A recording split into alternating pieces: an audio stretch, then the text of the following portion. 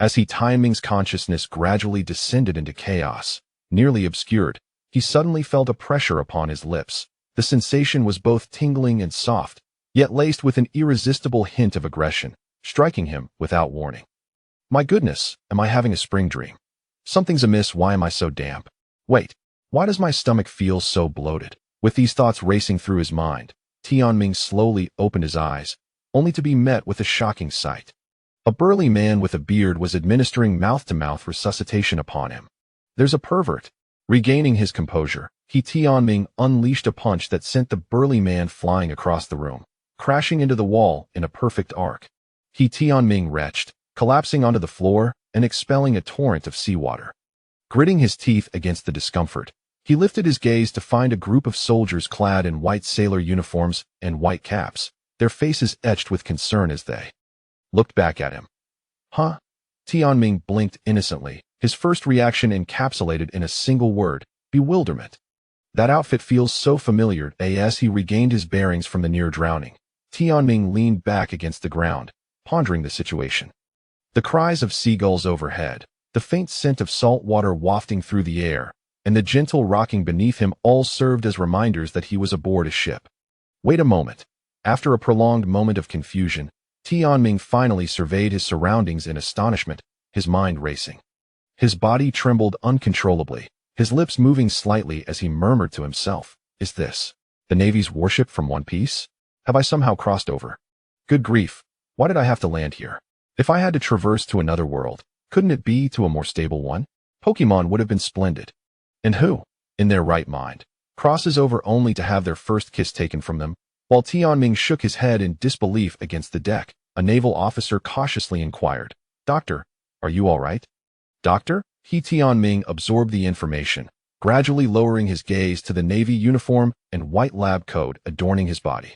In his previous life, he had no parents, only an elder sister with whom he shared an inseparable bond. However, she had vanished when he turned 18, leaving him utterly alone. Missing parents, a lost sister, and a fragmented self. During his time at university, he had studied traditional Chinese medicine, so in the realm of One Piece, living as a doctor should pose no insurmountable challenge. In his past life, he had become accustomed to a solitary existence, much like a wandering soul. Yet, fate was as capricious as a child, striking him unawares with a broken fan while he was attending to patients in his clinic. When he regained consciousness, he found himself in an entirely different world. "Doctor, you fell into the sea. I saved you. And why did you hit me?" The burly man, whom Tianming had struck earlier, rubbed the swelling on his face, his expression a mix of grievance and confusion. My apologies. I was just drowning and reacted instinctively." Tianming's eyes glistened with tears as he managed a wry smile, mourning his long-preserved first kiss, which he had guarded for over 20 years. Indeed, a young man's first kiss is often bittersweet and fervent, but this was overwhelmingly bitter. "Ladies and gentlemen, my mind is still a bit foggy. I can't recall many things." What year is it now? It is the year 1490 of the Sea Circle Calendar. Where is our ship currently sailing, and where are we headed? We are on a course to the Marine headquarters at Marineford. To the headquarters? What is our purpose there? The headquarters is launching an elite training camp, with Admiral Zifa serving as the chief instructor. Each branch is required to recommend candidates. Upon hearing this, Tianming's tense nerves suddenly relaxed, and he let out a sigh of relief. He had thought they were heading out to confront pirates, which would have been terrifying. After all, he was merely a weak little doctor without the formidable strength of other Marines. Feeling considerably more at ease, he leaned casually against the ground and posed a seemingly simple yet crucial question. "What is my name?" "Hashid Gaowan." "What did you say?" Tianming's temper flared instantly. He sprang to his feet, momentarily feeling dizzy and acrophobic, only to realize that this body stood nearly 3 meters tall, brimming with muscle. Overcome by a sudden surge of emotion, he erupted, causing those before him to flinch in alarm. "Gaowan, what is wrong with you?" From the crowd emerged a tall figure, standing 2 meters high, clad in a cloak emblazoned with the word justice. "Major Dark." The surrounding soldiers respectfully cleared a path. "What is happening? Why is everyone gathered here?" "Report, Major.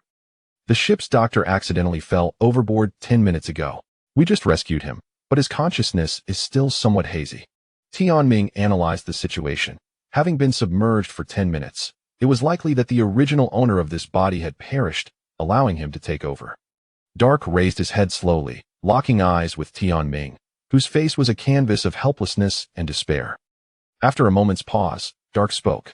I see. Dr. Gao Wan must have been overly fatigued, leading to his fall into the sea. It was indeed a perilous situation, but thankfully, you are unharmed. Moreover, you need to prepare for the upcoming entrance examination for the camp. It is crucial to maintain your energy. Tianming covered his face, exasperated as he spoke slowly. Major, could you refrain from calling me that? Right now, I find that name rather unsightly. I would prefer to be called Tianming from now on. Internally, he was at a loss for words. What a ridiculous name. It sounded like a diminutive version of something unspeakable. Moreover, upon taking stock of certain proportions, he found that, indeed, this massive 3-meter frame possessed unexpected attributes. But wait, that wasn't the main point. What had the Major just said? He was a fruit user. What was this entrance examination about? He was merely a weak, 3-meter physician. Major, what kind of fruit user am I? And how does this entrance examination concern me? Major Dark's expression shifted to one of shock as he regarded the dazed Tianming, thinking to himself, could this child truly be daft from drinking seawater? His demeanor hurried. He gestured for someone nearby to quickly hand him a registration form, which he almost forcefully thrust into Tianming's hands. Tianming took the form, muttering thanks as he disregarded the unpleasant name, focusing instead on the useful information it contained. Age, 18, height, 3.03 meters, fruit ability, healing fruit. Place of origin, East Blue, Logtown. The original owner of this body was, it turned out, a user of the healing fruit from the Paramecia category. Yet, he distinctly remembered this fruit belonged to the former princess of the Little People. Upon further reflection on the timeline, it seemed the prior user of this body had indeed been the princess of the Little People. Good grief, this fellow even signed up for the elite training camp. Tianming swore internally, releasing a deep sigh as he cast a pleading glance at Major Dark. He felt darkness closing in. Sir, I feel particularly weak and sore after falling into the sea. It may take half a year for me to recover. I cannot participate in this training camp and wish to pass on my opportunity to another comrade. Dark lit a cigarette, smiling gently. What are you talking about? I've already submitted the list that IT cannot be changed. If you refuse to go, you will be treated as a deserter and have one hand severed. Tianming was taken aback. Huh? Sever? My hand. Major General Dark raised his head, stood on tiptoe, and patted Tianming's shoulder. Do your best. You are the hope of our East Sea Branch 38. Tianming felt as though fate was playing a cruel joke on him. He had merely wished for a mundane life, yet here he was, embroiled in chaos. Just minutes ago, he was comfortably seated in the clinic, idly sipping cola, and now an overwhelming absurdity washed over him.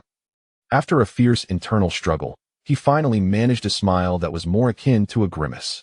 All right, I have one more request, if I may. Major General Dark responded gently. What is your request? At that moment, Tianming gritted his teeth, determined to go all in. Could you please request from headquarters that I change my name? I would rather jump off the ship and perish in the sea than bear that disgusting name. Goodbye, Gao. No, Tianming. Take care, Dr. Tianming. Stay safe, and don't die. The crew aboard the warship waved their goodbyes to Tianming, their faces adorned with expressions of sincerity or friendliness, as the sea breeze fluttered their clothing. The ship slowly sailed away, gradually fading into the distant horizon. After days of relentless study of his fruit abilities, Tianming had finally managed to harness a rudimentary form of vitality to heal both himself and others. When he first used his powers and saw golden light emanating from his hands, the latent spirit of youthful exuberance within him ignited fervently. Regrettably, he had not inherited the memories of the original owner, or he would not have found himself in such dire straits.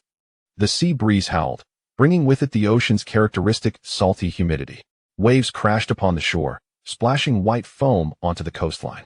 Watching the warship recede into the distance, Tianming forced a miserable smile before he began to lean against a port pillar, retching violently.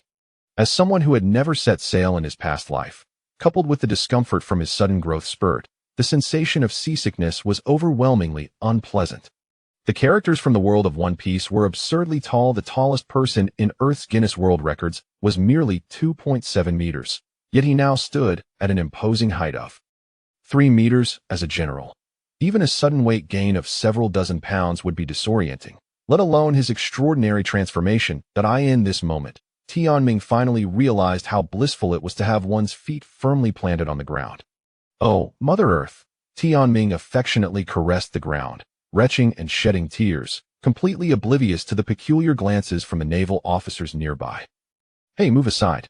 You're blocking the way. Just as Tianming was lost in his moment of connection, a booming voice interrupted his heartfelt confession. Startled, he looked up to see a towering figure before him.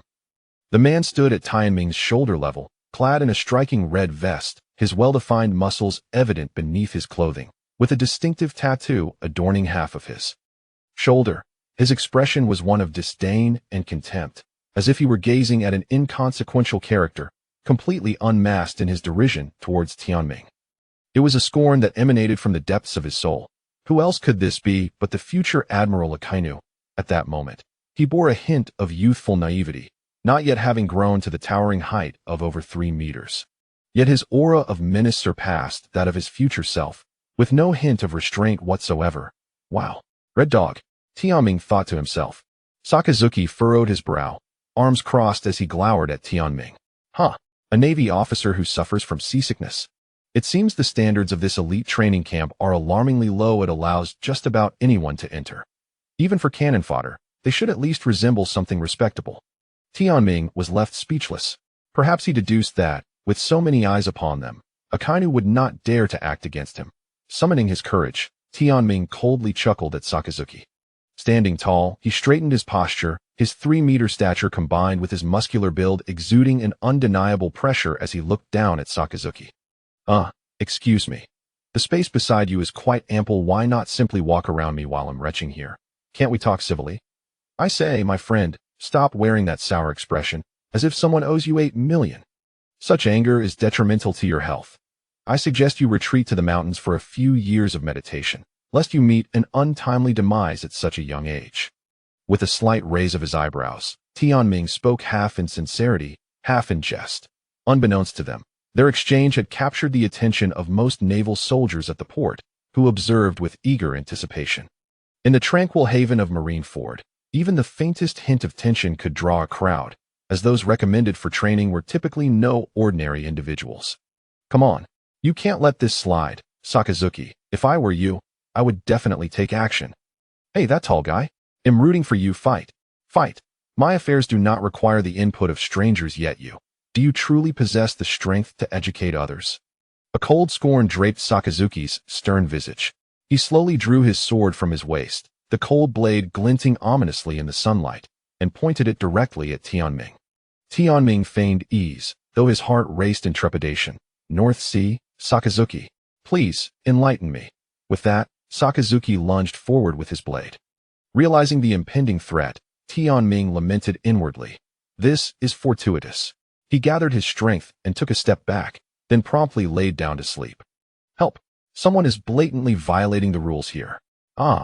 Indeed. As a modern educated graduate, Tianming instinctively adhered to the biological imperative of seeking fortune and avoiding calamity, employing a last resort tactic, playing dead Sakazuki.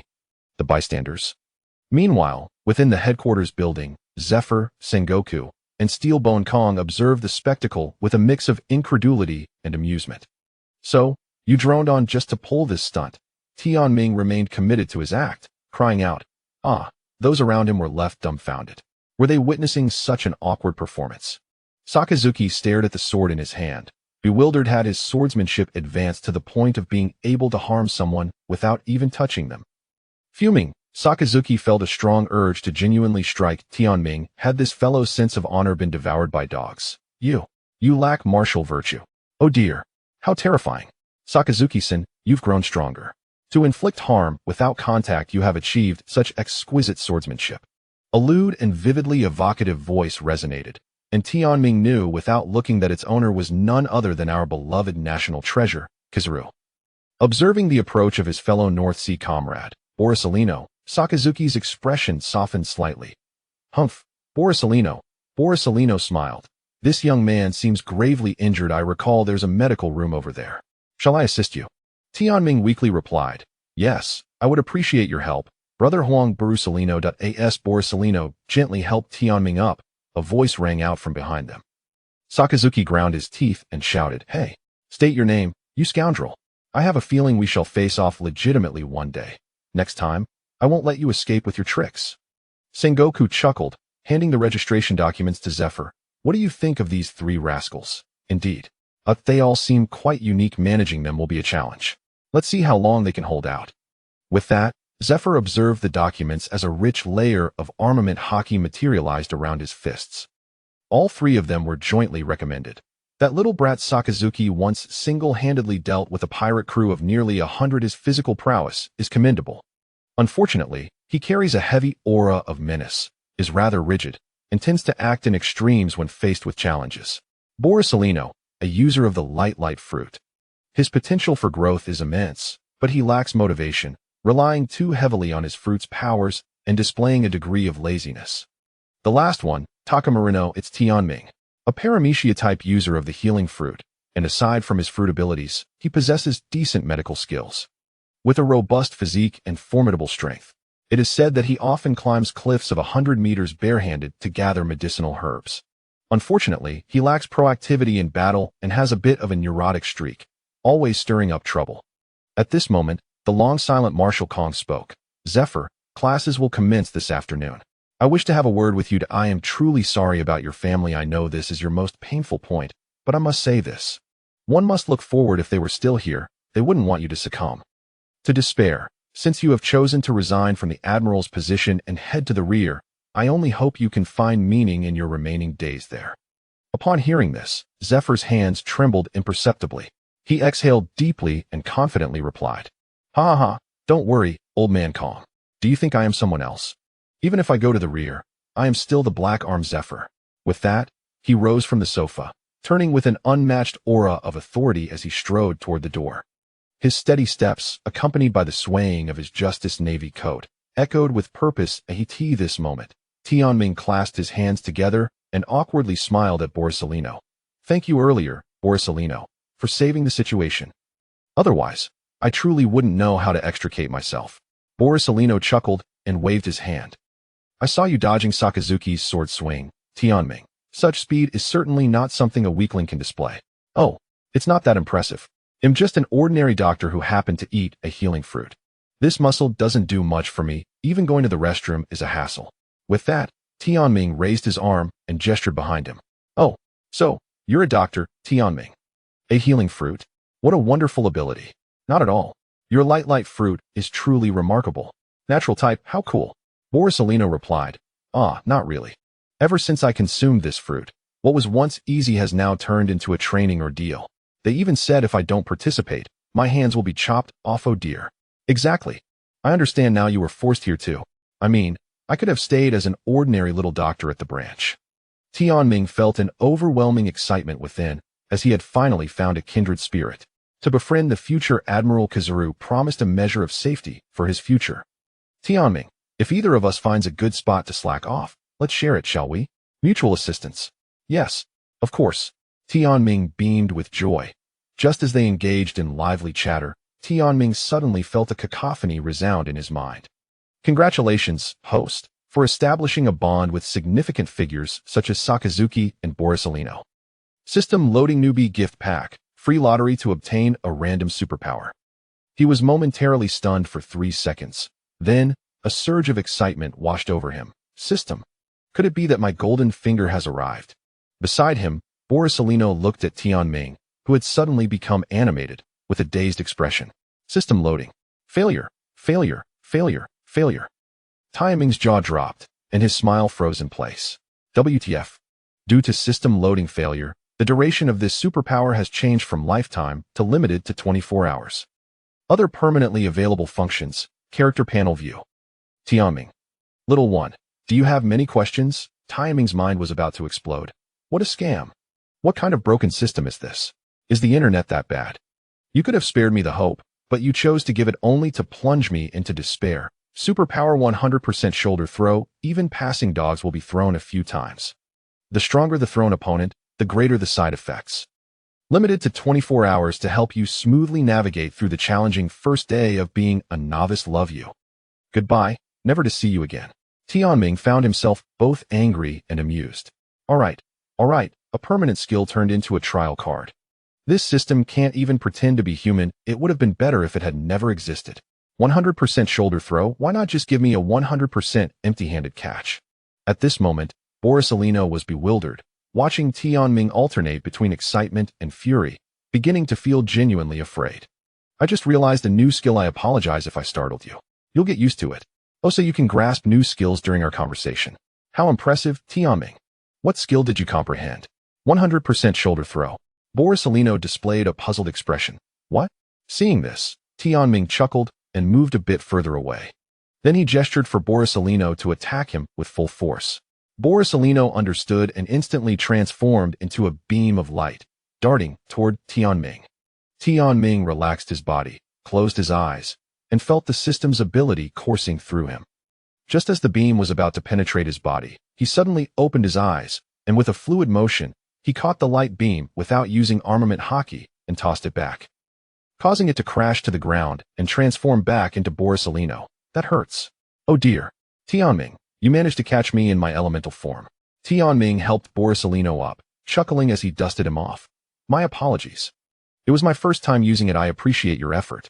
This afternoon, we will regroup. Let me treat you to a drink. Time swiftly passed to the afternoon. All the trainees attending the training camp gathered at the training grounds, where Zephyr and Sengoku stood on a platform, using observation hockey to scrutinize each student's abilities. Suddenly, Sengoku felt a slight discomfort, as everyone else gazed at him with admiration or reverence. Only Tianming stared intently at his mouth, occasionally showing a look of distaste. This made Sengoku feel insecure. He leaned closer to Zephyr and whispered, Hey, why does that kid Tianming keep staring at my mouth? Zephyr replied softly, Perhaps you have some seaweed stuck in your teeth after eating that snack. Sengoku quickly turned away to pick the seaweed off his teeth. Zephyr shook his head with a chuckle, noting that the time was nearly right. He then called out to the young elites of the Navy. All of you are our pride. First, I thank you for being here, but as you know, this is an elite training camp, and we only accept 60 students. So, I regret to inform you that only a small portion of you will remain for training. Our selection rule is as follows. We will now commence free combat. Anyone who falls unconscious will be eliminated. The remaining 60 standing at the end will be the qualified members. As soon as the words left his mouth, the reactions among the trainees varied. Sakazuki's expression was devoid of emotion, his movements deliberate yet exuding an air of cold severity as he gently polished the blade in his hand. His icy gaze swept across the surrounding crowd, rendering them mere insignificant fish in his eyes. Borsalino, on the other hand, slightly curled his lips in disdain, his demeanor almost inscribing the word trouble upon his face. Tianming, observing their demeanor, found it somewhat amusing, musing to himself, this scene feels reminiscent of a battle royale. The trainees beside him looked up at the gradually ascending curve of his smile, an invisible pressure permeating the atmosphere. At that moment, a young man cloaked in a small cape also chuckled confidently. He, accompanied by Zephyr and Sengoku's booming proclamation of the match begins. As the words faded, the previously orderly arena erupted into chaos, with everyone rushing towards their respective opponents or targets. In an instant, the air was filled with shouts and the sounds of combat, transforming the scene into a veritable maelstrom.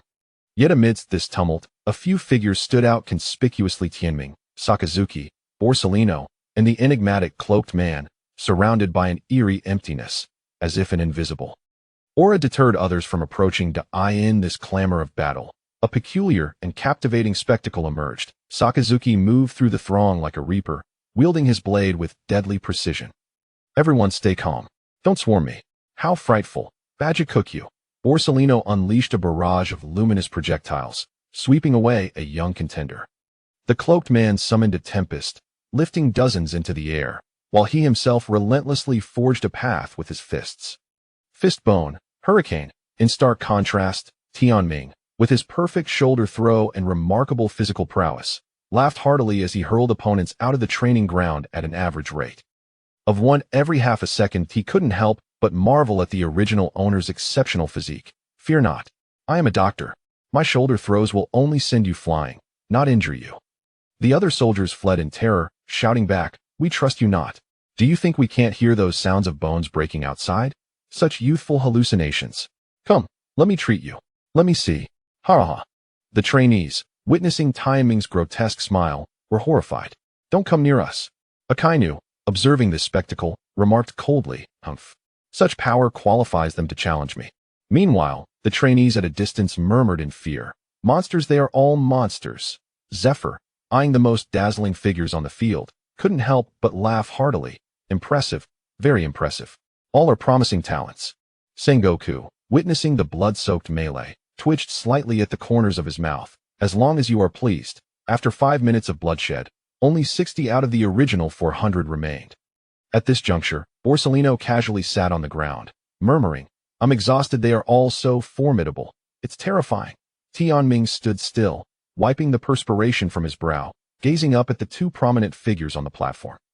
Indeed, you 60 shall henceforth be members of the Navy's elite training camp. I welcome you on behalf of the Navy headquarters, and the remaining trainees. Do not be disheartened, Admiral Khan's assessment will not be in vain. As we are currently expanding Marineford, you all can contribute to the headquarters, Sengoku declared with fervor. Tianming was taken aback, realizing they were essentially here to serve as free labor. Evidently, in any world, leaders are seldom benevolent. Sengoku surveyed the injured scattered on the ground, commanding, bring these trainees to the infirmary. No need for such trouble, a robust voice resounded. The owner none other than Tianming himself. Seizing this splendid opportunity to showcase his abilities, he strode to the center of the training ground, mimicking the movements of a character from an anime, taking a deep breath to coalesce a large golden sphere of life energy in his hands. The sphere ascended, splitting into dozens of dandelion-like glimmers that floated towards the injured, reviving them in mere moments. Zephyr and Sengoku regarded Tianming, who lay panting on the ground, their eyes brimming with admiration. Tianming, now feebly sprawled, muttered a curse.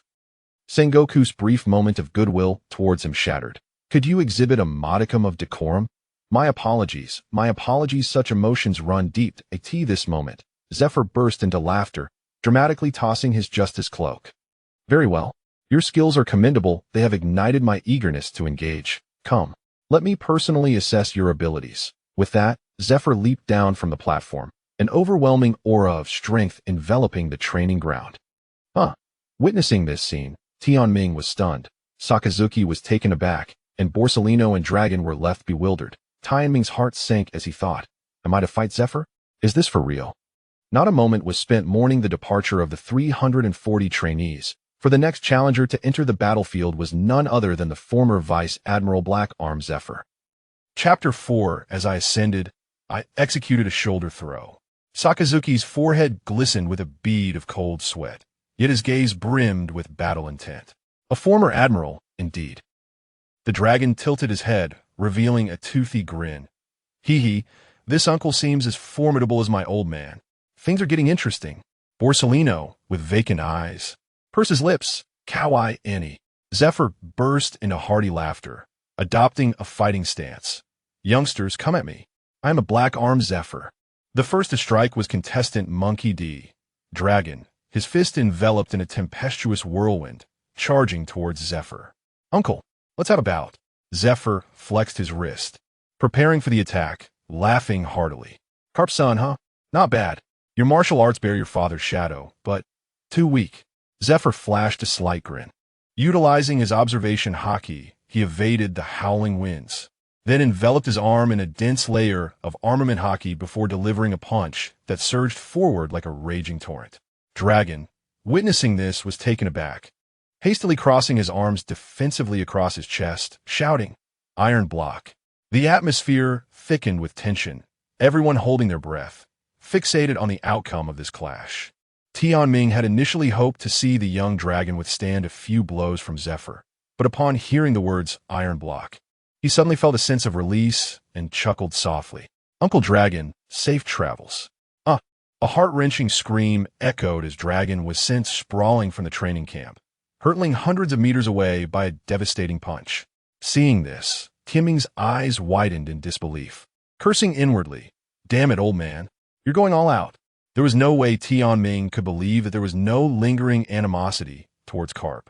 Before Zephyr could retract his fist, a sudden flash surged forward. Zephyr-sensei, Have you ever been kicked by light?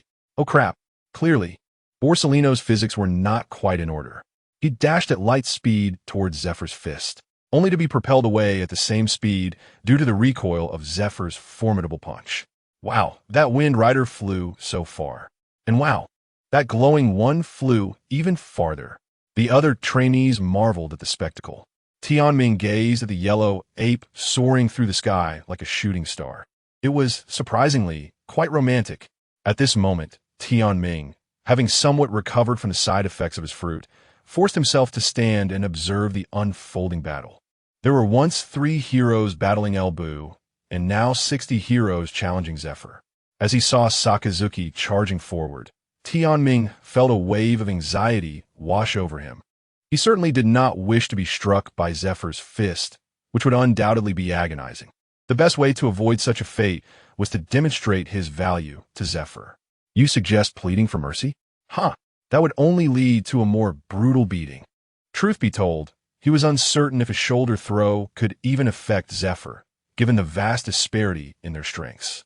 He also had no idea how severe the side effects might be. Tianming shouted, "Everyone, don't go one by one. This old man is too powerful. We must unite." Upon hearing this, Zephyr swatted Sakazuki aside, glancing over. A barely perceptible hint of approval flickered in his eyes for Tianming. Though he was brash and playful, his judgment was commendable. He did not let his elite status inflate his ego, instead sincerely analyzing the current predicament. "Kid, what did you just call me? You seem quite bold. Come, challenge me." "Not that. Where is everyone? Why is no one here to assist me?" Tianming felt cold sweat trickling down his back. Acutely aware of his fatigued and weakened state, he stammered, "Please understand. You are the challenger." Zephyr burst into laughter. "Little brat, even arrogance has its limits. Here I come." As Zephyr launched his unexpected assault, Tianming seemed to see his great-grandmother beckoning him. "My life is forfeit." Watching Zephyr rushing towards him with tremendous force, Tianming resignedly lowered his arms, which had been poised for defense, and closed his eyes in calm acceptance. In that fleeting moment, the air turned tranquil, as Zephyr's charge felt like a droplet of morning dew descending upon a frozen lake. The instant of collision was Tianming's opportunity to strike. 100% shoulder throw. Then, with practiced finesse, he executed the entire sequence of movements in a fluid motion, leaving onlookers astounded, rendered speechless by the sudden and decisive display. Zephyr, what the hell? Sengoku, what? All the trainees, what? Tianming himself, what? One international joke. He had just executed a shoulder throw on one of the Navy's top combatants, Zephyr, though Zephyr had deliberately held back. The force behind that throw was still far beyond what an ordinary trainee could withstand. Thus, the significance of this maneuver was immense. Tianming stood there, dazed for quite some time before gasping awkwardly. Do you believe me if I say that was an accident?" He inwardly lamented having gone too far in that moment of distraction. Just as he intended to turn and flee, searing pain suddenly struck him in his shoulder and heart. He collapsed onto the ground, gasping for breath, darkness creeping into his vision, consciousness fading. Zephyr, rising from the ground, looked at Tianming with concern. "Hey kid, what's wrong?" Sengoku instantly teleported beside Tianming, frowning deeply. With their observation haki, they sensed a significant drop in Tianming's life energy. Sengoku broke into a cold sweat, his brow furrowing. Damn it, has he overexerted himself? Treating the injuries of 340 individuals and the side effects of excessive power usage. How could I have been so careless? Zephyr, this is all your fault. Picking on trainees when you have nothing better to do. He's a promising talent. If you ruin him, you'll be on par with carp in my eyes. Meanwhile, the other trainees, who had been healed by Tianming, surrounded him, their faces etched with worry and urgency, their gazes fixed intently on him. Zephyr summoned all his strength, shouting, "Medic, come here. We have serious case." As Tianming was carried away by the doctors, this farcical episode finally came to a close.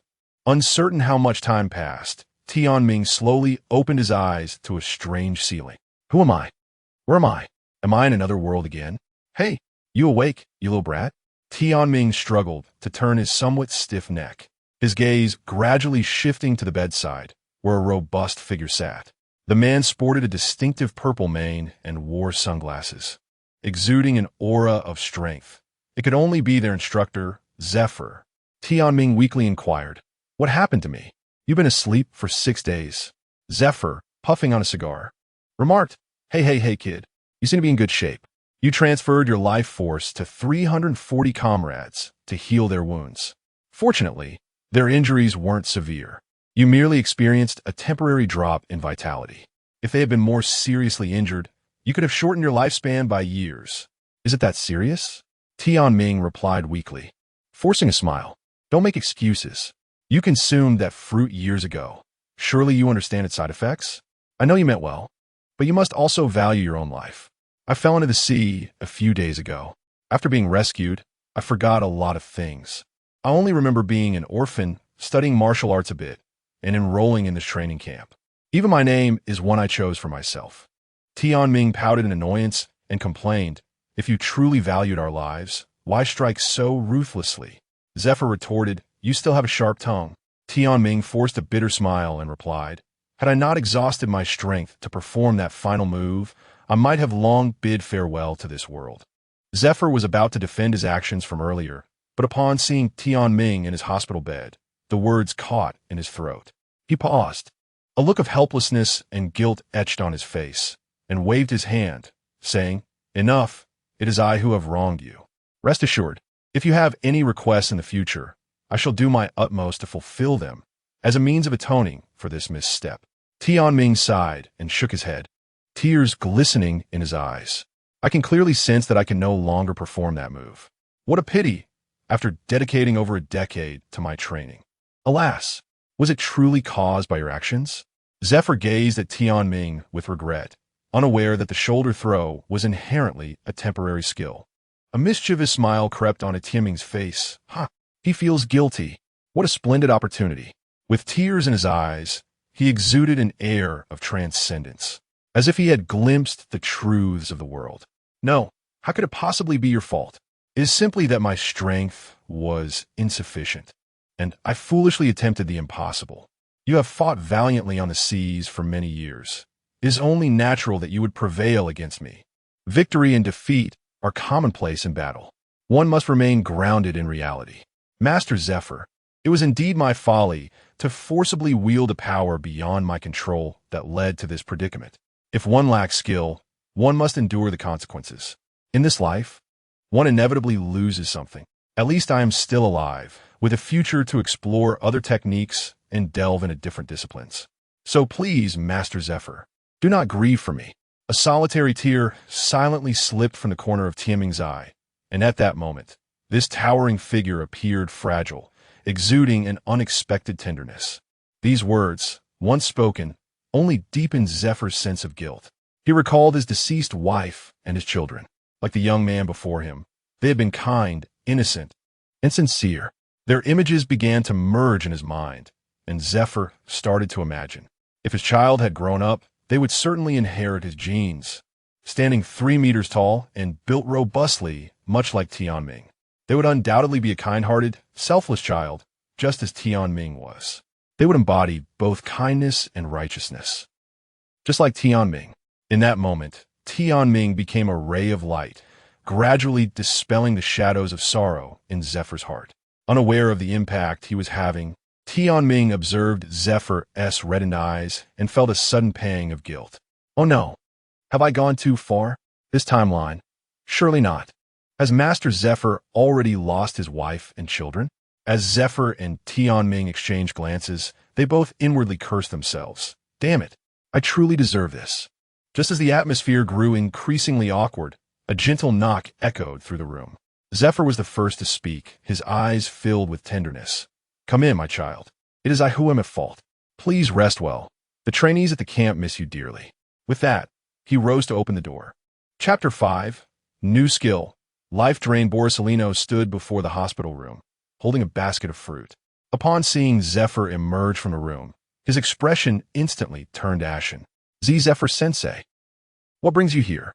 Zephyr let out a sigh of relief, casting a glance at Borisolino and Tianming before slowly stepping out of the ward. Goodbye, Zephyr-sensei, Borisolino called out. Farewell, Zephyr-sensei, Tianming echoed. After bidding farewell to Zephyr, Borisolino turned to Tianming, offering a warm yet mischievous smile. Tianming-san, everything all right now? Tianming, with great effort, propped himself up on the bed, taking a moment to gauge his condition. It's hard to say. I feel utterly drained. It might take a few more days to recover. Borisolino placed a fruit basket on the table and casually picked out a banana to eat. The spacious hospital room was tranquil, with a picturesque view of blue skies and white clouds outside, creating an ideal atmosphere for recuperation. Ah, Tianming-san, the environment here is quite pleasant, Borisolino exclaimed, gesturing toward the fruit basket. This was sent by the other students. Observing Borisolino lounging leisurely with his feet propped up while devouring a banana, Tianming felt a wave of frustration wash over him. That place is hardly a training camp. It's practically hell. Every day we engage in sparring, doing 30,000 push-ups, 30,000 sit-ups, and running until sunset. Tianming gasped in shock. Is it really that terrifying? Indeed. That's why I took the liberty of visiting you under the guise of concern, Borisolino said, his tone shifting as he leaned in closer to Tianming with a sly grin. By the way, Tianming-san, we've been assigned to the same dormitory. At LLBU, me, Sakazuki, and Vice Admiral Karp's son, Monkey D. Dragon. Tianming scratched his head, bewildered by the arrangement. Are they not concerned about the potential chaos of putting such troublemakers in one dorm? Me? A popular figure? Hardly, he replied, bewildered. Borisolino waved his hand dismissively. Tianming, haha. Am I too late to escape this fate? Tianming-san, don't be so hard on yourself. You are quite formidable. Your strength is acknowledged as the best among our cohort. Even Sakazuki had to admit your prowess after witnessing your battle. It's really unnecessary, Tianming lamented, clutching his head in despair, overwhelmed by the absurdity of the situation. Feeling exasperated, Tianming confessed to Borisolino that he could no longer execute his signature shoulder throw. Well, it's not like I'm the one overexerting myself. You'll have to figure this out on your own. Brainstorming? No thanks, that sounds exhausting, he replied, inwardly cursing. What a model roommate. However, Tianming-san, you are so intelligent. When we walked together and chatted before, you managed to grasp a new skill. If you ponder on it these days, I'm sure you'll recall other remarkable abilities, Borisolino suggested. Tianming sighed in resignation. I suppose that's my only option. By the way, Old Huang, I need to ask a favor of you. Old Huang? Borisolino inquired. Could you bring me a few books? In the afternoon, Tianming sat on his hospital bed, opening the 2 gifts from the system, a panel, and perusing the books Borisolino had delivered, analysis of known devil fruit abilities, and complete herbal compendium, as he began to analyze his powers. Host, Tianming, age, 18, fruit, healing fruit, 10 developed, armament hockey, none, observation hockey, conqueror's hockey, none, Tianming stroked his chin, contemplating the origin of his 1 observation hockey. He surmised it was likely acquired during his previous attempt to predict Zephyr's moves while executing the shoulder throw. The thought of being the center of attention, akin to a spectacle, once he was discharged, filled him with discomfort. Calming himself, Tianming shifted his focus to fruit development. He understood that there were no inferior fruits, only inept users. Moreover, devil fruits were indeed the most rapid means to enhance one's strength. Even the machi-machi fruit was nearly perfected by Bartholomew Kuma, and the wash-wash fruit had been developed by Admiral Tsuru to cleanse the heart. Thus, he could not underestimate his healing fruit. What if I could absorb others' life force without their consent? With an experimental mindset, Tianming picked up an apple from the fruit basket. A golden glow enveloped his hand. Before his eyes, the apple withered at a visible pace, becoming soft and mushy. Tianming felt a surge of elation. It works. If only I had bitten into it first. Although the apple contained little life force, he could discern a slight boost to his vitality compared to before absorption. I wonder how it would work on animals. As the sound of breathing filled the air, Tianming's gaze shifted to Borisolino, who lay on the adjacent bed, soundly asleep. With a wicked grin, Tianming slowly rose, leaning on his crutches as he made his way to Borisolino's side, grasping his hand. Oh yes, how delightful. At the moment Tianming clasped Borisolino's hand, a rich life energy surged into him, causing him to shudder in pleasure. Feeling his strength gradually returning, Tianming eventually released Borisellino's hand. True to the saying, a gentleman cherishes wealth obtained through righteous means. He only took a small portion of life energy that would not cause any adverse effects. As he reveled in the rejuvenating energy, Tianming suddenly conceived an idea. In future battles, as long as there was physical contact with anyone, he could siphon their life force. The more fatigued they became, the more invigorated he would feel. At that moment, Borisellino stirred, groaning as he awoke, feeling the soreness in his muscles. What a strange phenomenon. Why do I feel more exhausted the more I sleep? Tianming offered an awkward yet courteous smile. Perhaps it's due to the accumulation of fatigue from the past few days. Once you relaxed, it all caught up with you. I just took your pulse while you were sleeping, my friend. You seem a bit under the weather. Chapter 6. The Destroyer of Greenery. A day later, as Tianming strode towards the training ground, he radiated vitality, as if infused with boundless energy. This was largely thanks to his self-developed skill of life absorption. Otherwise, his recovery would not have been so swift. Tianming touched the stubble on his chin, groaned during his unconsciousness, and smirked mischievously. As for the price, at that moment in the hospital, the horticulturist, gazing at the extensive patches of withered trees, slammed his large scissors to the ground and erupted in furious expletives. Who the hell has ravaged my trees? At noon, the scorching sun cast its relentless rays upon the vast open space, creating a stifling heat wave. Observing the soldiers, forced to toil under the sweltering sun due to elimination, Tianming silently cursed the empty marshal in his heart. He sauntered into the training area, and upon seeing his haggard peers, he couldn't help but sigh. Ah, it feels good to slack off. As those around him spotted Tianming, their expressions ranged from astonishment to excitement. Hey, Lao Huang, running, huh? Why are you carrying a heavy weight on your back, huh? And what's with the C-prism stone handcuffs? Take it easy, will you? Hello, you must be Long. We'll be roommates, so do take care of me. Isn't this old Sakaski? You look quite disheveled after a few days. Seeing Sakaski's bruised face, Tianming couldn't resist teasing him. Sakaski shot a glare at Tianming, who waved it off with indifference, chuckling as he patted Sakaski's shoulder and walked away. As Sakaski watched Tianming's retreating figure, he belatedly realized that his injuries had, at that moment, miraculously healed. After exchanging pleasantries with a few acquaintances, Tianming knocked on the door and entered Zephyr's office to report in. Knock, knock, knock. Come in. Tianming cautiously poked his head into the office, displaying a toothy grin. The decor within was simple yet elegant, predominantly in shades of white and light gray, creating a soft and tranquil ambience. The room felt refreshing and pleasant. At that moment, Zephyr was just waking from a brief nap, rubbing his eyes. He, teacher Zephyr. Zephyr slowly sat up, surprised to see Tianming's large head peeking through the door. You brat, what are you doing here? Aren't you supposed to be resting in the hospital? My injuries have healed. Tianming beamed with an innocent smile. You were half dead just yesterday, and now you're completely fine? Teacher Zephyr, don't forget, I possess the ability of the healing fruit. Recovering from injuries faster than others isn't a big deal. So, you wish to rejoin the ranks? Yes, indeed. Tianming nodded vigorously, then added with a grin, Yesterday, you mentioned you would do your best to accommodate my request. I wonder if that still stands? First, tell me what it is. I need to see if I can fulfill it. Tianming took a moment to gather his emotions, then sighed deeply. Teacher Zephyr. Initially, I joined the training camp to contribute to the Navy and find my own sense of justice. However, my martial prowess was incapacitated. I found myself powerless.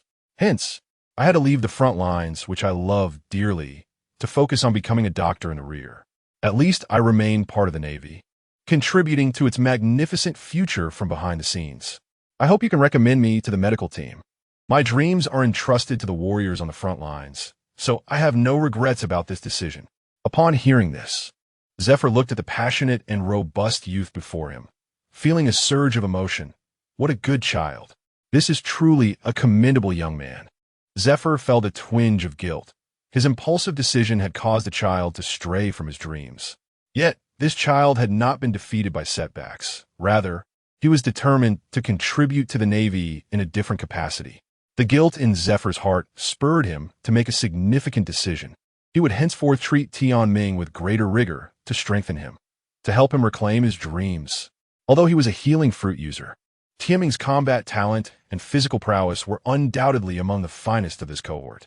Zephyr could not allow a naval supernova to languish amidst the masses, squandering his gifts.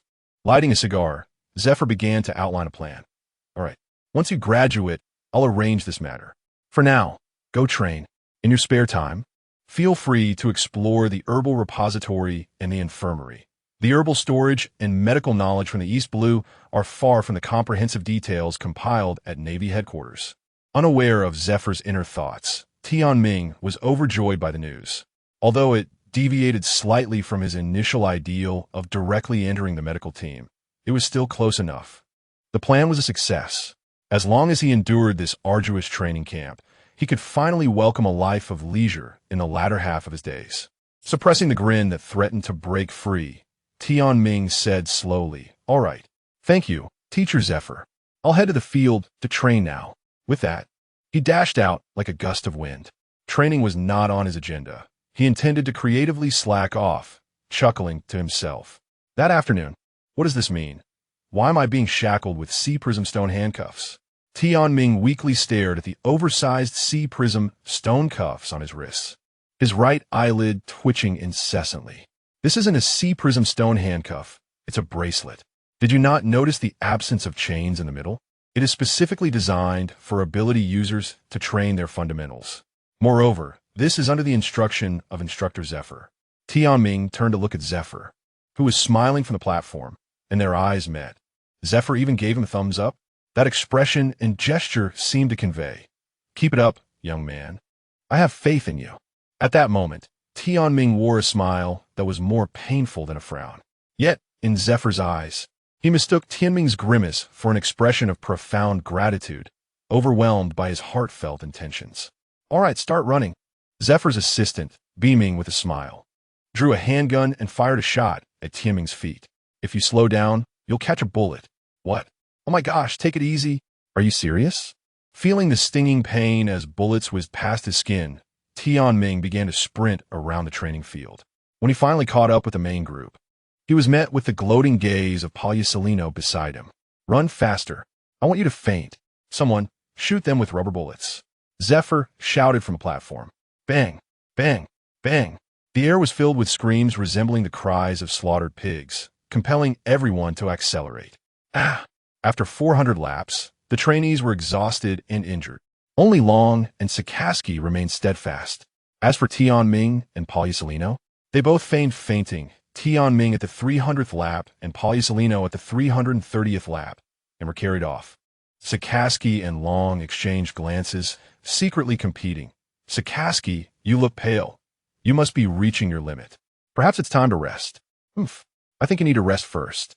Don't push yourself unnecessarily. Whoever gives in first is a lowly soldier." Sikaski scoffed dismissively. "Tisich, how boring." Their gazes clashed fiercely as they both summoned their strength to sprint, until at the 430th lap, they collapsed simultaneously. By evening, a group of individuals bore expressions devoid of vitality. A group of trainees shuffled forward toward the cafeteria with a gait reminiscent of the undead, trembling and unsteady. The cafeteria matron was nearly startled into arranging a row of peas at the entrance.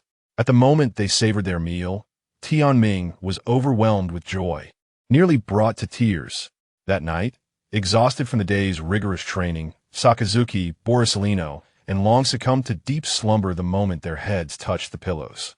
Meanwhile, Tianming stealthily slipped out of the dormitory, advancing toward the rear mountain with a crawling motion, utilizing both hands and feet. How utterly exhausting! Each step he took was accompanied by a groan. At last, after wreaking havoc upon several imposing trees on the mountainside, Tianming regained his vigor.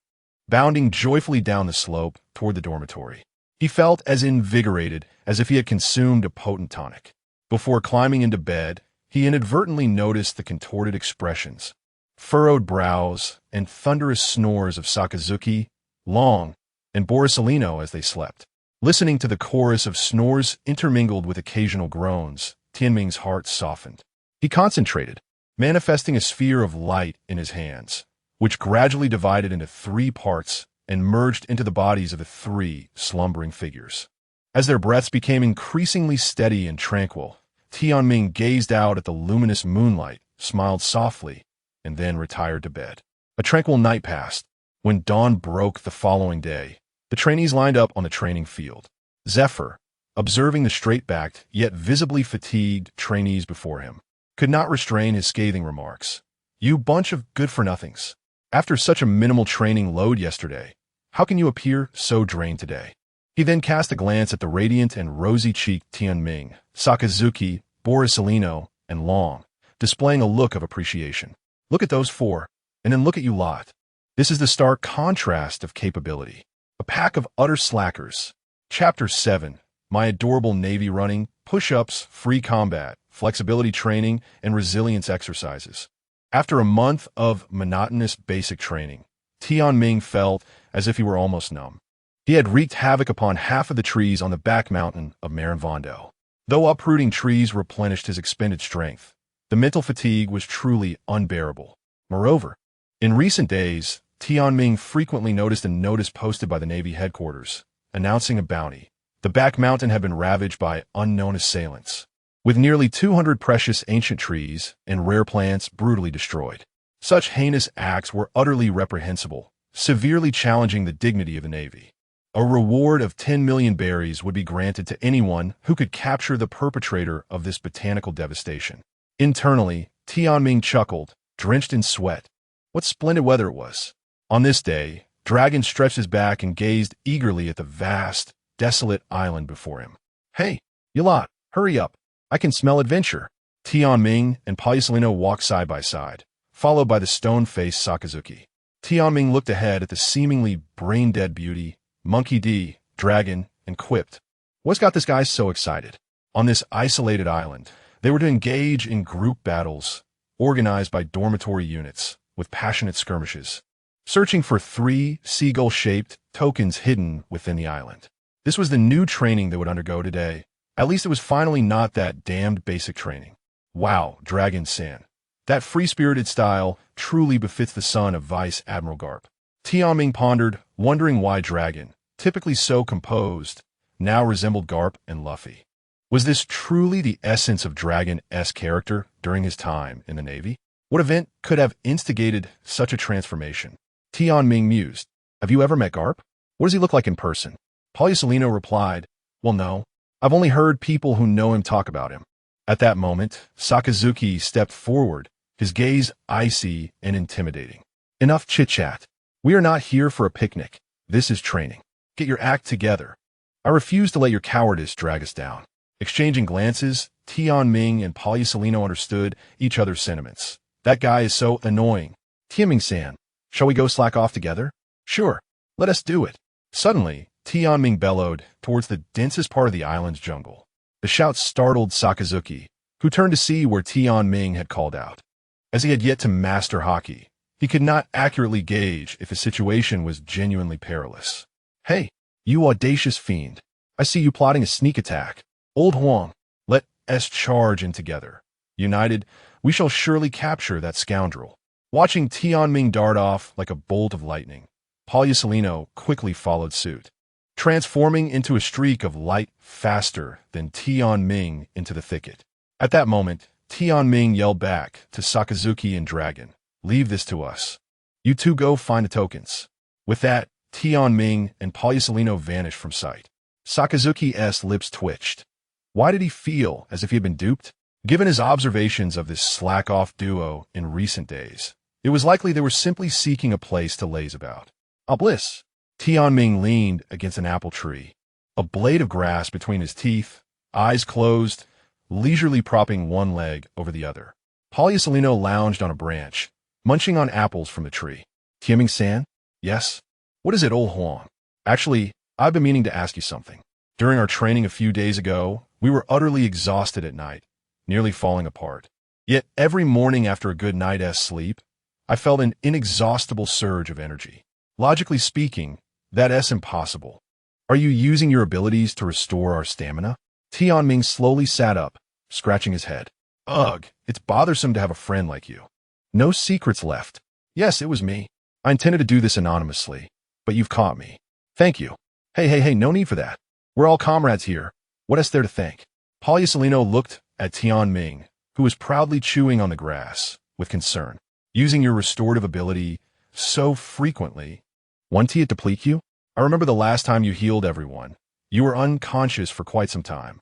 Tianming stood and walked to another tree, placing a hand on it. In mere seconds, the tree visibly withered, its leaves cascading to the ground. If you want to thank someone, express your gratitude to these trees. Polyasilino watched in astonishment.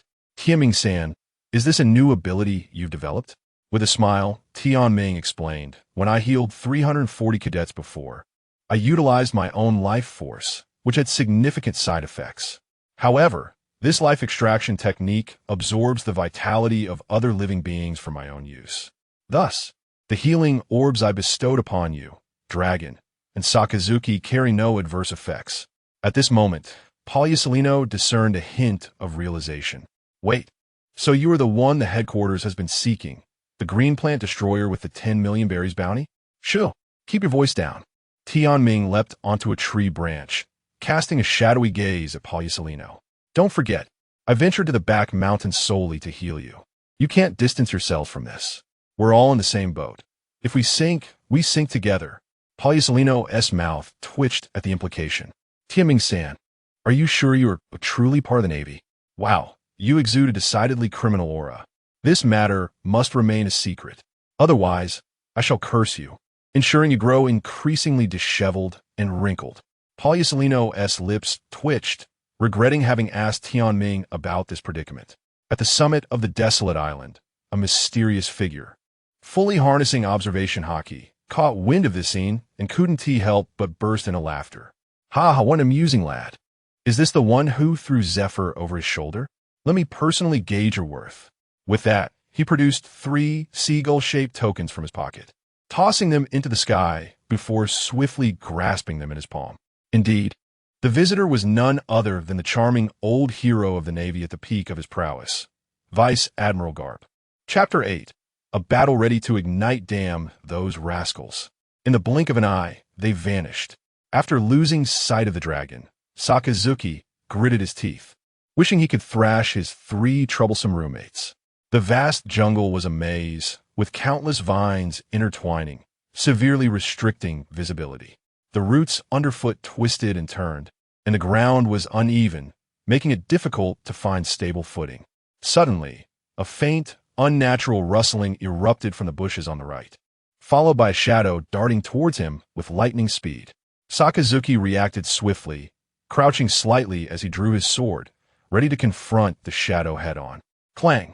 The sharp sound of metal clashing echoed through the forest, startling a flock of birds into flight. After the collision, Sakazuki and the newcomer locked eyes. Hey, Scott, what is the meaning of this? I don't have a token in hand right now. The Navy officer named Scott grinned insidiously. So what? Do you need a reason to fight? A flicker of crimson excitement flashed in Sakazuki's eyes as he tightened his grip. Bring it on. At that moment, Scott shouted attack. In an instant, 7 figures surged from all directions. What is the meaning of this? One of the naval officers named Stick chuckled. Let us concentrate our efforts and eliminate the most threatening one first. It's only logical. A chorus of complaints erupted. You guys from Dorm 213 flaunt yourselves in front of the instructors every day, making us the targets of their ire. I'm here to take down your 4 rascals. Do you 3 monsters really think you can withstand our attacks one by one? As for that guy, named Tianming, even though he managed to catch Instructor Zephyr off guard, we might not be able to defeat him, but we can certainly restrict his movements. Just as one of the students began to speak, Sakazuki's figure flickered, and in an instant, he was upon them, swinging his blade down. The naval student was sent flying, a crimson streak marking his chest. Scott was taken aback. It's Soru. Damn it, when did this guy learn Soru? The 6 powers was supposed to be next week's lesson. Everyone attacked together. Sakazuki moved like a specter, vanishing from sight in an instant, stirring up a whirlwind of sand. You chatter too much. Do you really think I run 300 laps on the training field just for show? Since you want to play rough, I shall indulge as well. In any case, that rascal Tianming will fix you all up in the end. Meanwhile, Tianming and Borsalino. Ah, a sneeze. Who the hell cursed me? It seemed the dragon had also encountered enemies. I suspect they are all teaming up against us. Given our dorm's overwhelming strength compared to the others, Borsalino lazily turned over, squinting his eyes. Since no one was coming, he might as well continue sleeping. Just then, a piercing arrow shot towards Borsalino. Tianming sprang up, a mischievous smile on his face. Such sharpness, carcass, harming others in front of a doctor? You're playing with fire, kid. The arrow-manipulating carcass appeared, gritting his teeth. Damn it, I was so close to eliminating one. Are you really going to attack me? Borsalino feigned a heartbroken expression. Cut the nonsense. 100 arrows, extermination. Yada no Kagami.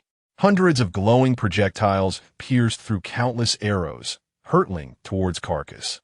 Startled, Carcass executed an escape maneuver, evading the light projectiles. Just as Borsalino was about to strike again, Tianming hurriedly pulled him back. Hey, Old Yellow, I spotted this guy first. I haven't properly tested my strength since being discharged. Leave this to me. Borsalino felt a surge of joy at Tianming's willingness to take this mess off his hands, just as he sensed his body suddenly growing fatigued. Looking at Tianming's hand resting on his shoulder, faintly glowing with golden light, Borsalino cursed, Tianming, you rascal. You're draining my energy. With that, he collapsed to the ground. Sorry, just borrowing it for a bit. I'll return it double after the fight.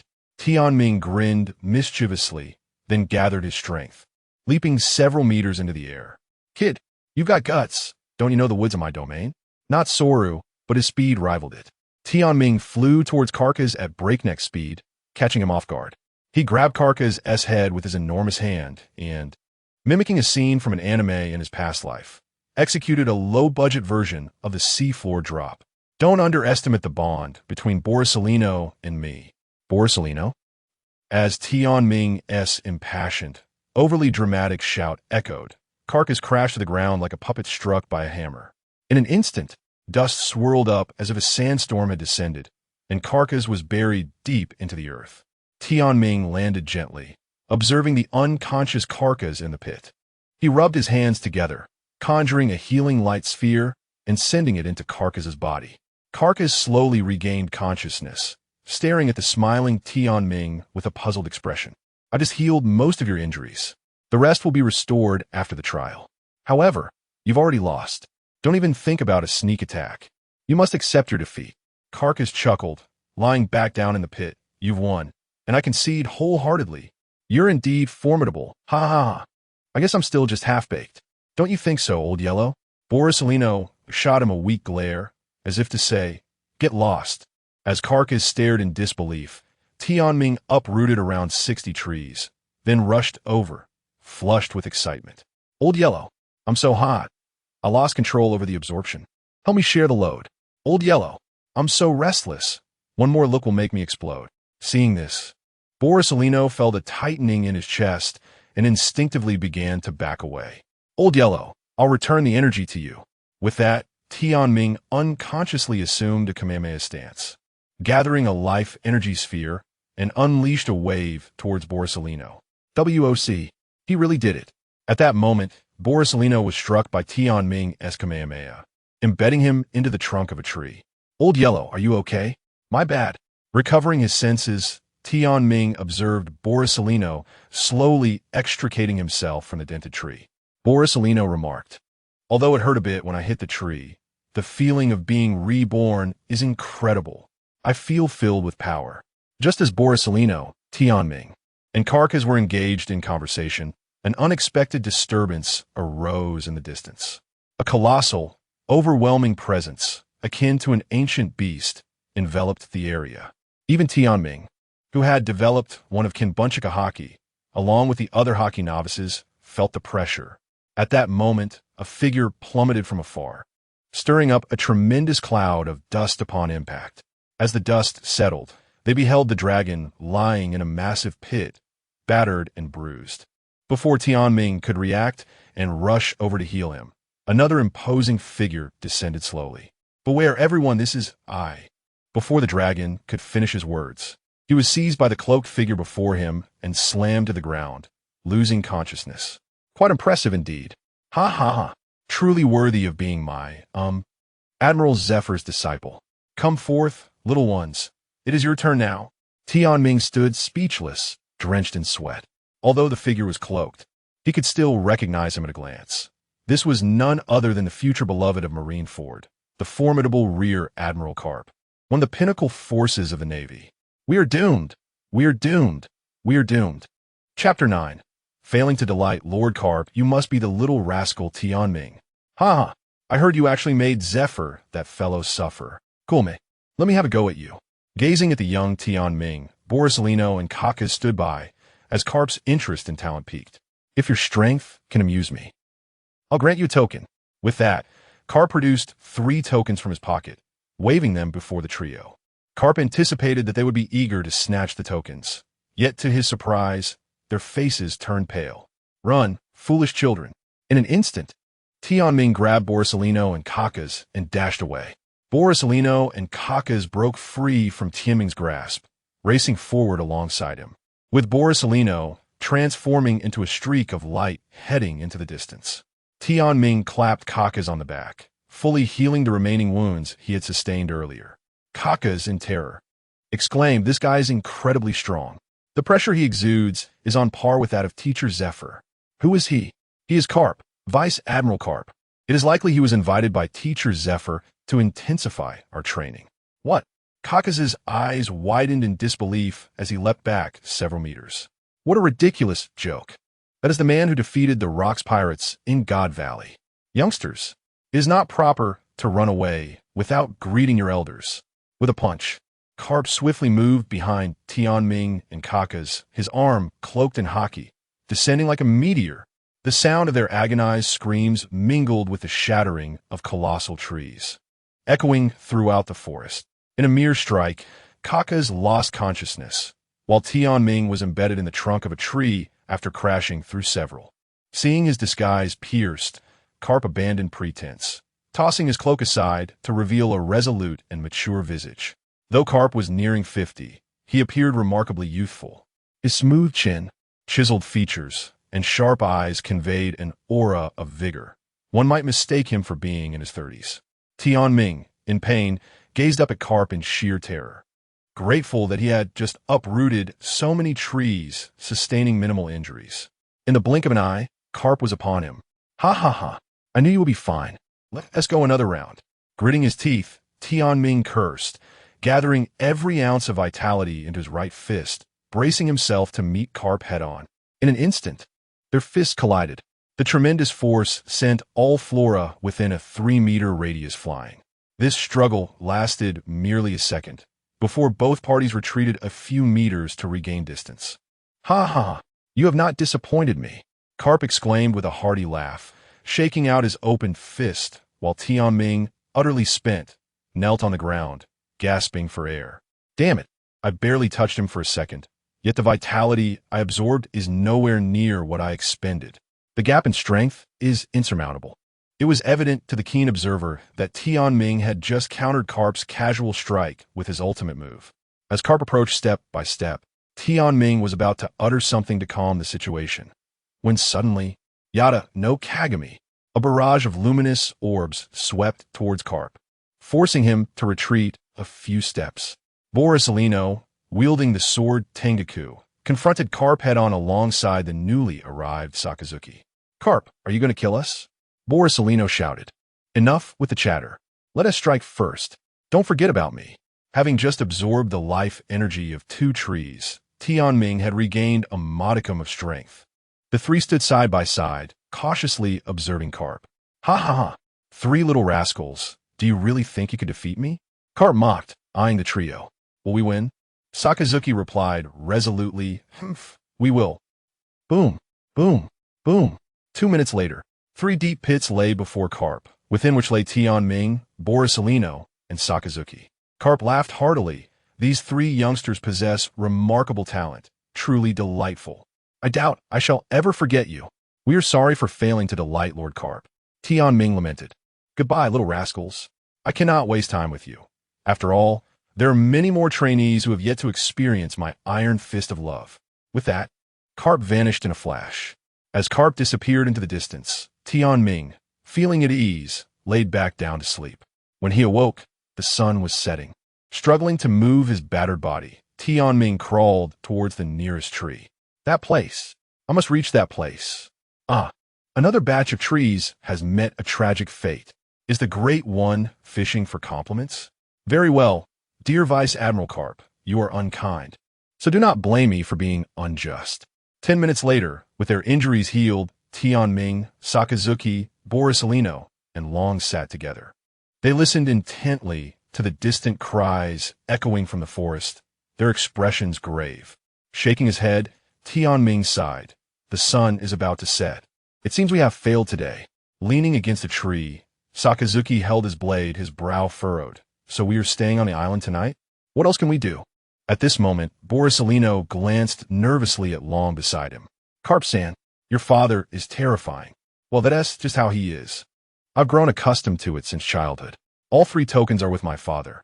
I suspect no one will acquire them today. Long observed an unusual breeze in the sky, slowly stating, it may rain tonight. We should find a place to rest. Tianming nodded in agreement. As he was particularly sensitive to shifts in wind direction due to his hurricane fruit abilities. After some searching, they finally discovered a small cave at the foot of the mountain, well concealed. Borisolino kindled a fire. Sakazuki ventured out to hunt, while Tianming gathered herbs with Long in the forest. As night fell, the group huddled in the hidden cave, surrounding the fire as they savored the meat. The crackling flames filled the air with a rich aroma, enhanced by the special seasoning Tianming had prepared. The 4 sat together, discussing tactics while enjoying their meal. Chapter 10. Conversations by the campfire. After discussing tactical plans and satisfying their appetites, they reclined comfortably in the cave, stroking their round bellies. Long looked at Tianming with approval and remarked, Tianming, the seasoning you prepared is truly delightful. Borisolino, raising a cup of stream water collected from the island, drank heartily, his expression brimming with satisfaction and ease. Oomph. No matter how good the seasoning is, it needs quality meat to accompany it. If I hadn't brought in this cow, would you have enjoyed such a feast? Sakazuki said somewhat defensively, to which Tianming chuckled. All right, we acknowledge your contribution. Brother Sakazuki is quite impressive. Sakazuki glared at Tianming with a fierce look, speak normally, and stop with the sarcasm. Sighing, he continued, if only this were a leisurely outing instead of training. How pleasant it would be. I suspect many trainees are still out there, braving the elements. At this, Sakazuki's expression grew somber. Damn, I still have so far to go. Tianming shot him a dismissive glance. Why engage in self-doubt? You are already exceptional. How many peers can rival you? Are you counting us 3? Long chuckled, prompting Borisolino to smile, though his grin appeared somewhat lecherous. Tianming, pulling at the corners of his mouth, gazed at the flickering campfire and said, don't overthink it. Have you seen how old Vice Admiral Carp is? How old are you? Your personality tends to extremes. You must learn to maintain balance in everything. No wonder you had few friends before. If you could engage in calm conversations like today, how wonderful that would be. Borisolino chimed in. Indeed, Sakazuki-san. Vice Admiral Carp has decades more experience than us. Sakazuki fixed his gaze on the campfire, gripping the hilt of his knife tighter. If it were possible, I would willingly trade decades of my life for such immense power. The others were taken aback, sensing the gravity of his words. Although Tianming understood Sakazuki's deep-seated disdain for pirates from the anime, he was unaware of the underlying truths. His gaze shifted from the fire to Sakazuki, who seemed to be struggling with a multitude of words. I must eradicate all pirates, even if it leads to my demise. Wild dogs do not require headstones. They should simply run until they decay. Perhaps under the influence of the warm atmosphere, Sakazuki began to share his past beneath the flickering flames. His mother was a florist from West Sea's Sig village, captured by pirates on the night of their invasion. She gave birth to the frail Sakazuki in a pirate ship's dungeon, where they endured nearly 5 years of life in cramped darkness. The constant blackness obscured their vision, and they could only feel the bone-chilling cold of iron bars. Perhaps a remnant of goodness stirred within him. As the pirate captain gazed upon the mother and son, his own flesh and blood, his mother was kind, and the villagers often brought them aid, allowing Sikaski to grow up with the support of the community.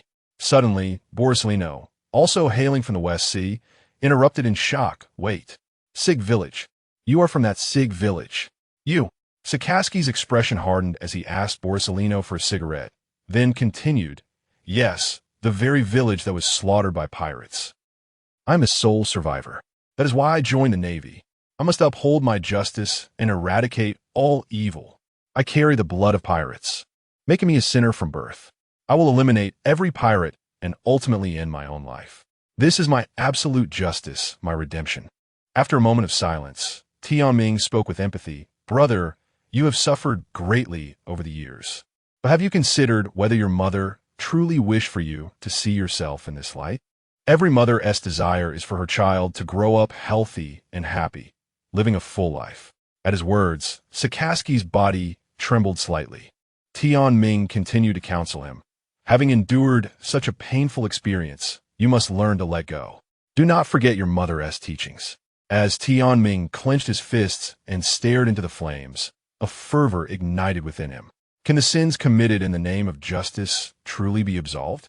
Justice must be measured. What constitutes justice, and how can one define it?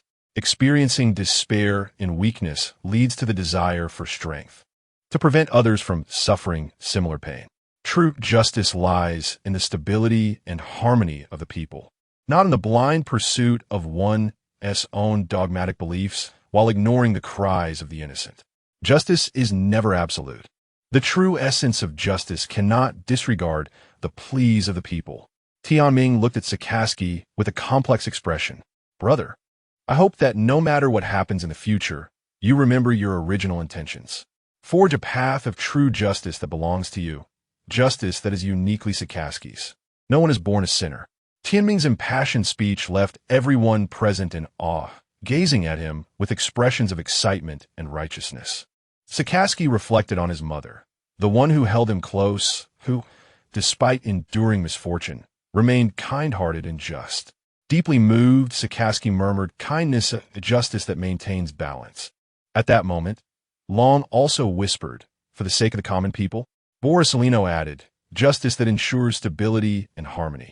The three shifted their focus to Tianming, their eyes revealing a hint of confusion, as they were genuinely touched by his profound insights. Little did they know, Tianming had undergone over a decade of higher ideological education in China. How could his awareness not be elevated? Following Sikaski's lead, the trio began to share their stories. Long recounted how he had been encouraged by Karp to strive toward the Navy, yet he had never contemplated what his own justice entailed. It seemed he had merely joined to fulfill his father's expectations. Until this very conversation, the seed of justice had finally begun to sprout within him. Initially, he had merely sought a stable government job, hoping for a comfortable life free from worry. It was only through Tianming's understanding of justice that he gradually found his own insights. The group turned their eyes to Tianming, who smiled and succinctly summarized his early life. I grew up without parents, my only sister went missing, and I learned medicine. Eventually, I joined the Navy. Looking at Tianming's cheerful demeanor, the trio sensed a trace of melancholy beneath his physical form. As the campfire extinguished, the four lay back on the ground and drifted into slumber. None could have predicted that this seemingly ordinary conversation would significantly alter the course of their futures. Perhaps it was the reflection on painful memories that stirred Tianming. He slowly sat up, gazing at the sleeping Sikaski and Borisovino, whose brows were tightly furrowed, and sighed in resignation. What a wretched world this is. The people are suffering.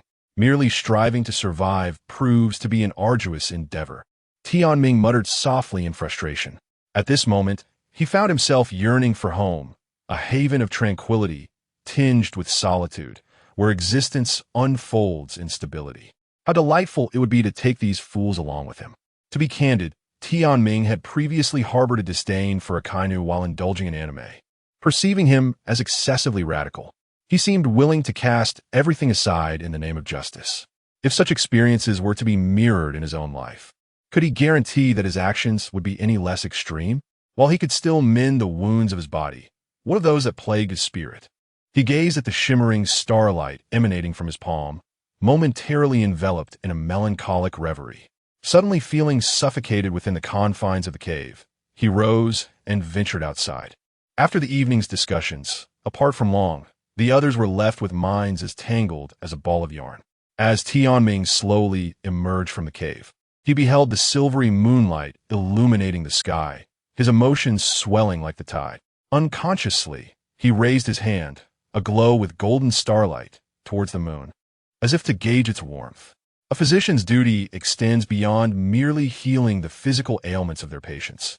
It encompasses the restoration of their spirits. Healing the spirit. In that moment, Tianming felt as though he had stepped into a peculiar realm, gazing at the moonlight and the flora surrounding him. His previously melancholic mood dissipated, leaving only tranquility in its wake. If the golden light represented pure life force, then this ethereal blue glow signified a profound power reaching into the depths of his soul, serene and gentle. Tianming's calmness transformed into euphoric delight. Could it be? Has my ability transcended once more? The blue moonlight, a power to soothe and heal the spirit. Goodness, is this not akin to Ultraman Gauss? Chapter 11. United efforts. As dawn slowly unveiled its luminous sphere, it transformed into myriad points of energy that converged towards Sakazuki, Borsellino, and Dragon. Overjoyed, Tianming witnessed this spectacle. Under the influence of the radiant waves, Borsellino and Dragon's expressions gradually settled into tranquility, while Sakazuki's countenance shifted from furrowed brows to astonishment and finally to serenity, until joyful tears streamed down his cheeks. This healing process for Sakazuki lasted approximately 30 minutes, each second of which significantly drained Tianming's stamina. Only when he saw Sakazuki smiling through his tears did Tianming finally succumb to exhaustion, collapsing onto the ground and drifting into slumber. In Sakazuki's dreams, he encountered his mother, who had long since passed away. They sat together, sharing countless conversations. They spoke of his seemingly insurmountable adversaries, colleagues he had surpassed, and his 3 unreliable, mischievous roommates. His mother listened attentively, smiling and nodding. Ultimately, Sakazuki's love for his mother gradually overcame his previously rigid sense of justice. As dawn broke, Tianming awoke leisurely, surprised to find the 3 already awake before him. Upon seeing Tianming stir, Sakazuki offered him a roasted leg of beef, calmly inquiring, "Why did you sleep in today?" Tianming pushed the leg aside with a shake of his head, replying, "I'll eat later. First, I need to gather some trees." Observing Tianming's exhausted demeanor, Borsellino chuckled, "Tianming, did you use your abilities on us again last night? No wonder I slept so soundly. It's been years since I felt such peace." At this moment, Sakazuki grasped the implication in Borsellino's words. "Hey, Borsellino, what do you mean by use your abilities again?" "After our training, Tianming heals our wounds and fatigue every night. Surely, you don't believe that your current physique can possess such formidable recovery powers?" Dragon chimed in. "So is all Tianming's doing? Amazing. Tianming is truly a great person. You 3 need to behave normally. That look is quite unsettling. You're not young maidens, and such stares are inappropriate. One must admit, you have a talent for ruining the atmosphere." The 3 fell silent for a moment before resuming their respective plans. 2 hours later, Tianming leaped alone towards the highest peak of the deserted island. "Old hero, it's time to rise." Tianming reached the summit, observing Carp dozing off, his nose bubbling with drool. He gently shook the large package containing meat and wine in his hands. Awakened by the enticing aroma, Carp opened his eyes to scrutinize Tianming. "Ha ha, you dare come alone? Aren't you afraid I'll attack you?" Tianming shook his head with a smile. "Training is one thing, but courtesy is another. You are Dragon-S father, and as Dragon-S dear friend, calling you uncle is not excessive, is it? It must be hard for you to train us at the behest of our instructor Zifa. I thought of you and brought some food and drink since you haven't eaten much." Carp accepted the wine and meat, eating while laughing heartily. "Ha ha, boy. I love what you just said. If my little rascal had half your emotional intelligence, he'd be more filial to his old man. The seasoning on this meat is delightful. The wine has a unique flavor." Tianming, grinning widely, revealed that he was a doctor and had ground some special herbs into seasoning and brewed them into medicinal wine. When Karp, now sated, inquired about the effects of the herbs, Tianming calmly replied, "They rapidly promote gastrointestinal motility, lubricate the intestines, detoxify, and aid in weight loss." Poor Karp remained oblivious to Tianming's true meaning of detoxification, completely unaware of the storm that awaited him. After a brief exchange, Tianming successfully set his trap. Karp began warming up, as if preparing for action. Tianming took a deep breath and launched his offensive, relying on the enhanced physique he gained from uprooting over 50 trees. He charged straight at Karp. Iron block. He believed his powerful punch would send Karp flying, but it merely bounced off Karp as if he were a mere egg striking a stone. "Oh, you've mastered Soru. Unfortunately, your skill level is too low, and your movements are rather unrefined." At this moment, Tianming had not truly mastered Soru. He had merely relied on his enhanced strength from uprooting trees. Just as Karp was about to retaliate, he sensed something amiss. Upon closer inspection, he noticed a golden glow emanating from Tianming's fist that had struck him. Life absorption. A torrent of energy surged into Tianming's being like a tidal wave. Realizing the situation, Karp immediately leaped back, executing a moon step into the air. The energy he had lost was trivial for Karp, but for Tianming, it was an immense boon. "Not bad, but what will you do now that you Haven team master the moon step and cannot reach me?" Karp quipped before suddenly appearing before Tianming, unleashing a powerful punch enveloped in haki that sent him flying several meters away. "Ouch!" Tianming cried, clutching his head as he tumbled down the mountain. "Dragon." Old Sakazuki attack. As soon as he finished speaking, a tempest erupted from all directions, hurling sand, stones, and trees toward Karp. The debris caught in the wind had been shattered by Sakazuki, utilizing the energy he had received from Tianming to cleave the surrounding trees and rocks into fragments, which Dragon then propelled towards his father. The whirlwind stirred up clouds of dust, briefly disrupting Karp's mobility. Immediately after, a beam of light whirled through the tempest, aiming to strike Karp with an 8-sun jewel. Faced with such a scenario, Karp recognized that these trainees indeed warranted his serious attention. "Haha, not bad, little brats." As he raised his fist, preparing to counterattack, an uncomfortable sensation surged through his abdomen, as if something were about to emerge if he struck.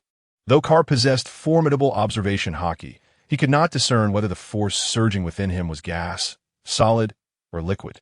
Abruptly, Karp relinquished his strength, clutching his belly and cursing, "Tianming, you little rascal!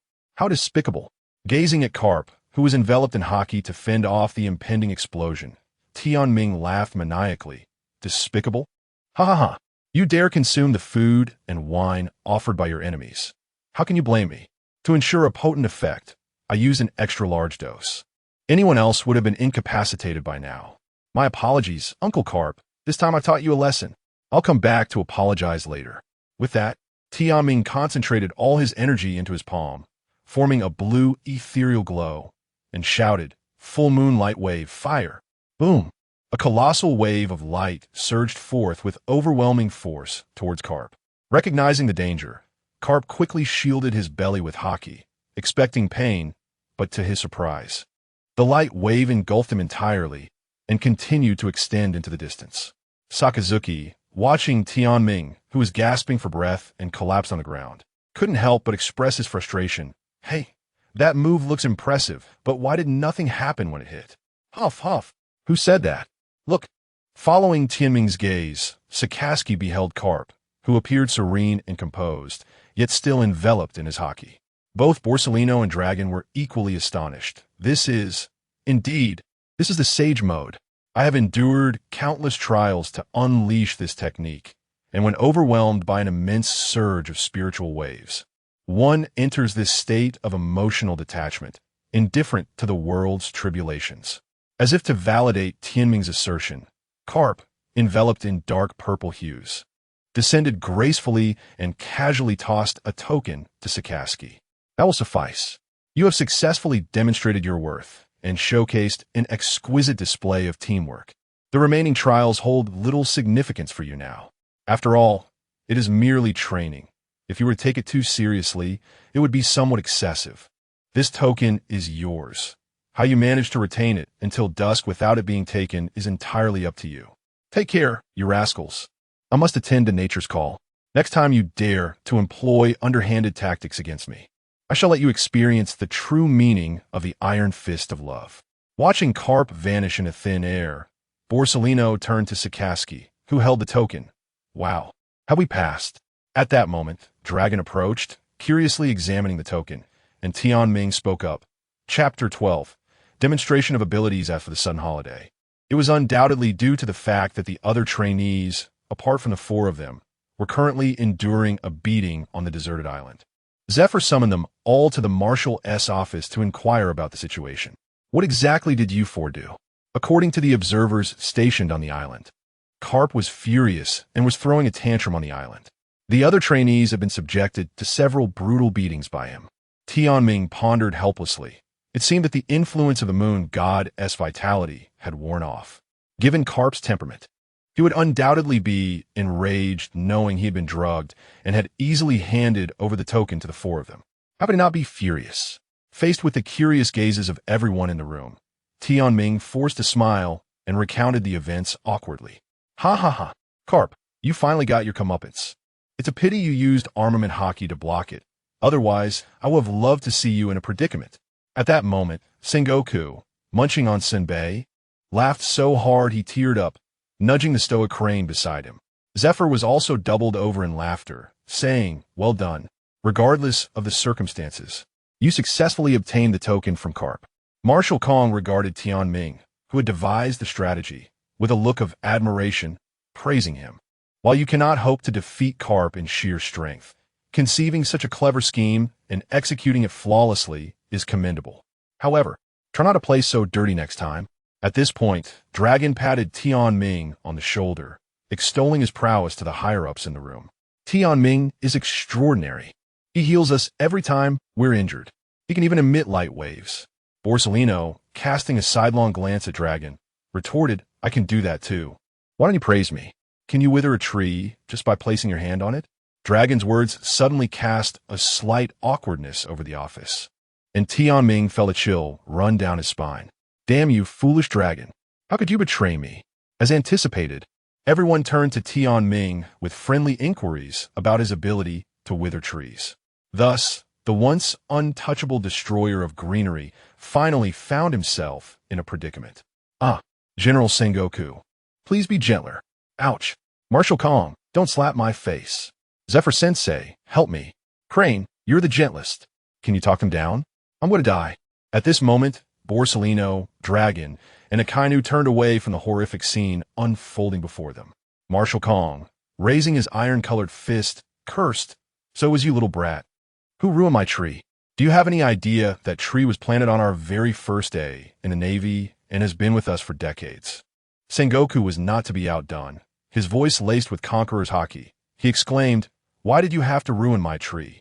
Carp's and Crane's trees are right next to mine, yet I'm the only one suffering. Tianming, kneeling on the ground, bruised and barely coherent, apologized, I'm terribly sorry. The sight of this 3-meter-tall, muscular man kneeling and apologizing with a swollen face was both endearing and comical. Zephyr-sensei, why aren't you stopping the marshal and the general for bullying him? Look at what they've done to him. How can you bear to see your adorable student suffer such a cruel fate? Looking at Tianming's comical expression, Zephyr stifled a laugh and said flatly, I'll give you 3 seconds to speak normally. Otherwise, I won't hesitate to give you another punch.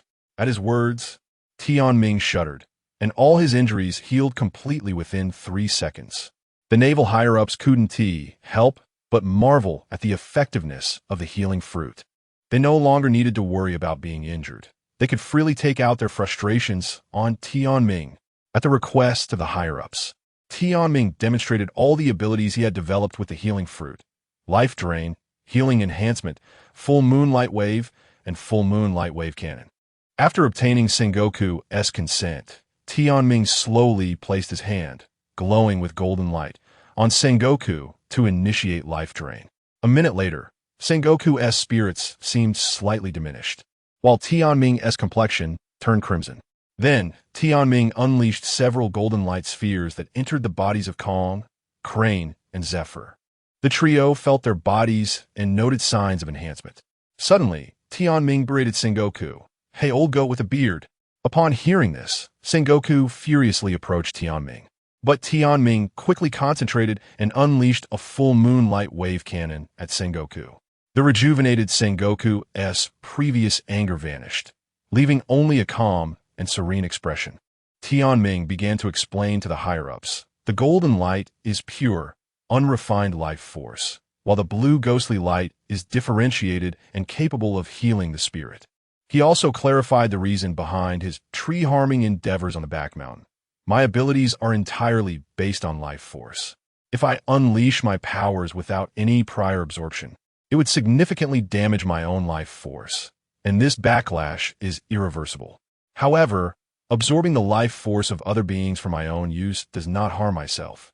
The downside is I have to do it often, and I can't absorb too much at once, or I'll exceed my limits. So, that is why you go to the back mountain every day to wreak havoc on those trees. Marshal Kong raised an eyebrow, still harboring some irritation. Otherwise, how about I skip the back mountain next time? Marshal Kong, why not leave a door open for me every night, and I'll come to absorb your life essence? Marshal Kong's face flushed with anger and embarrassment, as Tianming's words could easily be misinterpreted. How daring to tease the marshal in front of the Navy's upper echelon. "Ha, what a rascal, cough cough." Zephyr, who had been caught off guard by Tianming's comment, choked on his cigar. Crane asked, "But you don't need to go every day. With the intensity of daily training, don't I need to replenish my nutrients? Besides, there are 3 kids in the dormitory waiting to be fed. Am I supposed to neglect them?" Yamato, Inu, and Dragon exchanged glances, conveying a clear message. Time to move on. "Now, let's hold a meeting." "All right, you can leave now. Over the next few days, you will have a 5-day holiday as a reward for being the first to obtain the token." Yay! Tianming, Dragon, and Borsellino cheered, embracing each other. Only Akainu, attempting to maintain his image, adjusted his naval cap, but the upward curve of his lips betrayed his inner joy. Just as they were about to exit the office, Crane called out to remind everyone, in the coming days, avoid carp. Additionally, Tianming, you've damaged a lot of Navy property. It wouldn't be right not to compensate. Let us keep a tab on it. Let us say it's worth a bounty of 10 million berries, and you must repay it before next year. What? Chapter 13. The peculiar increase of abilities, dear brothers. You must not turn a blind eye to my plight. If I were to perish, I would haunt your dreams each night, calling out your names. In the open space of the training ground, the 4 sat upon the ground. The trio, consisting of dog, monkey, and dragon, gazed at the pitiable Tianming with expressions of helplessness.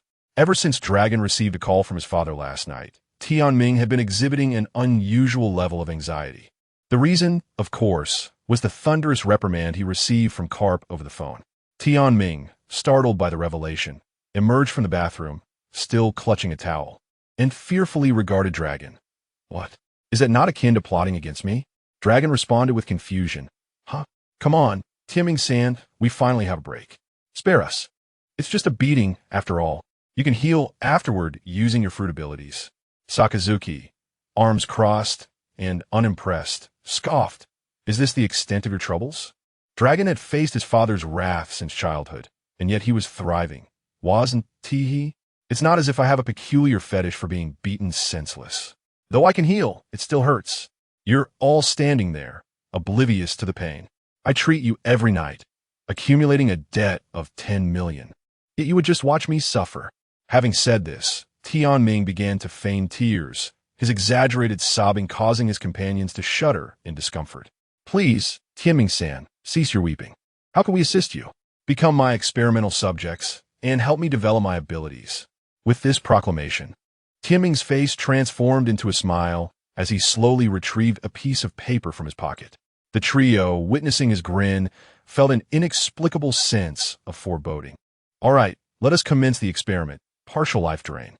Tianming then gently placed his hand upon Dragon's face. Life absorption. Tianming had contemplated this partial life drain experiment for quite some time. Previously, he had absorbed life energy from others, but it had always been a holistic drain.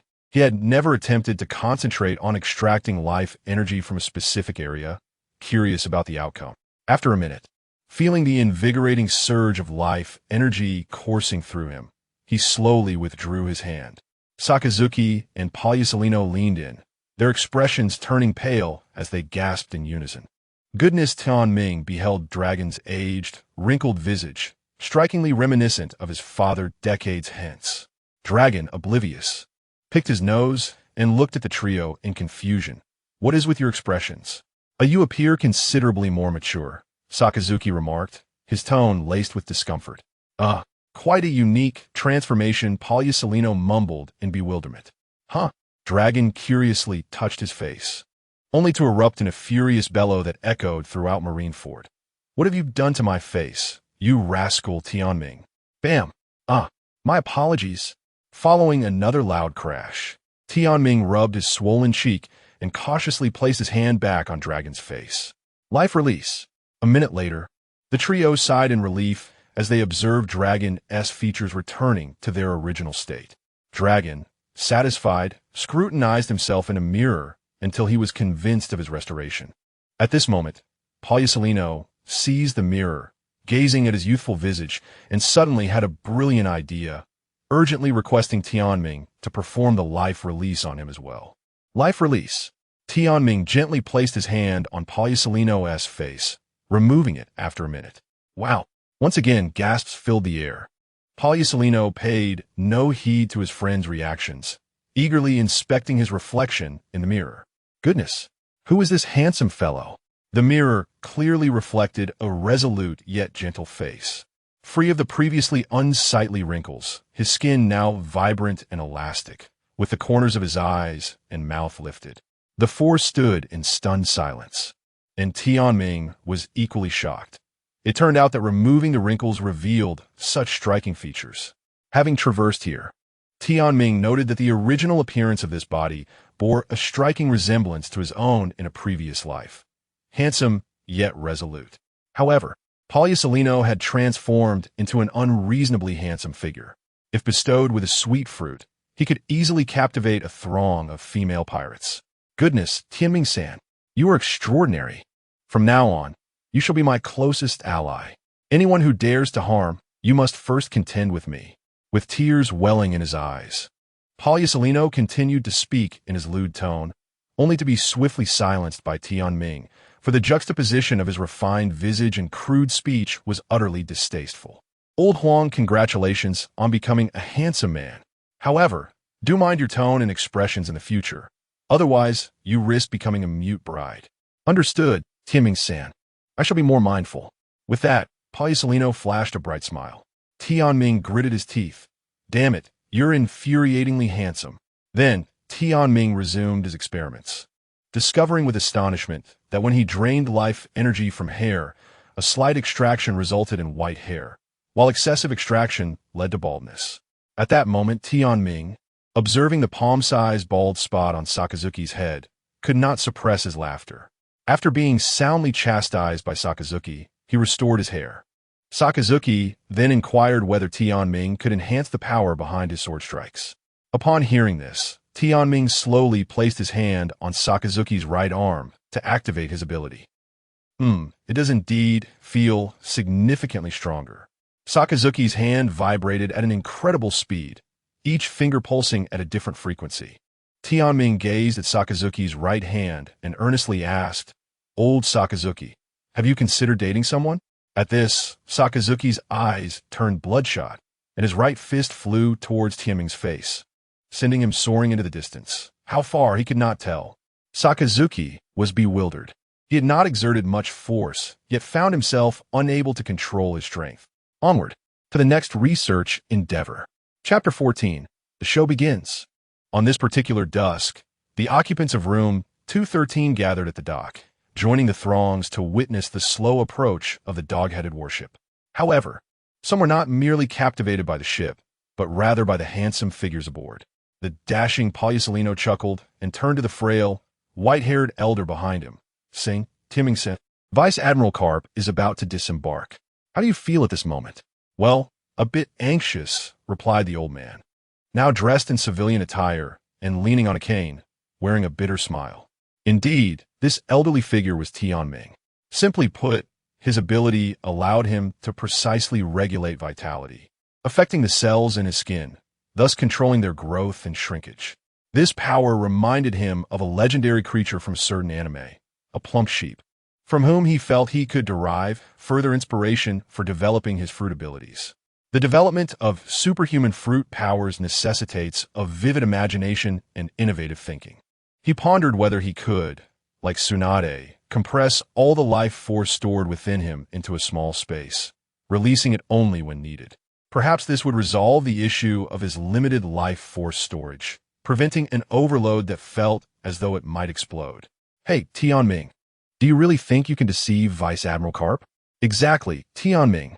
Others may not know, but I'm acutely aware. Old man has formidable observation skills. Tianming glanced at the three beside him and remarked, at times, people can easily be misled by surface appearances. Besides, he likely wouldn't be so obsessively vigilant all the time. Just watch my performance. The warship steadily docked, and approximately 30 bandaged, weather-beaten trainees disembarked, clearly well-loved by Karp. Suddenly, a figure leaped from the ship. Laughing heartily, Karp appeared in good spirits. Though the hollows of his cheeks and unkempt stubble spoke volumes about the torment he had endured at the hands of Tianming's peculiar concoctions over the past few days. Observing the pained expressions of the other trainees, Tianming shook his head and said, "You three should consider yourselves fortunate to share a dormitory with me." The three found themselves at a loss for words to counter Tianming's assertion. Karp scanned the crowd and suddenly called out to the four, "Hey, Dragon, you came specifically to greet your old man, huh? Ha ha ha." With that, Karp tossed his navy cloak aside and strode toward Dragon, parting the surrounding soldiers with ease. The four felt a slight tremor at Karp's approach. "Wait, why are only you and that red-clad boy here? Where is that lecherous brat and that rascal Tianming?" At this moment, Pagliusolino held back an expletive he nearly voiced. He had transformed into a handsome figure, while Tianming had aged into an old man. Karp clearly did not recognize either of them. "He's my good friend," Dragon interjected. Karp laughed heartily. "In your heart, do you truly believe your old man is one to hold grudges against the younger generation? Rest assured, I won't harm him." Upon hearing this, Dragon felt relieved, as did Tianming, though a sound thrashing was still deemed necessary. "Quickly tell me where he is," Dragon urged, suddenly feeling at ease. Tianming, however, added old man, "You really should let bygones be bygones. To be honest, you wouldn't stand a chance against him. I'm afraid he might outmaneuver you."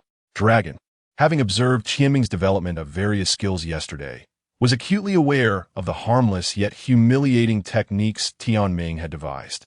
"Bang! You little rascal. Do you not trust your old man? Would I lose to him?" Karp exclaimed, wincing in pain.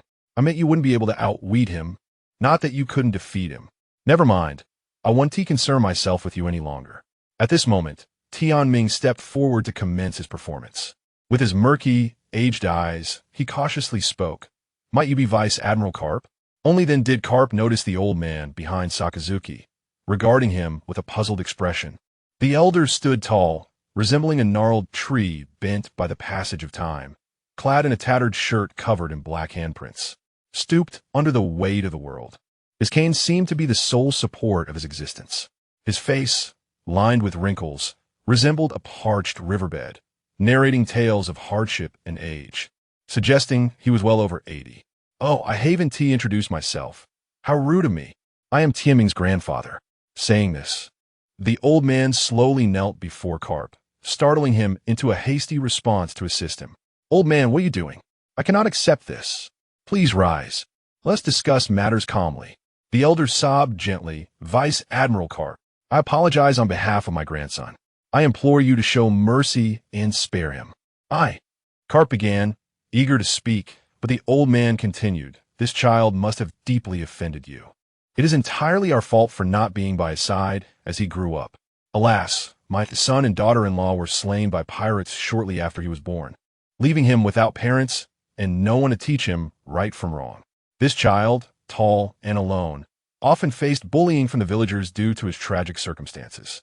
Consequently, he resorted to mischief to seek attention. Though mischievous, he was a good boy, harboring dreams of becoming a doctor, no, a naval officer. Tianming looked at Carp, grief-stricken to the point of trembling. Please, I beg of you, spare him this time. With that, Tianming bowed deeply before Carp. Gasps erupted around them. Oh dear, this Tianming fellow is exceptionally unfortunate. I had no idea he had been so lonely all his life. Who is Tianming? Ah, how could you forget? He asked the one who threw Admiral Zephyr over his shoulder in the training camp.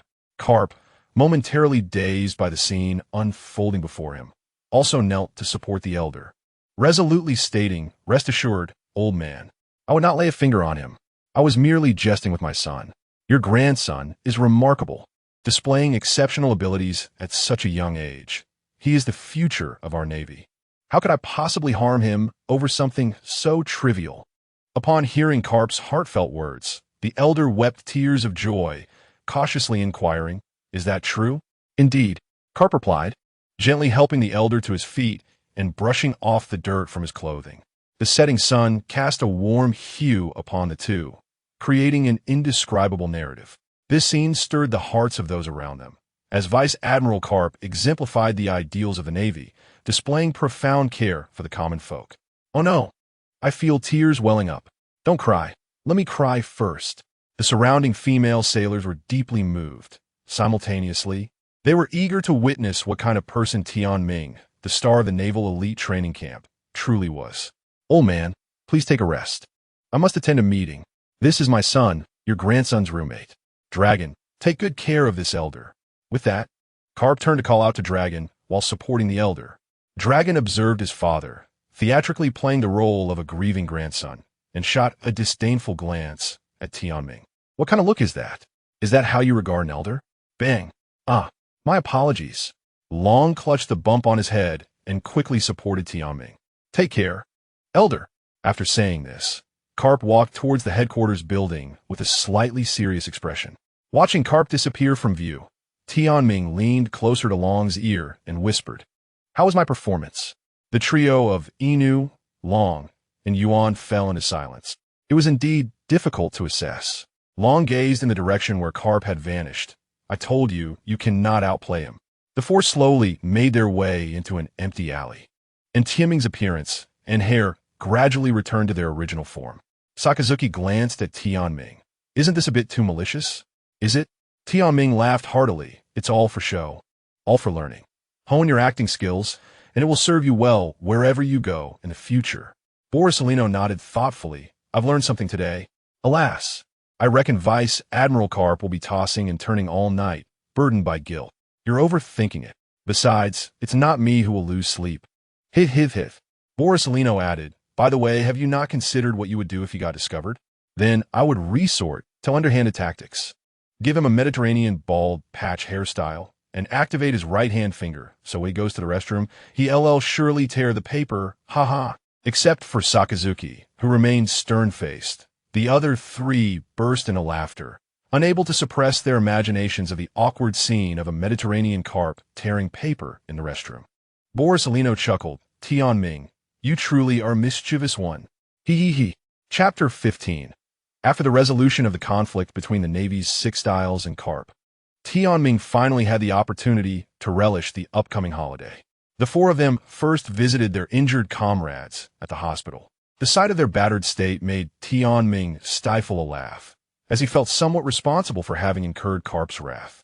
Yet, despite the amusement, his conscience pricked him, prompting him to use his healing abilities on them. On the third night of their holiday, they ventured to a tavern in the Sabeti archipelago to indulge in hearty drinks. Initially, Sakazuki was reluctant to join, preferring to train alone, but was forcibly dragged to the bar by the other three. "Come on, drink up. I'll treat everyone." They cheered, raising their glasses. "Hey, keep it down. Others are watching us." By the dawn of the fourth day, the four of them, thoroughly intoxicated, were unceremoniously ejected from the tavern by the matron. Tianming utilized his powers to absorb some of the alcohol from their systems, and once they regained their senses, they proceeded to enjoy the amusement park in Sabeti. During their escapades, they managed to capture several pirates, whose life force Tianming absorbed before sending them to the Sabeti branch for bounties. The bounties were as follows: Grimace, Sakasaya, 3 million berries. Scarred Beast, Hawthorn, 5 million berries. Lustful demon. Nicolane 4 million berries.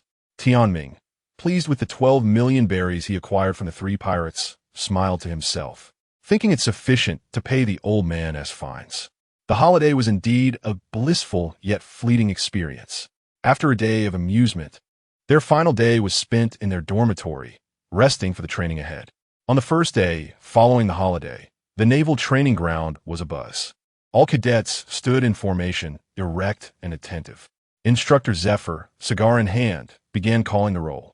Sakazuki, present. Borsellino, here. Zephyr eyed the handsome figure before him, who exuded a languid, melancholic aura. Who are you? Where's Borsellino off to now? Do you think I'm blind, kid? You found someone to answer for him.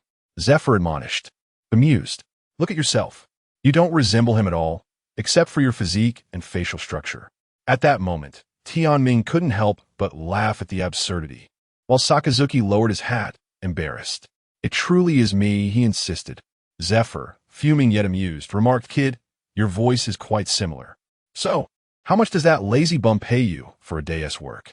Borsellino, speechless, had no choice but to demonstrate his powers, radiating a golden light to prove his identity. He then explained to Zephyr the new abilities Tianming had bestowed upon him. After a series of humorous exchanges, the ability users donned their sea prism stone bracelets, officially commencing their lessons. Compared to Borsellino, Sakazuki, and Dragon, Tianming's talents appeared rather mediocre.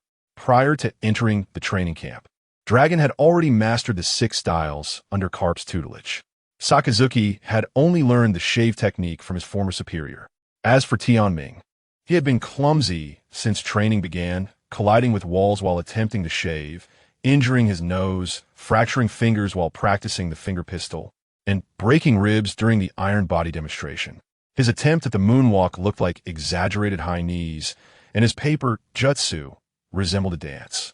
During the gale foot practice, he inadvertently tore his pants and ended up on the ground in discomfort. Zephyr, observing the chaos, turned away, suppressing laughter. In stark contrast to Tianming's blunders, Inu and Suru demonstrated prodigious talent, mastering the techniques after just one demonstration from Zephyr. Watching Dragon, Inu, and Saru engage in combat using the 6 styles left Tianming and the other cadets in awe. The disparity among them was staggering. Old Huang, we agreed to be lazy together. Why did you leave me behind? With the sea prism stone, Tianming felt like a mere punching bag, easily overpowered by anyone with even a modicum of strength. How could he ever enjoy a peaceful life with such inadequate power? In that moment, Tianming realized he could no longer afford to be complacent. To survive, he needed to ensure he possessed sufficient strength for self-protection. He summoned a long-neglected interface. Host, Tianming. Age, 18. Fruit, Healing Fruit, 25 Development. Armament Hockey, none. Observation Hockey, 2. Conqueror's Hockey, none, aside from the improvement in his fruit ability. His observation Hockey had only increased by a meager 1. Tianming couldn't fathom how a mere 2 increase in observation Hockey would bolster his strength, likely only allowing him to predict whether an apple contained worms. Sigh, I feel so useless at that moment. Zephyr slowly handed Tianming the key to the sea prism stone bracelet. Unlock it, and use your abilities to recuperate. Tianming shook his head. I cannot always rely on my powers. My comprehension is too poor. Zephyr smiled at his words. The tall, purple-haired man settled beside Tianming. Good lad. Recognizing this early is a sign that your understanding isn't lacking. It's far better than realizing it at the last moment before being slain by pirates. Zephyr removed his sunglasses and regarded Tianming calmly. Listen well, your physical prowess is formidable, and your understanding is decent. You simply lack the means to perceive and connect with your strength. You give me the impression that you are uncomfortable in your own body despite being a towering figure. You move and act like someone much smaller. You must trust your body and adapt to it until you can unleash its full potential. Tianming pondered deeply over Zephyr's words. Just then, his 3 roommates, having finished training, approached. Zephyr stood up and patted Tianming on the back, causing him to wince in pain. Watching Zephyr's retreating figure, Tianming glanced at the bracelet on his wrist, his thoughts swirling chaotically. Tianming, it's rare to see you so disheartened, Borsellino remarked with a smile, lighting a cigarette and offering one to Tianming. "So I feel a bit off." Tianming ruffled his hair and leaned heavily back against the ground. "Tianming, don't be too upset. I was also slow when learning the 6 styles. It took me a whole day to master them," Dragon consoled, despite the somewhat boastful tone. Sakazuki, scoffing disdainfully, interjected, "You let this little challenge bring you down? Who was it that acted so defiantly when we first met? And then what happened to me?" Tianming rolled his eyes, fixing his gaze on Sakazuki. "In any case, you and those two are my designated rivals. I won't allow either of you to fall behind. Besides, we are friends. Sakazuki will not abandon my friends." Having said that, Sakazuki lowered his hat slightly, seemingly having mustered great resolve to utter those words. "Huh, no way. Sakazuki is actually shy," Tianming exclaimed, astonished, unable to suppress his laughter. Even Dragon and Borsellino joined in, with Dragon playfully draping an arm around Sakazuki's shoulders. The color on Sakasaki's face deepened as he suddenly shouted, "In any case, you rascal, from now on, practice the 6 styles diligently every night, and I, along with Borsellino and Long, shall supervise you." Borsellino laughed heartily. "Haha, he's getting anxious. Borsellino, I'll take you down." With that, the three of them began to chase and play on the playground. Observing the scene before him, with the trio's personalities and appearances slightly differing from those in the anime, Tianming felt a bittersweet smile of nostalgia. In this life, having friends by one's side is sufficient. Amidst laughter and conversation, one finds true contentment. "All right, I shall see how long it takes for you brilliant ones to teach me, given my clumsiness." With that, Tianming leaped forward, rushing towards the three who were tangled in a playful chase. Chapter 16. Youth does not linger, for the young years had passed since Tianming departed from school, and he seemed on the verge of forgetting that vibrant feeling of youth. Each day at the naval training camp was exhilarating and deeply etched in his memory. Time slipped away like fine sand in an hourglass, flowing gently with his sweat. In the blink of an eye, a year had passed. Throughout this time, Tianming seldom removed the sea tower stone bracelet from his wrist. Every night, he trained alongside his 3 roommates. During breaks, they would explore the herb storage at headquarters, delving into herbal medicine and healing arts. His dedication did not go unnoticed. This effort, almost imperceptibly, inspired other trainees, and the training grounds buzzed with voices each evening. Zephyr often emerged to scold them for disturbing the peace. Yet the wrinkles at the corners of his eyes betrayed his inner satisfaction. Even other high-ranking naval officers came to witness this remarkable phenomenon. Admiral Kong, General Zhanghua, Vice Admiral Karp, an advisor he visited frequently.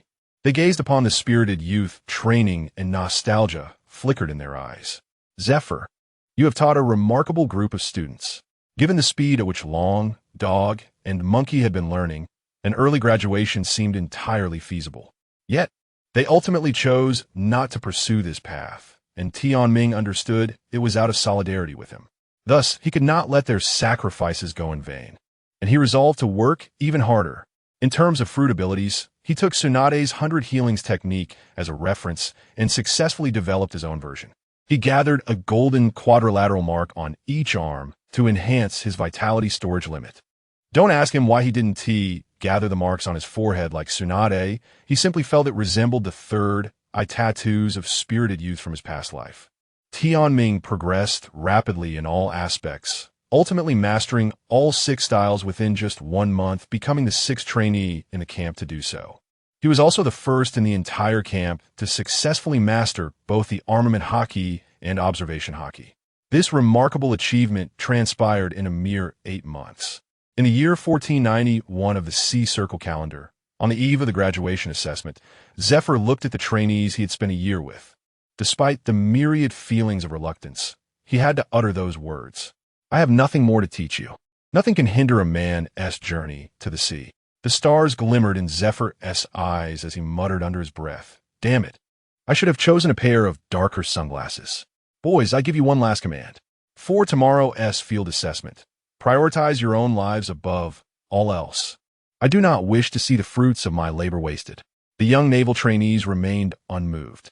"I command you to disperse." Teacher Zephyr.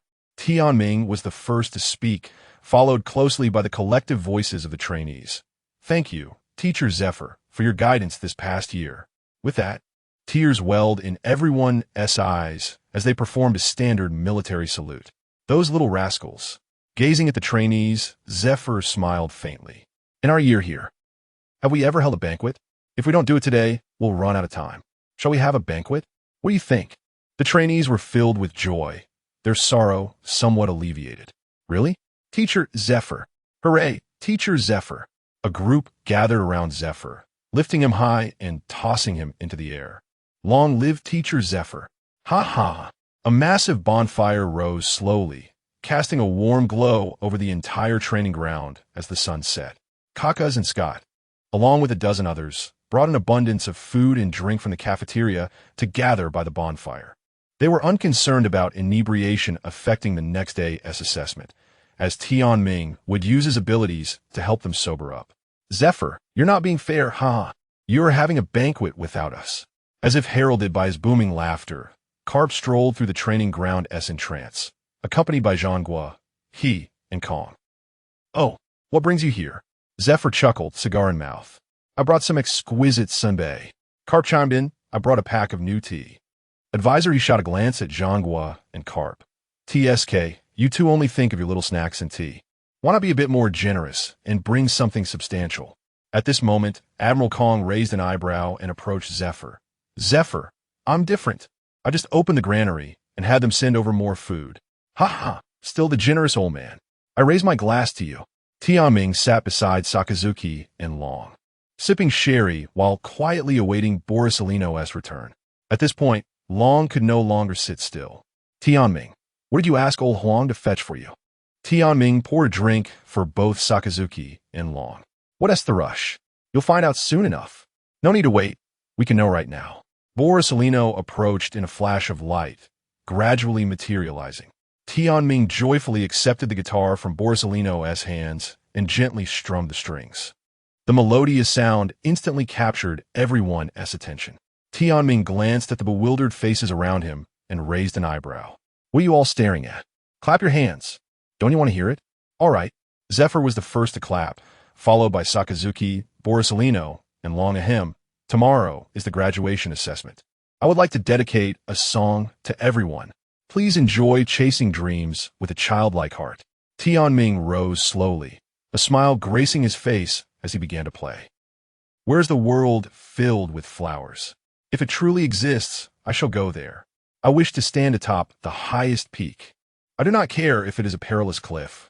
To live fiercely, to love fiercely, even if it means sacrificing everything. I seek no one's approval, only to be true to myself. I have never chosen to abandon my ideals. Even in the most arduous of days, perhaps I lack talent, but I possess the innocence of dreams. I shall prove my existence. Perhaps my hands are clumsier than my feet, yet I am willing to seek endlessly, sacrificing all my youth without regret. Run forward, in the face of cold eyes and ridicule. How can one feel the vastness of life without enduring hardships? Destiny cannot force us to kneel and beg for mercy, even if blood spills in our embrace. Keep running, with the pride of a child. The brilliance of life cannot be witnessed without perseverance. Rather than dragging on, one should burn with passion. One day, we shall sprout again. As Tianming reached the final high note, he slowly opened his eyes to find the arena enveloped in silence. Gradually, a flicker of applause arose from the crowd, and as Tianming focused, he saw. It was Admiral Kong. At that moment, not only Kong, but tears streamed down the faces of all high-ranking naval officers. Kong's applause served as a signal, and the audience erupted into a wave of applause akin to a tsunami, threatening to engulf Tianming. They had never heard such a soul-stirring melody. Beyond the naval officers, many in the audience were moved to tears. "All right, let us hear another one. Another one, please." Tianming flashed his signature grin. "You all are so enthusiastic. Then I shall sing a couple more songs. Next, please enjoy Hero and Green Fruit." Another round of applause thundered like an earthquake. Good. At this moment, influenced by chasing dreams with a childlike heart, the morale of the naval cadets soared to unprecedented heights. Zephyr wiped away his tears and gazed blankly at Tianming, then turned to observe his surroundings, were Carp, Sengoku, and others were similarly shedding tears. A faint smile crept upon his lips. Chapter 17, The Assessment, begins. His expression remained as gentle as a spring breeze, calm as a placid lake. Yet, within his gaze lurked a sharp sword, glimmering with an intensity that dared not be met. Ah, how handsome he is! Despite enduring countless training sessions, he could not escape the essence of his foolishness. Before stepping out of the door, Tianming paused, slowly turning around to gaze at the dormitory where he had lived for an entire year. He quietly surveyed every corner, as if wishing to imprint every detail into his memory. The arrangement within the room was still familiar and comforting. The bed was neatly made, the quilt folded perfectly, and on the bedside lay his beloved books and trinkets. He reminisced about the countless days and nights spent here, laughing and frolicking with his 3 mischievous roommates, sharing moments of study and camaraderie. Those late-night conversations, the time spent solving problems together, and the fleeting moments of sharing dreams had all become precious memories. This small space had witnessed his growth and transformation, offering warmth and solace. With his small bag slung over his shoulder, Tianming let out a gentle sigh, then resolutely turned around and stepped through the door. Soon, he would bid farewell to my new recruit days. At the Marineford port, 5 massive warships, dubbed the Steel Behemoths, overshadowed the sky. The trainees gathered in small groups by the shore, their chatter rising and falling like the tide. However, the ultimate score and ranking of the assessment would depend on the total bounty collected from capturing or executing wanted criminals. Hey, Tianming, you're late. Long stood between Polyusolino and Sakazuki, watching the tardy Tianming approach. Haha, my apologies. Tianming swiftly appeared before them. Polyusolino then spoke slowly, so Tianming, which sea do you wish to explore? As for me, you all should share which sea you have chosen first. Oh, Long, you're heading to the South Sea? I thought you would go to the East Sea. Tianming replied. Honestly, Lao Huang, you're going to West Sea. Aren't you tempted by its cigars and wines? Polyusolino chuckled, but said nothing. Tianming stretched lazily and declared, as for me, I wish to see the Grand Line. By the way, since this assessment is a rare occasion for us to part ways, let me give you something. Extend your hands. Tianming activated his powers, forming 3 tangible spheres of light that flew toward the trio. The spheres began to merge into their bodies. This is a highly concentrated vitality I spent a week tirelessly condensing. In the event of serious injuries, it can be released for instant healing. It can also be used proactively when in good condition to enhance your abilities. The usage is limited, but may save your lives when danger strikes. Sakazuki felt the vitality merging within him and glanced at Tianming. Such an abundance of vitality. Have you been to the back mountain again? No. Besides the back mountain, I've also been visiting Marshal Kong daily. His backyard cultivates a number of precious herbs and trees. You brat, daring to harm my trees. Tianming cursed inwardly, realizing too late that these old fellows could sense the situation with their kinbunchika haki. All the trainees at the port laughed as they looked at Tianming, who sheepishly scratched his head. Everyone, the situation is dire. I must take my leave. We shall meet again after the assessment in half a month. Together, we are a blazing fire. Apart, we are a sky full of stars. Tianming exclaimed these final words loudly for all the trainees to hear. With that, his figure flickered, and he vanished onto the deck of a warship bound for the Grand Line, turning back to gaze at the vast Marineford. The marshal's office echoed with an angry shout. Your song is not yet finished. I expect you to sing at the graduation ceremony. Sure, I shall sing a few more songs then. Tianming laughed, resting his hands behind his head as he leaned against the ship's railing. As the 5 warships began to depart from Marineford, Tianming leaned on the deck, lost in thought. A year ago, when he first crossed into this world and was rescued, he too had gazed vacantly from the deck of a warship. Suddenly, he recalled the burly man with a beard who had performed artificial respiration on him. A shiver ran down his spine, and he felt nauseous. How swiftly time flies. After regaining his composure, he opened his character panel. Host, Tianming. Age, 19. Fruit, Healing Fruit, 40 Development.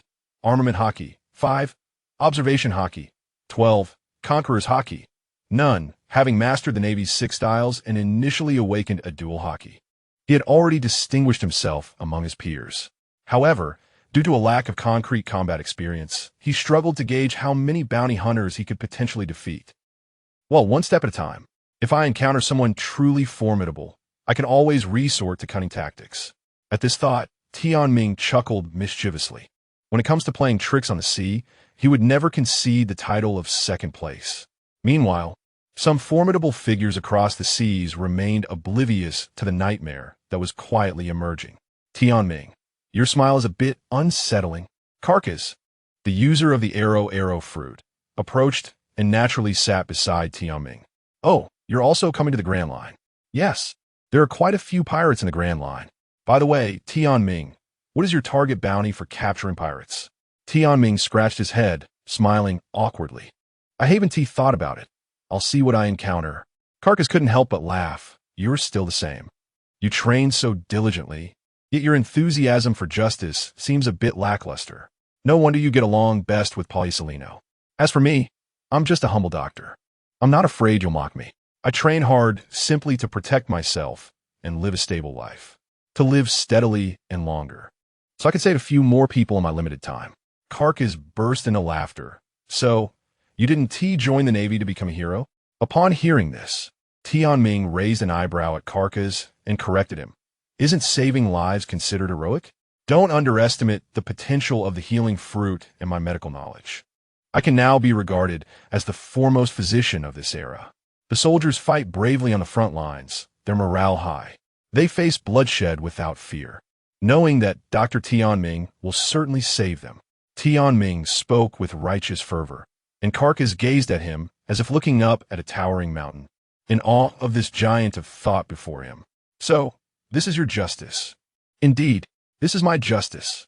The justice of healing all. Ha! That sounds splendid. Chapter 18. The Thief of Sakura Town. As the students began to disembark from the warship to their chosen islands. Those skilled in moonwalk gracefully ascended into the air, while the others boarded small boats to row ashore. Tianming, utilizing his moonwalk technique, scrutinized the map he had just retrieved from his satchel. Wind Howl Island, Little Garden, Dead Island, Drum Kingdom, Flame Mountain. Sigh, could there not be a more conventional place? He felt a slight sheen of sweat as he regarded the islands nearest to him. Among these, the ones he was most familiar with were Little Garden and Drum Kingdom. One was a primeval forest teeming with mosquitoes, volcanic eruptions, and two colossal figures engaged in perpetual combat. The other was Winter Island, where he would undoubtedly turn into an ice pop given his current attire. In comparison, Tianming ultimately opted for the more distant Sakura Town, situated within the Flower Archipelago.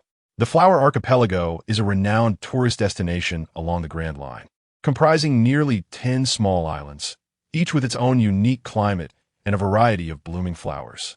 As Tianming descended amidst the astonished gazes of local fishermen at the port, he couldn't help but marvel at the town before him. Sakura Town, as its name suggests, was indeed enchanting. It was springtime, and the cherry blossoms were in full bloom, petals cascading like snowflakes in the gentle breeze. The vintage, pristine streets were lined with neatly arranged cherry blossom trees, their pink petals carpeting the ground like a dreamlike tapestry. In the distance, verdant mountains capped with glistening white snow starkly contrasted with the blooming cherry blossoms below. Truly breathtaking. After strolling through the streets and admiring the scenery, Tianming, feeling the pangs of hunger, ambled into a restaurant to address his lunch. The crispy, succulent roasted meat, the tender and fragrant deep-sea fish, and the fluffy, chewy fried rice were utterly delightful. He placed a small stack of berries on the table and resumed his leisurely stroll through the streets. This was ostensibly an assessment. It felt more akin to a funded excursion. Tianming chuckled to himself as he glanced at the nearby stalls. He purchased a pair of non-prescription half-frame glasses, which lent him an air of scholarly elegance. After wandering for a while, he was suddenly jostled by a middle-aged man staggering toward him. Apologies. Are you all right? Tianming quickly steadied the man, who was draped in a cloak and sported an odd hairstyle. Very sorry, I had a bit too much to drink. Please forgive me. The man chuckled sheepishly before turning to leave. The individual soon faded into the crowd, vanishing into a narrow alley. After surveying his surroundings, He pulled out a heavy pouch of coins and grinned wickedly, fantasizing about whether it contained gold or jewels. Foolish oaf, it's clear he's a simpleton. The middle-aged man scoffed, reveling in his triumph. However, upon opening the pouch, his expression turned to one of shock. What the hell? Who carries around a sack of coins? Meanwhile, Tianming reflected on the direction the man had departed, marveling at the quaintness of the town. To bump into someone and not resort to extortion, but rather apologize? Such a place with genuine civility. Polite individuals are indeed a rarity in this day and age. With a smile, Tianming turned to continue his stroll, pulling out a bulging wallet and licking his fingers to count the money. Sigh, the common folk are incredibly warm-hearted. They know I have little left and come to offer me some. Wow, 5 million berries is quite a sum. Having concluded his business, Tianming departed, embodying humility while concealing his accomplishments. He had once been the infamous thief Shiraluk, renowned across nearby islands. In the past, he pilfered for glory and wealth. But now his thievery was a desperate bid for survival. Indeed, he was afflicted with an incurable illness. Perhaps this was divine retribution for his past transgressions. At that moment, Shiraluk was startled to discover that, unbeknownst to him, his wallet had vanished. Glancing at the pouch of coins in his hand, he suddenly recalled the individual from whom he had stolen the wallet. That person was no ordinary thief. Gritting his teeth, Shiraluk realized the tall fellow had slipped away before he even noticed. It seemed he had encountered a formidable opponent. Yet, he questioned his own heart. Could he truly accept the loss of the life-saving money he had painstakingly saved? Would the scant remaining medicine sustain him until he could afford to purchase more? After a fierce internal struggle, Shiraluk resolved to press on, knowing his life was at stake. He stepped into the street, feeling the reassuring weight of the concealed gun at his waist. In a crowd, Tianming's height made him stand out like a crane among chickens, allowing Shiraluk to quickly catch up to him. You're still following me? Tianming remarked with a bemused smile, impressed by the little thief's audacity. After acquiring the thief's wallet, he had used his observation hockey to ensure safety, only to discover that the fellow had indeed trailed him. Tianming, unhurried, decided to indulge in a little game with this thief. He began to stroll leisurely toward the beautiful cherry blossom grove halfway up the hill, with Shiraluk closely tailing him. As they continued along the winding mountain path, Shiraluk's vision blurred, and his consciousness began to fade. After laboriously climbing over the last small hill, he was finally greeted by a breathtaking view. The mountains were blanketed in cherry blossoms, blooming like pink clouds. A gentle breeze swept through, causing the petals to fall like snow, transporting him to an ethereal realm. Branches were adorned with clusters of pink flowers, creating a vibrant floral spectacle. From a distance, the entire hillside appeared to be a vast ocean of pink. Shiraluk stood mesmerized, momentarily forgetting his troubles as he lost himself in the beauty of the cherry blossoms. He slowly extended his hand, attempting to capture a falling petal. Just then, Tianming's voice resonated behind him. Beautiful, isn't it? Startled, Shiraluk turned to face Tianming, his heart racing. When did you?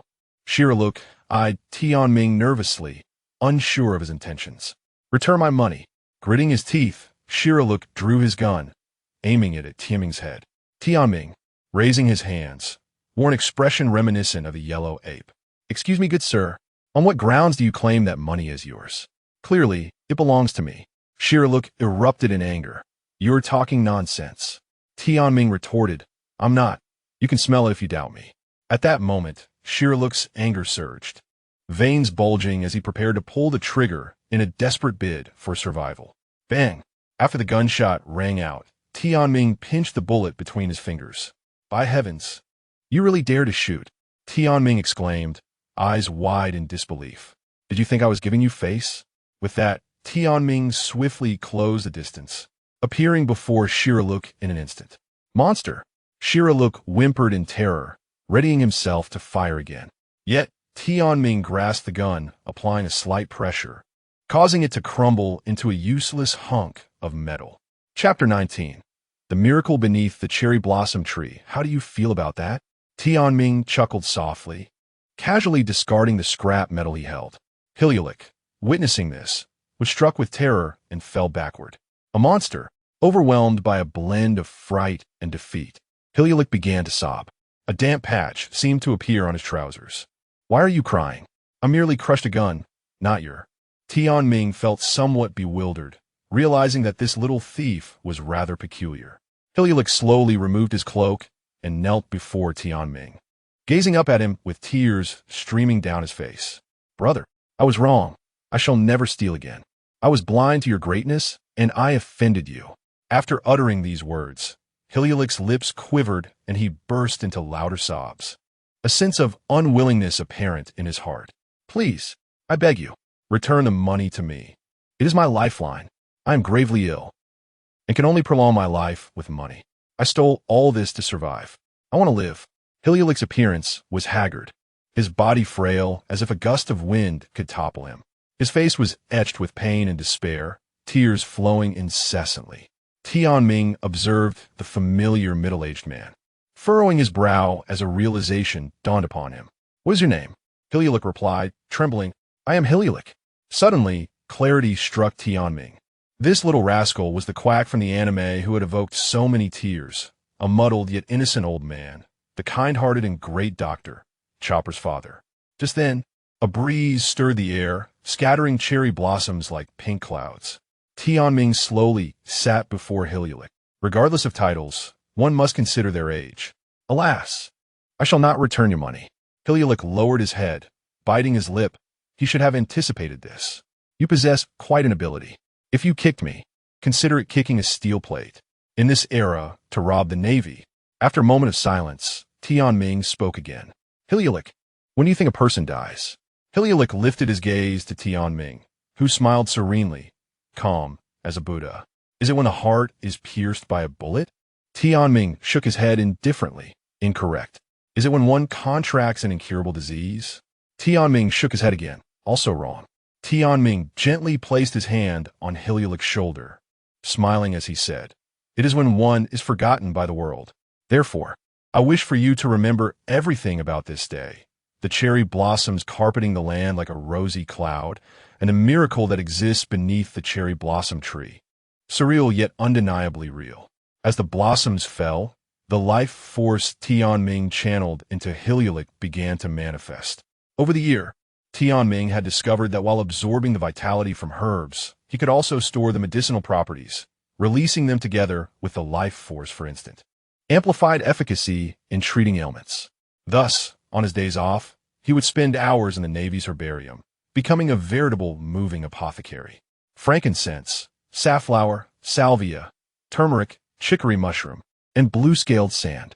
Tianming used his observation to sense the afflicted areas within Hililik, concentrating the life, force, and medicinal properties coursing into his body. His expression turned grave, cardiac atrophy. This was a unique ailment in the world of One Piece, which he had seen documented in medical texts. The heart's muscle cells would rapidly shrink, leading to death. There was no cure, only medication to slow the degenerative process. Had he not encountered Tianming, who possessed the healing fruit, Hililik would not have lasted much longer. Tianming intensified the infusion of life force. Even the golden marks on his arms began to form intricate patterns, flowing into Hililik. Under Tianming's keen perception, the atrophied muscle cells visibly swelled and returned to normal. As he felt the miracle coursing through him, Hililik was astounded, rendered immobile by disbelief. 3 minutes later, Tianming was panting heavily, yet wore a brilliant smile. He had not only restored Hililik's heart, but also stored additional life force to prevent a recurrence decades later. "I have cured your ailment. Consider this money as my medical fee." With that, Tianming stood, shaking Hililik's wallet playfully while smiling at him. A miracle. Hililik was overwhelmed with emotion, bursting into tears, fully aware of the changes within him. Overcome with joy, he tightly embraced Tianming's leg, his voice choked with gratitude. "Thank you. You have saved my life. I will repay you." "No need. No need. We can discuss repayment later. Now please let go of my leg." The ensuing scene was chaotic as Hililik was far too excited. The atmosphere became quite tumultuous. "Oh my, how bold. To engage in such behavior here. Not suitable for children. Let me see first. Wow, that tall guy is rather handsome." Gentle Muscle 1, brooding Uncle 0. Oh dear sisters, I'm falling for it again. The cacophony of cries echoed throughout the mountain, drawing a crowd of onlookers who witnessed the disheveled man clinging to the tall figure, crying and trembling, only to notice that the disheveled man's trousers were damp. How outrageous! Tianming felt utterly embarrassed, wondering how such a tranquil forest had suddenly filled with people. Moreover, he could not shake off the human pendant clinging to his leg. Damn it, you ungrateful little brat. You just had to rub your mess on my shoe. Ultimately, Tianming, overwhelmed with embarrassment, pointed at Hiliulik's forehead and unleashed a wave of moonlight, causing him to fall asleep. To be honest, at that moment, Tianming wanted to shout gunpoint. Feeling utterly humiliated, he began to carry the unconscious Hiliulik down the mountain. Alas, how will I manage this? I haven't yet had my fill of the view. However, the immediate priority was to find a suitable place to settle Hiliulik. Chapter 20. A lifetime of glory ruined. Tianming escorted the slumbering Shiraluk to a rather upscale inn in town, securing 2 rooms. Upon entering the chamber with a grand flourish, Tianming unceremoniously tossed Shiraluk onto the bed. This fellow, I was utterly mortified throughout the journey. At this moment, Tianming glanced at Shiraluk's damp trousers, and his mild case of obsessive cleanliness prompted him to frown. Should I assist him in removing his trousers? The sight is rather uncomfortable. With that thought, Tianming approached the bedside, reluctantly unfastening Shiraluk's belt and tugging at the dry portion of the fabric. What on earth? This guy is completely devoid of underwear. Tianming's face contorted in disbelief. What is this? This chap is not wearing any undergarments. When he awakens to find himself exposed, it would surely lead to an enormous misunderstanding. Should I wash and dry them before he wakes? No, absolutely not. I, Tianming, would rather perish than launder a grown man's soiled trousers. As Tianming pondered over the trousers, his eyes inadvertently fell upon Shiraluk's face. Oh no! When did he wake up? Tianming observed Shiraluk, whose eyes were wide with shock as he stared at his own bare lower half. Would you like to purchase a pair of underwear? At this moment, Tianming's mind was in disarray, his lips twitching awkwardly. A heart-wrenching scream erupted from the room, reverberating throughout the street. Tianming covered his ears, nearly rendered unconscious by the overwhelming sonic wave. Regaining his composure, Shiraluk hastily covered his vital regions and stammered, "My apologies, benefactor. I was caught off guard. Is this what you meant by repayment? Although I am not fond of men, you have cured my ailment, so I can acquiesce to this small request. Please be gentle." A thick vein of annoyance appeared on Tianming's forehead, and a thin layer of armed color hockey unconsciously enveloped his fist. At this moment, he truly wished to silence him. "Get out of here. What are you thinking? I merely noticed your trousers were wet and intended to help you remove them for a restful sleep. Who knew you were such a pervert? Going commando." Shiraluk suddenly understood. "Oh, so that's how it is. I apologize for misjudging my benefactor. Really, is it unnecessary?" "Unnecessary. Get lost," Tianming bellowed in fury. "Why do you look a bit disappointed?" Shiraluk scratched his head, feeling somewhat embarrassed. "Benefactor, you misunderstood. I was merely lamenting my inability to repay you. You saved my life. This life is yours from now on, and I would venture through fire and water for you." Tianming's anger softened slightly, but just as he was about to say something, the door to the room suddenly burst open. In rushed the innkeeper and a group of townsfolk wielding kitchen knives and hoes. "Tianming. Shiraluk, what happened? Who screamed just now? Has someone been harmed? Are there criminals at large?"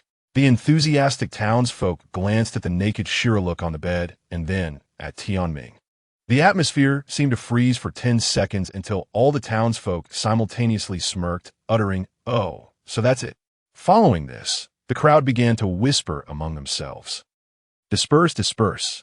You're interrupting their intimate moment. Ha ha ha, this is quite exciting. Don't forget to compensate for the door." As Shiraluk watched the townsfolk exit the room, the flush on his face faded, and he turned to Tianming. "Benefactor, it's all right now. They've left." Tianming's complexion oscillated between red and pale as he glanced at Shiraluk, who was sitting on the bed, covering himself, and he managed a bitter smile before collapsing onto the floor. "Benefactor, what happened to you?" Shiraluk rushed to Tianming's side, shaking him and crying, "Benefactor, you were fine just a moment ago. How can you just vanish like this? Stop your blubbering. I'm not dead yet." Despite his words, Tianming felt as though he would rather be dead at this moment. In the tavern, Shiraluk cautiously pushed a drink toward Tianming, observing the hollow look in Tianming's eyes.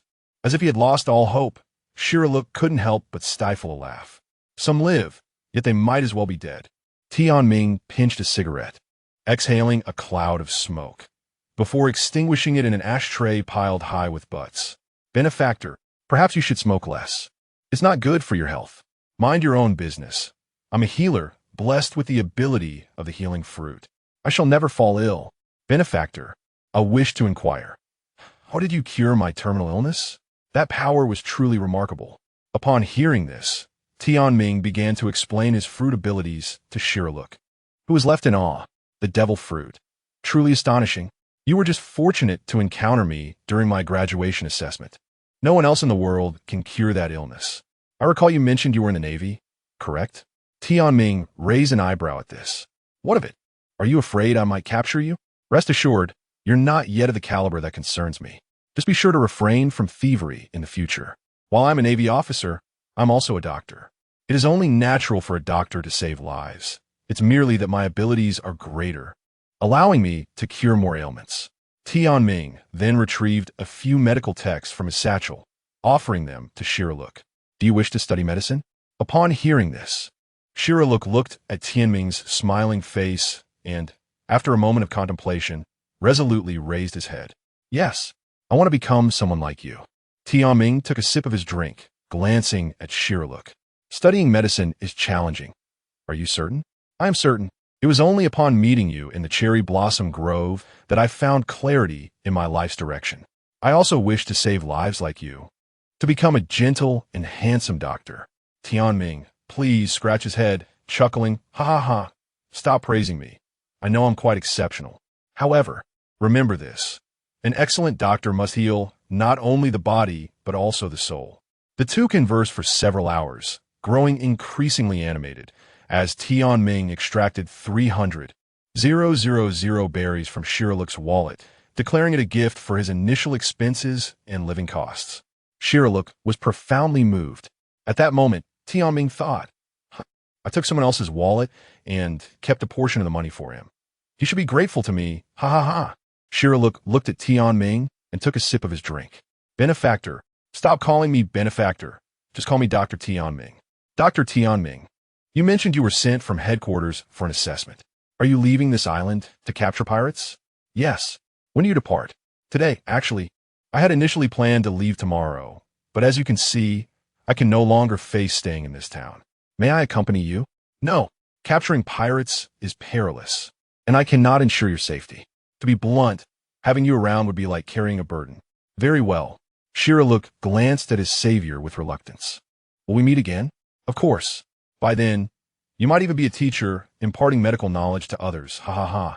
Don't forget to bring your students to show me." "May I address you as Teacher Tianming? You are over a decade my senior." "Never mind. It's up to you." After the two conversed for a while, as they stepped outside, the weather abruptly transformed from clear skies to a torrential downpour, accompanied by flashes of lightning and rumbling thunder. The unusual weather left Zilialuk perplexed about the cause. Tianming, aware of the reason, couldn't he help but feel a tremor of unease. Could this be the fabled omen warning against pursuing a medical career, as the saying goes? Chapter 21. A chapter of flavor. As the storm subsided, Tianming bid farewell to Shiraluk at the harbor and first visited several small islands in the Flower Islands, including Dandelion Island, Maple Leaf Island, and Chamomile Island. Subsequently, he boarded a merchant ship at the port of Chamomile Island, setting sail with them. On this merchant vessel, Tianming held a position of considerable esteem, with even the captain treating him with great warmth, primarily due to his revelation of a naval identity and a slight demonstration of his prowess. At this moment, Tianming served dual roles as both a bodyguard and ship's doctor, leisurely sunbathing and dozing on a deck chair. Having spent nearly a year in the pirate world, he had managed to overcome his seasickness through the development of his fruit abilities. After drifting on the sea for 2 or 3 days, Tianming was roused from his slumber by the crew calls, groggily responding, "Is it time for lunch? What is on the menu?" "Pirates. Pirates are coming." Upon hearing this, Tianming instantly perked up, his worries about performance alleviated by this unexpected turn of events. Stretching his body, he gave a thumbs up to the crew, who responded with confusion. Tianming donned his white coat, cracking his knuckles as he surveyed a pirate ship that was not particularly large. He rummaged through his bag and produced a stack of wanted posters. "Let me see. Whose pirate flag is that?" "The Treasure Pirates." "Captain, the Treasure Hunter, Kulraku." "Bounty, 60 million berries." In an era where the berry had yet to depreciate significantly, a bounty of 60 million was already considered substantial. Tianming began to peruse the crimes attributed to this pirate crew. Though they had not harmed the lives of the common folk, they frequently plundered their assets, merchant goods, and finances, and had destroyed several naval ships during attempts at capture. With a confident smile, he tucked the wanted poster into his bag and vanished from the crew's sight in an instant, soaring towards the pirate ship with astonishing speed. The pirates aboard soon noticed Tianming hurtling towards them. "Sorry, gentlemen, but this ship is under my protection. Might I kindly ask you to sail yourselves to impel down? It would save us all a great deal of trouble." Tianming landed gracefully, wearing a calm and gentle expression. "Moonwalk, you're a Navy person?" The captain, Koraku, gripped his sword, revealing a fierce demeanor. "Coming here alone, it seems you are prepared to be slaughtered. I will show no mercy to the Navy." Koraku, his face flush with anger, displayed a menacing grin, his over 2-meter-tall muscular body tensed with anticipation.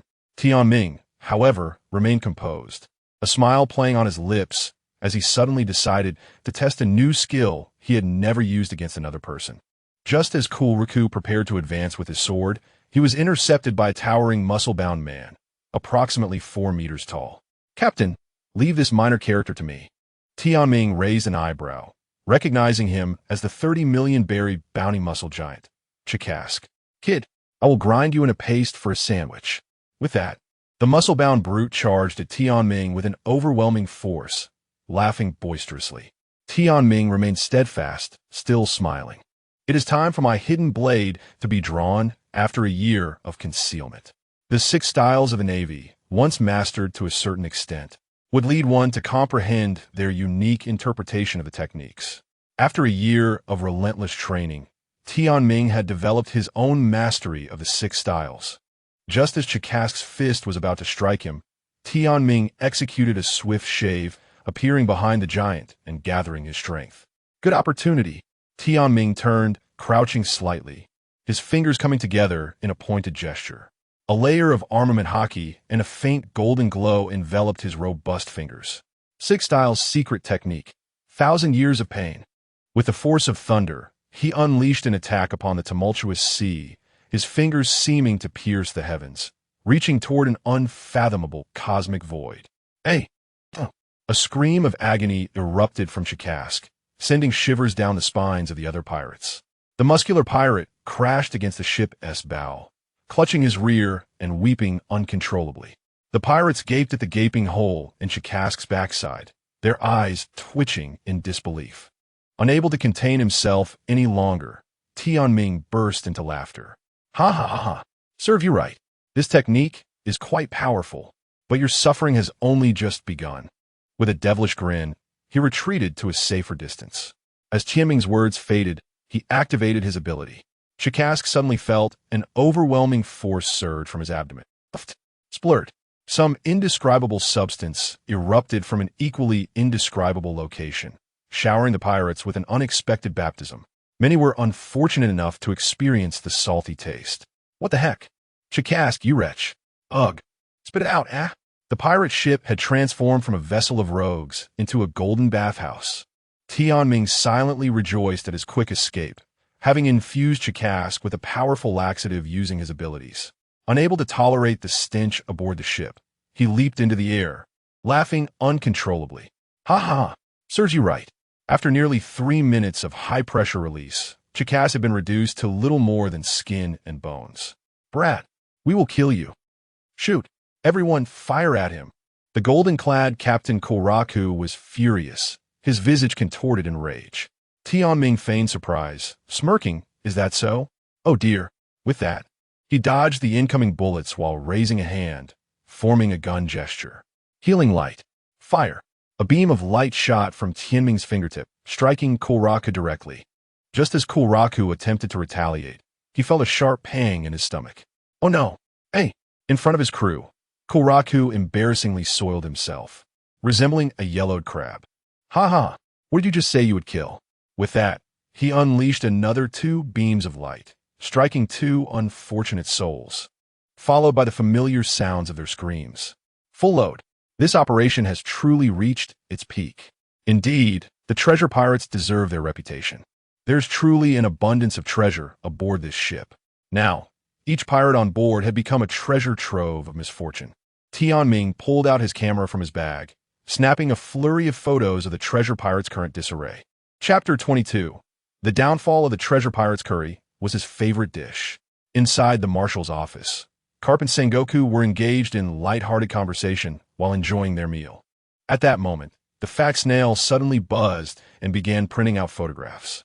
Marshal Kong's excitement surged. Oh, has another trainee defeated a pirate? Let me see who has sent these images. While chewing on curry rice, he focused intently on the gradually emerging photos. Carp and Sengoku, curious, leaned in closer, each holding a serving of curry. The pace of their chewing slowed, their expressions becoming increasingly strange, gazing at the 360-degree, unblemished photographs. The 3 exchanged glances between the golden curry in their hands and the images. It was remarkably similar. The 3 high-ranking Navy officials found themselves in a comical predicament. One clutched a trash bin, another a toilet, while the third leaned out the window to vomit. Meanwhile, outside the office building, the newly enlisted recruit Gigi, who had just submitted his application for the next elite Navy training camp, watched his companion Guillaume, who had also signed up, laughing maniacally while puffing on a cigarette. Suddenly, an unknown viscous substance drenched him from above, chilling him to the bone. In the waters nearby, within mere moments, a group of pirates lay sprawled on the golden ground, their eyes vacant. It seemed they had glimpsed their great-grandmothers smiling down at them. Tianming surveyed the now demoralized pirates, pinching his nose as he offered a suggestion. Why don't you sail yourselves to the nearest branch? I don't wish to exert myself in capturing you.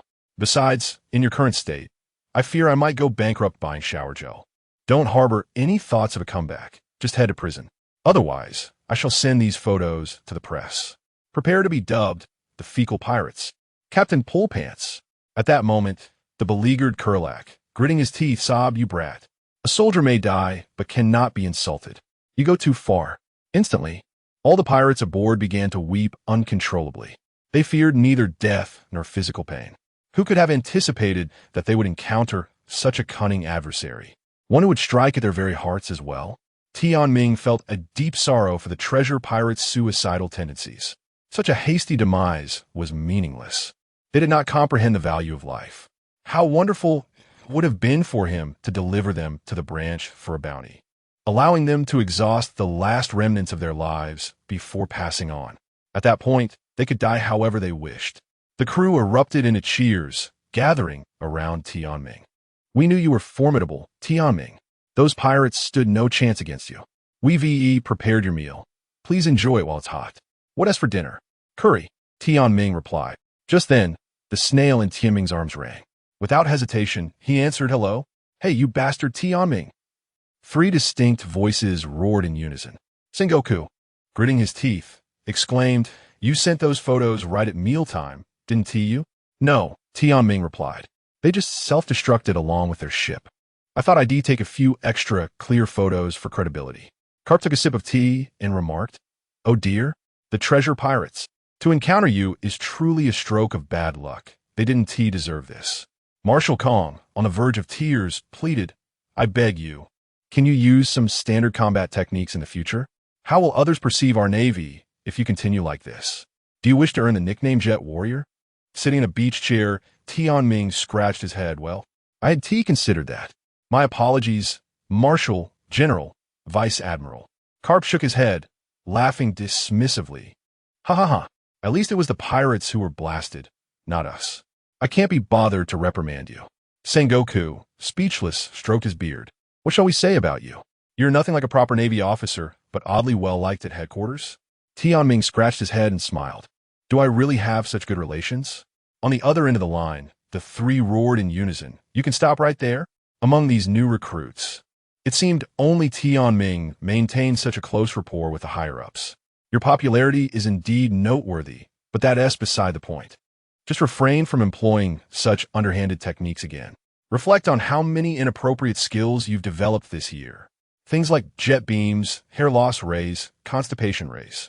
Tianming continued scratching his head, but there are also beneficial skills, like hair growth rays. Didn't you, Marshal Kong, plead with me to help with your hair loss last time? And previously?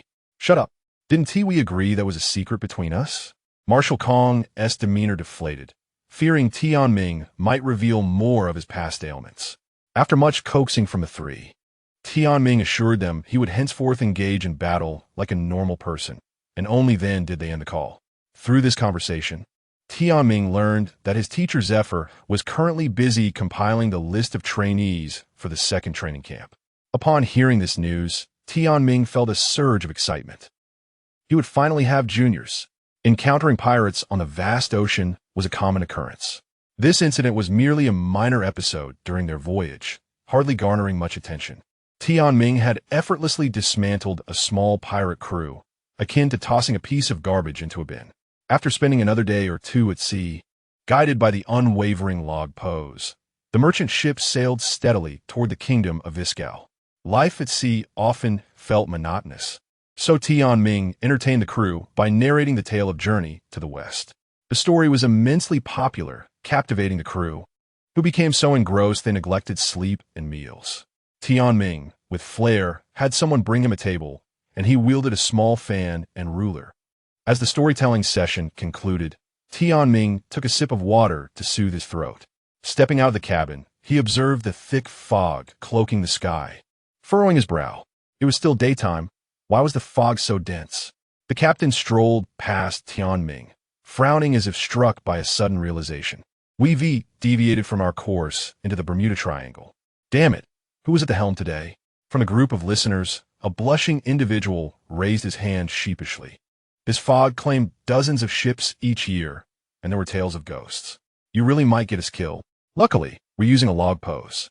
Captain Sachs of the merchant ship covered his face, sighing.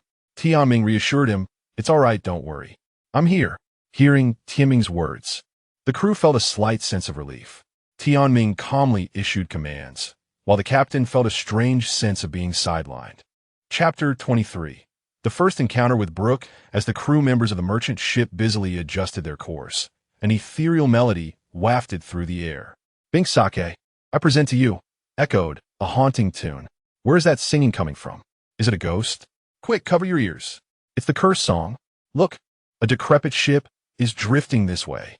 Panic spread among the crew, and even the captain fell to the deck in fright. However, Tianming, upon hearing the familiar melody, felt a surge of energy. Could it be that he had encountered Brooke?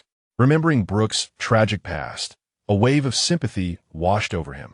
The tattered vessel glided closer, brushing past the merchant ship. Everyone stared wide-eyed at the skeleton aboard, humming a tune. It's a skeleton. Is it really true? They gasped. Quick, draw a circle around me. With a couple of loud thuds, several crew members fainted at the sight. For Tianming, who had studied medicine, seeing a skeleton was merely routine. It was astonishing that even as a skeleton, Brooke still sported such extravagant hair. Tianming chuckled to himself, contemplating a closer examination of that hair. Next to him, the captain, weakened and trembling, remarked, Is that really what you're focusing on? Shouldn't we be questioning why the skeleton is moving? With a laugh, Tianming leapt onto the netting of the ghost ship, beginning to climb.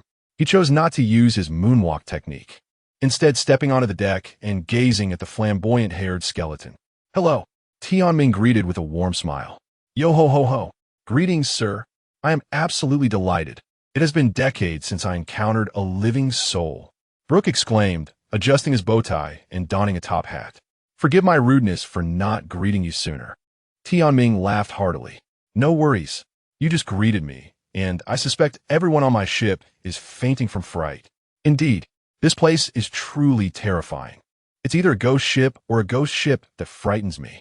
Brooke replied, Why are you not afraid of me, sir? May I ask your name? Haha, I am Tianming, he declared confidently, placing his hands on his hips. Ah, Tianming-san, I am Brook. The skeleton straightened his bow tie once more. Tianming glanced at Brook's feet and noted him. Your shadow is still intact. It seems Moria has not stolen it yet. With a smile, Tianming approached Brook. I know you, the musician of the Rumbar Pirates, Brook. You've consumed the revive fruit, haven't you? Ypsilonohoho. What an honor. I didn't expect you to know me. Yes, I am indeed Brook, who has consumed the revive fruit. Tianming struck a pose reminiscent of Luffy, exuding confidence. Brook, join my crew. Ah, certainly, Brook replied, clearly the easiest person to invite aboard. At that moment, Tianming had a sudden inspiration.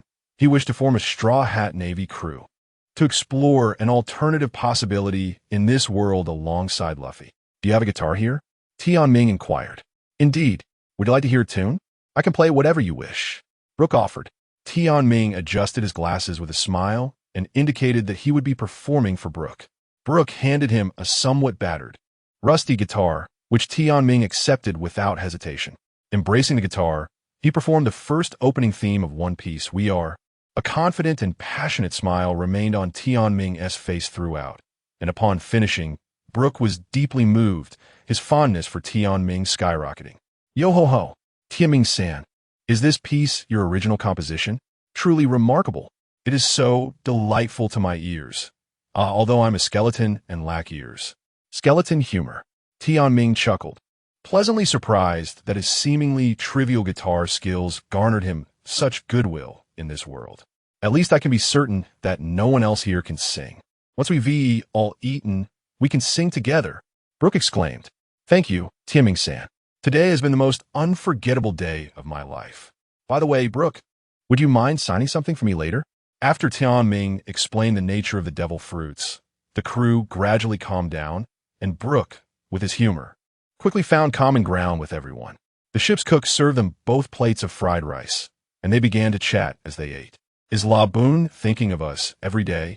I'm so excited, Brook said, tears welling in his eyes. By the way, should you not bury your companions? Indeed, Tianming-san. I must give them a proper resting place.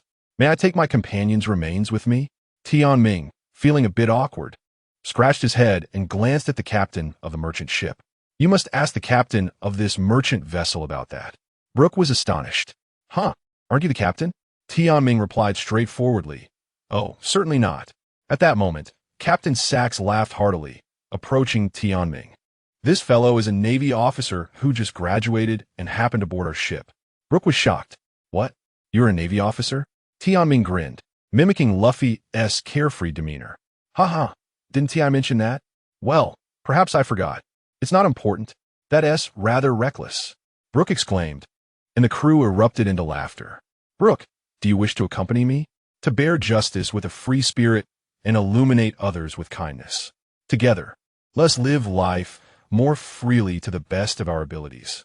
Yo-ho-ho-ho. Since you say so, let me become your companion and travel alongside you. The crew members shared in the laughter, filled with joy. Rest assured, I agree to allow you to take your companion's remains to land. As a token of gratitude for Tianming's rescue from pirates a few days ago, should we find someone to help carry your companion's remains aboard? The captain inquired with a smile, preparing to summon some strong hands. Oh, that one tea be necessary. With that, Brook opened his skull and revealed a large jar of ashes. Their ashes are all right here, Nanny. So that's where they were kept. The crew gawked in amazement, their eyes wide and tongues wagging. Since it's so convenient, why bother asking? They joked. Hilarity ensued among the crew as they marveled at Brook's peculiarities. Since everyone is so joyful, let us hold a banquet, the captain proclaimed with a hearty laugh. Oh, Brook exclaimed, picking up his violin, eager to perform for everyone. By the way, Tianming-san, as a Navy officer, you won't mind if I sing Bink Sake? A pirate song, will you? Not at all. I used to sing that song frequently myself.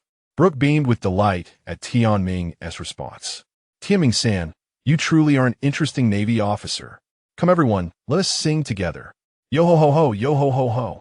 Yo-ho-ho-ho, yo-ho-ho-ho. Bink Sake. The song intertwined Brook's past and future, and he felt the joy of being alive. Chapter 24. the prince of the Visker kingdom on the morning following their departure from the enchanted Triangle Sea, while the crew was still lost in slumber. An exuberant shout suddenly reverberated across the deck. Yo-ho-ho-ho, good morning. A delightful morning to all, and I bring you today's morning tune.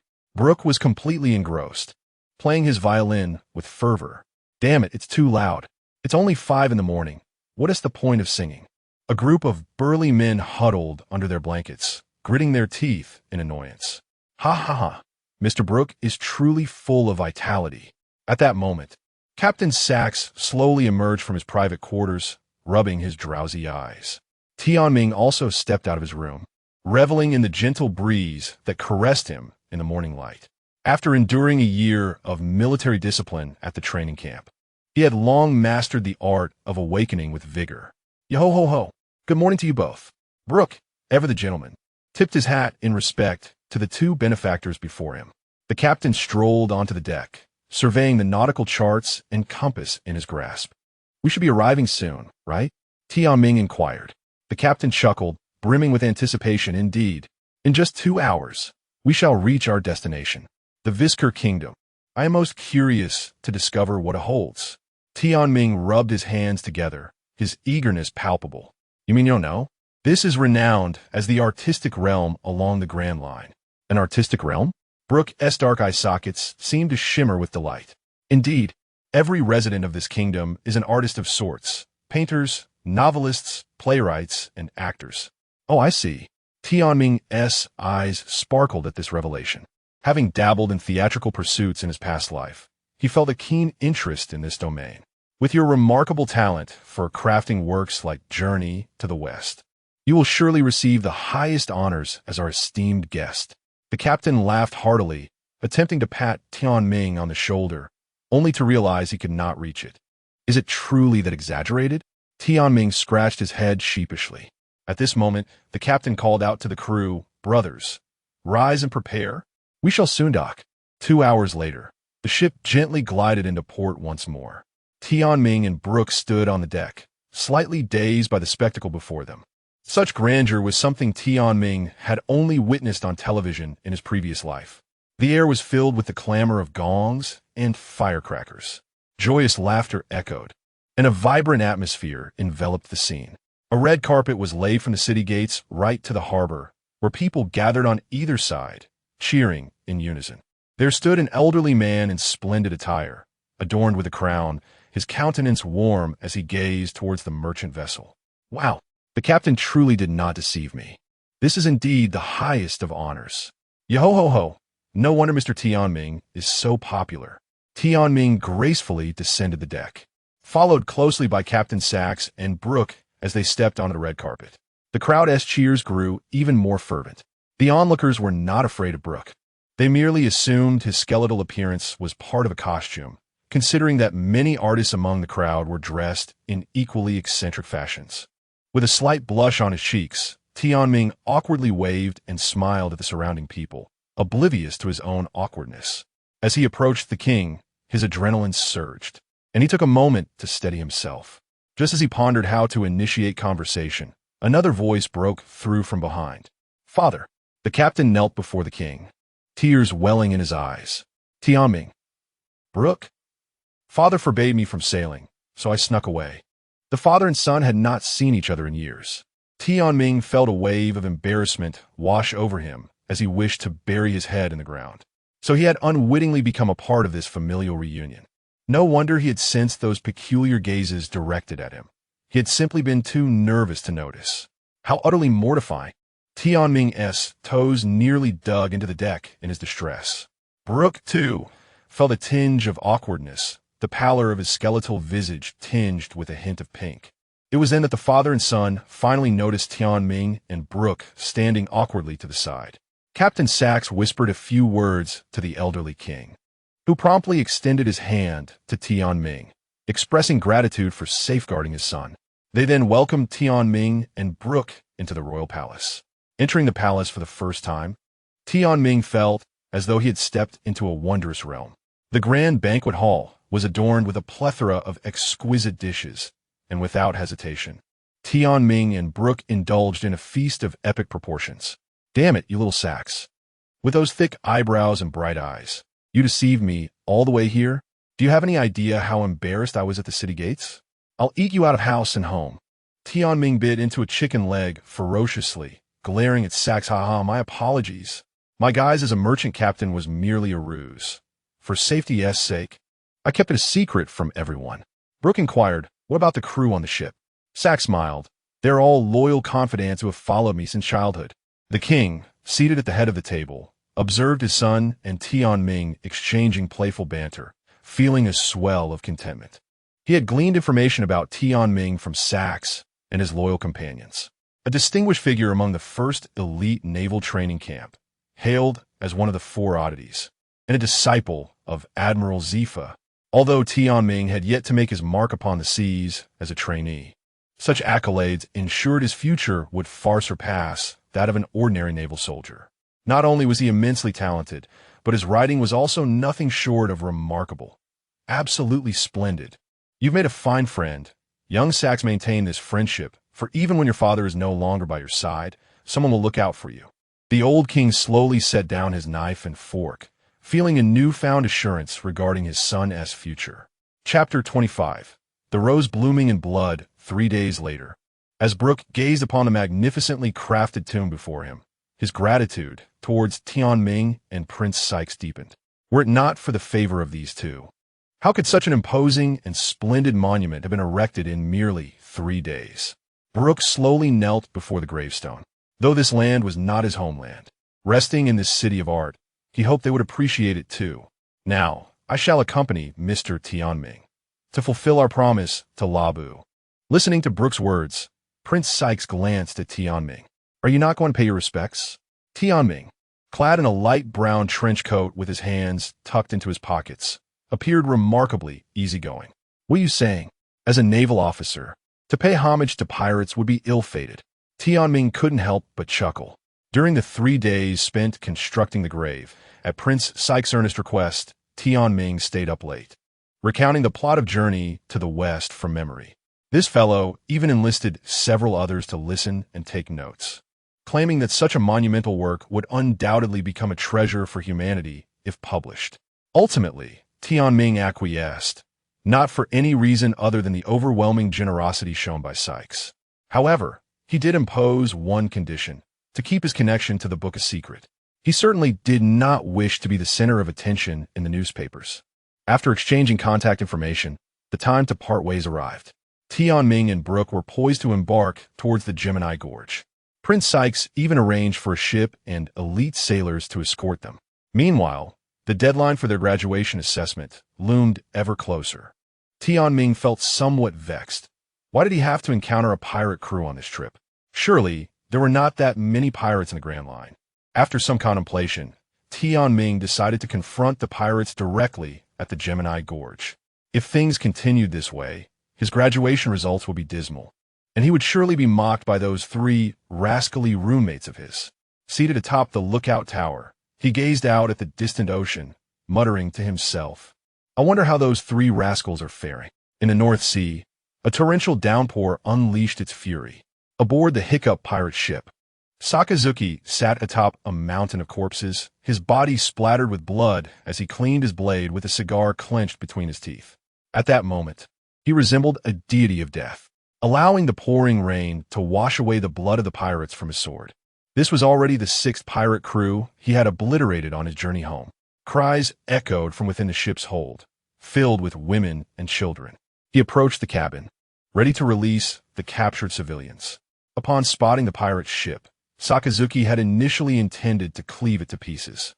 Yet, fearing that there might be innocent captives aboard, he ultimately decided to personally eliminate all the pirates instead. Truly a hassle. Sakazuki extinguished his cigar, grumbling to himself. He felt that ever since encountering those 3 rascals, he had become indecisive. Turning back, he surveyed the gruesome sight of headless bodies, those severed in half, and those reduced to mere scraps. A small mountain composed of over 300 pirate corpses. He lamented that he had been too lenient, granting them a death too gentle. He should have been more ruthless, ensuring they endured greater suffering before their demise. In the cold, dimly lit hold, The women and children huddled in the furthest corner, their faces pale. The earlier wails that had reverberated throughout the ship and the lingering scent of blood wafting through the door only served to heighten their dread. Each mother trembled, yet continued to comfort her frightened child. As the door creaked open, a robust man drenched in blood stepped inside. The air turned frigid. "I'm a naval officer." "The pirates have all been slain," Sakazuki announced, surveying the cabin before switching on the lights. Under the illumination, the captives recognized his iconic naval cap, and after a moment of stunned silence, they erupted into tears of joy. "Hooray! It is the Navy! Shantai, Mommy didn't lie to you. The Navy has truly come to save us." Sakazuki observed the sight of mothers embracing their children tightly, and for a fleeting moment, he was lost in thought. 20 years ago, his own mother had cradled him in a similar setting aboard a pirate ship. "Little Sakazuki, the Navy will surely come to rescue us." A bittersweet smile crept on Sakazuki's lips as he approached the cage. Instead of using his sword to cut through the bars, he effortlessly bent the iron cage with his bare hands, unwilling to taint his blade with the blood of pirates in front of these innocent civilians. As mothers and children emerged from the cage, he suddenly caught a glimpse of his younger self being led out by his smiling mother. In that fleeting moment, he warmed his own heart while illuminating the lives of others. He too had once prayed for the sun to shine upon the scorched earth of his existence. Meanwhile, at headquarters, Admiral Kong sat at the dining table, peering at the images transmitted by the fax machine, pondering the absurdity of life. The photographs sent by Tianming were littered with excrement, while Sakazuki's were drenched in blood. With the people in their dormitory truly so grotesque. Aboard the pirate ship, after ensuring the safety of the civilians, Sakazuki was about to set forth on his journey home when a timid little boy, perhaps 6 or 7 years old, gazed up at the towering Sakazuki. "Big brother, thank you for saving us. I want to join the Navy just like you when I grow up." Sakazuki chuckled softly at the boy's words. "Little one, becoming a naval officer is quite challenging. First, protect your mother, then we shall talk." With that, he departed, leaving behind a silhouette. "How cool!" The little boy looked up in awe at the retreating hero, murmuring to himself. In the verdant hills of North Sea's Shiga village, beneath the azure sky and white clouds, everything appeared refreshingly picturesque. Upon returning to his hometown, Sakazuki climbed a small hill, gazing at the modest grave embraced by pink roses. These pink roses were his mother's favorite flowers, and Sakazuki delicately plucked one, cradling it in his palm. This variety of pink rose was known as the volcano rose, unique to Shiga village in the North Sea. It took a decade to bloom, and its flowering season lasted merely 3 days each year, with no discernible pattern. Once plucked and removed from its native soil, it would cease to change, and its once soft petals would harden considerably. Sakazuki's gaze softened, devoid of fury, as he looked tenderly at the vibrant flower in his hand. The mother and son faced each other, and Sakazuki recounted many of his experiences from the past year, lamenting his 3 troublesome roommates in jest. One was as spineless as a jellyfish, always needing to lie down. Another was reckless and impulsive, devoid of common sense. And the last was both sarcastic and petty, perpetually causing mischief. At that moment, far across the sea, Borisolino, Dragon, and Tianming each sneezed simultaneously. Sakazuki remained in the village for 3 days, assisting his mother in clearing the weeds around the grave, subsequently planting additional flowers in the cemetery. At night, he slept in his old home, though modest. He found comfort in the familiarity, a stark contrast to the turmoil he had felt a year prior while lying in the same spot. 3 days ago, he revisited his homeland as the roses bloomed, and now, 3 days later, he gazed towards the future amidst the wilting of the blossoms. He tucked the volcano rose he had plucked into the left side of his chest, over his heart. This is a gift bestowed upon him by his mother. Sakazuki's gaze regained its resolute intensity as he embarked on his journey anew. At this moment, he resembled the volcanic rose adorning his chest, offering tenderness to those he cherishes while confronting malevolence with unwavering strength. Chapter 26. The gentle breeze toward freedom in the waters of the South Sea. Long slowly awakens from his stupor. As he surveys his surroundings, he realizes he finds himself within a church. Faint memories begin to resurface, gradually piecing together the events of recent days. Just a few days prior, he had engaged in a fierce battle with the notorious pirate, Scorpion, who bore a staggering bounty of 130 million. At the moment when both parties were poised to unleash their final attacks, an unexpected circumstance arose. At the critical juncture, Long, with no forewarning, let out a tremendous sneeze, as if someone were maligning him from afar. A sudden loss of focus ensued, and he found himself at a disadvantage in their clash. Ultimately, he was struck by a powerful blow infused with hockey, sending him crashing against the ship's cabin, blood spilling from his lips. Nevertheless, he mustered his remaining strength to vanquish his foe and promptly sent evidence of his victory back to headquarters. He refrained from utilizing the life-preserving card gifted to him by Tian Ming, opting instead to conserve it. Although he triumphed over the pirate, he sustained significant injuries. Consequently, he bandaged his wounds and, riding the winds, sought refuge on the nearby shores of the Seoul Bay Kingdom to rest. Upon awakening, he found himself in this church. As the doors swung open, Long looked up to behold a tall, imposing figure standing at the threshold. Sunlight streamed through his back, casting a long shadow upon the cross of the church, creating an undeniably epic scene. Just then, a gentle voice broke the silence. "Are you all right?" It was warm and inviting, accompanied by a serene smile that radiated kindness, as if the depths of his eyes held a tranquil lake that embraced all. If Tian Ming were present, he would surely recognize this individual, the one who had spent his life in pursuit of freedom, the bear. "Ah, forgive my rudeness. I am the priest of this church. My name is Bear." "I am Long," he replied. After exchanging names, they unexpectedly shared a knowing smile, one called Bear and the other Long, both embodying the essence of animals. Bear approached Long, placing a plate of fried rice beside him, saying softly, "Actually, I merely fell asleep on the beach last night. But thank you." Long accepted the fried rice with a smile. Gazing up at the gentle giant, "Mr. Long, you possess remarkable resilience. Such severe injuries last night, and you have recovered so well by morning." "Well, it's not that impressive," Long replied modestly. The two began to converse, delving deeper into their dialogue. When Long mentioned his affiliation with the Navy, Bear's fingers instinctively trembled. The shadows cast by the world government haunted his childhood far too deeply.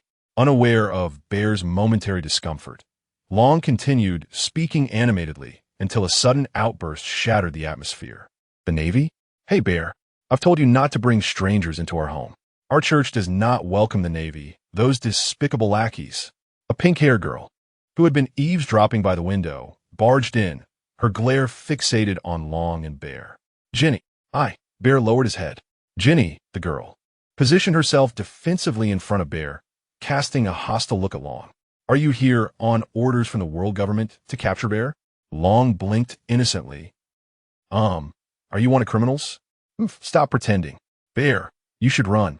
I'll handle him." With that, Jenny drew a gun, aiming it at Long. "Jenny. He is injured," Bear exclaimed, urgently grasping her arm. "What nonsense! He is a member of the Navy. I sense he is not a bad person. There are individuals in the Navy, like Admiral Carp, who are genuinely good. Although reports claim he fought to protect the celestial dragons. We witnessed him prioritizing the safety of us slaves.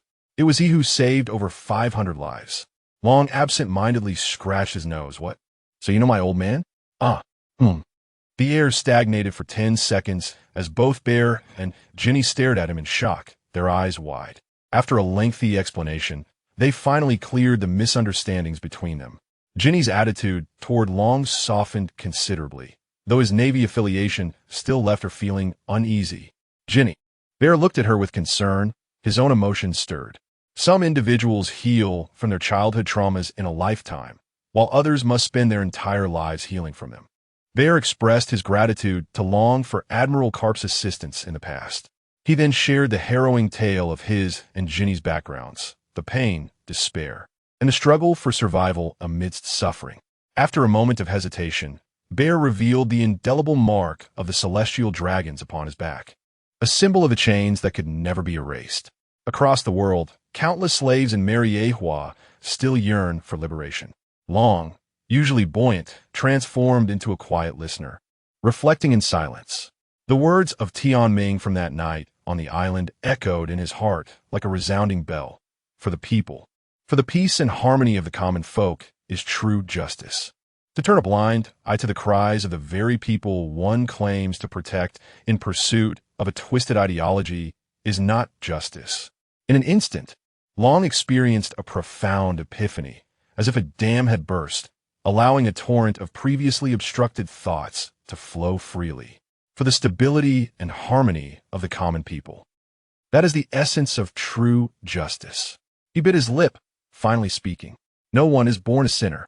Long, not typically one to remember minute details, found himself recalling the words of his comrades and those dear to him with remarkable clarity. He imparted the wisdom shared by Tianming to the two suffering souls before him. Fortunately, the comforting words Tianming had instilled in them were abundant, and even though Long retained only a fraction, it was enough to resonate for quite some time. Just then, a knock echoed through the church. Bear hastily wiped his tears away and donned a warm smile as he prepared to answer the door, knowing he was about to assist the elderly once more. Though Long was unaware of the specifics, he observed in silence. A line of ordinary elderly individuals entered the church, their faces pale and weary. Some leaned on canes, while others were carried in on stretchers, poor souls afflicted by injuries or illness. With a swift motion, Bear clapped his large hands, summoning several translucent red orbs that floated in midair. The process was quick and effortless. Those who had been touched by Bear's hands soon regained their health, expressing their heartfelt gratitude and leaving behind bags of food for him and Ginny. As the last patient exited, only the floating red orbs remained. Curious, Long reached out to touch the nearest one. "Do not touch," Bear exclaimed in alarm. But it was too late. A wave of pain surged through Long's body, and he stared in shock at the gathering red orbs. Ginny, having dried her tears, stepped forward and explained this is what Bear does every week, helping to alleviate others' suffering. She trembled slightly, her heart breaking every time she witnessed Bear absorb pain, leaving him bloodied. His wounds from last week are still not healed. Bear fidgeted, reminiscent of a child caught in wrongdoing. While I cannot cure them, alleviating their pain is within my power. They are good people, and I cannot bear to see them suffer. Ginny's eyes glistened with unshed tears as she rushed forward to pummel Bear's chest. "You fool, not considering others at all." Xiong lowered his head. "Ginny, there are still guests here." Long chuckled softly. What a gentle power. He recalled a certain fool who selflessly healed others. Ignoring the astonished gazes of Ginny and Xiong, he slowly approached the red bubble. Extending his hand, he gathered the life force that Tianming had left within him and gradually pushed it into the red bubble. The golden life force emitted a dazzling light the moment it touched the red bubble, and the once 5-meter-high bubble vanished in an instant. Even those who had already exited the church felt a wave of golden light surging from their bodies due to some unseen connection. After the red bubble dissipated, only a small sphere of light remained, now halved in size. Xiong and Ginny stood before this scene, at a loss for words. The radiance was gentle and warm, as if it sought to erase all suffering. "Mr. Long, is this your ability?" Xiong gazed at Long with admiration, his eyes sparkling with hope. "No, this is not my ability. It is a gift from my companion. I truly wish to meet your companion. This power. He must be a very gentle person." Long, holding the remaining life force, formed a small orb and infused it into Xiong's body. Xiong felt the dark affliction within him gradually healing. Even the slave mark on his back began to itch. After about 30 seconds, Xiong lifted his shirt, and Ginny gazed in astonishment at Xiong's now flawless back. The original mark had been erased. He then infused the last orb of life force into Ginny. Changes appeared on Ginny's back as well. Without a second thought for Long's presence, Ginny tore off her shirt, caressing her smooth back, and collapsed into Xiong's arms, weeping profusely. Though Long's emotional intelligence was not particularly high at this time, he understood that his presence was inappropriate in such a moment, so he left the church. As he lay on the beach, feeling the liberating sea breeze, Long was filled with joy. He felt the gentle wind pass through his fingertips. "Tianming, thank you for this." Inside the church, the two embraced and wept, gazing at each other, who had shared so many moments together. Jenny was the first to cradle Xiong's face and kiss him, while Xiong's hands gradually relaxed from a defensive posture. In that fleeting moment, two lonely souls intertwined, healing one another. Chapter 27. A dazzling firework display. Bali Sea Island, renowned as the Summer Isle of the Western Sea, boasts unique cocktails and fruit juices as its most celebrated specialties, alongside tobacco and tea. The melodious warmth of the sun and the powdery white sands consistently elevate one's spirits. Clad in beach shorts and bare-chested, Palyasalino reclines comfortably on a beach chair, savoring the sea breeze, a bucket of pineapple-flavored cocktail at his side. The assessment is nearing its conclusion, and this splendid holiday for Palyasalino is also drawing to a close. On the 7th day of his visit to the island, he coincidentally arrives during a local celebration, relishing his vacation on the beach daily. After a year of study with Tianming, Palyasalino has finally mastered the art of manipulating the vitality that Tianming has left on his face. The reason for this newfound skill? Well, it is certainly due to the bold girls who have taken advantage of him on the beach over the past few days. He has grown weary of it. A group of girls with glasses in hand would feign falling, spilling drinks onto his beach shorts while tumbling into his embrace, accompanied by the occasional squeeze of his abs.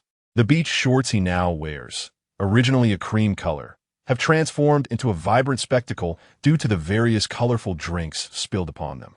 It is time to send today's photos. Since arriving in the Western Sea, he has swiftly eliminated several pirate crews, storing the photographs for posterity. His daily routine before the assessment has been straightforward: spotting a pirate ship. Snap! Another pirate ship. Snap! Children frolicking under the sunset. Couples hand in hand laughing on the beach. The shore is always bustling, filled with the essence of life. Suddenly, a loud bang erupts as a firework launcher on the beach releases a cloud of pungent black smoke. The girl beside it pouts in disappointment and hurriedly attempts to adjust the firework. Cough, cough. Oh, here it comes again. Palyasalino waves away the drifting smoke that approaches him. He recognizes this girl. She comes every evening to the beach to set off her mischievous fireworks. Spending time with Tianming has left Palyasalino with a hint of cheeky curiosity. He approaches her, peering over to inquire. "Excuse me, the smoke is drifting my way." "I'm terribly sorry," the girl apologizes, covering her smoke-emitting firework. "Miss, are you concocting a toxic gas? If you could provide the formula to the Navy, those gas bombs would surely be effective against pirates." The girl, dressed in a light-colored dress, glares at Palyasalino, her face smeared with soot. "It's not a gas bomb. It's fireworks." "Indeed. I see you produce such fireworks here in the Western Sea." "Well, all I see is smoke." "Where are the fireworks?" Palyasalino replies, pulling out a cigarette to light, inching closer to inspect the rogue firework. The girl steps back, glancing up at the approaching Palyasalino, her eyes wide. "You lecherous uncle, what are you doing?" "I'm not an uncle. I am merely 27 years old. I am only 17. You are almost a decade older than me. How can you not be called an uncle? By the way, are you truly 27? You seem more like 40. Palyasalino turns away, feeling slightly wounded. This is indeed a superficial era. If one has a handsome visage, they are taken advantage of. If one is less fortunate in looks, they are dismissed. The girl diligently manipulates her firework for another 2 hours. Finally, she exclaims with joy, "Success." She eagerly lights the fuse, and the small firework bursts into a dazzling flame. Under the moonlight, the firework blossoms into a brilliant spark in the sky. Many on the island lean out of windows to witness the splendid display. Then comes the second firework as the girl and Palyasalino gaze in anticipation. The firework explodes. Silence blankets the night. The girl's smile freezes on her face. "Damn it, firework, you cursed thing. I shall not tolerate this." She rushes into the black smoke, carefully collecting the remnants of the firework, collapsing onto the ground, breathless. As her spirits wane, the girl begins to weep. Palyasalino watches the crying girl, perplexed. It is merely a small firework. Surely she cannot be so disheartened by it. Enjoying the moonlight. Did I interrupt your crying? No worries, I shall take my leave. You may continue weeping. You have no idea why I'm crying." The girl cradles the small firework, her eyes filled with indignation. Palyasalino pauses, sighing as he approaches her and takes a sip of his pineapple cocktail. Then do tell your tale. I happen to have a story to share as well. No, you are not of age. Besides, this drink is not inexpensive. Stingy. The girl begins to recount her story. She hails from a family of firework artisans on the island. Her parents, famous firework craftsmen, would annually light up the skies for the island's celebrations. Tragically, when she was very young, her parents were murdered by pirates while at sea procuring supplies. Since then, the ancestral craft has been lost, and she has been tirelessly researching the forgotten formulas. The island has not witnessed fireworks in over a decade. The firework launcher that was destroyed today was the last gift her parents left her. I wish so dearly for everyone on the island to see fireworks again. I dream of it. If I cannot succeed before today, I shall have to wait another year. The island has strict regulations against setting off fireworks except during celebrations. Then wait, life is long. Sometimes, one must not be too stubborn. Impatience can be detrimental. One day, you will succeed. Paulicelino comforts her, sitting beside her. Years of effort have not been in vain. Today you succeeded once. With another decade of perseverance, you will surely achieve it. The girl rolls her eyes at Paulicelino. Uncle, you truly lack the talent for comforting others. I will succeed next year. Miss, your gaze is rather terrifying. With that, Paulicelino slowly rises. What are you doing? Oh, farewell. Paulicelino strides toward the shore, remarking, so, all you need is for everyone to see the fireworks, right? A cool evening breeze sweeps across the deserted beach, causing the girl's hair to dance in the wind. The moonlight stretches Paulicelino's shadow into a slender form, and the girl gazes at the reflection on the sand. Miss, you owe me a favor. Next year, you must create beautiful fireworks on your own. Is that a devil fruit? The girl gasps in astonishment. Fire trees and silver flowers. With a resounding boom, Paulicelino disperses into numerous streams of light that streak across the sky, then bursts forth in a shower of sparkling brilliance, akin to fireworks. Golden streams of light cascade through the night sky, lingering long after they have vanished. The girl stands entranced when a languid voice calls from behind. Are such fireworks acceptable? Wait, I have something to say. The girl rushes to Paulicelino's side, gesturing for him to bend down and listen. He obliges, leaning in to hear her. Mua, my name is Lingya, uncle. Will you return next year to see me create fireworks? Do not forget. Paulicelino gently touched the spot on his face that had just been kissed, standing there in a daze. He truly did not anticipate such an outcome. As he regained his composure, a faint smile graced his lips. After all, had he not been taken advantage of? How terrifying, Miss Rinia. Please do not call me uncle. I am Paulicelino. Of course, I shall return next year. Watching her depart, Paulicelino reclined on the beach, an unexpected blush adorning his face. At that moment, the phone bug in his pocket rang at an opportune time. Paulicelino hastily answered it. A frantic voice emerged from the device. This is a notification to all students currently undergoing assessments. You are to return to the assessment warship heading back to Marineford with utmost urgency. The evaluation will conclude ahead of schedule. The assessment warship located in the Grand Line has been attacked by the world destroyer Bandy Wald and is now unaccounted for. Chapter 28. The flames of wrath at this moment within the Grand Line. Tian Ming sat comfortably atop Laboon alongside Brooke. Yo-ho-ho, yo-ho-ho-ho. The fine wine of Binks comes to your side. Like the sea breeze, it rides the waves with ease. A colossal whale floated upon the surface, cleaving through the water as it journeyed toward the destination indicated by the lifeguard. The trio, comprised of 2 humans and 1 whale, set forth toward the Flower Island, where the examination warship awaited them.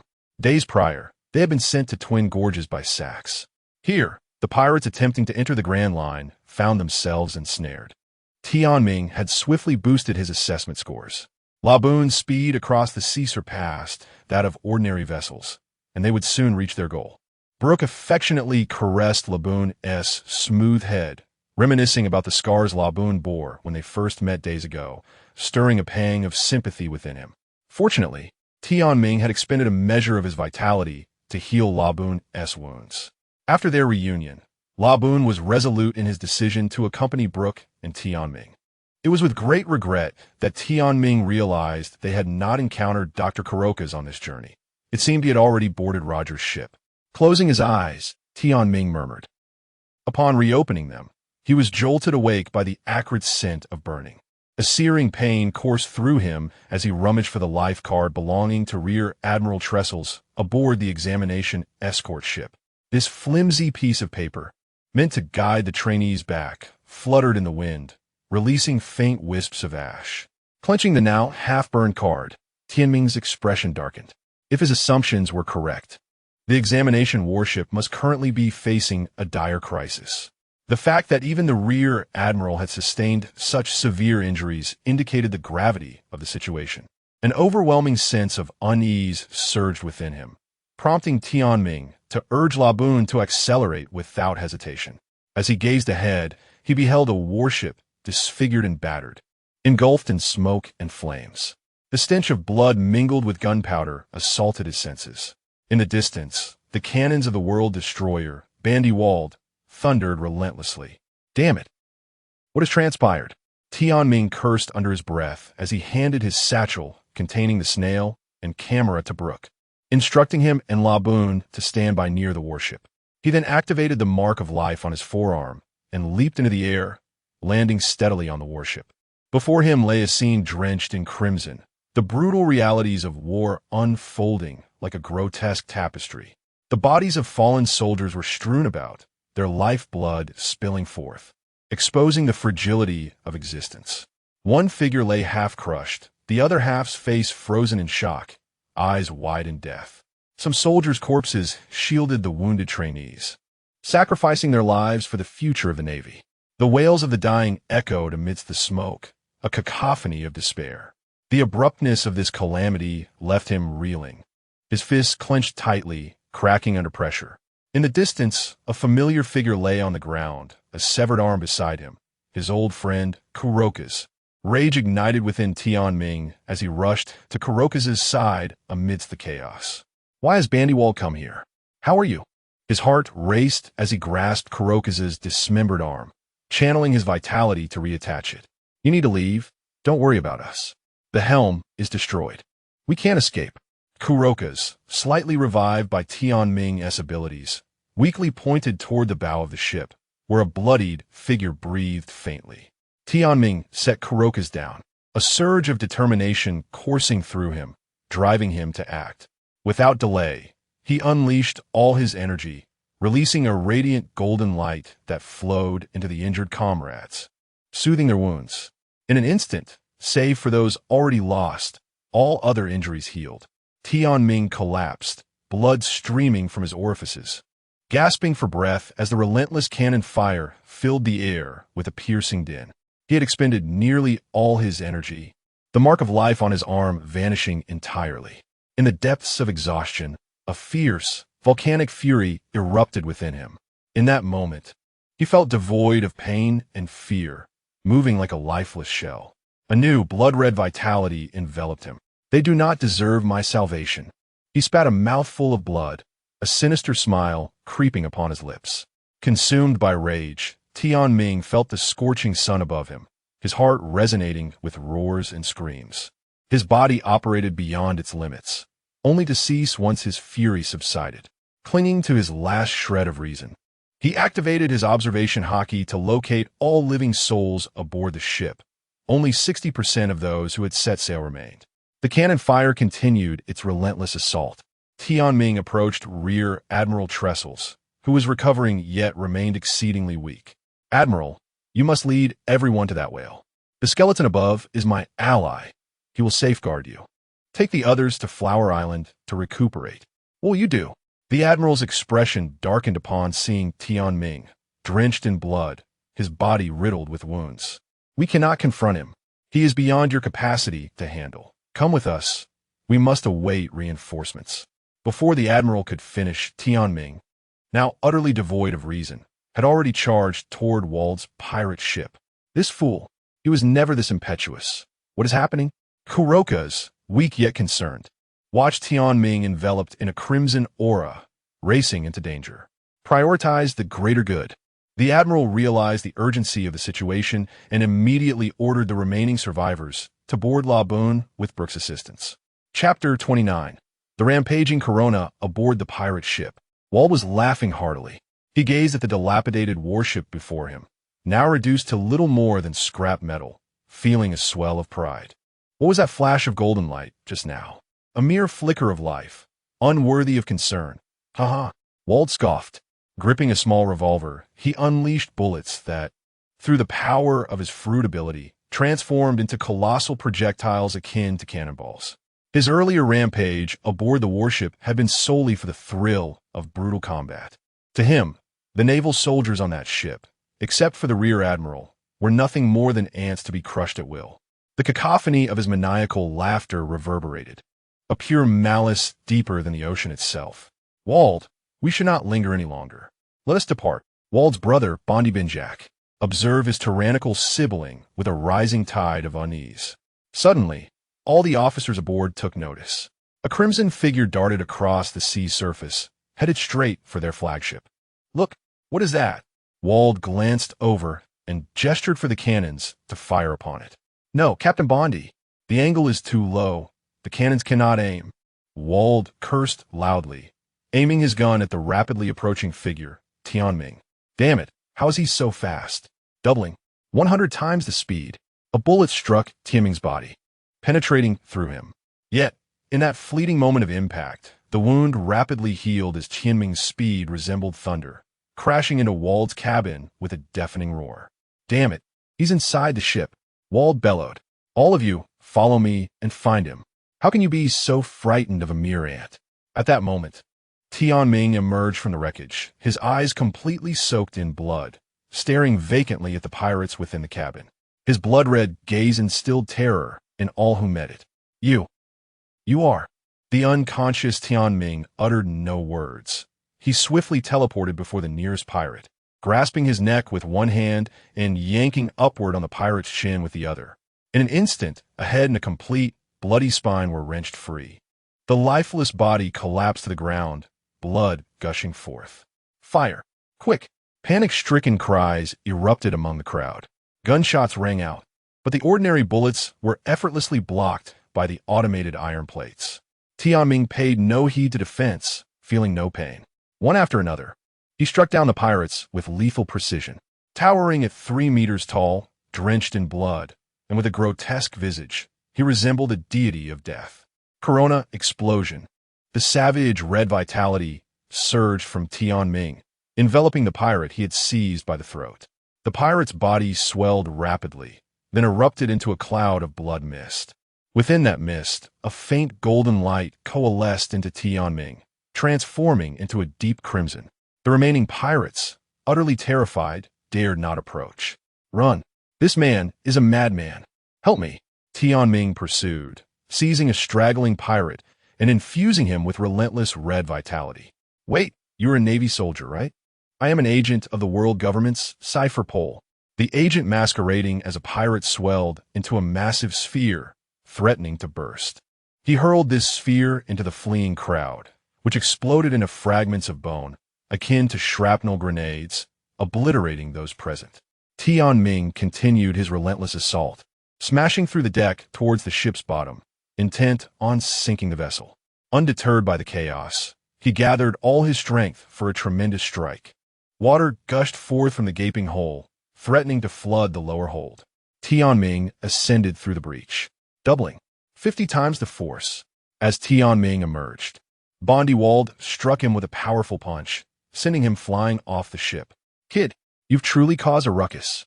Bondi Wald's eyes glinted with mockery as he watched Tianming adjust his form mid-air, healing his wounds. Who knew there were such Navy soldiers? You've opened my eyes.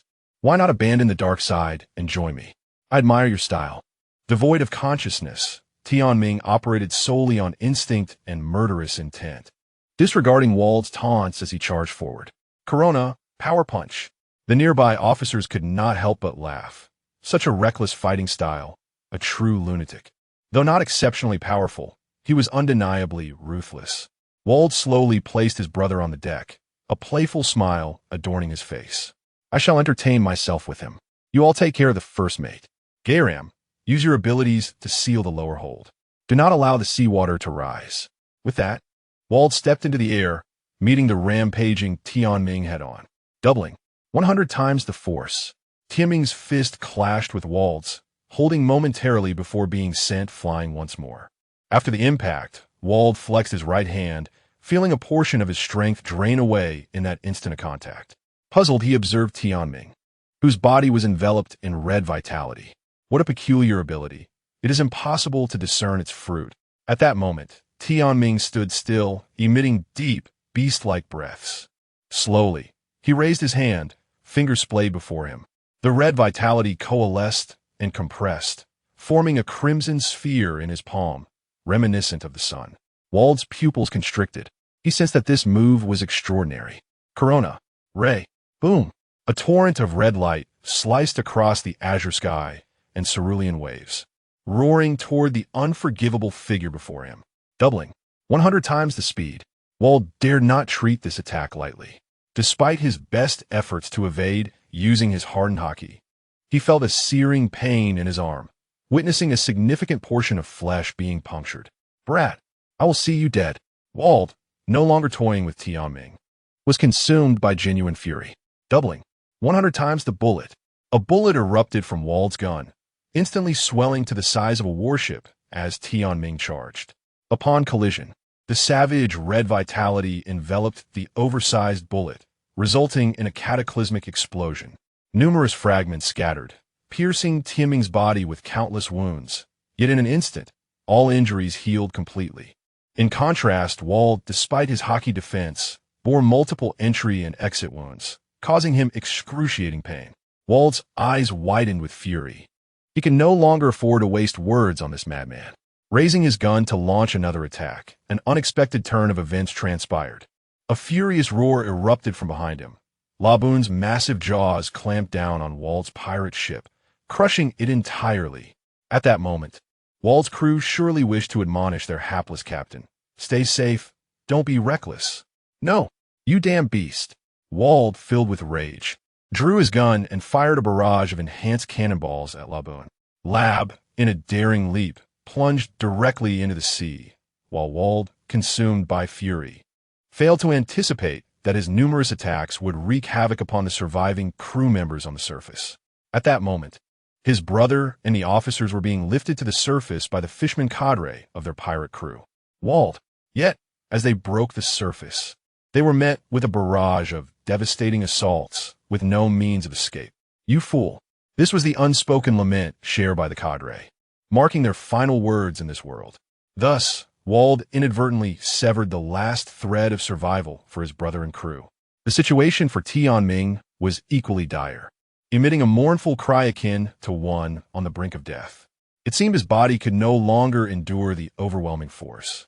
With each breath, his entire being thrummed with the influx of crimson vitality, threatening to swell and burst. In a moment of quick wit, Lab seized the opportunity, while Wald remained oblivious. He dove beneath the nearly lifeless Tianming in the air.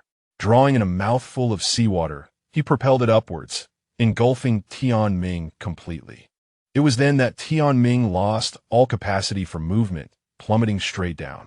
Lab opened his mouth wide and caught him securely, inhaling a breath of air before submerging into the depths, leaving Wald alone on the surface, unraveling in despair. Chapter 30. The examination concludes. Laboon swam to a secluded, desolate island near the Flower Islands, opening its massive maw to disgorge Tianming, who had been reduced to a bloody figure, his body cracked and fragmented. Brooke hastily assisted in laying him flat upon the sandy shore. The assembled Marines gazed upon Tianming, whose life was rapidly fading, their hearts filled with trepidation. This young man was not merely a common cadet. He was their savior. Had Tianming not healed their wounds and directed them to the whale's back, they would have long since become corpses adrift in the ocean. Karkas, in a state of agitation, turned to the vice admiral, his voice laced with urgency. Vice Admiral, what must we do? He is on the verge of death. Vice Admiral Tesla's, his jaw clenched, began issuing orders with a grave countenance. Medic, stanch the boy's bleeding at once. Damn it, our transponder snails were all destroyed in the explosion. How are we to contact headquarters? Vice Admiral Tesla's pondered, his face buried in his hands. They had reported their situation to headquarters only once, upon their initial encounter with Wald, and had remained incommunicado ever since. Ahem. This is the satchel that Mr. Tianming entrusted to me before the battle. I believe the transponder snail within should still be intact. With these words, Brooke produced a small transponder snail from the satchel, brandishing it before them. The diminutive snail was now akin to a lifeline, instantly drawing the gazes of 100 pairs of eyes. Excellent. Vice Admiral Tesla's seized the snail, dialing headquarters. Hello, Tianming lad. How fares it with you? Are you aboard the examination warship? We are unable to reach anyone else. Zifa's anxious voice thundered from the other end of the line. Admiral, this is Tesla's. Tesla's, what is your current status? Reporting. The warship has been utterly destroyed.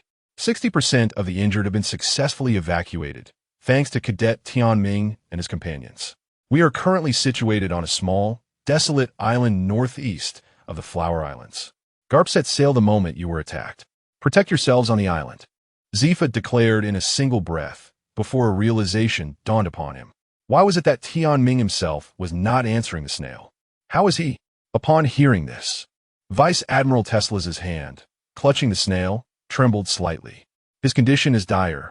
He could perish at any moment. Zifa roared in desperation. How could this be? Is he not the most cautious of individuals? Vice Admiral Tesla's sighed deeply, his gaze fixed upon the youth lying on the beach, swathed in bandages. The admiration in his eyes was beyond expression. Were it not for him, we would have all been annihilated. There would be number 60% of survivors. We were all severely wounded, our lives hanging by a thread. He employed his abilities to heal us, and in an instant, we were rejuvenated and able to regain some mobility. I surmised that the exertion must have been immense. Zifa, the cigar in his hand wavering precariously, recalled Tianming's overexertion of his abilities upon his initial arrival at the camp. Subsequently, he had faced the walled pirates alone, burdened by an overtaxed body. In order to cover their retreat, Zifa was at a loss for words. His hand trembled violently, and the cigar fell to the ground. I apologize. It is my dereliction. Vice Admiral Tesla's bit his lip tightly, drawing a trickle of blood. Nay, it is not your fault. When Garp, aboard a warship, arrived in the waters of the Flower Islands, he was greeted by the wreckage of two vessels. One was their own warship, and the other was Walt's pirate ship. Walt's ship had been utterly pulverized, reduced to floating planks and debris. Among them lay several distinctive corpses, identifiable as members of the Walled Pirates cadre. Did that lad accomplish all this single-handedly? Garp, observing the carnage, broke out in a cold sweat. Even he might not have been able to achieve such a feat in a single, sustained effort. Unbeknownst to Garp, the ship had been crushed by Laboon, and the cadres had been inadvertently slain by Wald himself. He had recently learned of the situation from Zifa and naturally assumed that Tianming had been solely responsible. Remarkable. Time, however, does not halt for the slumber of an insignificant individual. After an indeterminate period, Tianming felt as though he had never slept so deeply. Oblivious to time, oblivious to all. When he finally opened his eyes, the familiar hospital, the familiar ward, the familiar trio seated by his bedside. The only difference was that the room was overflowing with flower baskets and fruit. Ugh, water. Tianming's hoarse voice betrayed his most pressing need. Dragon, overjoyed, rose to fetch Tianming a glass of warm water, handing it to Sakazuki. Sakazuki, in turn, rose to present Tianming with a baby bottle. Tianming. Sakazuki glanced askance at Tianming, his expression still largely impassive, but his demeanor considerably gentler than before. Do not look at me so. It was the doctor's recommendation. As a doctor yourself, you should understand the rationale. Indeed, for someone who had been unconscious for an extended period, excessive water intake was not advisable. So, how long have I been unconscious? Borsellino deftly took the bottle from Sakazuki, testing the temperature on the back of his hand. You have been unconscious for nearly half a month. We were terribly worried. Borsellino, open wide. Tianming, Borsellino, how adorable. Suck slowly, do not choke. Tianming couldn't help but wonder why these three seemed so adept at caring for a child. As Tianming sipped from the bottle, he listened to Borsellino recount the events that had transpired since his unconsciousness. His last memory was of healing the wounded aboard the warship. Everything else was a blur. Only then had he been pulled from the jaws of death. Tianming took stock of his body. It was excruciatingly painful. He could not use his abilities, nor could he move any part of his body. You fool, you were too reckless. Do you know how worried we were? Borsellino's eyes began to glisten with unshed tears. Dragon, too, felt a lump forming in his throat. Sakazuki turned away, lowering the brim of his hat. Tianming, so, are you saying that I annihilated Wald's pirate crew? Impossible. Utterly impossible. As a transmigrator, he was intimately familiar with the terror that Wald inspired. As someone without a cheat or any real strength, he would have been nothing more than an experience point package for that monster. He was accustomed to bullying petty pirates, but he would never dare to confront such a formidable adversary. Seeing Tianming's disbelief, Sakazuki produced a newspaper from his breast pocket and presented it to Tianming. Navy Supernova Tianming annihilates Wald pirates single-handedly. No survivors apart from Captain Wald. The cover photo depicted him bathed in blood, unleashing a corona ray in midair. Yet Tianming had no recollection of this. How did the newspaper company manage to capture this photo? Borsellino, that is not unusual. The news storks sometimes moonlight as photographers. Tianming, why do I have no memory of this battle? Is that bloodthirsty maniac in a newspaper really me? Sakazuki, who else could it be? In any case, well done. I am impressed. Alas, fame is a burden. Tianming did not dwell on his worries for long, but instead scrutinized the three individuals before him. Polyucelino's complexion appeared remarkably vibrant, as if he were blessed with good fortune. Sakazuki had a rose pinned to his chest, which Tianming immediately recognized as the one he would wear in the anime later on. His expression was no longer as fierce as before. It seemed as though the debt owed to him had diminished from 5 million to merely 500,000. Dragon. His demeanor had transformed from naive exuberance to a more composed presence, embodying the qualities of a leader. He had also grown significantly taller. Tianming recalled that in the original anime, Dragon stood at approximately 2.5 meters, yet now he was nearing 3 meters. Could it be that the vitality he had infused into them every night had catalyzed their second growth spurt? You all have changed quite a lot. I'm genuinely curious about what you have experienced in the last half month. Tianming was taken aback, glancing at his own immobile lower body. What did you say? Sakazuki playfully punched Dragon on the head, while Polyucelino added, do not worry. He is merely speaking figuratively. This is just a temporary condition. You should be able to move again in about half a month. If Tianming were not incapacitated, he would have relished the opportunity to tear Dragon apart. You have woken up just in time. The graduation ceremony is the day after tomorrow, Sakazuki said nonchalantly. Are you planning to attend? Of course. I will need you to push my bed to the square. He inquired about his skeletal companion and the large whale, one of whom played music daily at the headquarters dock, while the other frolicked joyfully around the base. You truly found two splendid companions. The atmosphere in the hospital room turned suddenly cold. Polyucelino and Dragon fell silent for a long moment. Sakazuki lowered the brim of his hat. 42. Scott Lee Finfield Teshai's AI Rue. Tianming felt a pang of sorrow as each name uttered by Sakazuki pierced his heart. These individuals were not malicious, yet each had their quirks. Scott, who glorified the lone wolf spirit. Lee Finfield, who always adhered strictly to the rules. Teshai's, who trembled at the sight of teacher Zifa. And AI Rue, a cheerful girl who devoured 20 portions of food at each meal. Polyucelino interrupted Tianming's reverie at just the right moment. These flowers and fruit baskets were sent by the Navy and their families you saved. Also, Vice Admiral Karp, Teacher Zifa, and Marshal Kong. Do not dwell on it. You can honor their memories at the graduation ceremony. Sakazuki spoke with a calm demeanor, surprisingly understanding. First, focus on your recovery. Then consider avenging them against the pirates. Brother, Tianming exhaled deeply, gradually calming himself. All right, this is how our chief should appear, Dragon remarked, observing Tianming's eyes gradually become clearer. Chief, you have annihilated all but one member of the Wald pirates and saved 60% of the lives aboard the warship. With your previous victories over several pirate crews, if you're not the chief, who else could be? And what about your rankings? Sakazuki and I are tied for second, with Old Huang in third. Tianming cast a sidelong glance at Paulusolino. Are you manipulating the rankings again?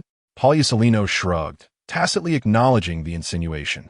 The four were reunited after a long separation. Aside from Sakazuki, who remained reserved, the other three were bursting with unspoken words. However, the trio of Inoru and Long did not linger too long, as Tianming needed his rest. After their departure in the morning, he slept in a hospital room until the afternoon, when Zifa rushed in to visit him. What a ruckus you caused, kid. Zifa's gaze was complex, tinged with a hint of tenderness. I do not recall. Tianming replied honestly. The pristine hospital room was quiet yet warm. The blue sky and white clouds outside serene, with sunlight gently streaming in to comfort the wounded. Zifa gazed at the familiar scene and began to reminisce. Tianming, do you remember? After the entrance exam, we were in a similar situation, with one lying in bed and the other watching. Tianming managed a weak smile. How could I forget? You were the one who personally brought me in. Ha, you dare to say that. Have you forgotten which rascal threw me over his shoulder and made me the object of ridicule among those old geezers? Zifa remarked, instinctively lighting a cigar. You did well this time. You did not disgrace me. You are all my pride. Zifa affectionately ruffled Tianming's tousled hair. Next time, do not act so recklessly. I worry too much. At that moment, the two exchanged knowing glances, and they both smiled in unison. Zifa quietly observed Tianming, a wave of indescribable emotion swelling within him. This child before him reminded him of his deceased son, and a hint of sorrow and longing flickered in his eyes. No one could have known that, despite his seemingly steadfast demeanor, upon hearing of Tianming's perilous situation, he felt an overwhelming sense of panic and helplessness. Would you consider being my son? Zifa looked at Tianming, gradually lost in thought, momentarily unsure from where he had summoned the courage to utter such words. The instant he spoke, he regretted it. It felt too abrupt. Tianming was taken aback, opening his mouth in surprise, his eyes wide. After a prolonged silence, he finally spoke, so sudden.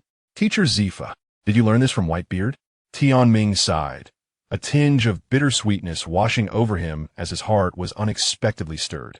My apologies, kid. I had a drink before coming here. It feels awkward to say such things suddenly. In any case, focus on your recovery. This damned smoke is irritating. At that moment, a sigh echoed from behind Zifa. Indeed, it is quite pungent. So, old man, you should smoke better cigars in the future. At the very least, do not make yourself suffer so. You are now a father. If you want anything, your son will buy it for you. That, in an instant, Zifa was overwhelmed with emotion, turning to embrace Tianming in the hospital bed. Silly boy, you dare make your father shed tears for you? That is unfilial. Though his words were scolding, Zifa's expression radiated pure happiness. Tianming closed his eyes, savoring the first taste of paternal love he had ever received. It hurts. Dad, be gentle. You're going to suffocate me. The bond between the two, though not by blood, surpassed that of kinship, transcending mere genetics. Chapter 31. How to Arrange. The door to the marshal's office was casually pushed open, revealing the empty room where Carp, Sengoku, and Vice Admiral Tesla awaited the tardy Zephyr. That kid has awakened? Ha, look at you, Zephyr. Zephyr chuckled heartily, puffing on his cigar, his joy unmistakable. From now on, that kid has to call me Dad. Ha ha ha. Carp chewed on a rice cracker, laughing uproariously. TCH. Isn't he just a son? I have one too. But congratulations nonetheless. With that, both men turned their attention to Sengoku, who appeared somewhat begrudging. Sengoku snorted, "Humph. This is my Rosin Andy." He produced a photograph from his pocket, showcasing a little boy with golden hair and a fringe that covered his eyes, exuding an air of innocence. Carp scrutinized Sengoku for a long moment before finally uttering, Sengoku, when did you make this mistake? What do you mean mistake? This is a homeless child I took in during my mission at sea. Zephyr remarked, somewhat surprised. Is he the one from the Celestial Dragon, Don Quixote? Sure. Sengoku interjected. Carp, munching on a donut, erupted in laughter. Huh.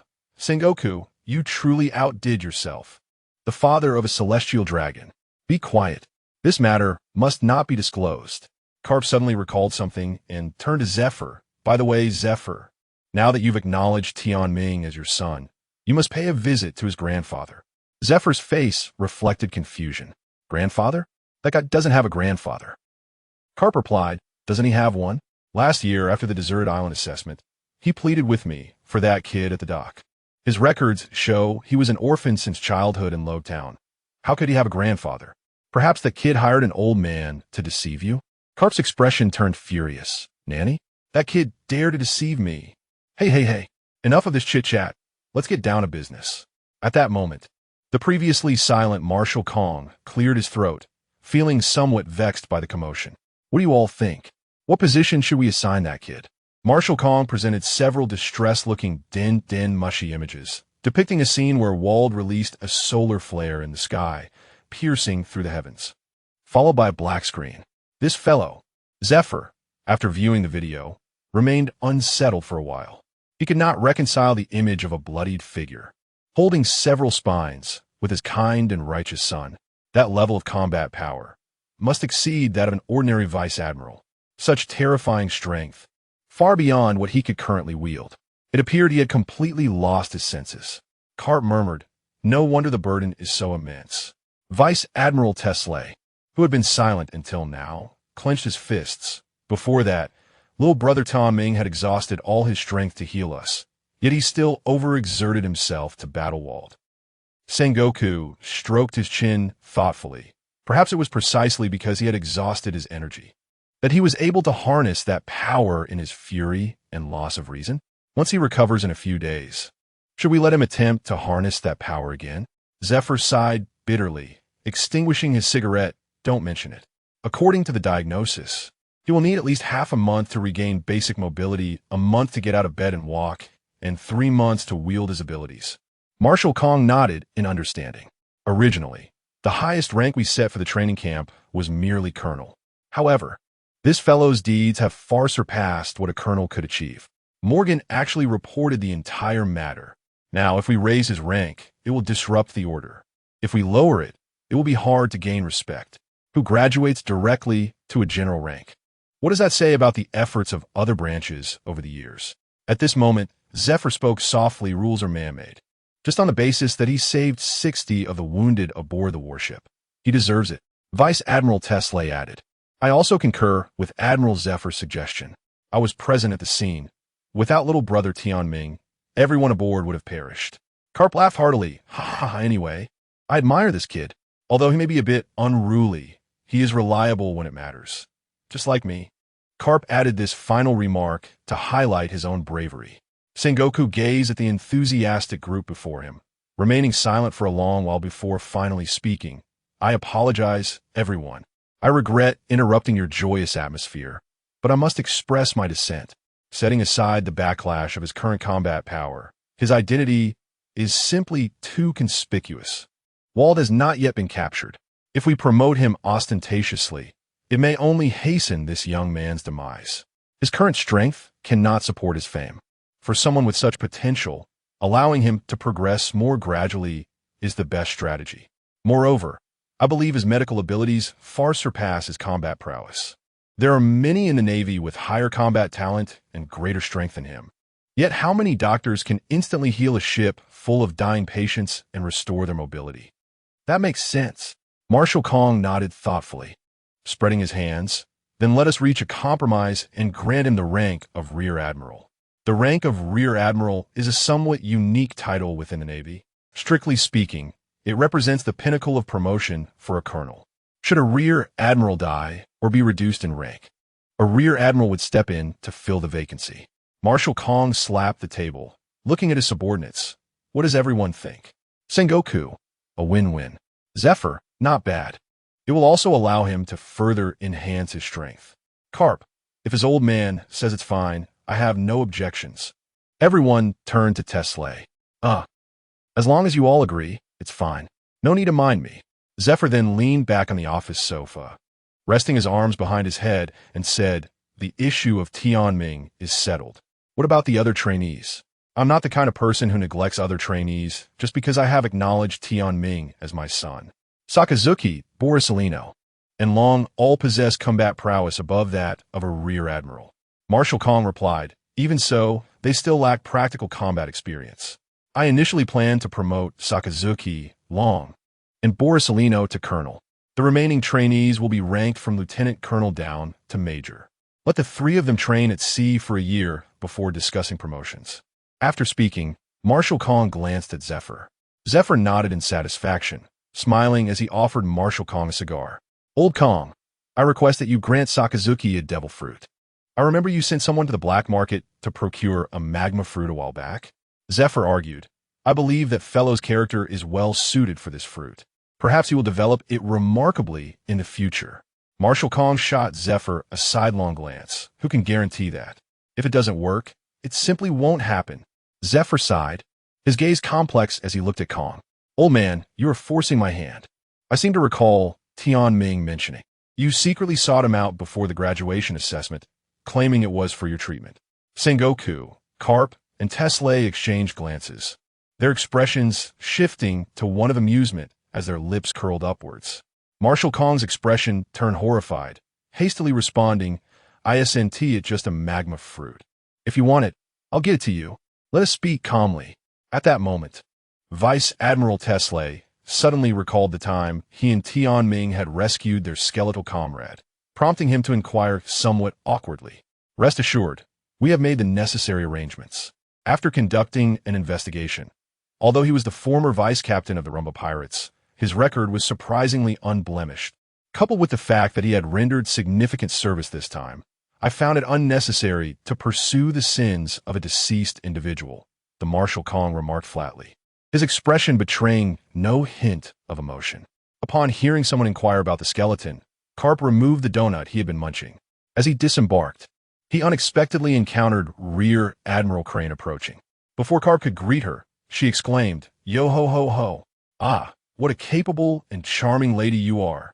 Might I have the pleasure of admiring your undergarments?" Carp felt his mind momentarily falter, incredulously gazing at Crane as he retorted, "Ah, how peculiar. To think someone would desire to see Xiaohe's undergarments. Such audacity is commendable." In the end, Carp touched his knouty puffed head, feeling a lingering dread. This only heightened his admiration for Brooke's audacity. Yet this time, he dared not utter another word. In Tianming's hospital room, "You have arrived."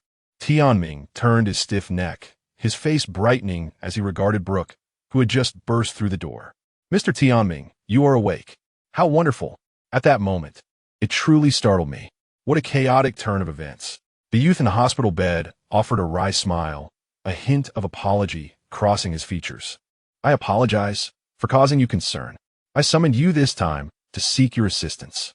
With that, Tianming's gaze gradually shifted toward the small table beside him, where he had asked Zephyr to bring an empty shell. Chapter 32. The Heart's Whisper. On the eve of graduation, spring brings forth a myriad of blossoms. Autumn showcases the moon's radiance, summer offers a gentle breeze, and winter blankets the earth in snow. The resplendent galaxy adorns the pitch-black sky as Tianming slightly tilts his head, gazing at the full moon on the horizon. With the impending graduation ceremony on his mind, he feels a mix of anticipation for the future and a tinge of unease. He wonders if he is truly prepared to confront what lies ahead. Perhaps it is all a matter of human endeavor. Lying in his hospital bed, Tianming watches the starlit sky outside, his thoughts drifting far away. He hopes that in the days to come, he can retain that innocence and fervor. Scott, Leaf and Fire, Teshai's Airy. These are the names of those left behind in the past. Tianming ponders deeply. For the first time in a year, he is profoundly shaken by the world's cruelty. When one truly desires to change the world, one realizes how minuscule personal power can be. The sorrow of the 40 casualties aboard the warship, as well as the news of his classmates passing, pierces his heart. It is all too tragic. It appears that even being an ordinary person demands relentless effort. He speaks of noble ideals. Yet how does one truly aid the world? How does one contribute to the welfare of humanity? But in this ravenous world, can it truly tolerate his continued indifference? He feels lost, having once believed himself to be an outsider in this world. Can he truly sever ties with the past? It is time to confront reality. This is not the world he once knew, nor is it the peaceful nation he called home. He can no longer view this place through the lens of his former beliefs. This abominable, terminally ill world government, Pirates? Huh, none are virtuous. Tianming begins to reflect, to think deeply. His mind whirls. Sleepless nights linger until dawn. Gradually, he starts to form his own insights. He has read many fanfictions about pirates and marines. Some assert all pirates deserve death, as long as they hoist the Jolly Roger. They are criminals.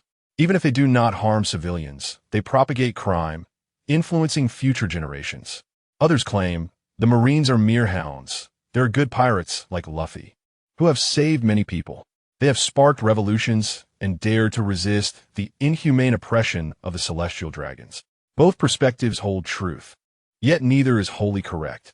In the myriad fanfictions he has encountered, whether about Marines or pirates, the ultimate adversary is always the world government. Where there is oppression, there is resistance. Circumstances shape individuals, and individuals shape circumstances. If not for the corruption of the upper echelons, how could the lower ranks sink to such a loathsome state? In the chaotic era of One Piece, an age of regressive thought, to apply modern ideas far advanced for this time is indeed a futile endeavor. This is an age of rising heroes.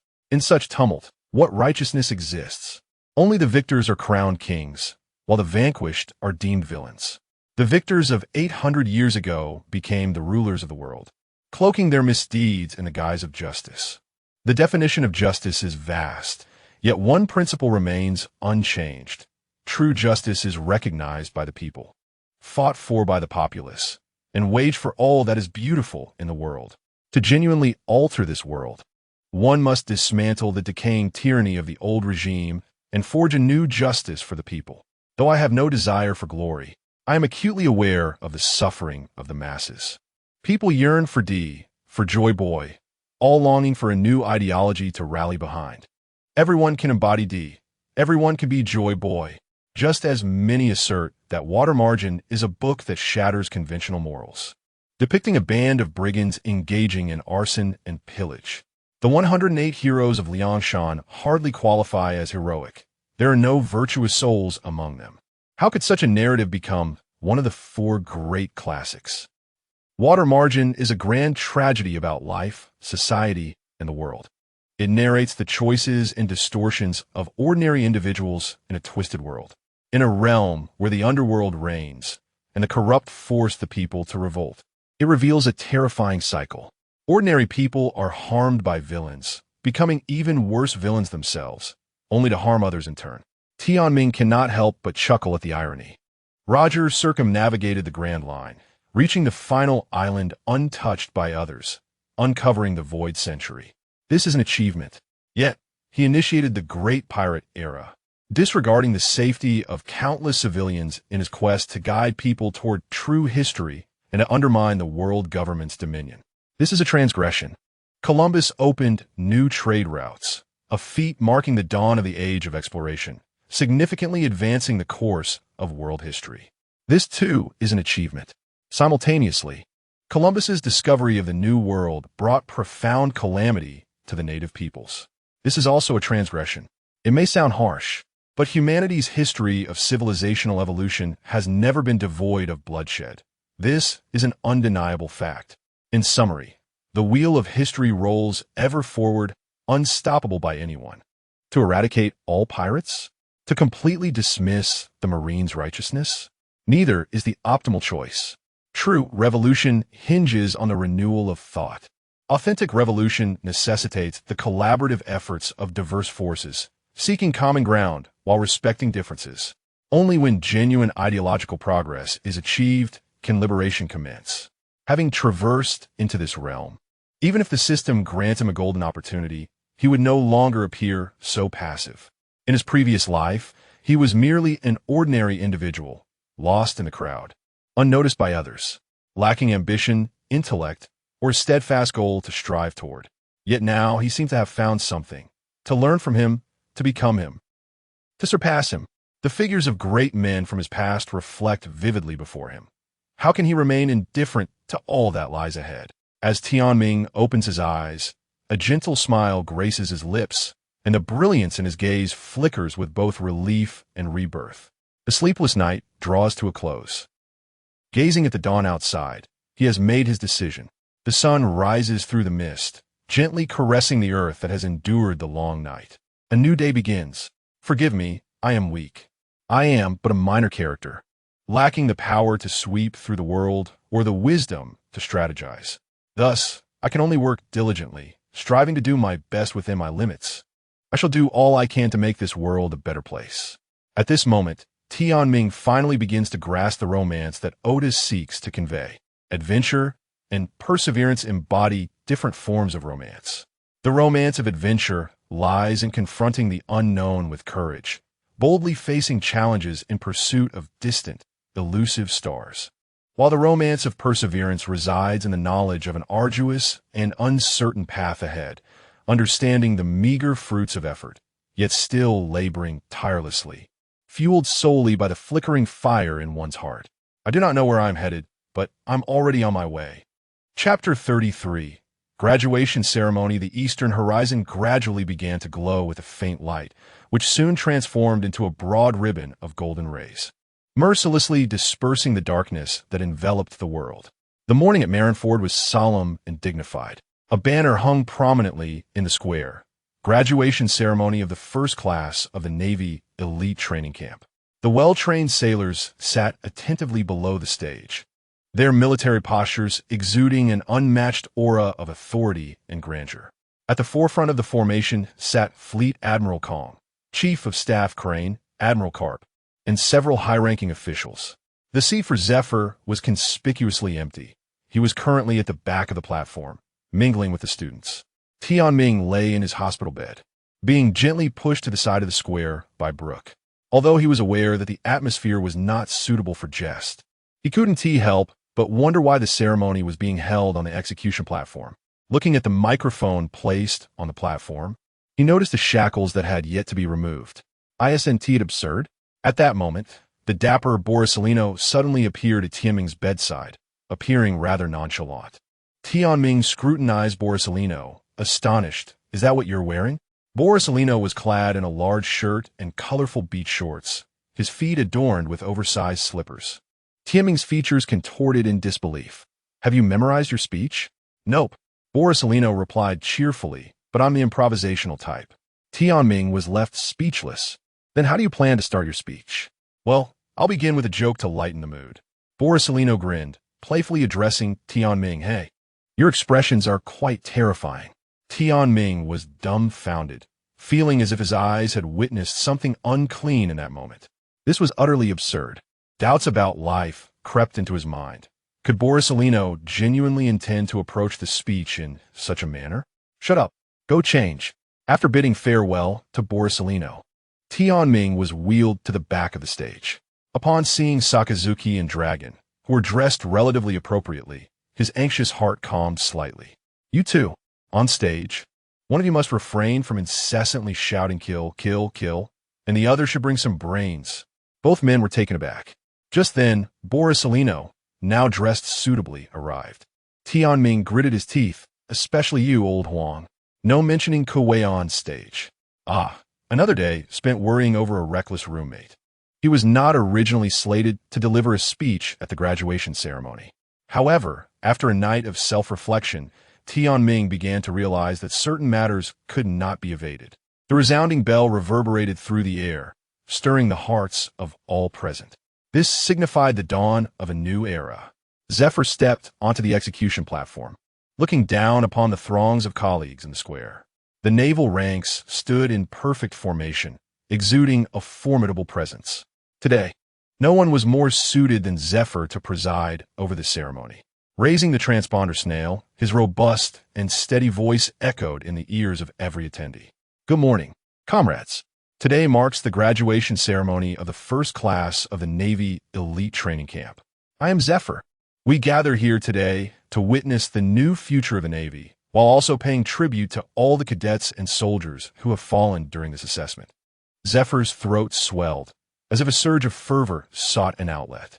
We shall carry forward their undying sense of justice, fulfill their unfinished missions, and stride towards an even brighter future.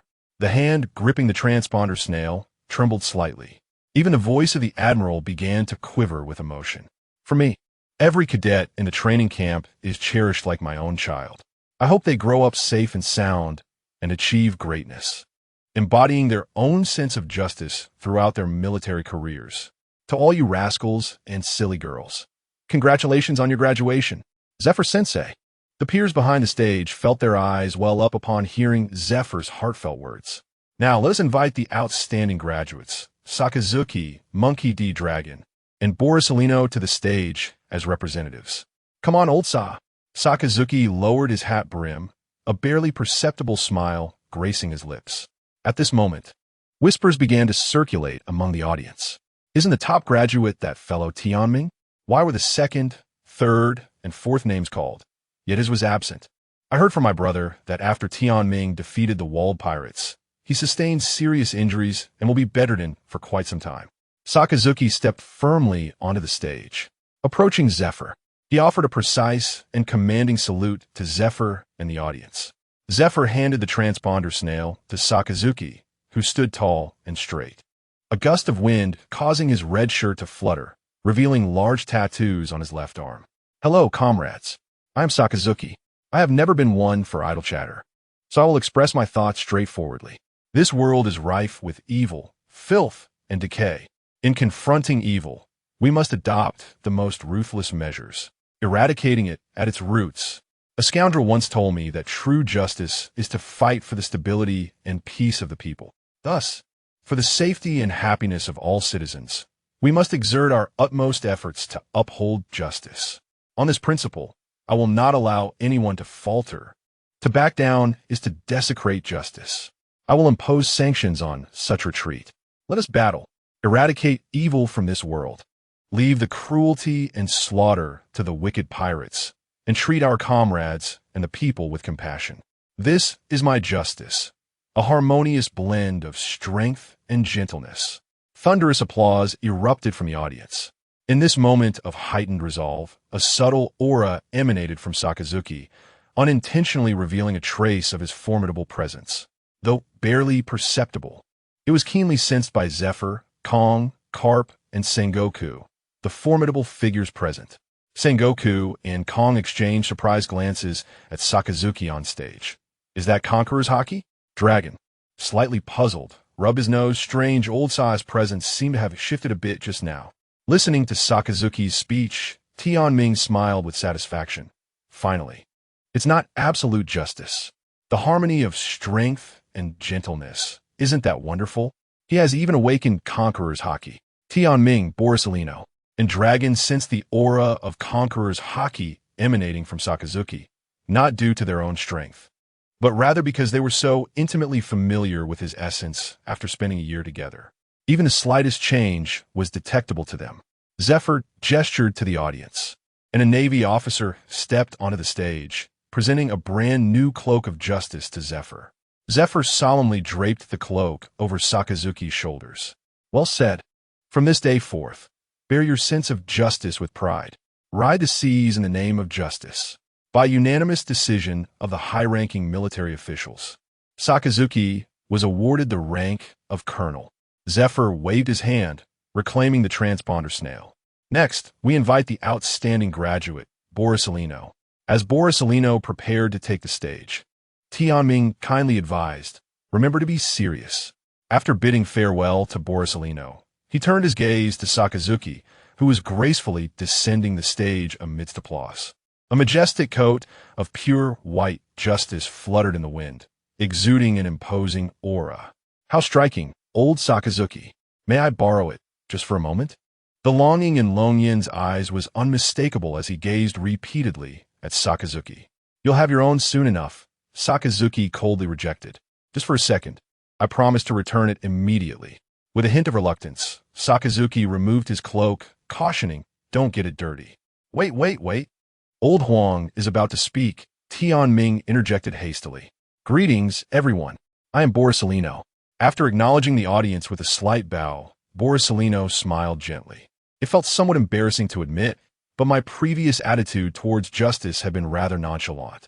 Initially, my decision to join the Navy was merely to secure a stable government job, to ensure a comfortable life without the burdens of daily survival. This was my original perspective. Perhaps some of you seated here joined the Navy for similar reasons, simply to make a living. A rare bitterness appeared on Borsellino's calm face. At that time, I held an ambiguous view of the future and of justice. As an orphan from a young age, I had nearly drowned in the sea countless times. Merely sustaining myself was a daily struggle. I believed I would drift aimlessly through life, alone, until one day, in my hunger, I unwittingly consumed the shining fruit while on a mountain. Subsequently, with this newfound ability, I joined the Navy. He clenched his fists and managed a bittersweet smile, glancing at the gentle and smiling Zephyr nearby. Upon joining the Navy, I was recommended to a training camp due to the power of the Logia shining fruit. Here, I encountered a teacher who treated us as his own and a group of insufferable rascals. Tears began to flow down his cheeks, yet Borsellino felt a sense of release. I had a troublesome roommate who once shared a saying with us: "With great power comes great responsibility." Observing those brave Navy soldiers who, despite their limited abilities, devoted their lives to embodying justice, you shine like brilliant stars, radiating the light of righteousness. You are more dazzling than I, though I still occasionally slack off. I am resolute in my commitment to protect those dear to me, to ensure that no more orphans like me exist in this world. When justice truly calls for me, I shall not hesitate. This is my current interpretation of justice, a balance between rigidity and flexibility. Excellent. Zephyr was the first to applaud, and soon thunderous applause erupted from the audience. Draping the coat of justice over Borsellino's shoulders, Zephyr embraced his underperforming student. "Colonel Borsellino, you certainly do not look dignified while crying in public. Go on, wipe your tears." Borsellino dabbed at his eyes with the edge of his sleeve, noticing the beaming expression on Zephyr's face and the audience as acknowledgement. He smiled. "Your expressions are rather terrifying." As Borsellino stepped down, Long slowly approached the stage. His gaze swept over Carp, who was recording with a den mushy. As he reached the front, feeling the light shine down upon him, he faced the eager eyes of the audience with fervor.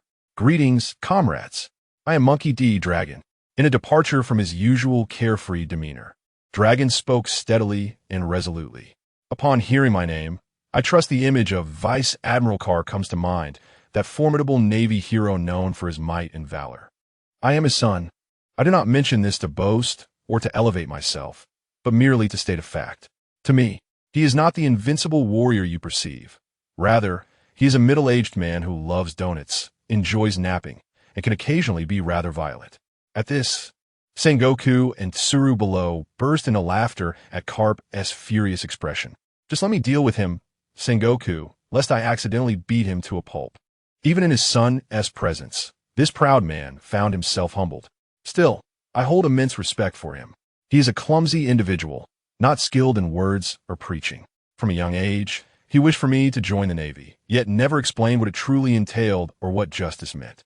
At that time, I could only admire his towering figure, attempting to find my own path and my own sense of justice. Dragon paused, a smile breaking across his face as he lifted his hand, feeling the gentle breeze pass through his fingers and into the distance.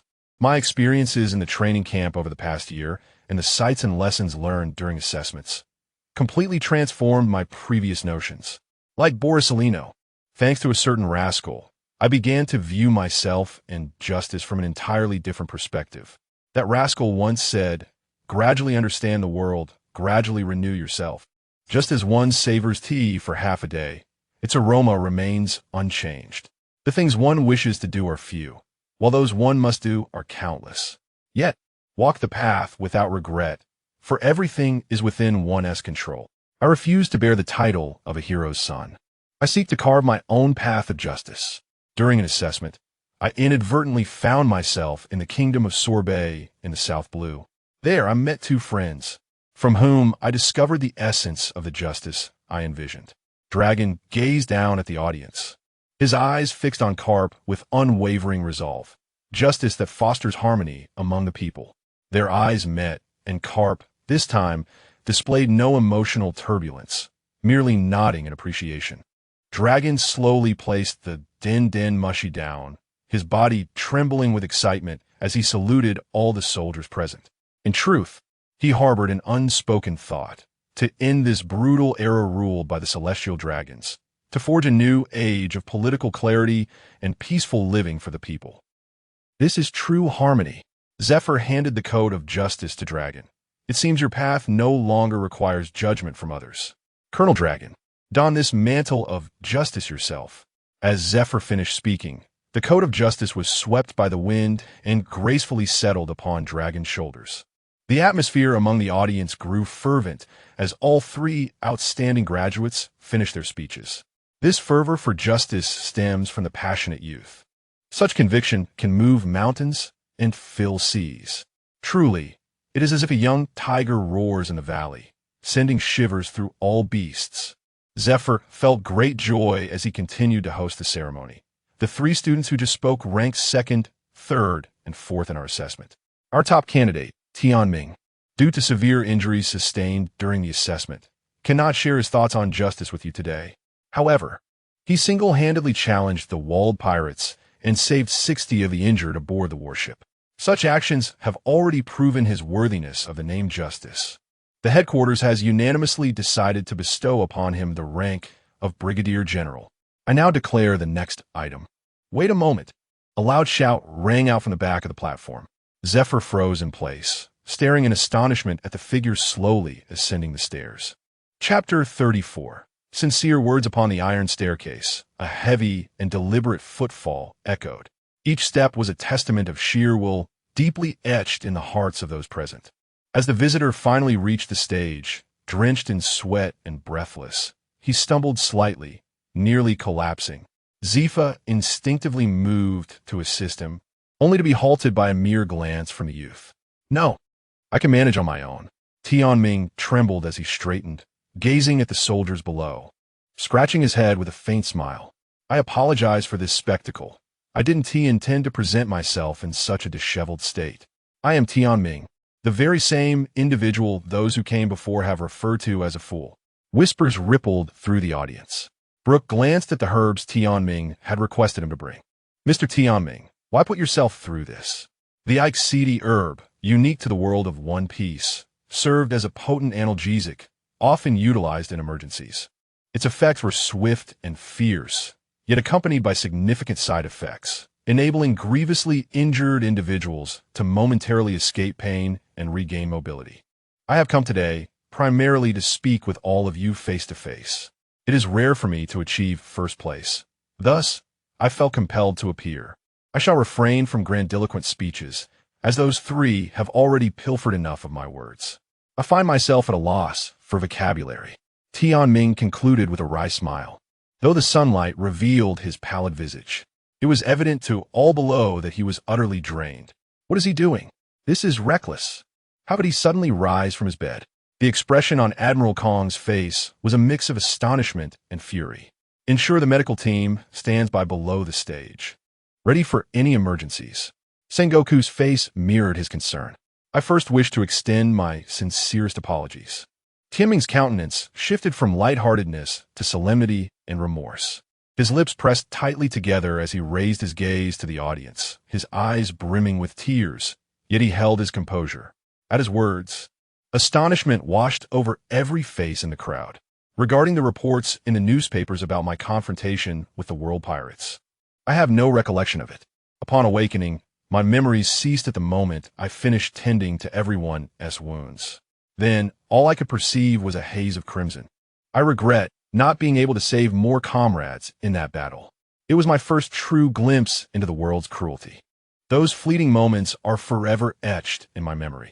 Some may argue that I simply haven't endured enough, that I should learn to adapt. Tianming's hand trembled uncontrollably while clutching the transponder snail. I do not wish to endure it, nor shall I ever grow accustomed to such scenes. I refuse to witness my companions perish before my eyes.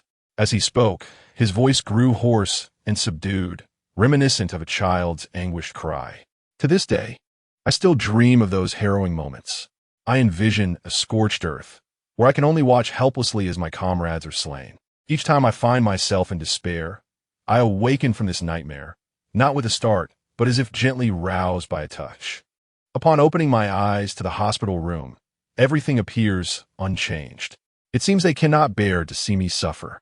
If the dead are not buried within the hearts of the living, then they're truly lost. The dream ends, yet life must go on. Just as teacher Zifa stated at the outset, we shall carry forth the justice they left unfulfilled and fulfill their unfinished missions, forging ahead toward a brighter future. Since awakening, gazing upon the hospital room filled with fruit baskets and flowers and the letters left by those I saved, feeling the embrace of Zifa, listening to those three rascals echo my sentiments, expressing my significance to them, I have come to realize, even someone like me is deserving of such affection. Suddenly, Tianming's body shook violently, on the verge of collapsing. The effects of the medication were waning. The gathered Navy officers held their breath, tense with concern for Tianming. Zifa clenched his fists, yearning to support his son. Yet he understood that Tianming would not permit such aid. When one clings to their sins with relentless fervor, there are always those who care not for your burdens. They traverse mountains and rivers to protect and support you, just as dawn inevitably breaks after the longest night. He struggled to rise, his complexion growing increasingly pallid. Pain began to creep in. Gritting his teeth, his resolute gaze remained steadfast. The outcome may not be as desired, yet I have given my all. Next time, I shall perform better. I will grow stronger and save more lives. Enduring the agony, a ray of sunlight broke through the clouds, illuminating Tianming's smile, conveying warmth and beauty. With the last vestiges of strength, he straightened his posture, preparing to deliver his remaining words in one breath. My sense of justice is one I have gleaned through my own experiences, the justice of healing the world. In a realm where power reigns supreme and one is constantly harmed and trampled upon, even when battered, one must strive to rise and run. I wish to live with greater effort and freedom. I long to use my limited strength to mend the world's wounds. I am capable of such thoughts because of all of you. Do you know? Meeting you has been the greatest fortune of my life, and I would wager everything for this fortune. May your futures be illuminated by brilliance. Life, like morning dew, can reflect the glory of the rising sun. I love you all. A gentle breeze tousled Tianming's hair, his smile radiant as the dawn. The thunderous applause, chaotic and overwhelming, seemed poised to shatter Marineford. Tianming's grip on the transponder snail slackened, and he offered Zifa a faint smile. Father, I have a sound snail in my pocket. It contains recordings of 2 songs I prepared earlier. They are for all of you. Please convey my apologies to Admiral Kong. I seem to lack the strength to sing them live. Zifa accepted the sound snail, carefully draping Tianming's coat of justice around his shoulders. You stubborn little rascal. Go rest now.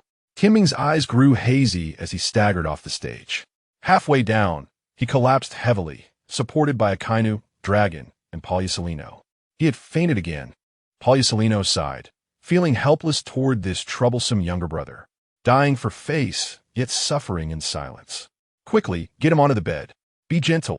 Akainu's expression softened, and his final words bore a gentle tone. On stage, Zifa began to play the sound snail, and Tianming's cheerful voice filled the air.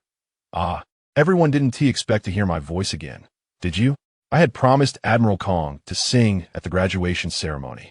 However, as you can see, my current state. One high note, and I would collapse. Thus, I recorded these for you in advance. This way, it isn't a breach of promise. Now, please enjoy one day in chasing dreams with a childlike heart. One day was originally a tribute to the late ace, yet it now fittingly commemorated those comrades who had fallen before him. Whenever he gazed upon the sky after rain, the memories of his tearful self would resurface. Once, he had fervently chased after someone's shadow. Once, he had longed to grow stronger. Then let us set forth, relentlessly striving to keep pace with the tides of time. Time and again, I bravely forge ahead, not wanting to lose those who matter most. Chapter 35. A storm is brewing. No one could have anticipated that the battle in the Flower Archipelago would quietly alter the fate of this world.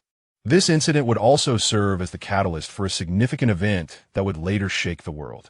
In the waters of a new world, Marco hurriedly approached Whitebeard, holding a newspaper. Hey, old man, look.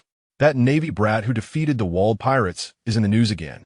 Whitebeard, imposing and exuding an aura of authority. Slowly set down his bowl of liquor. He grasped the newspaper Marco offered, a hint of confusion crossing his face. Oof. Wald is truly pathetic, defeated by a mere fledgling. With a hearty laugh, Whitebeard tossed the newspaper back to Marco, his expression dripping with scorn.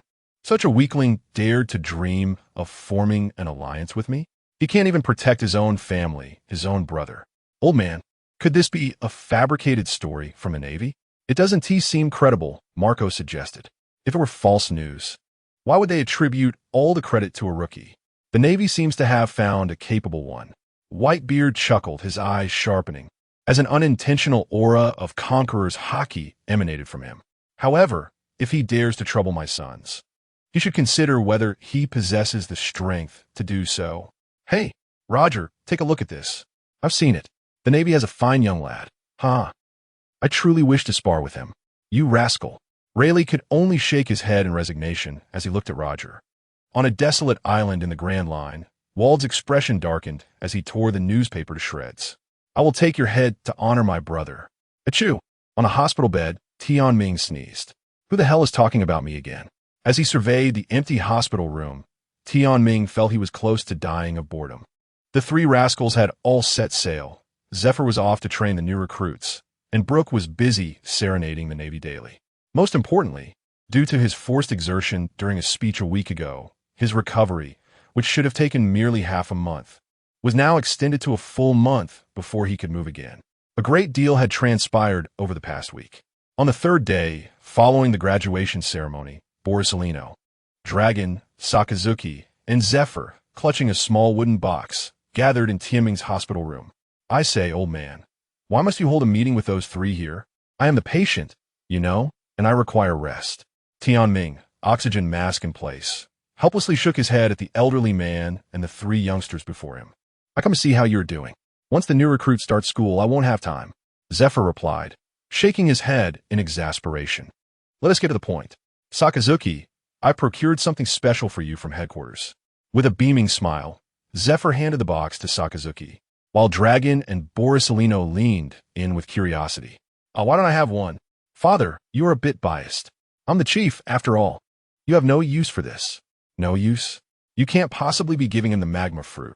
Upon hearing this, Sakazuki gazed at Tianming in shock, while Zephyr's astonishment was even greater. How did you know?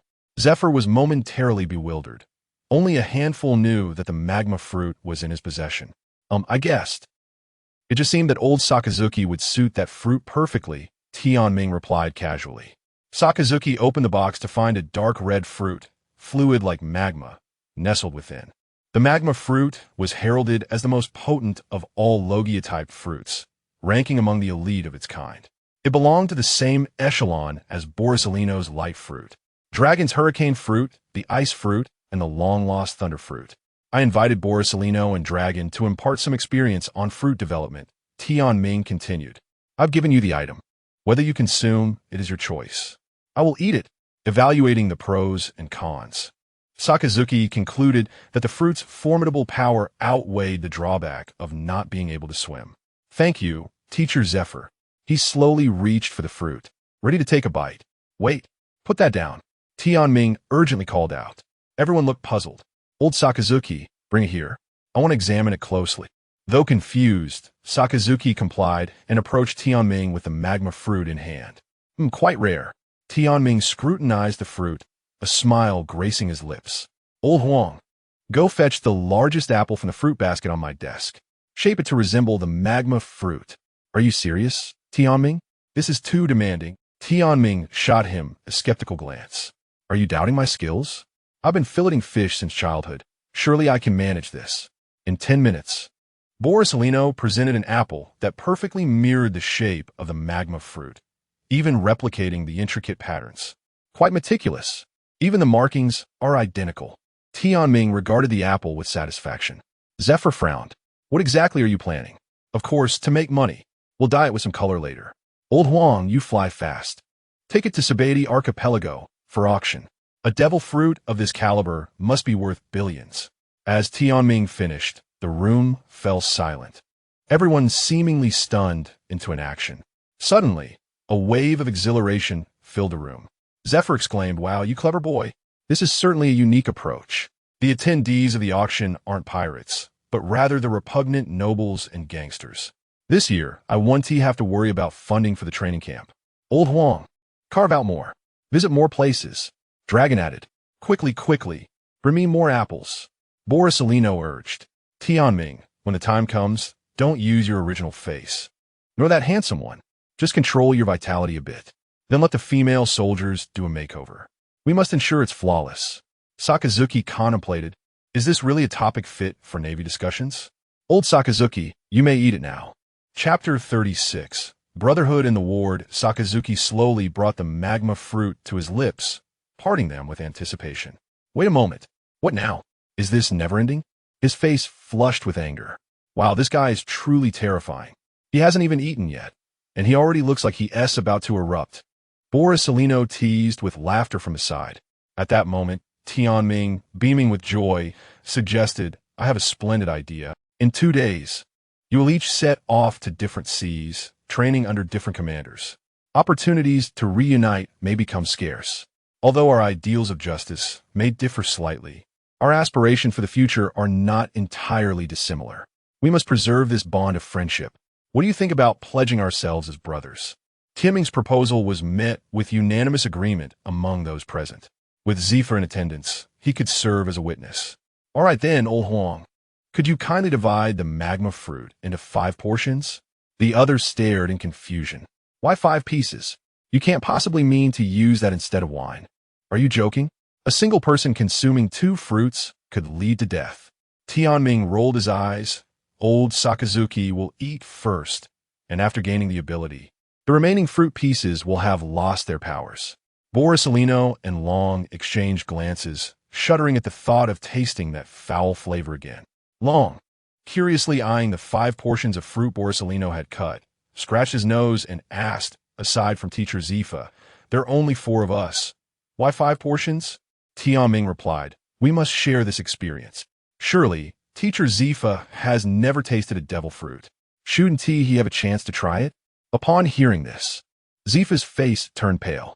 The notorious bitterness of devil fruits was well known across the seas. "You're truly a thoughtful child. I appreciate your kindness, but I shall not partake." The 4 picked up their respective pieces of magma fruit, and under Zifa's witness, they began their solemn declaration. "Today, the 4 of us vow to become brothers, entrusting each other with life and death, aiding one another through trials and tribulations, sharing both fortune and misfortune, with heaven and earth as our witnesses, and mountains and rivers as our alliance. We pledge to uphold this oath for a lifetime." With that, Sakazuki devoured his piece of magma fruit, his expression twisting into one of agony. "It's truly vile."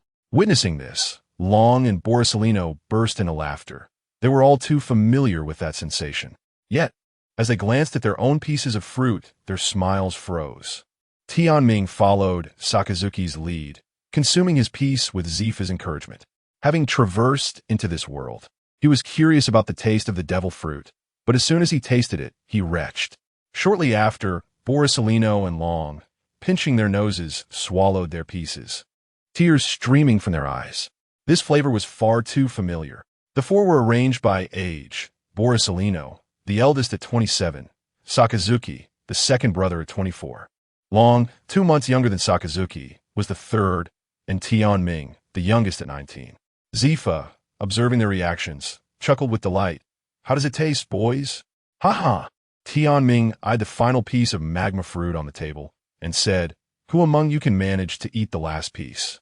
"Keep it for yourself," the 3 responded, waving their hands dismissively. Tianming, puzzled, asked, "What use do I have for this thing?" Borsalino replied, "This fruit symbolizes our brotherhood. You should keep it as a memento at headquarters, little brother. Of course, you can also share it with someone you trust. Thus, we could gain another brother. I trust your judgment. Whether you end up with another older brother or younger sibling is uncertain." Just as Tianming was about to speak, a wave of intense heat surged from Sakazuki's direction. Looking up, he saw Sakazuki curiously observing the slowly flowing magma in his hand. "Old Sakazuki, what are you doing?" "This is my hospital room. I'm still attached to an oxygen tube. Could you refrain from polluting my environment? Oh, my apologies. Sakazuki withdrew his molten fist and joined Borisolino and Long at Tianming's bedside. To Tianming's surprise, the three bore expressions of anticipation. What? What are you scheming? Call us brothers, Tianming exclaimed.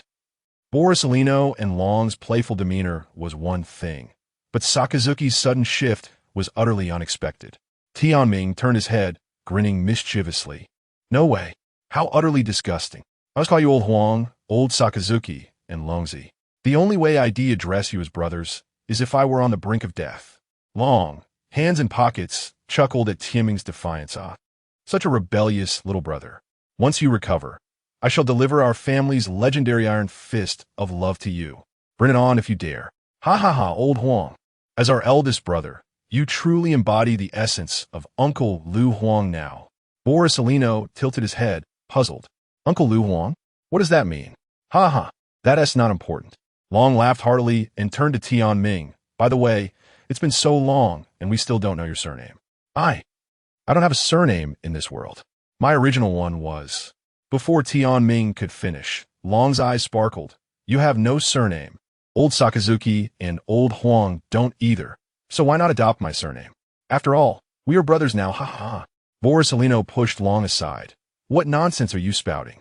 It's one thing for me and Sakazuki, but Tianming has acknowledged Teacher Zifa as his father, so whatever surname he has will surely be that of Teacher Zifa. The four brothers turned their gaze towards Zifa. Adjusting his sunglasses, Zifa awkwardly admitted, I don't have a surname either. Long slapped the table emphatically. Well, it's settled. From now on, you all will bear our family name. Monkey D, Borisolino, Monkey D, Sakazuki, Monkey D, Tianming, and also Monkey D, Teacher Zifa. Zifa's eyes widened in disbelief. How did I get dragged into this? You are Tianming's father, so whatever surname he carries, you must too, ha ha. Zifa snorted, shaking his head. Impulsive little rascals. After a bit more light-hearted banter in the hospital room, Monkey D, Long, and Monkey D, Zifa took their leave, accompanying Monkey D, Sakazuki, to the training grounds to test the fruit's abilities.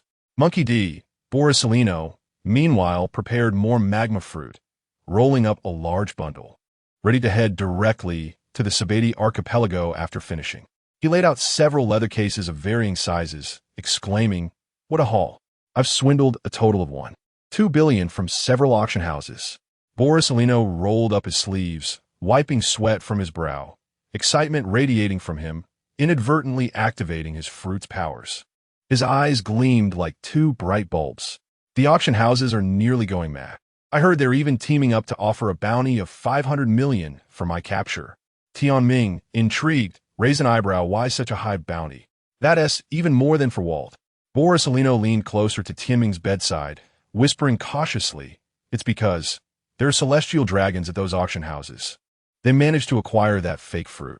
Old Huang, you truly are audacious. Shoo. It's a secret. Chapter 37. The Mountain Ablaze. After lying in bed for a month and a half, Tianming finally set his feet back on solid ground. The sensation of the Earth's simplicity and vastness was exhilarating, and it was hard to believe that he could feel anything less than excitement. This prolonged confinement had truly subjected him to a torturous ordeal, particularly the preceding month when he was as motionless as a vegetable. Fortunately, his training in life restoration enabled him to convert the food and water he consumed into energy with 100% efficiency, thereby sparing him the embarrassment of needing someone to tend to his bodily needs. The thought of being cared for in such a manner was unbearable to him. This time, he had genuinely pushed himself to the limit. At least another half-month would pass before he could utilize the powers of the fruit he had consumed. Moreover, Tianming sensed an ominous weariness in his lifespan, as if it had been worn down. After a long absence, he finally opened his status panel. Host, Tianming. Age, 19. Fruit, Healing Fruit, 55 Development. Armament Hockey, 15. Observation Hockey, 15. Conqueror S Hockey. None. He stroked the stubble that had grown on his chin and tentatively moved his stiff body. A sharp intake of breath revealed that any considerable movement still brought discomfort. With a twinge of caution, he touched his chest, dressed in a loose-fitting sweatshirt and oversized slippers, preparing to step outside for a leisurely stroll. He bore little resemblance to the spirited young man he had been a month ago. Rather, he appeared more akin to a man in his 30s. The scenery of Marineford remained splendid. The majestic backdrop of ancient buildings conveyed an air of solemnity, while the trees lining the residential streets flourished in lush greenery. Sunlight filtered through the gaps in the leaves, casting dappled shadows. In the distance, the ocean surged tumultuously, merging seamlessly with the sky as seabirds soared above, emitting their calls. Tianming first decided to inspect the house assigned to him at headquarters in Marineford. It was a charming Western-style villa, constructed of white bricks, with 2 stories and an estimated total area of about 300 square meters. He felt an overwhelming sense of happiness. The mere thought of his previous life, where he had scrimped and saved to rent a mere 80-square-meter apartment, nearly brought him to tears. This era truly held promise for public servants. Adjacent to his yard stood 3 small buildings, which belonged to his 3 elder brothers. However, they were currently overseas and unable to maintain the properties. Tianming retrieved the key to the door from Zephyr and unlocked it, stepping inside. The unembellished, minimalist layout suited his tastes perfectly. The essential household items were all present, awaiting only his personal touch for decoration. He slowly pulled out the remaining piece of the molten fruit from his bag and placed it in the refrigerator. It was astonishing that this fragment of the devil fruit had remained outdoors for over a month without showing any signs of decay. The devil fruit truly was remarkable. Despite its resilience, Tianming, adhering to conventional logic, believed that fruit ought to be stored in the refrigerator. Exiting his home, he set off towards the training camp. Eager to see his beloved junior classmates, rubbing his hands together, he was well aware that many of this cohort would become the future pillars of the Navy. Entering the training ground, he found it deserted, likely due to the ongoing lunch break, with only a haphazard array of footprints left on the ground, indicating a recent free-for-all sparring session. As he descended the stairs, he spotted a recruit engrossed in a book at the entrance. The youth was completely absorbed, so much so that he remained oblivious to Tianming's approach. This individual clearly lacked vigilance. What could be so captivating about that book? Curiosity piqued. Tianming leaned in to glimpse the cover, which read, Journey to the West. Ah, that was no surprise. Tianming bent down to join him in reading. Is this book any good? Wow. Who are you? How did you approach without making a sound? You scare me. I'm only 19. Who are you calling an old man? The startled youth leapt to his feet, staring blankly at Tianming. Now Tianming could see the boy's features clearly. He sported a standard buzz cut, and his gentle, wholesome face radiated warmth and calmness, though his arms bore various scratches. Tianming's eyes widened in delight as recognition dawned upon him. This was Blaze Mountain, the future elite admiral of the Navy. Tianming held a particularly fond impression of Blaze Mountain, having read a beloved fanfiction titled This Navy Loves Misfires, with a protagonist Ron, inspired by Blaze Mountain. Steadfastly pursued his beliefs and ultimately ushered the world into a new era of peace. Do you know me? Blaze Mountain asked, his brow furrowing in confusion. If you wish to read that book, I can lend it to you. Upon hearing his name, Blaze Mountain looked up bewildered as Tianming excitedly nodded. I'm your fan. May I have your autograph, Blaze Mountain? Tianming produced a piece of paper and a pen from his bag, his eyes sparkling with enthusiasm. Wait, I'm not a famous person. Blaze Mountain hesitated, frowning in surprise. But you've been praised by instructor Zephyr for your hard work. Blaze Mountain scratched his buzz cut, feeling bashful as he nodded in acknowledgement. Exactly. Y admira diligent individuals. Please sign for me. Blaze Mountain took the paper and pen, pondering. But how should I write it? Just write your name in big letters and add a note saying, to Tianming. At this, Blaze Mountain froze momentarily, murmuring, Tianming. He then looked closely at the scruffy man before him, and his features began to coalesce with someone from his memory. You are Tianming, Rear Admiral. Yes, please write to Tianming. Blaze Mountain's eyes sparkled with excitement, and in his eagerness, he dashed over to Tianming's side. Tianming, Rear Admiral. I'm your fan. Please give me your autograph. No, I cannot accept that. You should sign for me. No. Tianming, Rear Admiral. I've admired you for so long. Please, just one autograph. 2 minutes later, each held a signed piece of paper, their hearts brimming with joy. Tianming had given his autograph to Blaze Mountain, and vice versa. Blaze Mountain, filled with admiration, exclaimed, "Tianming Rear Admiral, what brings you here? Please, just call me brother. That feels less formal. I recently sustained serious injuries and have only just gotten out of bed. I wanted to come and see you all. Tianming brother. You know, nearly all of us in this cohort are fans of you four from your dorm. You are truly magnificent. You single-handedly defeated the walled pirates and saved us all. I even watched your speech at the graduation ceremony, and your song was so moving." Tianming scratched his head, his face turning the color of a ripe apple. "Stop flattering me. Please, by the way, tell me about your cohort. I was particularly eager to meet you all while in the hospital." Blaze Mountain eagerly tugged at Tianming's sleeve, pulling him toward the dormitory. "You must come see them. It's lunchtime now.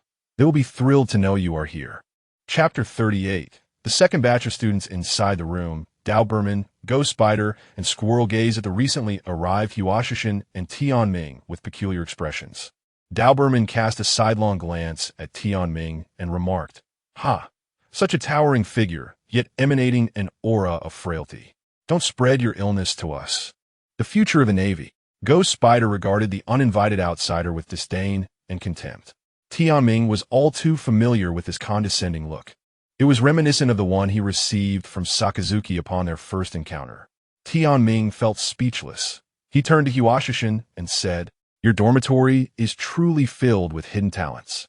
Seeing his idol being belittled by his roommates, Huashishin grew anxious.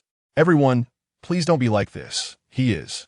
Tianming chuckled as he covered Huashishin's mouth, gently saying, "I am merely this little rascal-less cousin. He has been under your care, haha." The only sane one in the dormitory, Squirrel, began to greet Tianming. "Oh, so you are Huashishin's cousin. Nice to meet you.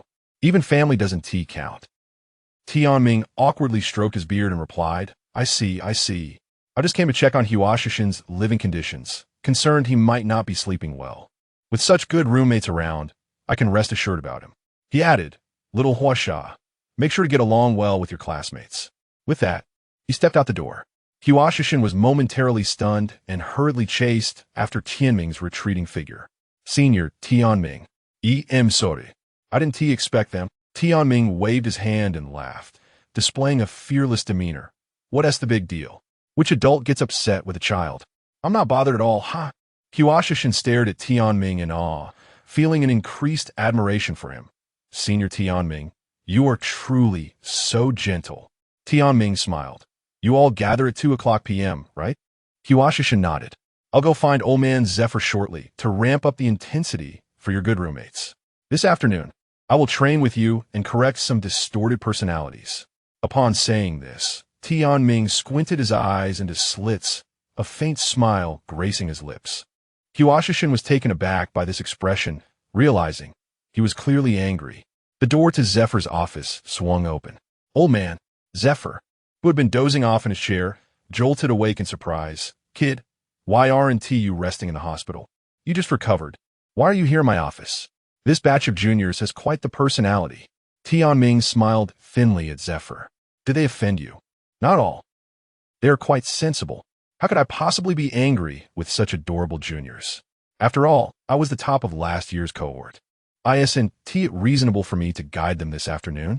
Zephyr's expression turned troubled. "My training ground has just been refurbished, so don't let them make a mess of it. Do I still need it? Old man, do you see me as a base and sorted person? Besides, my abilities are still overdrawn. I can't use those few tricks. I'll just practice some basic physical techniques with them." Zephyr's lips curled into a slight smile, a bitter laugh escaping him.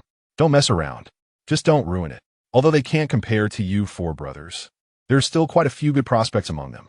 Tianming replied, "You mean Huashishin, Doberman, Ghost Spider, and Squirrel?" "Yes, and two others. One is called Kaji, and the other is Magellan. Magellan couldn't stay in the dorm due to his physical condition. There is also a girl with the highest potential, Gion. She is Crane's younger sister." Tianming stroked his beard thoughtfully. "Let us arrange for them to spar freely this afternoon. I'll test their skills." Zephyr looked at Tianming with concern. "You've only been able to walk for a few days, and you're already planning to stir things up. They're just a few rookies, trust me. It won't take much effort. Remember to go easy on them. Sure, Zephyr remarked. By the way, you should shave that beard of yours after today. You're so young, yet you look like you're in your 30s.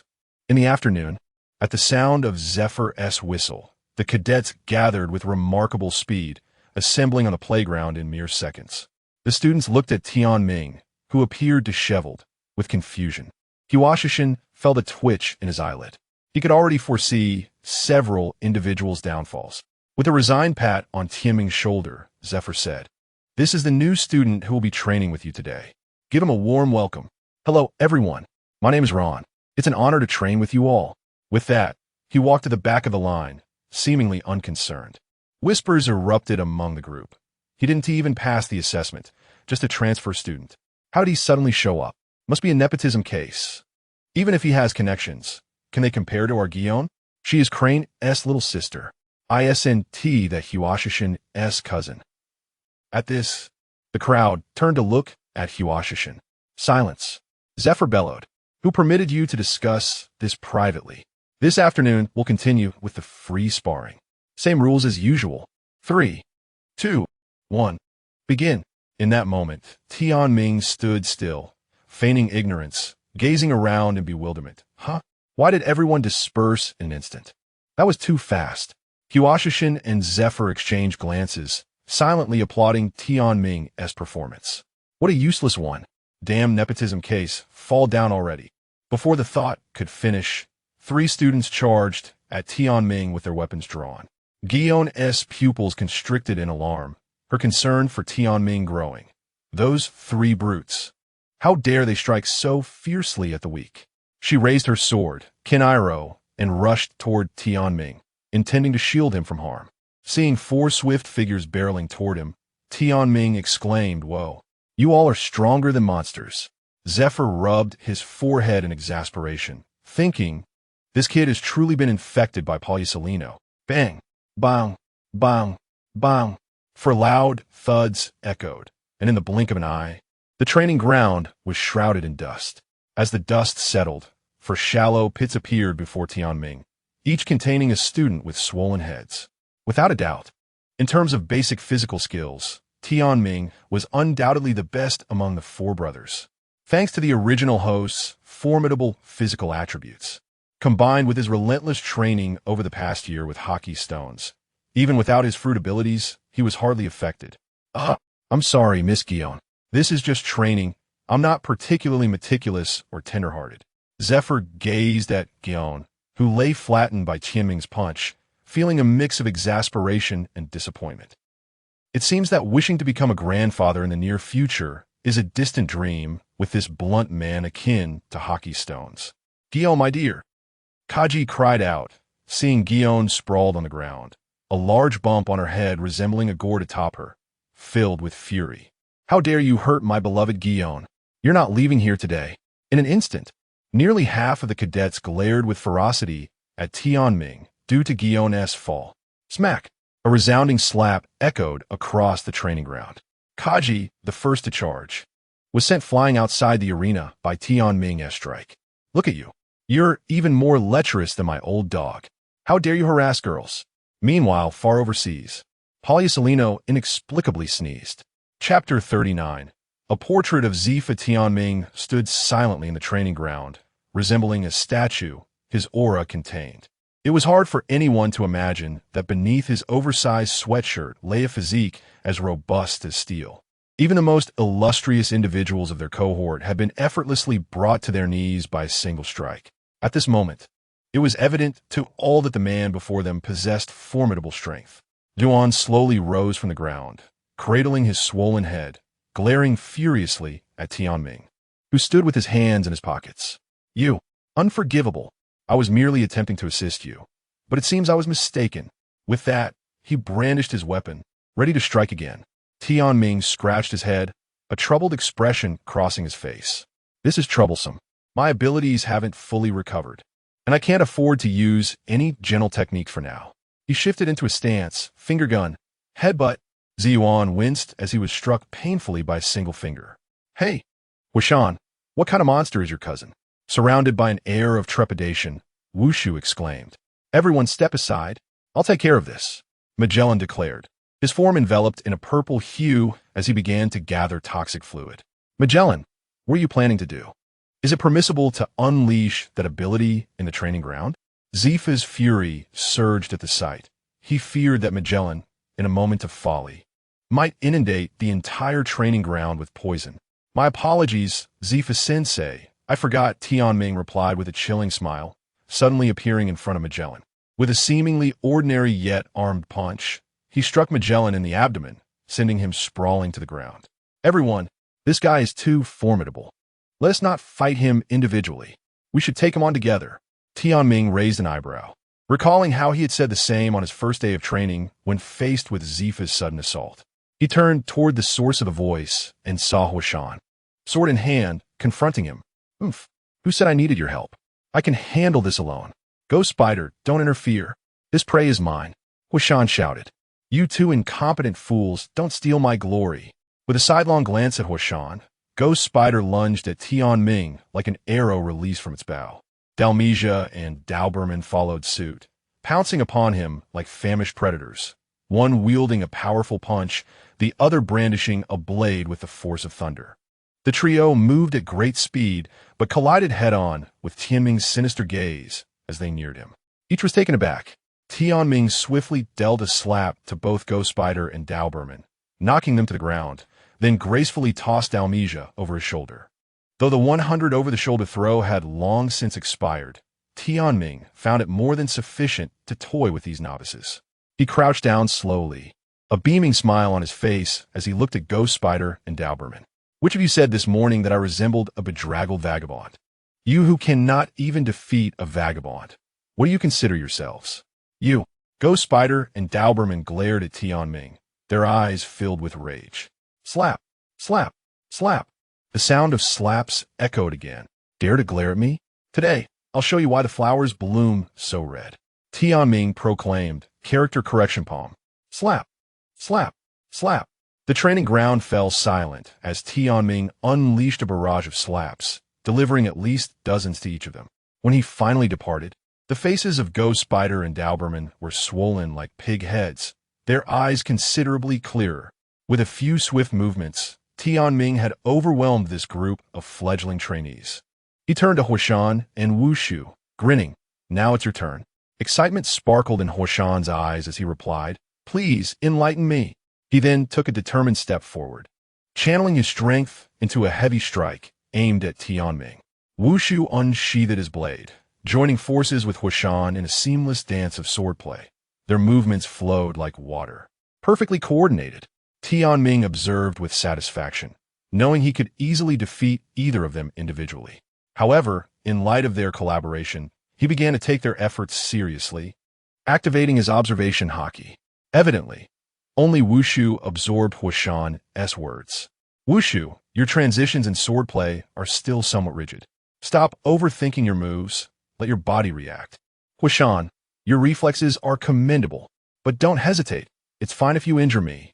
Show your true prowess. Don't be so gentle. As Tianming dodged, he guided the two. At last, he seized an opening in their swordplay transitions and unleashed a powerful headbutt imbued with haki. With their defeat, no one remained to challenge him. Tianming stretched his aching back and turned to Zifa, grinning. So, what do you think? Do I resemble your shadow from last year? Zifa lit a cigar, gazing at the self-satisfied Tianming with a smile. Indeed, but you still have a long way to go. Though he spoke lightly, Zifa felt a swell of pride within. This lad. His physical prowess is already at a level beyond that of a major. At this moment, Dalmesia looked up, frustration etched on his face as he stared at Tianming. Damn it, I'm so weak. With such inadequacy, how can I ever hope to stand beside Major Tianming in the future? Dalmesia trembled at the thought, his fingers digging into the earth, glaring fiercely at Tianming. Try saying that again. Tianming scratched his head, perplexed. Honestly, I'm not that impressive. If it weren't for my good fortune, I would have perished at the hands of Wald long ago. His words, spoken so casually, rippled through the quiet training ground like a missile crashing into the sea, stirring up waves of outrage. You dare to insult Major Tianming? Wushu cried, rising from the ground, brandishing his weapon at Tianming. Tianming looked at Zifa, who was trying to suppress laughter, then turned to the furious faces surrounding him. In that instant, he understood everything. He recalled that Huoshan had mentioned that most of this cohort were fans of the four of them. Oh, Tianming's expression morphed into something utterly detestable. What? Did I say something wrong? That fellow is merely a clown, seeking attention. And that Sakazuki, does he truly consider himself significant, declaring he will eradicate evil? He ought to reflect on his own age. He should have outgrown that phase long ago. Borsellino? P.S. Just a sleazy man. What is there to flaunt? Is he not satisfied with his own sleaziness, and had to consume the glint fruit to make his lewdness shine? Ha ha! As for Dragon, P.S. Just a leech. Riding on his father's heroic legacy, while shamelessly claiming he wants independence. Surely, no one can truly admire those four, right? Surely not. The disdain in Tianming's eyes was palpable as he laughed arrogantly. Every trainee in the vicinity, without exception, seized their weapons, filled with intense hatred for Tianming. Among the survivors on that warship is my brother. It was Major Tianming who saved him. I won't allow you to insult him. I joined the training camp because I was inspired by Colonel Sakazuki's justice. You shall not go unpunished. Borsellino is incredibly handsome. He is not sleazy at all. You're just a jealous old man. I've witnessed Dragon's battles. He is no leech. Chapter 40. Not well versed in preaching, so are you attempting to refute me? Tianming retracted his smile, adopting a demeanor of icy severity. He gathered all his strength and, with a heavy fist infused with armed hockey, struck the ground forcefully. In an instant, the training ground split open with numerous fissures radiating from the point of impact. Zephyr felt a pang of heartache. Within the training grounds, silence enveloped the crowd. The only sound was the crackling of clenched fists. They understood they lacked both the qualification and strength to counter his words. To be frank, I am quite disappointed in you. What exactly do you hold in such high regard? You think yourself remarkable merely a month into a training camp. Although I am not particularly skilled in preaching. Tianming's words elicited an unexpected chuckle from Zephyr, who had been solemnly smoking a cigar. Internally, Zephyr mused, "Spare me. You claim not to preach? Since encountering you, Sakazuki, Dragon, and Borsellino have all transformed as if possessed."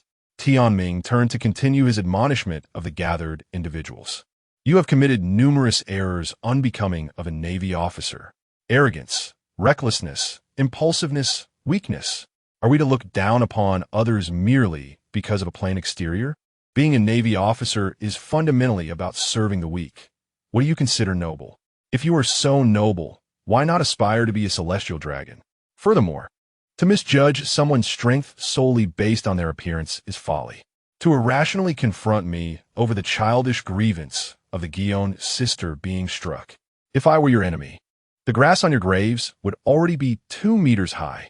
Cooperation is not born from a lack of collaboration. Are you both inept and playful? If you lose in a duel, would you prefer a more dignified demise? Want me criticizing your idol? What does it matter if I deny you? With such inadequate strength, should you not expect derision?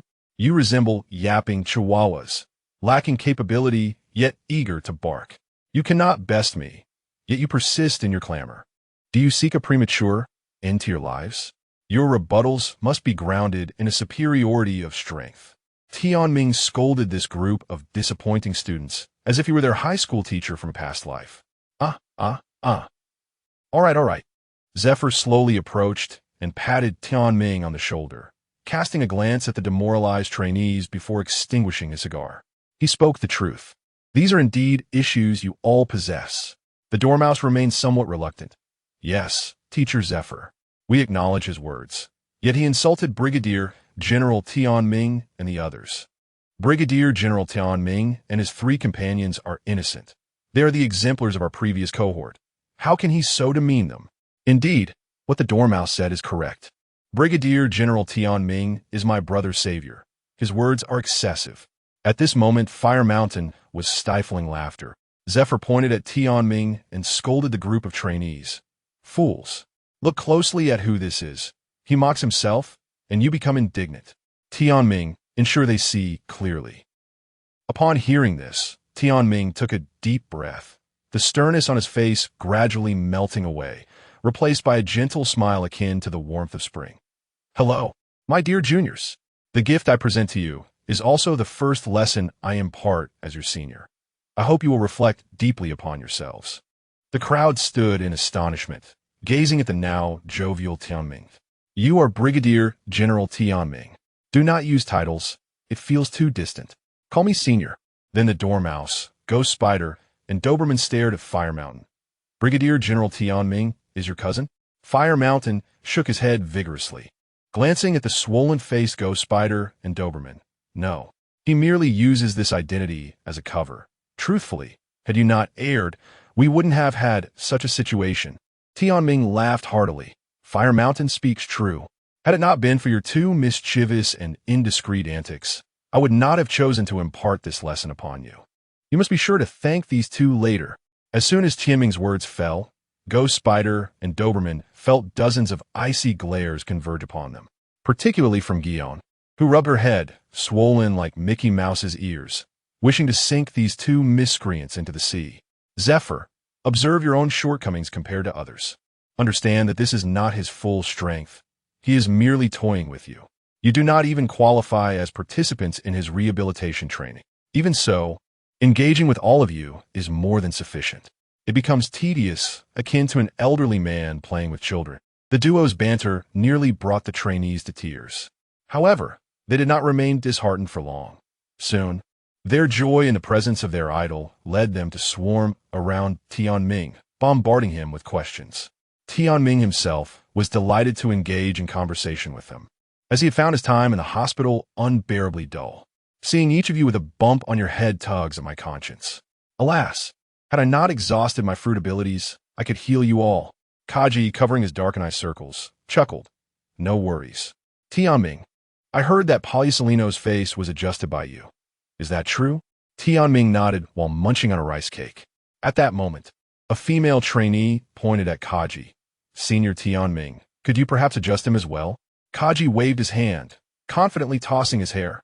No need. I'm a purely natural handsome man, already perfect. Even the slightest alteration would tarnish my beauty. Zephyr, Tianming, Guillaume, the trainees. The silence was deafening. Senior Tianming, does Sakazuki have a girlfriend? Tianming, upon hearing this, made a bewildered expression at the questioning female trainee. When did you become so blind? Once my abilities recover, I must remedy your vision. No. I asked because I made a bet with my roommate, asserting that Sakazuki's personality would surely deter women. I wager a round of drinks. Rest assured, there is none. Even if there were, I would find a way to sabotage it. Tianming scoffed dismissively, stating, a brother's bond lasts a lifetime. Whoever finds a partner first is a dog. Senior Tianming, does your first kiss still remain intact? Cough, cough, cough. Upon hearing this question, visions of a hairy, burly man flooded Tianming's mind, causing him to choke on his rice cake, gasping for breath. Thus, a rising naval supernova nearly met his demise at the hands of a single query from his junior. Can we please focus on other matters? Chapter 41. Tears of blueberry flavor sunlight cascaded upon the training ground, where individuals sat amidst a scene of delightful disarray, engaging in laughter and light-hearted banter. Zephyr, arms crossed and leaning against a grand tree, observed the group of trainees gathered together. All right, Tianming, I believe you've chatted enough. They still have training to attend to. Oh, come now. What's the rush? A little delay won't hurt, someone chimed in playfully. Indeed, indulge them. Have you all forgotten who turned you into a bunch of fools not long ago? The trainees continued their jovial exchanges, with one even sticking out their tongue at Zephyr. With a sigh, he reflected on the scene before him. It echoed memories of days gone by. Before your graduation ceremony, I shall present each of you with a gift. It may very well save your lives during the assessments. Wow! Long live Brother Tianming. Thank you. Tianming's gaze drifted towards Magellan, who sat distant from the others, maintaining a cautious separation. Poor Magellan, burdened by the unique nature of his fruit ability, was perpetually apprehensive about inadvertently harming his classmates. Magellan, why are you sitting so far away? Come join us. Magellan, upon hearing this, recoiled even further. No, I fear I might hurt everyone. Tianming slowly propped himself up and approached Magellan, saying, the side effects of the poison fruit. Perhaps my healing fruit could alleviate your concerns. When my powers are restored, I'll have Zephyr inform you. Then you can seek me out. I will strive to ensure you can live normally with everyone, free from guilt about potentially harming others.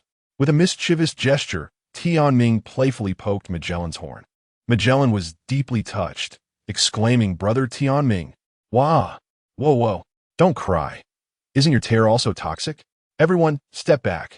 From the corners of Magellan's eyes flowed a fountain of purple venom, causing Tianming to hastily signal for everyone to disperse. He crouched beside Magellan to observe. Despite the exhaustion of his powers, the passive effects of his fruit rendered him immune to all toxins and ailments.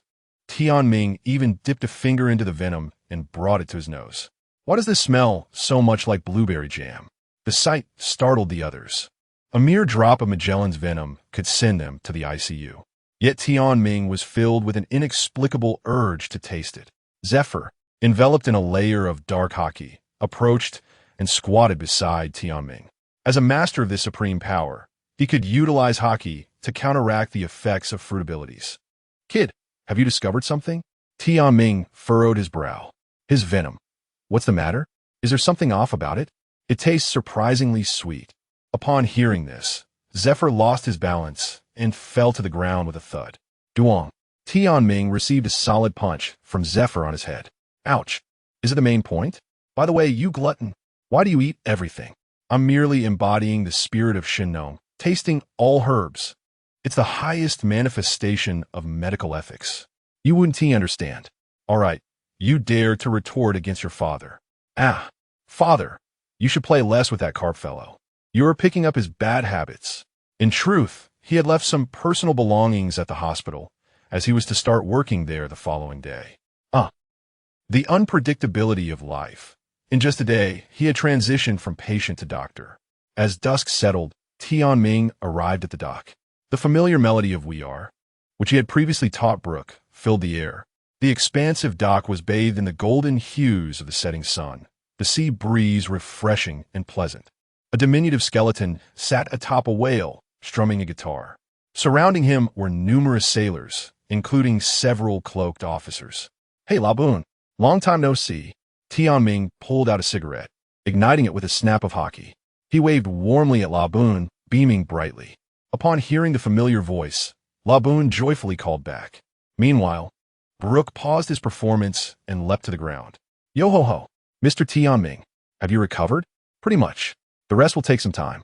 Tianming grinned while puffing on his cigarette. How have you and Laboon been? Yo-ho-ho, we've been quite spirited. I'm now the instructor of the Navy's Arts Troop, residing in their dormitory. Tianming raised an eyebrow, puzzled. Arts Troop? I wasn't aware of such a group. Brooke leaned closer, whispering, it said that your admiral personally advocated for its establishment.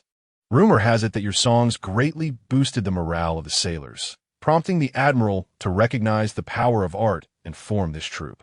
The Viscarl Kingdom even volunteered to send a batch of artistic experts to the Navy headquarters. This is a personal initiative from Prince Sax, Tianming nodded, recalling the prince who had concealed his identity aboard the merchant ship. How thoughtful. I should make a call tonight. It's been ages since we last spoke. Most importantly, why Haven Tea, I received my royalties for Journey to the West yet, although I possess 300 million from Huang's sale of fake fruits. One can never have too much money, especially when it's rightfully mine. He shook his head, dismissing such thoughts. With that, Tianming extinguished his cigarette, crushing it underfoot. Laboon, how have you been? Instantly, he transformed into a playful tone, affectionately ruffling Laboon's round head. Yo-ho-ho, Laboon is now quite the popular figure. Many sailors come to play with him. He has become the HQ's mascot. Brooke gently strummed his guitar, expressing his inner joy. Indeed, Laboon is amazing. Henceforth, I shall personally designate you as the guardian spirit of Marineford. By the way, Brooke, would you consider moving in with me? Chapter 42. The first day at work time swiftly passed, arriving at the second day. A wave of emotions washed over Tianming. Upon entering the office, his first act was to wrench the swaying fan from the desk. though his physical strength rendered him immune to the risk of injury from the fan. A lingering fear from past experiences remained within him. Alas, Brooke would not be living with him, and now boredom loomed large. Tianming rested his head on the desk, quietly relishing his solitude. Last night, Brooke had politely declined his invitation, explaining that the young artists often sought his counsel late into the night. To facilitate their inquiries, Brooke chose to reside with them. Tianming felt a genuine happiness for Brooke's decision. He had finally discovered his calling. True companionship entails mutual respect for one another's choices. Last night, Tianming slept soundly in his new home, enveloped by an unprecedented sense of belonging. The office exuded a fresh simplicity, with every item meticulously arranged. A gentle breeze wafted through the window, playfully tousling his hair. Glancing at the empty corner of his desk, he tenderly caressed the surface. Other possessions could be disregarded, but if only his cherished item could be present. In his previous life, a small Chilean wooden carving always adorned the right corner of Tianming's office. This delicate artifact was a relic from his mentor, the only individual who had ever shown him kindness after his sister's disappearance. Regrettably, mere years after his graduation, his mentor had passed away. The Chilean, a symbol of prosperity and longevity, was said in folklore to traverse the clouds, dispelling earthly woes. As a healthcare worker, no one yearned for the well-being of others more than they did. When the time comes, I shall request the carpenter at headquarters to carve a similar one for me. Lost in thought, Tianming absent-mindedly traced circles on the desk, his mind a whirlwind of distractions. Knock, knock, knock. A faint, cautious knocking echoed.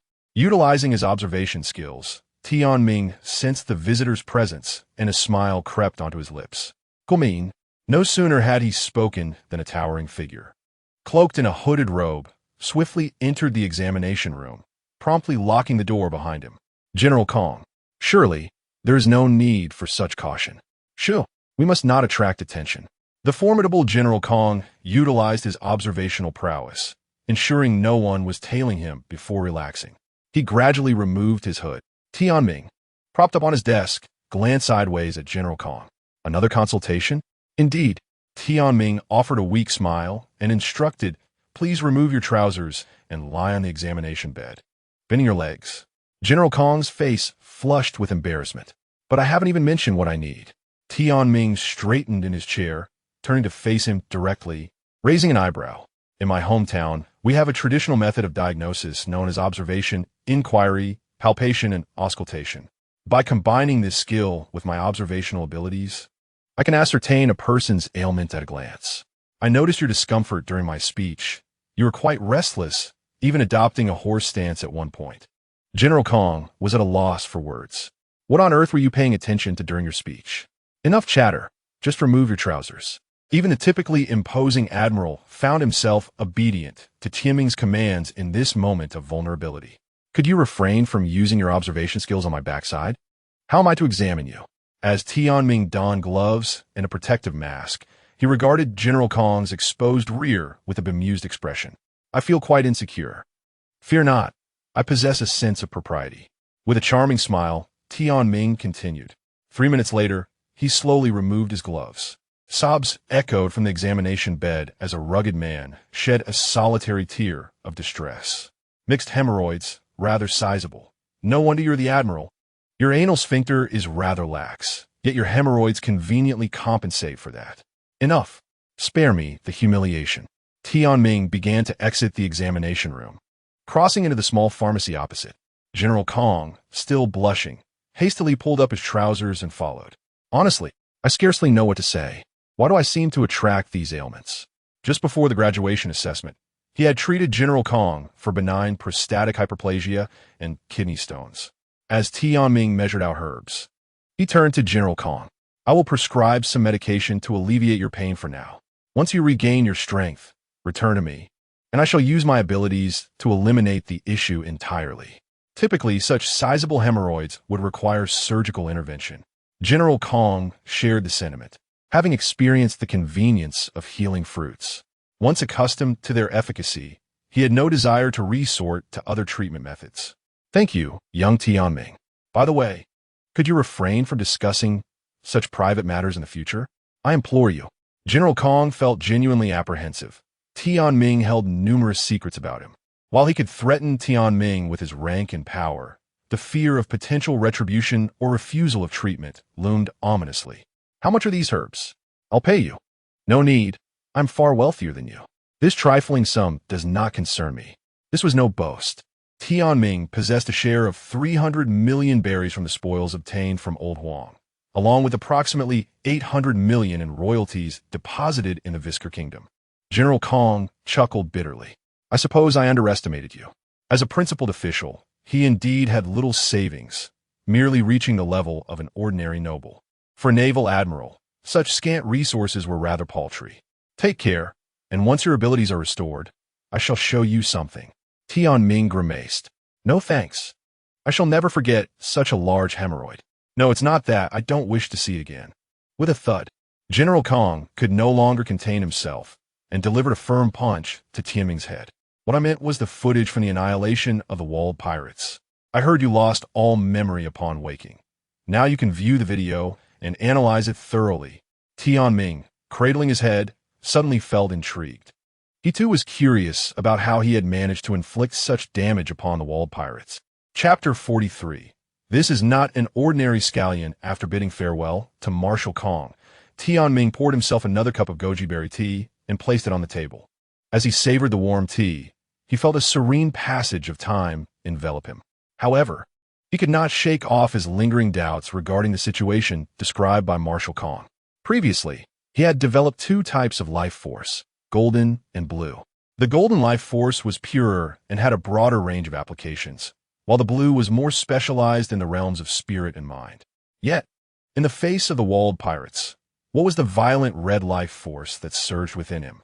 Could it possibly be the Nine-Tails chakra? That seemed absurd.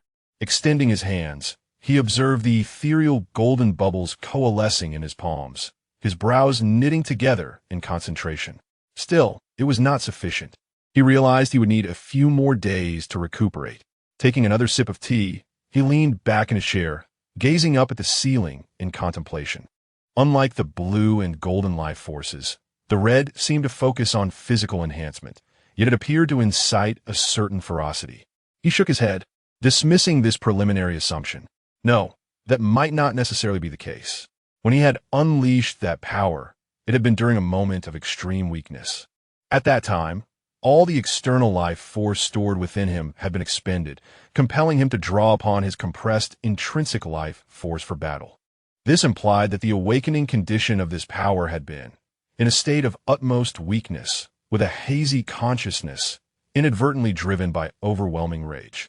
Before the graduation assessment, Tianming conducted a preliminary evaluation of his current strength, determining that he was perhaps slightly stronger than Luffy during the Marineford War. Despite mastering the dual-colored haki, Tianming felt he lacked sharper ranged attack techniques. For instance, when sparring with Old Huang could effortlessly soar into the air and rain down attacks on him with the 8-foot-long Yada no Kagami, leaving him utterly defenseless. Similarly, Longzi unleashed punches that whipped through the air like blades, while he and Old Sa remained grounded, awkwardly leaping in place. Old Sa had an advantage, as he could execute flying slashes, whereas Tianming could only rely on his fists, rendering his moonwalk speed inadequate in comparison to the two. He possessed some ranged skills, yet they lacked lethality. For example, the life energy cannon could replenish his state when hit, while the full moon wave cannon would plunge him into sage mode. Techniques like the laser beam and hair loss beam were indeed ranged, but their limitations rendered them virtually useless against prepared and haki-adept opponents. Moreover, he could not bring himself to employ such underhanded tactics against his comrades. It was certainly not out of fear of being pummeled by the formidable Red One. Taking a deep breath, he sighed heavily, his gaze fixed on the steaming tea before him, a smirk involuntarily tugging at the corners of his mouth. Alas, after Old Sa consumed the magma fruit, I have now become the weakest among these three formidable natural users. I hope this newfound red life force brings me some surprises. After much contemplation, Tianming concluded that he would ultimately have to wait for his abilities to recover before conducting any experiments, to avoid unforeseen circumstances. He would need to call upon a powerful ally to stand by in case he lost control. Resting his head on one hand, he gingerly touched his chest, still faintly throbbing from the aftermath of his previous outburst. Glancing out the window, he prepared to gaze into the distance. As he raised his eyes, he was startled to see a disheveled face occupying nearly the entire window, with a pair of beautiful, bloodshot eyes staring intently at him. Tianming, huh? Little one, do you have a plethora of questions? The large-eyed figure appeared to notice that Tianming had finally acknowledged its presence and excitedly blinked. On that day, humanity finally remembered the fear once dominated by giants. Oh my goodness, an unblemished giant. Without a second thought, Tianming hurled the teacup he held toward the enormous face. Subsequently, he leapt backward like an agitated cat, landing several meters away, adopting a ready stance for confrontation.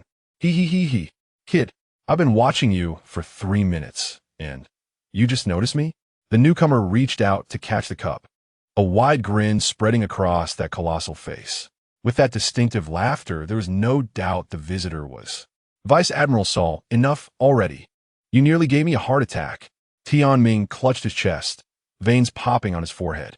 For that brief moment, he almost believed he had stumbled onto a giant film set. He. Don't you possess observation hockey? Do I need to activate my hockey just to slip in unnoticed? You're making it difficult for me. Feigning calmness, Tianming approached the window with a beaming smile, as if the earlier fright had not fazed him at all. What brings you here? I have been overseas and heard that you saved my friend Teslay. I specifically came to express my gratitude. Oh, I hardly deserve such praise. It was merely my duty. Saul laughed heartily, evidently delighted with the new recruit to the Navy before him. That aside, I have brought you a token of my appreciation, Saul declared, as he thrust a massive herb through the window towards Tianming. As Tianming beheld the enormous herb, which nearly filled half his office, he could not help but marvel. What a gigantic scallion. This is not an ordinary scallion. It is a herb unique to Elbaf, the name of which has escaped me. Regardless, it is exceedingly rare, taking 50 years to grow a single specimen. Its restorative properties for vitality and energy are unparalleled. I heard you sustained significant injuries in your last battle, so I brought you this herb. Tianming was taken aback. This is far too precious. Saul shook his head. He. I have several more back home, so you need not worry. Besides, 50 years is but a fleeting moment in the lifespan of our giant race, which spans 3 centuries. Tianming, thank you, Vice Admiral Saul. I owe you a great debt of gratitude. Should you ever require assistance, I shall not hesitate to respond. Tianming meticulously examined the herb's form and aroma, even tasting on the spot, and was momentarily rendered speechless. Regardless of its shape, scent, or flavor, this truly resembles a scallion, does it not? Vice Admiral, how is this herb to be used? Saul patiently extended his finger through the window, pointing at the herb. Just eat it directly. If you find that too monotonous, you can also dip it in some bean paste for flavor. The silence within Tianming was deafening. This is absolutely just a scallion. ISNT it. Chapter 44. The Rhythm Creek. Tianming truly found a bowl of debanjiang and brought over a steam bun. At this moment, he held a green onion in one hand and cradled the bun in the other, munching away with delight. To be honest, he hadn't savored the taste of green onion dipped in sauce for quite some time. He was quite tempted by it. In the serene and picturesque courtyard of the hospital, Tianming sat on the ground alongside General Soro. General Soro, does your name contain AD? Soro nonchalantly nodded, yes. Has your family ever mentioned what it represents? My brother Monkey. There is also AD in the name of the dragon. Soro tilted his head in confusion, pondering, it doesn't seem to hold any special significance. Anyway, I heard from my grandfather that our ancestor inherited this from a friend as a token of remembrance. Since then, our lineage has incorporated it into our surname. I really don't know its exact meaning, but since it has been infused into our bloodline, it must bear some important significance. Indeed, Tianming smiled knowingly, his eyes rich with unspoken stories. Others might be oblivious, but he understood its true meaning, the divine nemesis. Raising an eyebrow, Tianming teased. Perhaps your ancestors were acquainted with Admiral Karp's forebears. Haha, is that true? General Soro exclaimed. Is it true that your giant clan loves to host banquets? I've heard that ancient banquet music is played, and a unique dance is performed. Sora's eyes sparkled at this, kid. You know quite a bit. Interested in the culture of the giants? Tianming nodded vigorously, his anticipation genuine. Soro then slowly stood, clapping his hands to produce a unique rhythm akin to a drumbeat. The enchanting sound of the drum reverberated through the hospital courtyard, prompting countless patients and doctors to peek out of their windows. Thud, thud, thud, thud. Following this, Soro demonstrated the Nika dance. The joyful atmosphere spread like sunlight, filling every corner of the hospital. No one found it noisy. Instead, they felt an immense sense of comfort and ease. This is the Nika dance. Although Tianming was yet unaware of the significance of recording the Nika dance and the liberated rhythm, he had an inkling. It would be of use someday. All right, young man, my time is nearly up. I must take my leave, Soro said, gradually turning to depart, effortlessly crossing the hospital wall as if it were a low threshold. You truly are, as the rumors say, a pleasant companion. If you're ever bullied by pirates overseas, just let me know, and I'll help you deal with them. Tianming also rose slowly, smiling. Sure, it's a promise. In the future, if I encounter pirates I can't handle, I'll invoke your name. Ha, you're quite bold. With that, Soro turned, the expansive navy cloak billowing majestically behind him. Tianming gazed meaningfully at Soro's retreating figure. General Soro, I have possessed a slight ability since childhood to help others avert misfortune and seek fortune. Thus, I offer you this advice. In times of confusion about your path, look into the sorrowful eyes of the girl before you and trust your heart. In the blazing wilderness of demon slaying, ice shall envelop you, guiding you towards the future. Well, your words are quite disjointed, but I shall remember them. Soro waved dismissively, his footsteps unyielding. That distinctive laughter faded as he moved further away. After bidding farewell to Soro, Tianming spent the afternoon in his office, indulging in green onions. The more he consumed, the more he felt his energy surging within him. It truly was a timely gift. It turned out Soro hadn't been deceiving him. Overjoyed, Tianming voraciously gnawed on the towering green onion. The robust aroma filled the entire office, crisp and refreshing. The more he chewed, the more delightful it became, to the point where he discarded the bowl of sauce and the bun, simply embracing the onion. Before long, the herbal treasure was entirely devoured. Sitting contentedly in his chair, he couldn't help but exclaim with heartfelt satisfaction. Delightful. Chapter 45. Restoration of abilities after vanquishing the herbs bestowed upon him by Soro, Tianming, seizing the opportunity of a quiet afternoon devoid of patience, ambled towards a training ground, his sword in hand. This was both a training session and a means of digestion.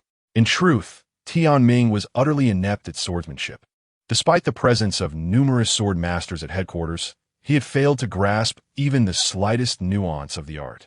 Gripping the sword tightly, he recalled a remark from its former owner, Sakazuki. You wish to wield a sword? Forget it. I've never seen anyone use a sword like a fly swatter. Even a 6-year-old wields a wooden sword better than you. Giving you this sword is akin to melting it down for a merciful end. Reflecting on this, Tianming chuckled softly, his fists clenching with renewed determination. After consuming the magma fruit, Sakazuki had abandoned swordsmanship, focusing instead on the fruit and hockey, as the heat was too intense for blades to endure. At that moment, Tianming had not observed much disappointment on Sakazuki's face. After all, in his eyes, any method of dispatching pirates sufficed. The power of magma aligned more with his temperament. While bedridden, Tianming had implored Sakazuki for the sword, claiming he wished to utilize its residual heat. Subsequently, he faced a fierce rebuke from Sakazuki. Nonetheless, Sakazuki had quietly placed the sword beside his bed without uttering a word. Interestingly, the trio of dragon, dog, and monkey had been quite curious about Tianming's sudden desire to wield a sword, given his penchant for fisticuffs. Tianming had to provide them with an explanation. 1. Hardening. This technique allows the user to solidify hockey on the surface of their body, enhancing both defense and destructive power. 2. Constriction and projection. This enables the user to project hockey onto weapons, such as swords, or create an invisible layer of defense around themselves. 3.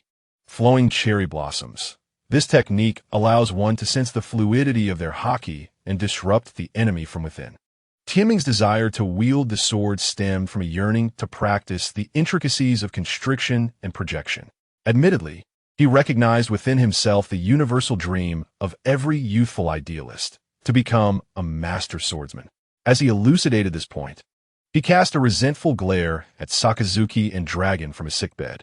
Sakazuki had already awakened his conqueror's haki, albeit unknowingly, while Dragon, though not awakened, certainly possessed potential. Tianming internally scoffed at the notion that everyone shared their latent prowess. He was acutely aware of his limitations. He had no aspirations of kingship. He merely sought to obliterate the divine. Alas, it was a sight that brought tears to the eyes of onlookers and sorrow to the ears of witnesses. Was this truly the swordsmanship of Rear Admiral Tianming? Surely not. Though the blade was enveloped in haki, his technique was woefully inadequate. One might honestly declare that even a 6-year-old wielding a wooden sword surpassed his efforts. I cannot bear to watch any longer. If I continue, my skills will regress by a decade. At that moment, Tianming's mind was flooded with thoughts of breath of the sun. Dance. Fong strike. No enemy remains unscathed. No cut unbroken. Golden horizon. Although Tianming moved with agility and strength, transitioning seamlessly between moonwalk and shave.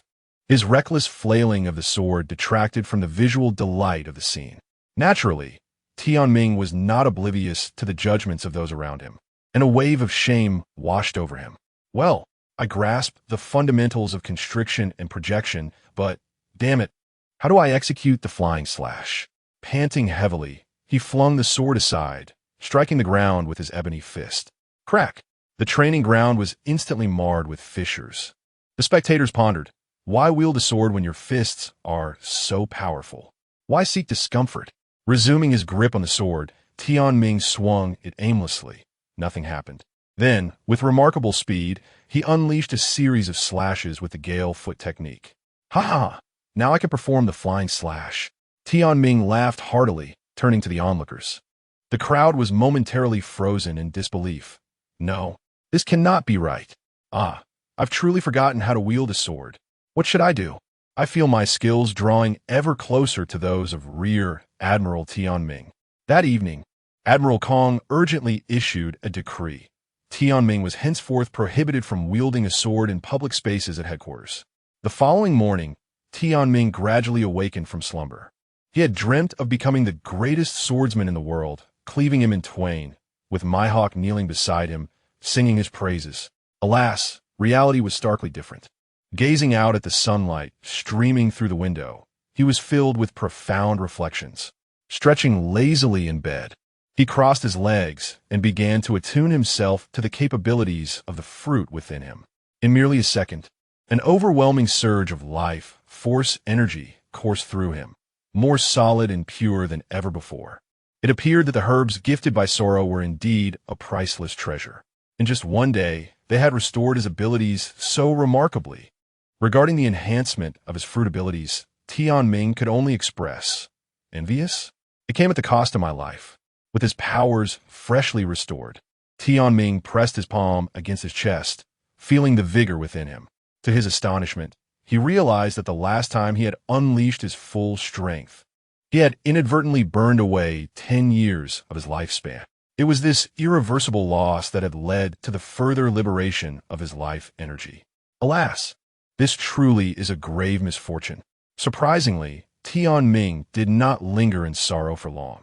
After a moment of contemplation, he seized the telephone snail and called Zephyr and Kong. Upon connecting, he informed them of his restored abilities, and the three agreed to meet at the training ground on the western shore of Marineford. With a sudden burst of energy, Tianming leaped from his bed. First, he would visit the mountains for a bit of life force, and then he would eagerly experiment with his newfound abilities. Zephyr, Kong, have you both had breakfast yet? At the training ground, Zephyr and Kong gazed skyward. A robust figure approached, gliding through the air with moonwalk. This lad truly loves his moonwalk, Kong observed, a hint of admiration creeping into his smile. You've got quite the following. One phone call, and even the admiral and the general come running, Zephyr remarked. As he spoke, Tianming cast a sidelong glance at him, a knowing smile gracing his lips. Kong felt a sudden tension in his chest and refrained from further comment. Haha, this young man has made a swift recovery. Weren't we told it would take at least another half-month? Zephyr, cigar in mouth, affectionately draped an arm around Tianming's shoulders, playfully tugging at his scalp. Ouch, that is painful. I owe it all to the herbs provided by Rear Admiral Sorrow. Suddenly, a leaf tumbled out from Tianming's clothes. Kong inquired, have you been to the mountains again? It was a long-awaited visit. Fine, I want to press the issue. Tianming, brimming with joy, approached Admiral Kong, placing a hand on his shoulder to channel his life force. In an instant, Kong felt something within him contracting at an astonishing rate, and the previously slack skin in that area became taut once more. Zephyr observed the two, standing motionless, an expression of confusion crossing his face. Kid, old Kong, what exactly are you two up to? Tianming chuckled lightly. It's nothing.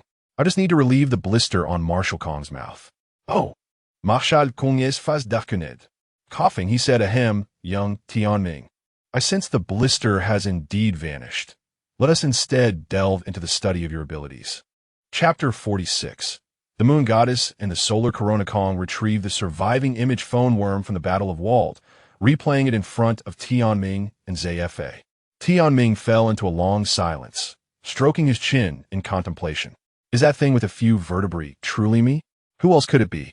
Marshal Kong put away the phone worm, his hands tucked into his pockets as he regarded Tianming. Youngster, try to draw out that power now. With both Zfa and myself here, you need not worry about losing control. Tianming nodded hesitantly and stepped back a few paces. He then focused, channeling the life force within him. As his breathing intensified, the life mark on his forearm radiated brilliantly. A layer of golden life energy gradually enveloped him, transforming into a vivid crimson hue, giving Tianming the appearance of being drenched in blood. Slowly opening his eyes, he looked at the two before him. How does it look? Zfa and Kong exchanged glances, relieved to see no signs of Tianming losing control. That question should be directed at you. How do you feel now? Tianming furrowed his brow. There's an incessant urge within me to battle. I also feel an inexhaustible strength coursing through my body. Kong and Zfa moved closer to observe the vibrant red life energy surrounding Tianming. It's quite warm. Marshal Kong coated his hand with armed color, continuing to feel the red life energy. Zfa furrowed his brow slightly, mimicking Kong's actions. This power seems rather violent. Show us a move or two. Upon hearing this, Tianming approached a wooden post, gently caressing it as the red life energy surged into it. Crack! The post shattered into countless sharp wooden fragments, exploding in all directions. Even Tianming's body was pierced by several splinters, yet within an instant, the holes closed up, leaving only the tattered remnants of his clothing as evidence of the prior injury. Whoa, that startled me. Tianming patted his chest, still trembling from the shock. Doesn't that hurt? Zfa and Kong behind him were equally astonished. Not at all, Zfa suggested. Why not test your physical abilities in this state? No sooner had he spoken than Tianming soared into the air like a dragon, seamlessly executing a combination of moonwalk and shave, appearing as if he were truly flying.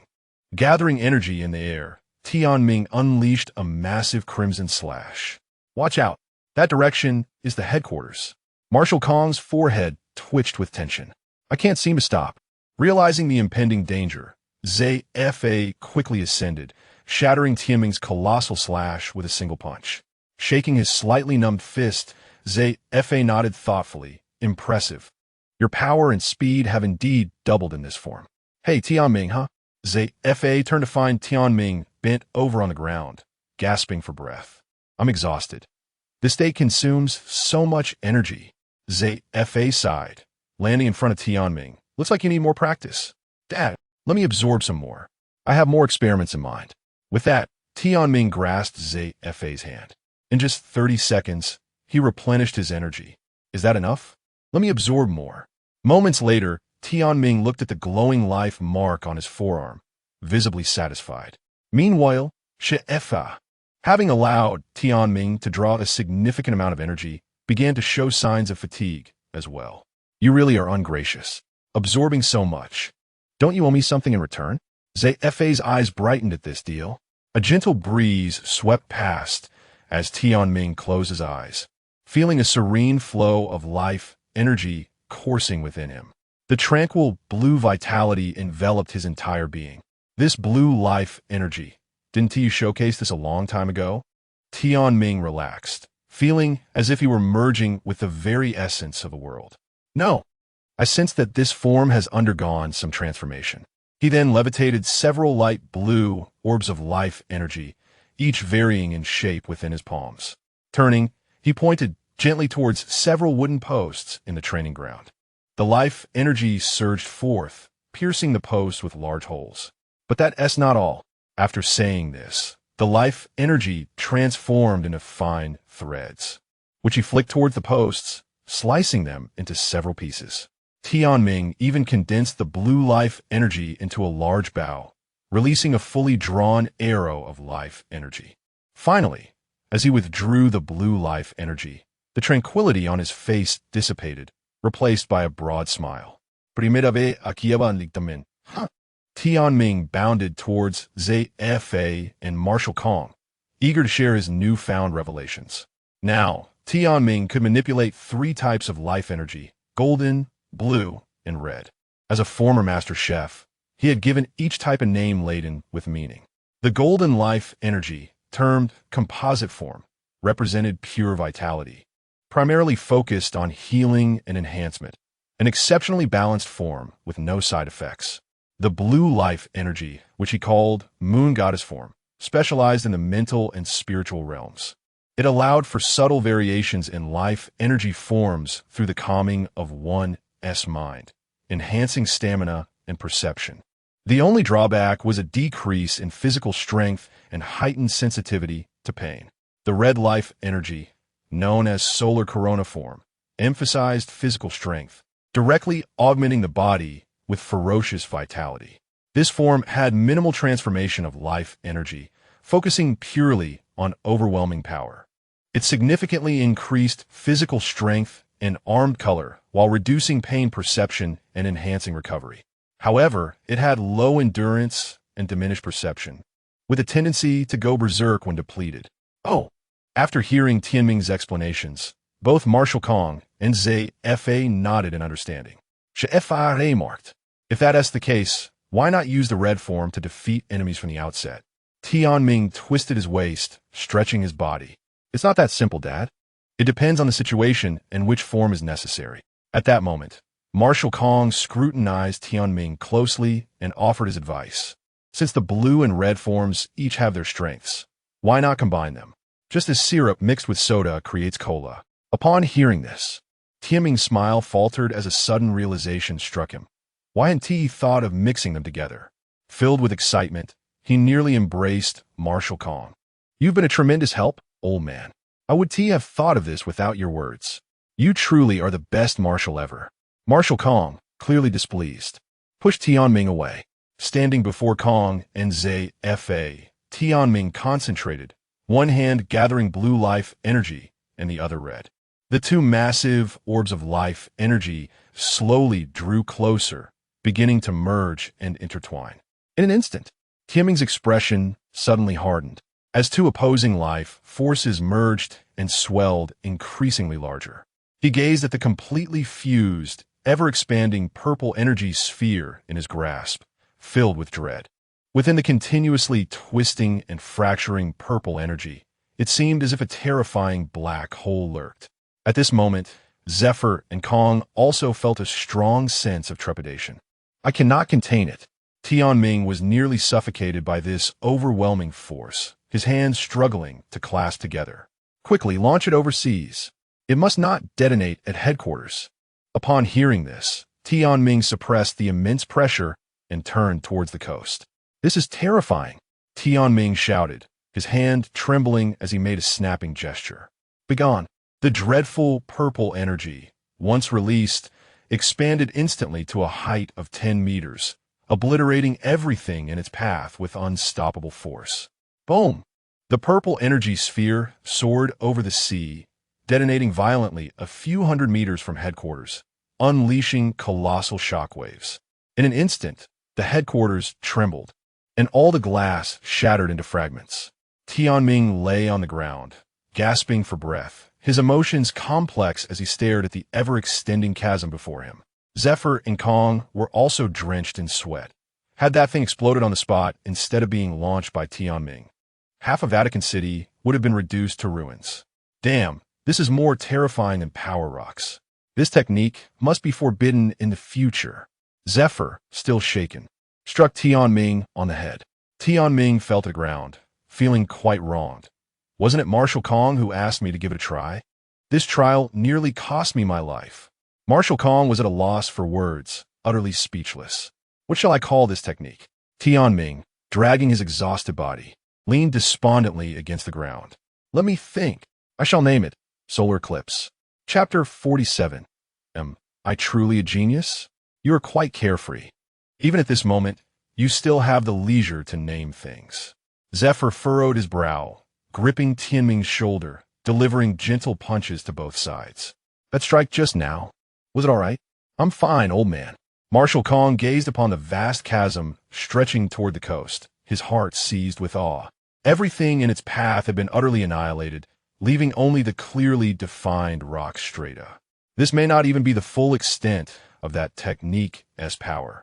If that lad had infused all his strength into it, Marin Vandu has now been completely erased.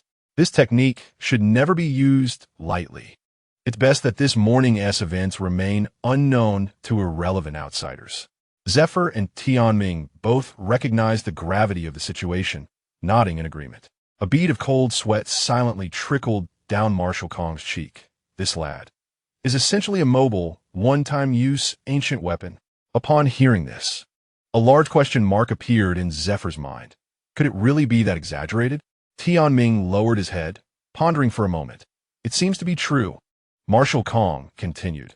According to headquarters records, the previous users of the healing fruit could at most develop their abilities to heal using life force. It's unlikely that anyone else will develop to your level in the future. Tianming, however, showed little reaction, lying on the ground, gazing skyward. So, esteemed gentlemen, where do I currently stand in terms of combat prowess? The two exchanged glances and spoke in unison. You are already very close to the level of a rear admiral. Zephyr added, Indeed, the development of your fruit-S abilities is quite remarkable, but hockey and foundational skills must still be honed. If you enhance your dual-colored hockey further, you could reach the elite rear admiral level. I meant in comparison to those three rascals. Tianming shook his head in correction. If it's not a life-or-death battle, you four are roughly on par. If you go all out, you could drag those three down with you. All right, that is all I need to hear. I've finally caught up to them. Tianming, your talent is truly enviable. At just 19 years old, you possess such combat strength. Upon hearing this, Zephyr smiled in appreciation. Indeed, it's quite impressive. I remember when I was 19. I was far inferior to you now. Alas, esteemed gentlemen, please refrain from such talk. It's quite melancholic. You are merely late bloomers. The strength you possess is a result of time and experience. Solid. At best, I am merely hastening growth, prematurely tapping into potential. The further I progress, the narrower I feel the space for improvement becomes. As he spoke, Tianming concealed his tranquil expression, scratching his head with a grin. As for your praise of me as a genius, I must admit I am quite pleased. Marshal Kong patted Tianming's shoulder. Keep up the good work. A future admiral surely awaits you. Let us skip that part. I have no desire to visit the Holy Land and witness the 5 elders putting on that smug face. Marshal Kong, incensed, puffed out his cheeks and glared. Such remarks may be whispered in private, but do not utter them in front of Marshal. Do you wish to court disaster?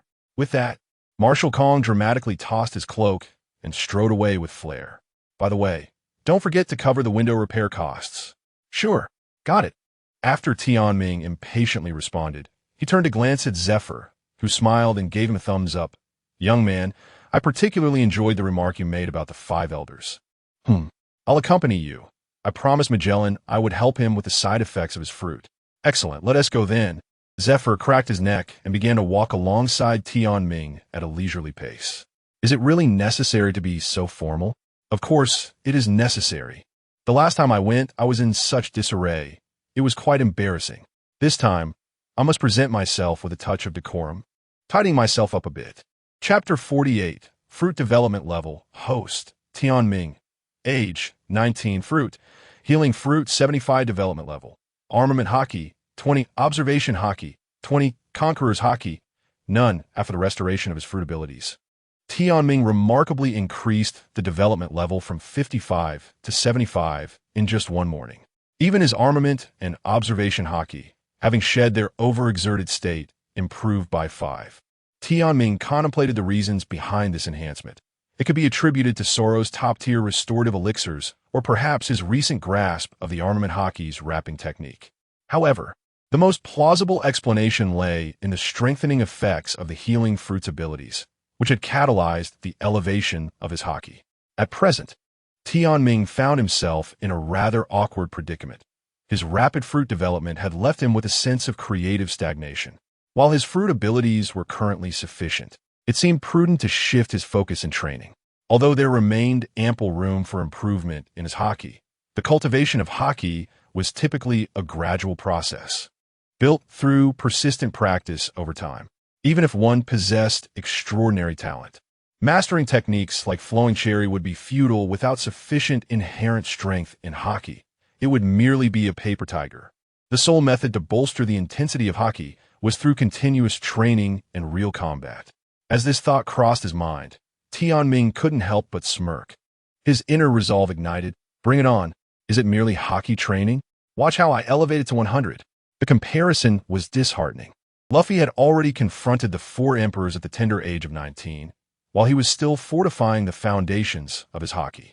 Beside him, Zephyr, cigar in mouth, observed Tianming with amusement as he oscillated between shaking his head and speaking to himself, lost in his own world. Upon entering the training camp, Tianming exuded confidence, his smile radiant. He had long since shed his tattered sleepwear, donning a crisp, light-colored casual shirt, with his justice coat billowing elegantly behind him. Hey, Dad, do I look handsome now? TCH. So vain, Zephyr remarked, rolling his eyes. At that moment, the trainees were running laps around the training ground, and a slender figure stood nearby. Oh, little Crane, it's been a while. Here to see Guillaume? Zephyr greeted warmly, waving. Zephyr, mind your address.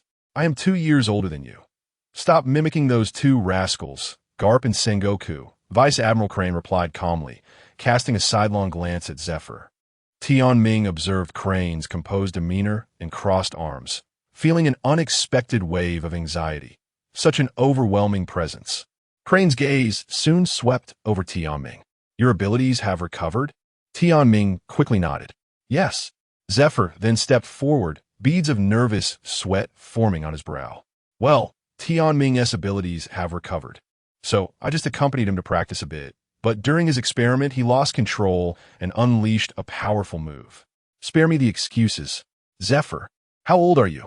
Don't feign such a transparent lie. Am I seen as an outsider?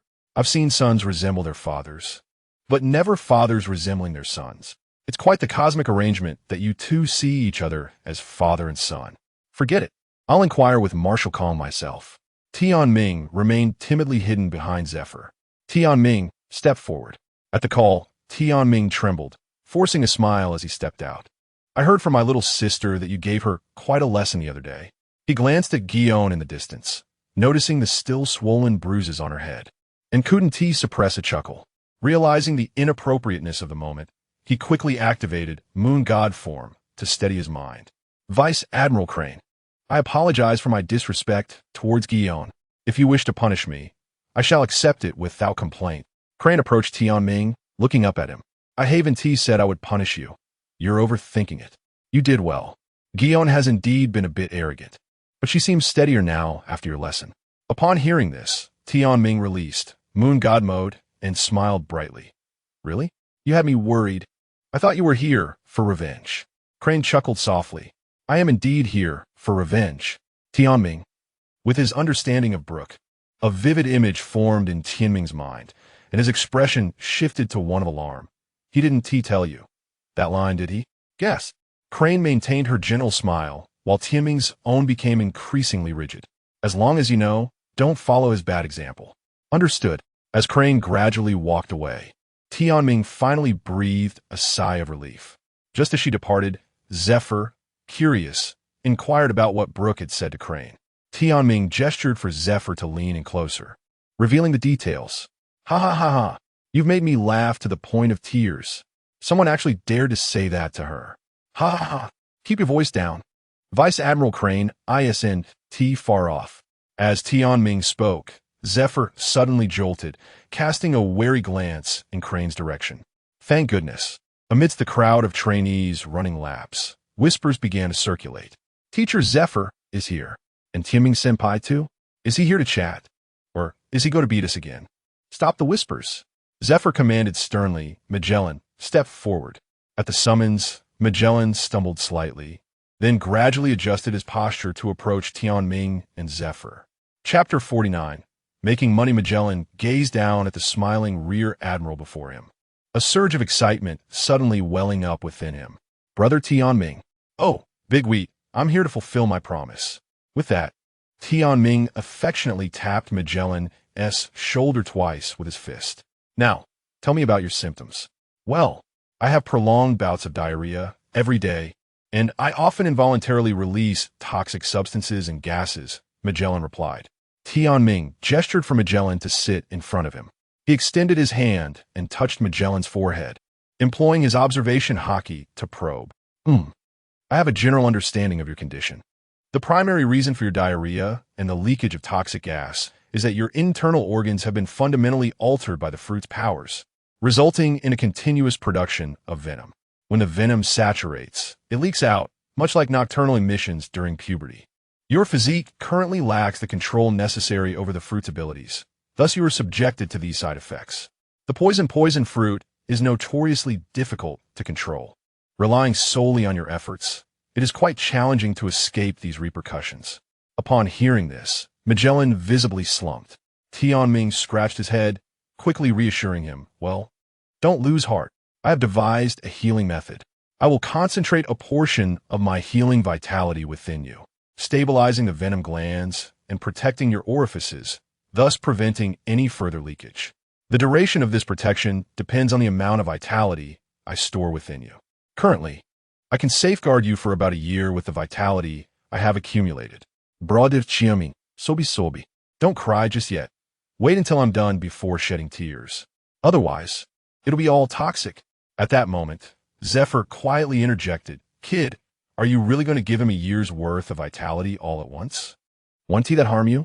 Rest assured, this vitality is all sourced from you previously. It's abundant and pure.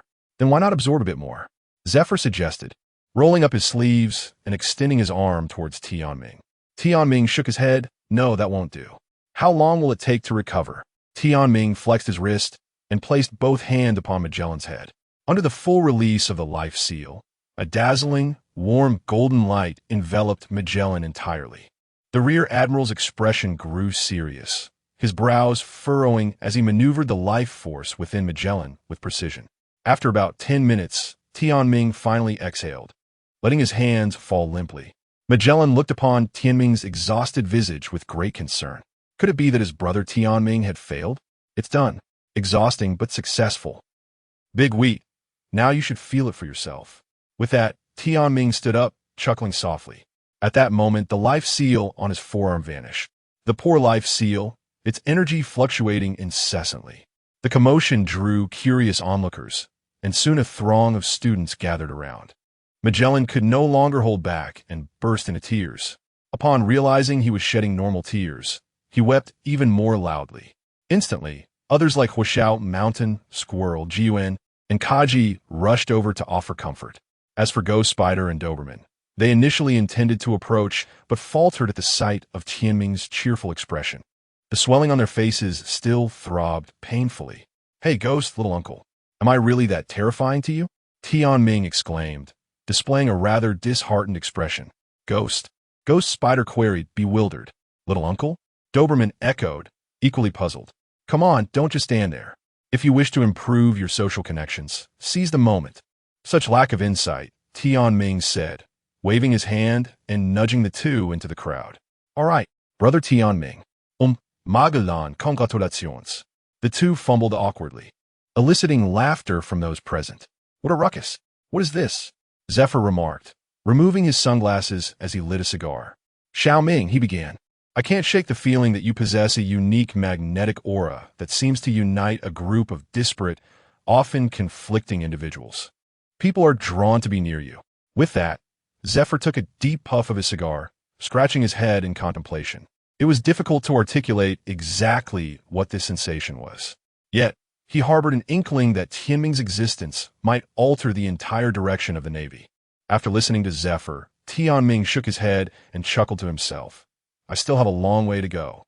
Subsequently, Tianming, much like Paulusolino, began instructing Magellan on how to control the life force he had infused within him. Magellan learned swiftly, soon mastering the art of controlling the life energy within him. In his eyes, Tianming was akin to a rebirth parent. Magellan nearly envisioned recreating the scene of Shiriluk joyfully embracing him. In the days that followed, Tianming busied himself with various endeavors, cultivating haki, generating income, treating patients, and experimenting with novel curiosities. He requested access to the temporary dungeon at headquarters from Admiral Kong, where he effectively siphoned the life force energy from over 200 prisoners. In a merciful gesture, he ensured each prisoner retained a few breaths of life, so they could endure their punishment and impel down. Tianming couldn't help but reflect, "I am truly a benevolent soul." The life force of 200 prisoners, coupled with the occasional siphoning from high-ranking Navy officials, extended the lifespan of Magellan's maintenance to an impressive 50 years. At this rate, even if one day Tianming were to suddenly perish, Magellan's maintenance timeline would still endure. Recently, due to the success of Journey to the West, Prince Sax had proactively approached Tianming to discuss a collaboration on a second book. That night, tucked in bed, Tianming spent the entire night narrating the localized tale of the legend of the White Snake to Sax. Sax was so moved that he vehemently denounced Fa Hai over the phone. The story of a white snake who consumed the human fruit, intertwined with a scholar's romance. Heavens, Tianming, this story is spectacular. By night, he conducted business with Sax, while by day, he treated patients or honed his haki. Among the usual cases, Tianming often encountered a plethora of peculiar patients: women seeking painless hair removal through life force, middle-aged Navy personnel seeking remedy for hair loss, and couples struggling with infertility. The most outrageous were those who sought cosmetic treatments, both young and old, requesting life force injections for skin rejuvenation and wrinkle reduction. Regardless of the circumstances, Tianming would first draw upon the herbal repository for the appropriate medicinal effects. Then, he would gently inject life force and medicinal properties into their bodies. At times, to enhance efficacy, he employed acupuncture, scraping, and cupping techniques accompanied by his fruit abilities. Convenience, efficiency, and versatility became synonymous with Tianming's medical practice. And soon his reputation spread far beyond the Navy headquarters, even reaching overseas. Within a mere month, his walls and cabinets were adorned with numerous accolades. Tianming gazed at the walls brimming with awards, moved by the abundance of recognition he had never experienced in his previous life. Who claimed the healing fruit was worthless? This healing fruit is simply marvelous. Previously, following his conversation with Prince Axe, Tianming initiated his second grand scheme to generate wealth. As for why Tianming suddenly sought to accumulate such a vast sum of money, it is undoubtedly due to the meager military funding allocated by the world government, which is utterly insufficient. One day in the future, should the Navy ever rise in rebellion and confront the world government directly, adequate financial resources must not be lacking. Though his modest savings may seem insignificant, it is at least a humble contribution. Every little bit counts towards aiding the Navy. Tianming's second scheme for amassing wealth involves the sale of liquor. In his past life, he was a traditional Chinese medicine practitioner, well-versed in the efficacy of various medicinal herbs. Some herbs from his previous existence have yet to be recognized for their medicinal value in this world, while conversely, this realm is replete with herbs he had never encountered before. Relying on his resilient constitution, Tianming experimented with a myriad of herbal concoctions, meticulously adjusting the dosages.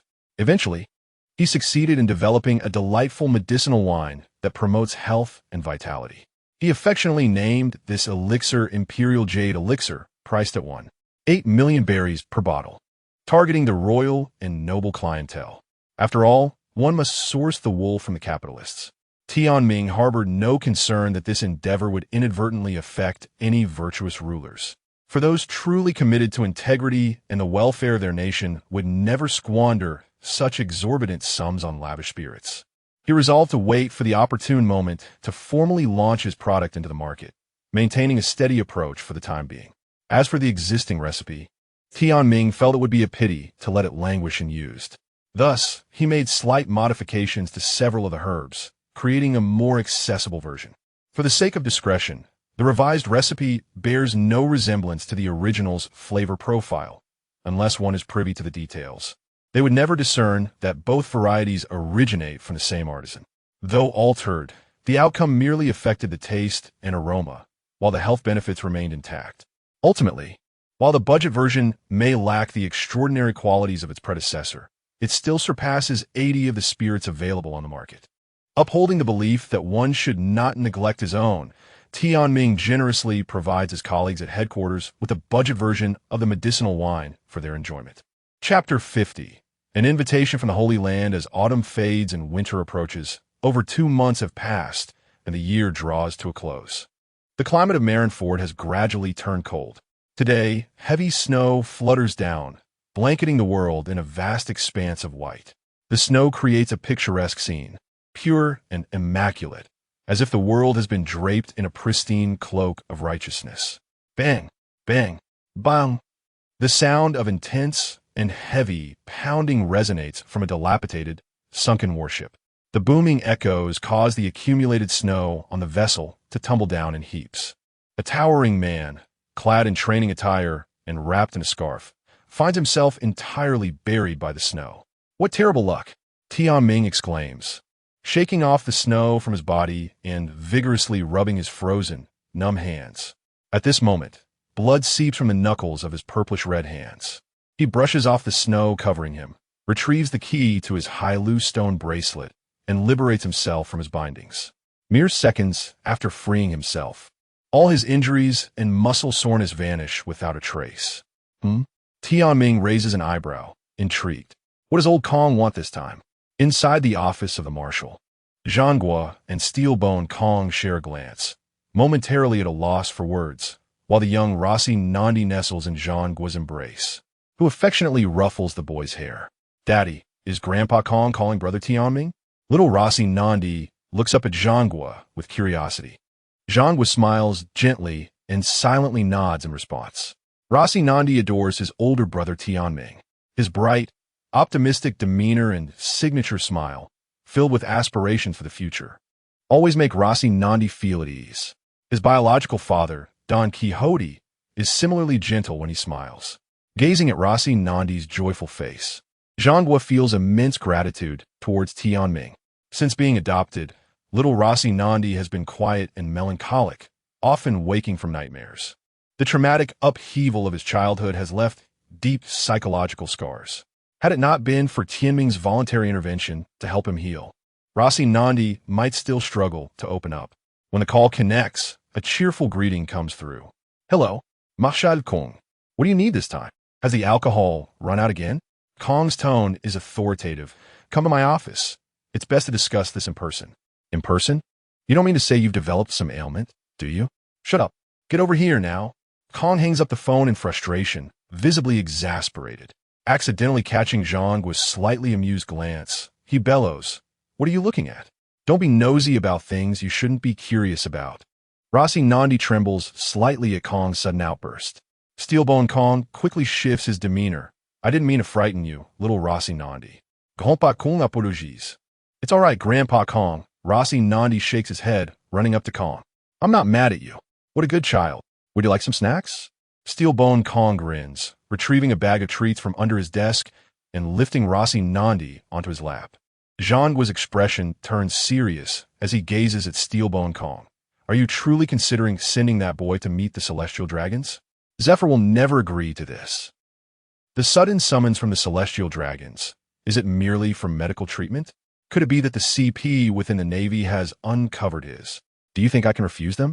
If you ever ascend to the position of Marshal, you'll understand just how difficult my situation is, Kong replies, his grip on Rossi Nandi tightening slightly. 2 months ago, upon discovering the immense energy within Tianming, akin to ancient weapons capable of explosive power, Kong has been restless. He holds a special phone used for communication with the elders, hesitating. Logically, someone with such destructive capability should be reported to the world government immediately, regardless of their allegiance. Such individuals represent an unpredictable element that must be either eradicated or utilized by the world government. Yet, that person is Tianming. It is precisely because Tianming possesses this power that Steelbone Kong believes it will not be misused. Kong forces a bitter smile, gradually releasing the phone. Now damp with sweat, Zhang Guo takes a sip of the hot tea before him. I fear that after witnessing the darkness of the celestial dragons, he may become disillusioned with his own sense of justice. Upon hearing this, Kong chuckles. I believe he has known all along. Last time, he even called the elders the 5 old stars right in front of me. Zhang Guo, caught off guard, spews his tea like a fountain. Is that so? This guy really has guts. At this moment, both of their observation hockey senses detect a familiar aura, leaving them speechless. Tianming, with his face reddened from the cold, presses his visage against the window. Can you not take the normal route next time? Steelbone Kong says, slowly opening the window. Tianming wiggles into the room with a smile. What a coincidence, you two. I just arrived, and you opened the window for me. Oh my goodness. I'm freezing to death. Tianming, brother. You're here too. Rossi Nandi exclaims. Tianming crouches down, cheerfully placing his icy hands against Rossi Nandi's small face. So cold. Let go. Tianming, brother. All right. Now tell me, what is going on? Steelbone Kong informs, the celestial dragons want you to go to the Holy Land, Mariehua, to treat them. Upon hearing this, Timming's face contorts in disdain. What? Why must it be me? Is there no vet in the Holy Land? You can thank the fruit you ate for that. With such a convenient and effective treatment method, who would want to endure needles and medicine? Especially the celestial dragons. Tianming rolls his eyes. So what ailment have they contracted? Zhang Gui adds, it seems that a celestial dragon has caught a rare strain of influenza from a slave acquired during their descent to the surface. The celestial dragons are generally frail, and the virus is spreading rapidly in the Holy Land, leading to the isolation of several families.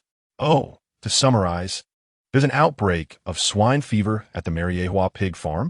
Tianming squats down once again, ruffling little Rossi Nandi's hair. Little Rossi Nandi, what I just said wasn't directed at you.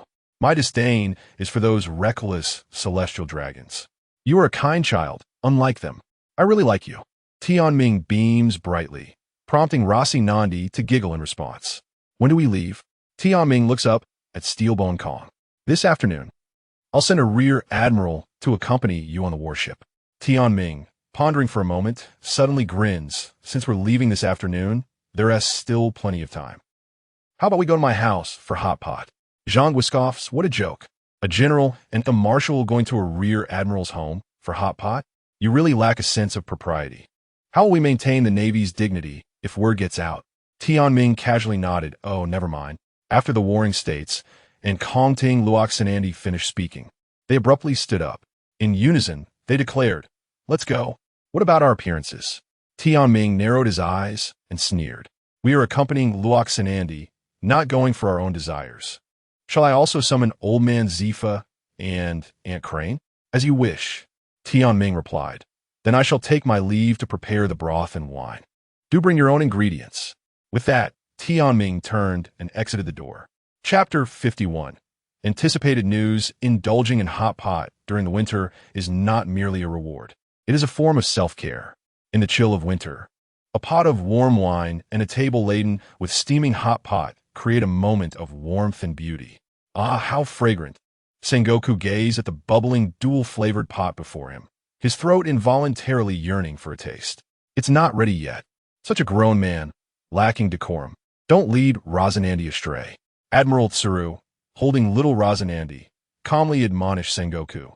Upon hearing this, Sengoku turned to Tsuru with an apologetic smile.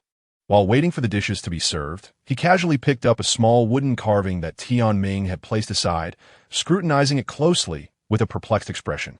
What on earth is this? It resembles neither a dragon nor a deer. Tianming, from the kitchen, overheard and felt a vein bulge in frustration. This is a qilin. How can you not recognize it? What is a qilin? Sengoku stared at the wooden carving, his brow furrowed in confusion. It is a legendary, auspicious beast from my homeland. The qilin brings safety, good fortune, and auspiciousness. There is even a tale of the qilin treading on clouds, alleviating the hardships of the world. Sengoku nonchalantly placed the carving back in its original position and remarked, "Ah, I understand. It is simply an incredible talisman." Meanwhile, in the kitchen, Tianming, wielding a cleaver, chopped the meat with renewed vigor. This guy is infuriating. Hey, Zephyr, are you still angry with me? Marshal Kong looked at Zephyr, who was silently turning his head away, a look of helplessness etched on his face. I don't want him to go to that wretched place, either.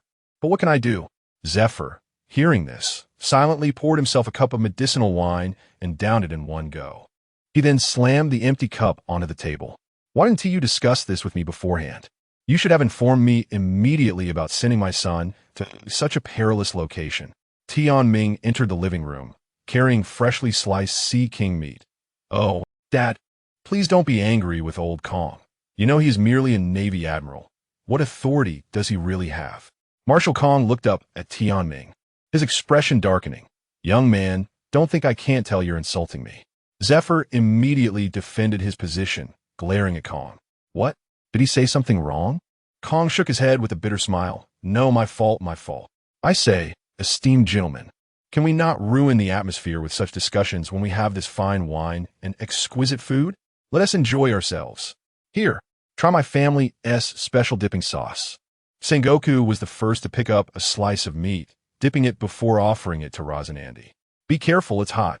Razanandi opened his little mouth and chewed on the meat, his eyes sparkling. Delicious. Tianming felt a surge of pride at this affirmation. If it's good, eat more. There's rice in the pot to accompany it. The table was filled to capacity, with everyone enjoying the hot pot and engaging in light-hearted conversation. Alas, it's a pity that Carp isn't here. It feels like something is missing. Marshal Kong, having finished another bowl of rice, wiped his sweat while lamenting. If he were here, there wouldn't be enough food at this table for him alone. Tsuru chuckled softly. Zephyr laughed heartily. That guy has been gone for quite a while. He is probably still chasing after Roger in the New World.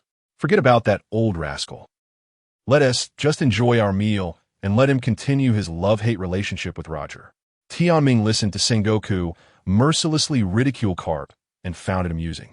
Yet, for some reason, as he observed the lively atmosphere, he felt a sudden emptiness in his heart. He missed those three rascals ever since they set sail. The transponder snail had often been unreachable. Who knows if it's because they are busy or if the snail has broken down. At that moment, Marshal Kong unintentionally noticed Tianming's bittersweet and envious expression. He leaned forward over the dining table, raising an eyebrow with a smile. Missing those three? Who's missing them? I don't care about those three at all. They haven't even bothered to call me once in all this time. The next time I see them, I'll make them color the headquarters with coffee stains using my laser beams. The table nearly erupted in nausea at his words. Let us not discuss such disgusting matters while eating. Sigh. It has been almost half a year since they left. I have already reviewed their military achievements. Their strength and accomplishments are now sufficient for them to be promoted to Rear Admiral directly. Upon hearing this, Tianming's lips involuntarily curled upward.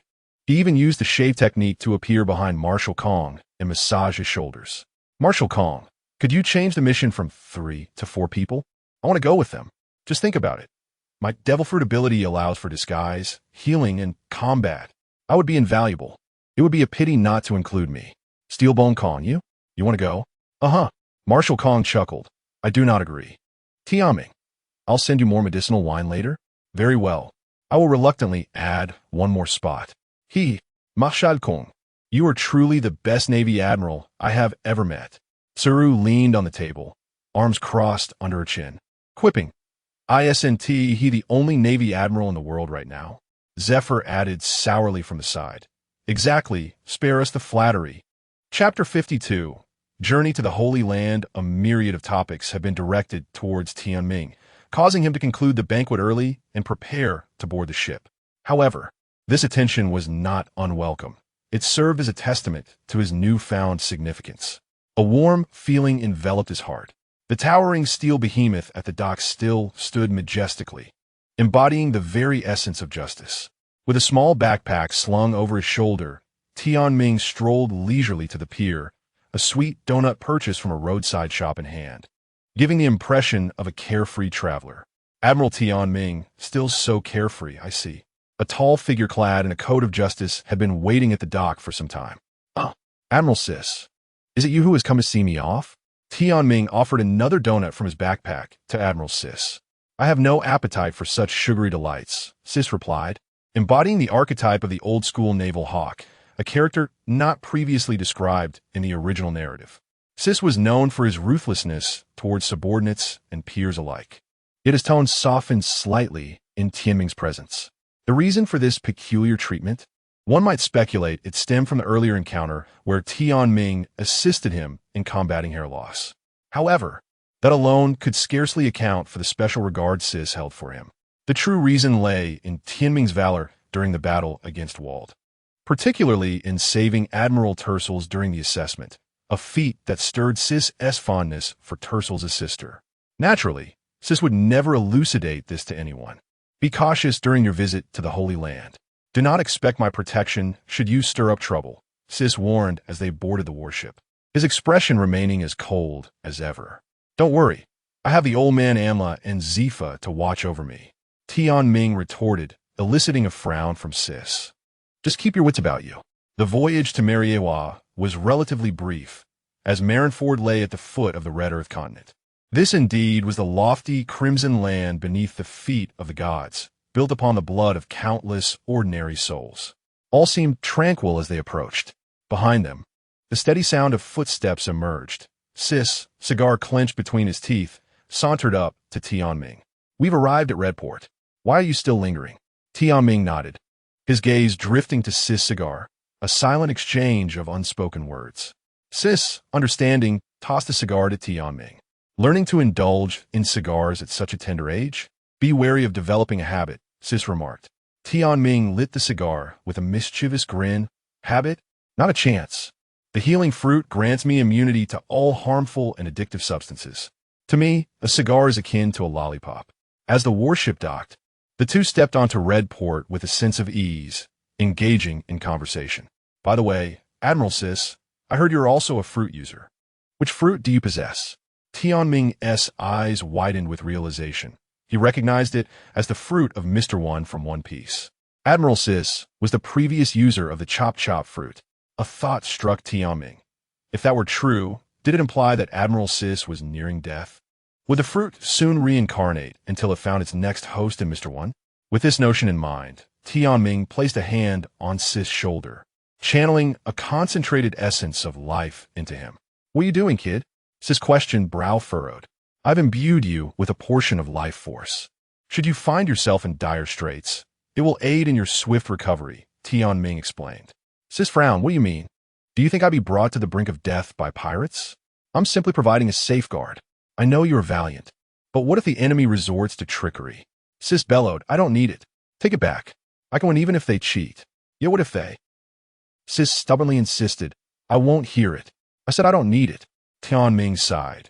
As the saying goes, sometimes one must endure for the sake of peace. Frustration mounting, he could no longer contain himself. With a sudden burst of courage, Tianming struck Sis on the head. Damn it, old man. Can't you see I'm worried about you? Have you forgotten who cured your hair loss? Keep on pushing, and I might just use my hair loss beam on you for a full body wax. You'll lose every last hair from your head to your chin, and even down there. As he spoke, he pointed at Sis, golden light accumulating at his fingertip, the bitter aroma of herbs wafting through the air. Faced with this threat, the seasoned admiral, known for his tenacity in battle, finally relented. All right, let's talk this through. I was wrong. Isn't that enough?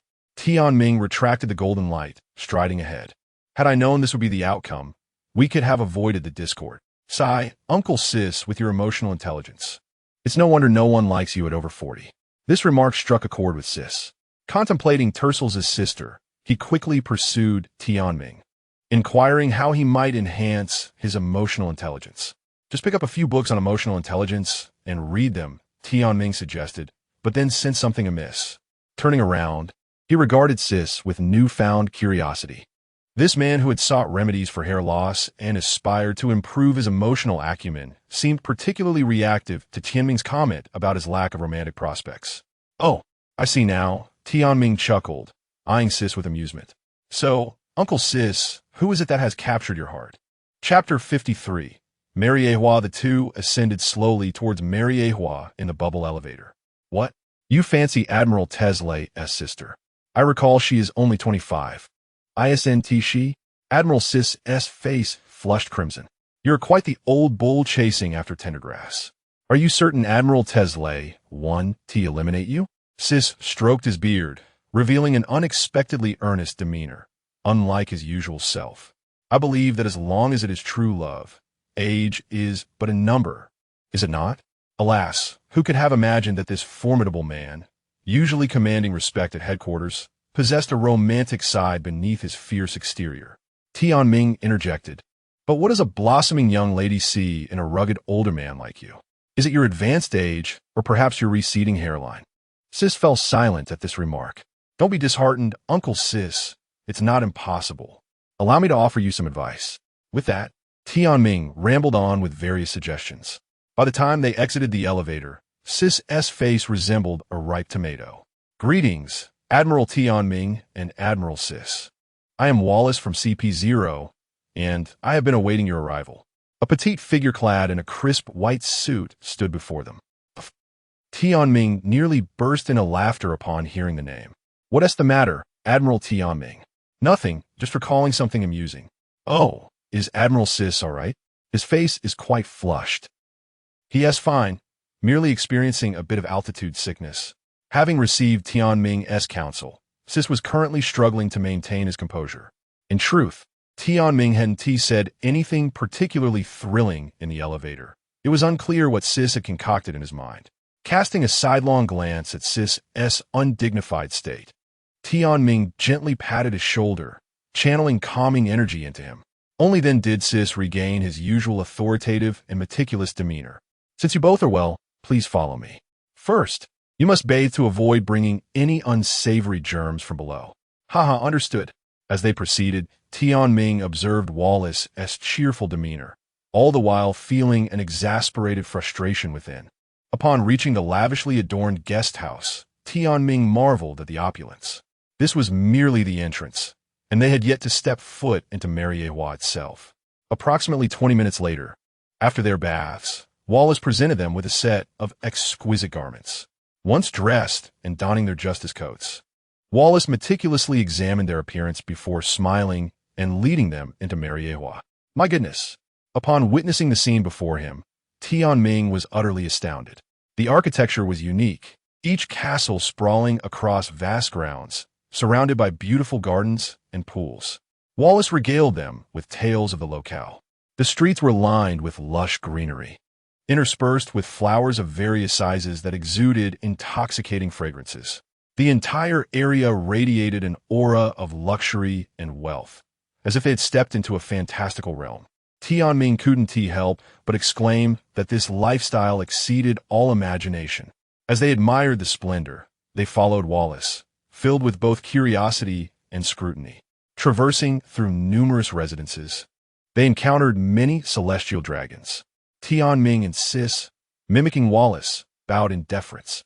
Despite their robust natures, they swallowed their pride to avoid escalating the situation. Internally, Tianming couldn't help but wonder why the celestial dragons styled their hair so absurdly. Arriving at the front of several castles, they found a circle of golden tape tightly securing the premises, guarded by personnel. As the three approached, Wallace and Tianming were granted passage, but Sis was halted. As he was merely a guardian for the journey, he was not permitted entry into the celestial dragon's abode. With no other option, Sis resigned himself to idly smoke a cigar outside. Upon entering the residence, Tianming felt a sharp pain in his eyes. What in the world? This is more extravagant than Notre Dame. Forgive Tianming for his naivety. He had never encountered nor heard of anyone possessing a golden fly swatter. Musing on whether flies even existed in Mariewa, he cleared his mind of distractions and hurried to catch up with Wallace. They approached a grand and ornate door, where Wallace signaled to the guards, and the entrance swung open. Inside lay a celestial dragon, with a crooked mouth and eyes askew, frail and reclining on the bed. His hairstyle defying description. Good heavens, this fellow is a mess. The esteemed MacDonald Saint, your naval officers from below have arrived. Rest assured, they have been cleansed and bear no germs from the lower realms. Wallace bowed respectfully at the bedside. Tianming's expression darkened. He internally scoffed at the notion of being cleansed. This is the renowned Dr. Tianming. I am confident he will restore your health in no time. With that, Wallace stepped aside, gesturing for Tianming to approach. Hello, esteemed MacDonald Saint. Tianming nearly burst out laughing at the absurdity of the names. How bold! To be so irreverent. Guards surged forward, ready to intervene. What are you doing? I laugh because I see that the esteemed MacDonald Saint's condition is not dire. I can cure him shortly. How dare you take liberties before the esteemed one has spoken? Do you think you are more esteemed than the MacDonald Saint?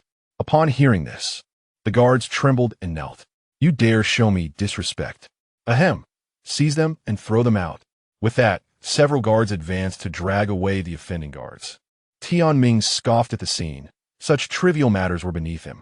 I am about to begin treatment. I kindly ask those unrelated to wait outside, Tianming declared, flashing a gentlemanly smile at Wallace. Admiral, I'm afraid that one do. My duty is to ensure the safety of the esteemed ones. Tianming raised an eyebrow. While treating the esteemed one, I must request he remove all clothing.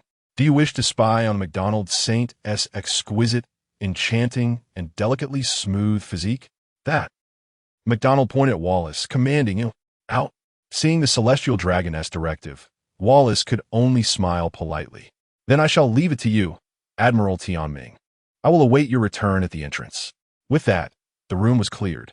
Tianming used his observation hockey to confirm the absence of threats before breaking into a sly smile. Chapter 54. Educating the Celestial Dragons in an instant. Tianming teleported to the bed of MacDonald's, crouching atop it as he looked down with an air of superiority. You lowly creature. How dare you? A dangerous smile crept across his lips as he grasped MacDonald's collar with one hand. Fear not, esteemed Lord MacDonald's. I am here to heal you, he proclaimed. With that, Tianming enveloped his right hand in a layer of ethereal blue lunar vitality. Personality correction palm. With a resounding slap, he struck MacDonald's face, instantly clarifying the fog of ignorance clouding his mind. Even the previously wandering gazes of those present unified in direction. Such medical prowess would undoubtedly earn Tianming the title of divine healer. The personality correction palm was a skill Tianming had inadvertently developed, rooted in the lunar healing principles that could, to a degree, rectify a distorted personality through a strategic strike to the head. This technique was inspired by Admiral Crane's cleansing fruit, yet it bore significant limitations. It proved ineffective against those with strong willpower, but yielded remarkable results for the weak-willed and idle. After delivering dozens of resounding slaps, Tianming released his grip on MacDonald's collar. The exhilarating sensation of striking a celestial dragon was intoxicating, awakening something profound within him.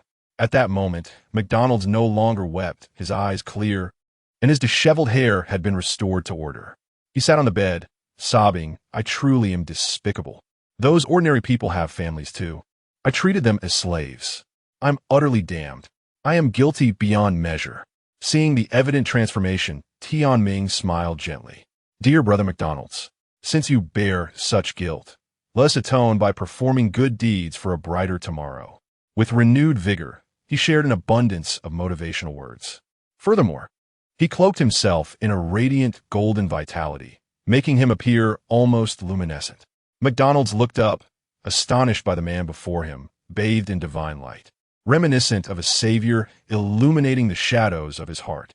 Tears welled in his eyes as he knelt before Tianming. God, truly you are a deity. From this day forth, I shall be your devoted follower. Outwardly composed, Tianming's inner thoughts raced. Goodness, the effects may be too pronounced. If the 5 elders were to discover this, I might as well be doomed before my venture even begins. He resolved to remedy the situation. The golden-hued man offered a soft smile, assisting McDonald's to his feet. I am no god, merely an ordinary person striving to make this world a better place. You may call me Mr. Tianming. Approximately 10 minutes later, as the two exited the residence, they immediately garnered the attention of all present. Wallace stared in astonishment at McDonald's, who was now transformed, momentarily forgetting to pay his respects. Such incredible medical skill. Yet the astonishment did not end there. McDonald's bowed respectfully to Tianming. Thank you, Mr. Tianming, for curing me. I am eternally grateful. Tianming returned the gesture with equal respect. You honor me, Lord McDonald's. Healing the ill is my duty. McDonald's gazed at Tianming, filled with admiration. Ah, he truly shines with greatness. Witnessing the rapid transformation of their relationship left Admiral Sis and Wallace dumbfounded. McDonald's turned to Wallace, saying, Wallace, please escort Mr.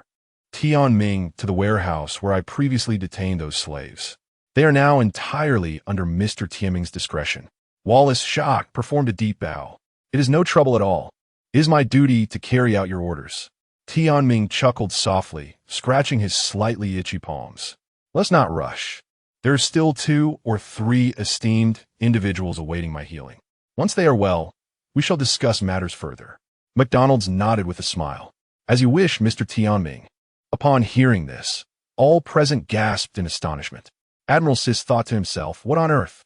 How is this young man achieving such extraordinary results? Meanwhile, in Mariehua, within the Panga city, Saint Saturn glanced at the 4 individuals on the adjacent sofa, leaning on his cane. I hear that the naval lad who defeated the walled pirates has come to the Holy Land today. St. Mars spoke flatly. I approved of it. With the filthy virus of the lower realm infecting our Holy Land, it is imperative that we employ the most efficient means of eradication. St. Saturn scrutinized his cane, murmuring, to develop the healing fruit to such an extent is a testament to his aptitude. Yet, regrettably, his potential was sealed the moment he consumed that fruit. I propose we confine him within the Holy Land, exclusively to serve the celestial dragons. At this juncture, St. Mercury interrupted Saturn's musings. You are being naive. I have heard that he has forged strong ties with a naval high command, even being recognized as Zepha's godson. St. Saturn scoffed. Shall we then be beholden to the Navy? They are merely pawns. St. Jupiter stepped forward, stroking his beard. I concur with Mercury. With figures like Roger and Whitebeard still at large, it would be unwise to create a rift with the Navy at this time. Damn that, even if we forget the true meaning of it, it still unwittingly influences those around us to oppose us, much like a virus. St. Venus, gritting his teeth, drew his sword, a surge of dominance enveloping it. Mars, let us not waste our energy on a lowly brat. Shouldn't we focus on this? He produced a book from his robes and placed it before the 5 elders. This book has been circulating widely in the lower realm. I wonder if you have seen it? A monkey dares to challenge the heavens and usurp the gods, seeking to rebel against divine authority, regardless of the author's intentions. Individuals with such thoughts must be eradicated. I suggest a thorough investigation to locate this arsonist of affection. You are becoming quite noisy. Let him. The 5 elders stood rigid, cold sweat trickling down their spines. Isn't he merely a common boy, not even bearing the name? What storm could he possibly stir? There is no need to concern ourselves with him. A mere book should not instill such fear in you. I do not recall bestowing you with power due to your cowardice. Rather than obsessing over a fabricated children's tale, should we not prioritize locating that fruit? The 5 elders bowed respectfully. Yes, Lordum. Chapter 55. The Liberation of Slaves as Tianming continued his solemn journey across the sacred land. He suddenly felt a chill wash over him, as if some prominent figure were discussing his fate. Beside him, Wallace and General Sis exchanged complex glances, casting furtive looks at the 5 or 6 celestial dragons trailing behind them, one of whom waved cheerfully at Sis and Wallace. Hello, the 2 men thought. Heavens, This must surely be a dream. Wallace gazed up at Tian Ming, his mind clouded with disbelief. He now fully understood that any hint of disrespect towards Tian Ming would likely provoke the wrath of the celestial dragons behind him, who could annihilate him in an instant. Mr. Tian Ming, where shall we go now? General Sis, witnessing the scene, hesitated to call Tian Ming a mere kid and instead referred to him with the honorific Mister. In tandem with the celestial dragons. To the dungeon. I intend to liberate all the enslaved souls they have imprisoned. Tian Ming's smile faded, replaced by a grave expression. Before the dungeon, he stood like an enraged lion, fixated on the dark, damp entrance, his fury threatening to erupt. He had just used his observation skills to assess the dire conditions of nearly 100 captives within. Some had perished, others bore grievous wounds, and many appeared ashen and tormented. He gestured for the guards to step back. Behind him, the awkward KFC saint spoke up, guilt etched on his face. I'm sorry, Mr. Tian Ming. Perhaps we should enter and apologize to them. Whatever punishment they choose to inflict upon us would merely be our just deserts. To wish for a swift end, given such profound guilt, will be far too lenient. General Sis was utterly astonished.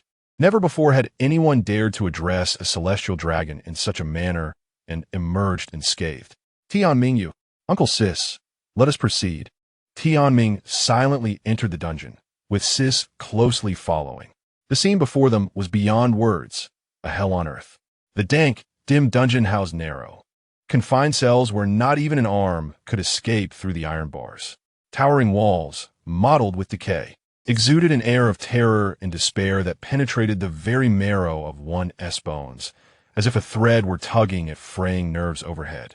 This was a forsaken corner of the world, a stark contrast between the vibrant life outside the walls and the decay within, a bitter irony. Heartbreakingly, upon seeing newcomers, the enslaved individuals did not cower in the corners. Instead, they rushed forward, kneeling. They understood that inaction led only to death, while any attempt to engage would result in mere beatings. In this dark and damp dungeon, there were no pirates, only common folk abducted and imprisoned. The group of shackled slaves huddled together like silent lambs, their bodies frail as flickering candles, reduced to mere skeletons. Their faces were gaunt, their eyes filled with despair and helplessness. After enduring prolonged cruelty, their bodies bore scars and bruises, some wounds festering and emitting a foul odor. Tian Ming had never before been so acutely aware of such darkness, tears streaming down his face uncontrollably. General Sis illuminated the dungeon, and upon witnessing the harrowing scene, his expression turned grave. This is inhumane, even such young children. He summoned his inner vitality, unleashing a brilliant golden light that began to heal the wounded within the dungeon. The warm, radiant energy astonished the captives. Uncle Sis, please unlock their cages. At that moment, he offered the utmost sincere apology to those who had suffered. Tian Ming slowly knelt on one knee before the captives, clasping his hands together in a gesture of respect, his voice trembling as he spoke. I am truly sorry. I have come to rescue you, regardless of others' judgments. This apology was essential. As a member of the Navy, he bore the weight of its justice and must confront its past transgressions. Only by acknowledging the truth and confronting history could one hope to progress toward a brighter future, truly worthy of the name justice. To each of you who have endured such trials, I, Brigadier General Tian Ming of the Navy Headquarters, extend my heartfelt apology on behalf of the Navy. Now, you are free. After unlocking all the cages, General Sis felt his heart resonate with a powerful toll upon seeing Tian Ming's actions. Kit, General Sis knelt beside Tian Ming, declaring, to hell with appearances. I am General Sis of the Navy Headquarters. On behalf of the Navy, I sincerely apologize for the atrocities you have suffered. The slaves were momentarily stunned. Those less shackled by subservience wept openly, while others, deeply entrenched in their servility, displayed bewilderment. In a corner of the cage, a blood-red fishman watched the two kneeling figures frozen in place. This was none other than Fisher Tiger, the future national hero. I cannot bear to remain in this wretched place for another second. If only I were not so powerless at this moment. I would liberate all the slaves of Mariehua right now. Tianming vowed that when he returned to this place, he would ensure the liberation of every last captive. A line of shackled slaves, some fearful and others with vacant expressions, followed behind Tianming and Sis. Thanks to the special privileges granted by McDonald's, they encountered no guards obstructing their path. Upon arriving at the bubble elevator, they found Wallace from CP0 waiting. He said nothing upon seeing the throng of slaves following Tianming, fully aware that this was a matter sanctioned by the celestial dragons, beyond his authority to interfere. Mr. Tianming, here are the handcuff keys and the communication snail given to you by Lord McDonald's. Please take care of them. Tianming accepted the snail and keys, slipping them into his pocket without uttering a word. He and Sis ushered all the slaves into the bubble elevator before stepping in themselves. As the elevator descended, Tianming cast a fierce glare at the towering Panga city in the distance, his rage burning like an inferno, ready to erupt. Emu, clean your neck. I'm coming for you. With a roar echoing in his heart, an invisible force surged forth. The guard stationed at the holy site suddenly collapsed, foaming at the mouth. This power, however, was still nascent, too immature to attract the attention of the stronger beings present. Typically, those awakening such abilities would unleash indiscriminate attacks around them. Yet curiously, this force seemed to spare the enslaved individuals from any harm. General Sis stared in astonishment at Tianming once more, having lost count of how many times today he had been taken aback. Meanwhile, Tianming remained blissfully unaware of the turmoil around him, lost in his own thoughts. Chapter 56. Return home. The tranquil sea breeze cannot disperse the tempest brewing within one's heart. Tianming, with a somber expression, leans against the deck, smoking. Beside him, admirals si guersa similarly grave contenance. The excessive use of the full moon's light waves to heal the mental traumas of nearly 100 individuals has taken a significant toll on him. He yearns to process the negative emotions swirling within. At this moment, Tianming grimaces, clutching his chest as his body rises and falls with heavy breaths. "Kid, you should go rest," he suggests. After a brief pause, Tianming shakes his head, filled with sorrow. "I cannot sleep." He glances at Admiral Cece, biting his lip. "Fine. Thank you." The Admiral remains steadfast against the deck, exhaling deeply. "I ought to express my gratitude to you, young man. You are remarkable. Thank you for involving me in this endeavor. Don't speak as if I led you into wrongdoing." Their gazes meet, and a light chuckle escapes them as the atmosphere gradually lightens. "Once they awaken, I shall inquire where they reside." Cece strokes his beard thoughtfully. "Only you can do that. They are far more inclined to rely on you than on me at present. You are indeed a beacon of hope for them." Tianming responds, "If it were not for the encroaching shadows, would there be a need for light to illuminate the path?" Cece retorts, "I detest your overly literary demeanor. Your speech is quite perplexing." Just as they indulge in a moment of levity, a humble naval soldier emerges from the cabin, accompanied by a red-skinned merman. "Admiral, Brigadier, this merman wishes to speak with you." "Thank you both." The merman, Tiger, attempts to kneel, but is quickly supported by Tianming. "We are equals. Do not express your gratitude in such a manner. Besides, I merely did what was necessary." Tiger gazes into Tianming's steadfast eyes, tears welling up. Admiral Cece adds, looking aside, "Do not thank me. All the credit belongs to him. I was merely a helper. I had once lost faith in the world of the sea, yet you have demonstrated through your actions that there are indeed good souls upon its surface." Fisher Tiger, overwhelmed with emotion, caresses his chest, once marred by the mark of the celestial dragons, now smooth as ever. Upon hearing these words, tears stream down Tianming's face. "May you journey safely and live well. Remember this, Tiger." As he speaks, the Brigadier's eyes shimmer with tears, a radiant smile gracing his lips. "I will remember."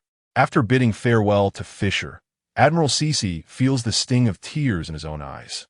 The tough exterior conceals a tender heart. Though his time with Tianming has been brief, the youth has left an indelible impression on him. Once the rescued civilians awaken from their stupor, Tianming borrows a guitar from a sailor aboard the warship and begins to strum gently on the deck. He plays a little red flower for you, a song symbolizing resilience amidst suffering. A little red flower blooms on the branches that sprouted yesterday. It rewards your courage to approach me. The icy waters that threaten, the resolute liquor that beckons through the most arduous days, you have triumphed over them. A little red flower conceals the scars you have acquired today. The snowstorms of Colorado, the sudden rains of the Himalayas, as long as you believe in me, you can reach your destination with your eyes closed in the following days, under the slanting sun. One sings while hundreds listen. Hope flickers in the eyes of all, and starlight sparkles in their gazes. Whether the rescued civilians or the naval soldiers aboard the ship, everyone is captivated.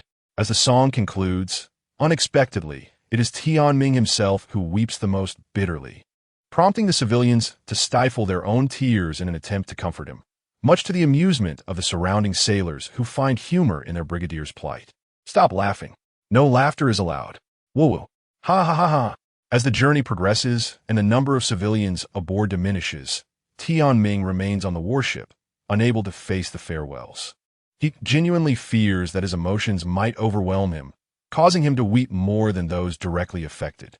Having not seen his parents since childhood, his defenses against such sentiments are exceedingly fragile. Perhaps it is because he has weathered the storms himself that he strives so earnestly to shield others. Leaning against the deck, he slowly removes his coat of justice, holding it in his hands. Gazing at the word justice emblazoned upon it, Tianming smiles. At long last, he has not failed to live up to those words. To the best of his ability, he has endeavored to heal the world. Chapter 57. Long time no see. Tianming and Shixi embarked on their voyage, which consumed nearly half a month. Most of the civilians aboard the warship had returned home, leaving only a few from the New World. Consequently, the two had to return to Marineford, escorted by other warships heading to the New World. At this moment in Marineford, Zephyr was overjoyed upon hearing that Tianming was returning. Half a month prior, the higher-ups had listened in astonishment as Shixi recounted how several celestial dragons held Tianming in high regard, even mentioning that he had rescued a group of slaves from them. It was truly astonishing. What manner of beings the celestial dragons are was no mystery to them, and such actions were indeed shocking. Fortunately, the news was kept under wraps by the higher-ups. Otherwise, the overseas repercussions would have been unimaginable. Zephyr was especially delighted, smiling broadly every day. On the deck, as Tianming beheld Marineford approaching, a hint of a smile graced his face. At this moment, he could hardly contain his excitement. After bidding farewell to Admiral Shixi and the civilians, he swiftly dashed towards Marineford, stepping lightly as if dancing on the moon. As he soared through the air, a peculiar yet familiar sensation suddenly washed over him. The 8 Shaku jewel. Startled, Tianming halted mid-air, instantly transforming into moon god form. Moon god, stormy pear, blossom needle. Hundreds of luminous projectiles and vibrant blue orbs of vitality collided in mid-air, resulting in a series of explosive bursts. Old Huang, you lack martial ethics. At that moment, several wind blades swept in from a distance. Tianming enveloped himself in golden vitality, unleashing 2 orbs of life to counter the incoming attacks. Dragon descended leisurely from above, grinning as he spoke. Well, that was quite a reaction, my dear brother.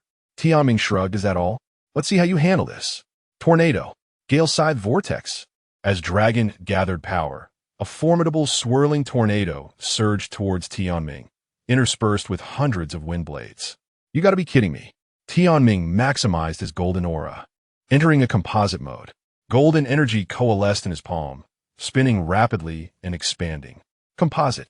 Super large-tailed beast bomb. Tianming wielded the massive orb, bracing against the wind blades. And ultimately, the two forces barely neutralized each other.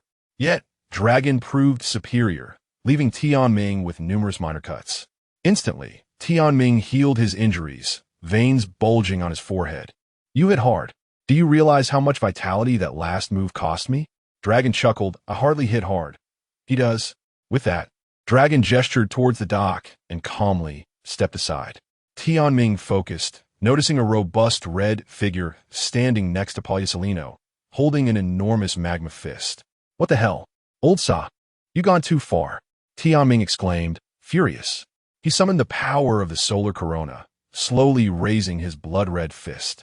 Great fire. Solar corona. Flame fist. With a deafening boom, The colossal magma fist collided with the furious solar fist, unleashing a wave of intense heat. The point of contact even caused the seawater around them to bubble from the heat. As the smoke cleared, both combatants exchanged knowing smiles. Dragon chimed in, "Not bad. Very good." Tianming beamed radiantly, then bang, bang, bang, with 3 resounding thuds. Tianming's nose exhaled steam as he sharked his teeth and delivered a punch to each of the 3 men's heads. Are you kidding me? If I hadn't reacted quickly, I would be fish food at the bottom of the sea. Is this how you greet long-lost family? Dragon rubbed his head, wincing slightly as he spoke. "My father." "Shut up, he doesn't count. What you 3 up to? You never answer calls." Polysolino defended. I accidentally fell into the sea on the day we set sail." Dragon added, "I accidentally crushed him while sleeping." Sakazuki remarked, "I accidentally squeezed him to death." Tianming was left speechless. "Forget it. I can't be bothered to pursue it. As long as you're happy." The 4 reunited, making their way from the dock into the city. "Shall we go for a meal?" Sakazuki cracked his neck. "Where to?" "And then to the tavern. I'll cover the drinks today." Polysolino adjusted his sunglasses, laughing heartily. "Since you insist, we shall graciously accept." Inside the military academy's cafeteria, despite it being midday, an eerie silence prevailed. All the cadets had forgotten their meals, gazing starry-eyed at a particular table. Goodness, that's Senior Tianming, Senior Dragon, Senior Polysolino, and Senior Sakazuki. How dazzling. Can I go ask for an autograph? Don't disturb the seniors while they eat. At the table, 4 towering figures were engaged in animated conversation while enjoying their meals. It was evident that their efforts to remain inconspicuous were futile, as they had inevitably attracted attention. "So, Dragon, you went after Roger with Admiral Carp. How is it? Is Roger strong? What is he like in reality?" Tianming inquired, curiosity evident as he leaned forward. "He seems like a fascinating person, though he's technically an enemy. My father always smiles whenever he sees him." Polysolino chuckled, slurping up his noodles. "As for me, I patrolled the North Sea and captured several pirate crews." Tianming raised an eyebrow. "Is it really that simple?" "Quite simply so." The 3 gradually turned their gaze towards Sakazuki. "I suspect what I have to say might not be suitable for a meal," Sakazuki stated calmly. The trio exchanged glances, speaking in unison. "We can probably guess what it is." Sakazuki shot Tianming a sidelong glance. "What about you? We've all shared our tales." "Me? I really haven't done much. Just some medical work at headquarters, occasionally training my body in hockey." Then Tianming's expression shifted to one of seriousness.